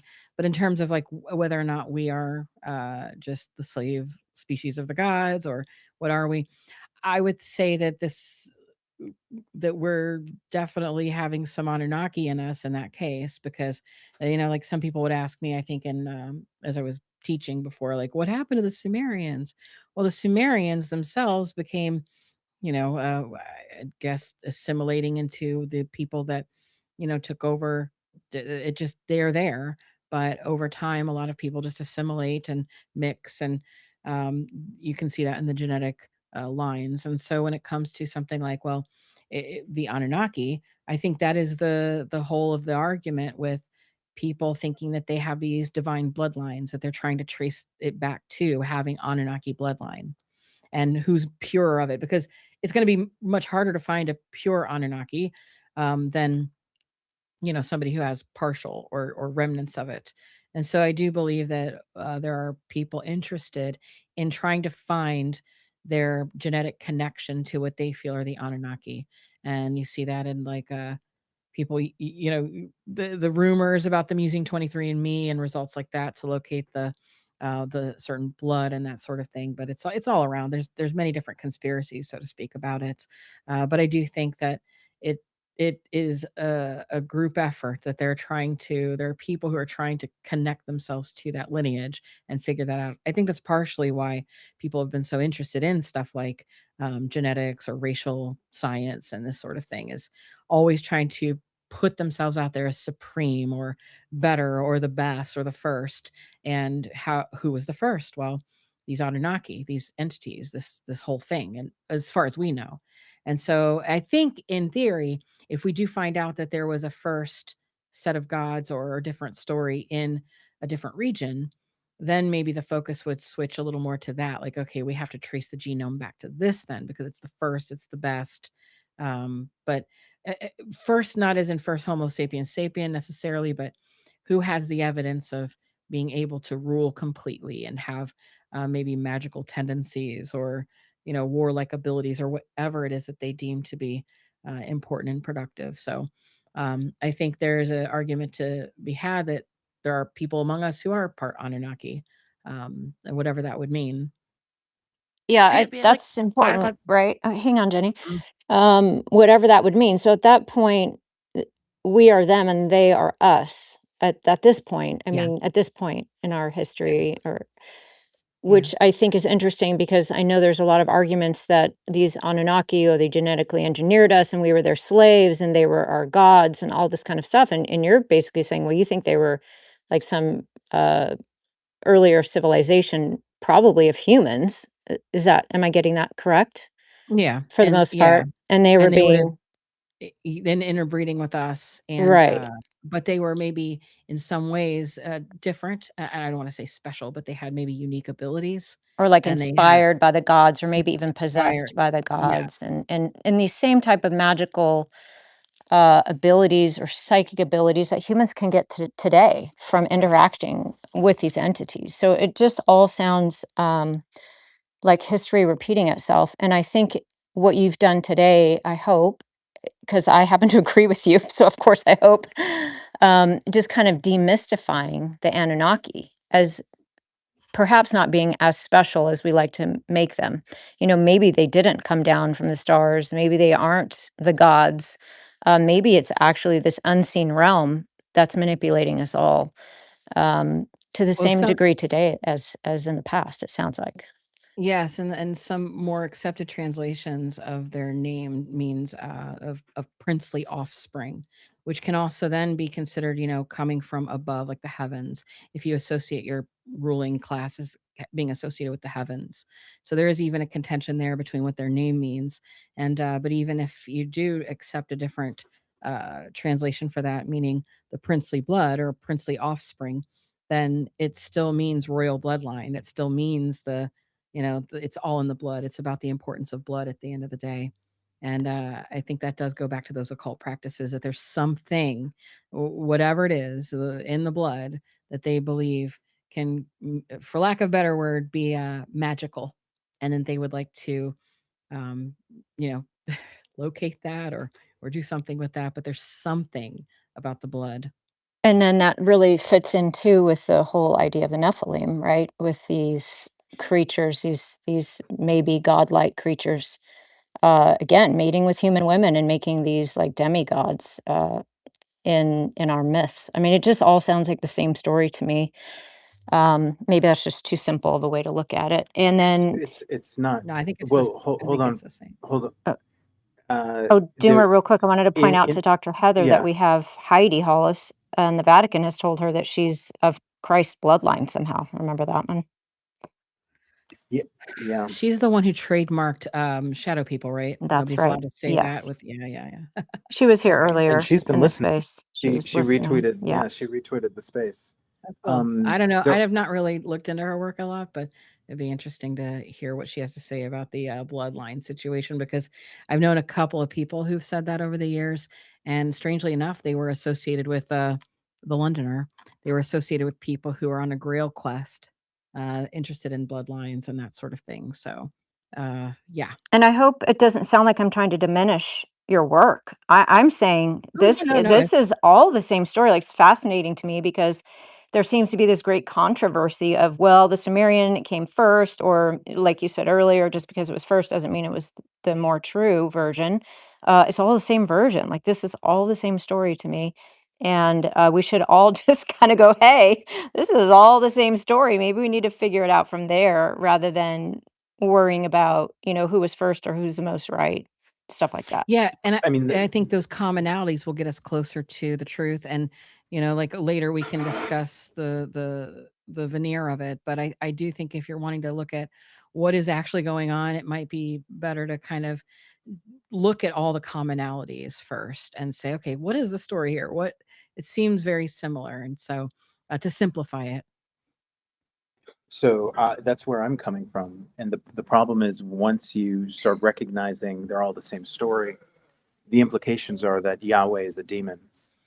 And so that it is right. You would Well, agree that I Yahweh would, is most you likely guys can agree, but I don't agree. So you can't just make a Sure. blanket statement like that, Right. But Doomer. And that's my it point. would You depend can't on oversimplify it. yes, and That's what I'm trying to tell you. Okay, I'm saying it's all the same story, right? But it's all the same. Okay, let me rephrase that, Doomer. It's all the same basic story, right? It's all the same premise. And then what we do with these entities in this unseen realm, all of these other characters who are having a full-blown cosmic war, and we're like basically their proxies, in many ways. How we figure out who's who, I think, is very, very important. I'm just saying the basic story is the same. Yes, but my point is that you can have basic stories, but you switch one or two characters, and the message is very different. Enlil hates Oh, absolutely. humanity. I don't disagree with you at all. Yeah, Yeah, absolutely. that's all I'm saying. And just like Enki is known as Ea, Enlil is also known as Baal, who many believe becomes Baal, who many believe becomes 𝗂𝗓𝗂𝗃, who some believe becomes Yahweh. And we are at a place where we do need to figure out the truth so that we're certain in our faith, whether we're of faith or whether we're not of faith. This is something I don't think that anybody can afford to not figure out if it's within our grasp. Oh no, I couldn't agree more with you. And of course there's the other side of that, Doomer, which is that the Israelites came along and actually told their version of the story, which they believe was the correct version of the story. Right. So, you know, there's always another side to all of that. There And is. then, Yeah, of there course, is. And and I just want to point out too that even though this was a personal experience for me, having been through literal hell with the actual entities, and you know, I'm not saying I've been in contact with every single entity by any means, but a plethora of a variety of entities. I can tell you from the entity's point of view, they are 100% Luciferian. I mean, they're on that side, right? They're on the side, this like the Luciferian satanic side is what we would call it in Christianity. That's their religion. That's their side. That's what they want all of us to believe. And that's what they're going to come at us with, possibly any day now, you know, maybe 1,000 years from now. I'm not sure. But I also have that added experience, Doomer, of starting out believing these were our space brothers and then finding out they were not our space brothers and they were very interested in religion and all of our religious beliefs. And just looking at even the abduction research, you can see they take abductees and they turn abductees Luciferian. That's what they do. And so then we have to ask ourselves if the beings who are snatching us out of our beds at night, abducting us, raping us on the ships, raping our children, if those entities want us to be Luciferian, either they're playing a very, very long game of reverse psychology, which is entirely possible. I just don't think it's probable. Or these entities want us to be Luciferian. So I kind of, again, just in a simple-minded way, I always have to add that to my own experience, which I know you guys didn't have, but I just like to put that out there. no, and your experiences have changed and caused me to modify my view of the whole thing. Right. I used to just assume Anki was this clean, clear-cut figure. And I've absolutely changed my views. Mav, I need to shut this thing down at some point. Jenny, if you can make it quick, Very but quick. you know, You guys talked Sorry, very, about very Jenny. quick.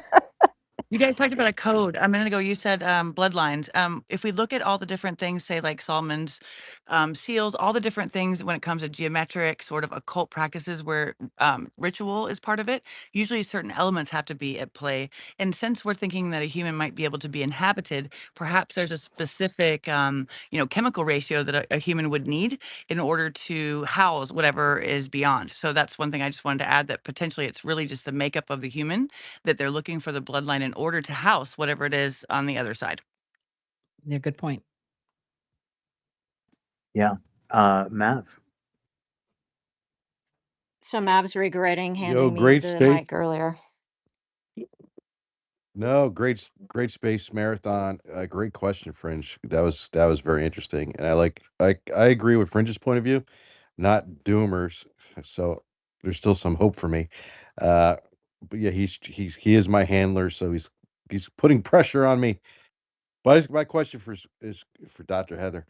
How can you talk on Doomer Space about Zionism, and then I start a space about Zionism and the Noahide laws, and they freaking destroyed my space and made all kinds of crazy things happen. I should have just stayed in this space. I don't know what happened.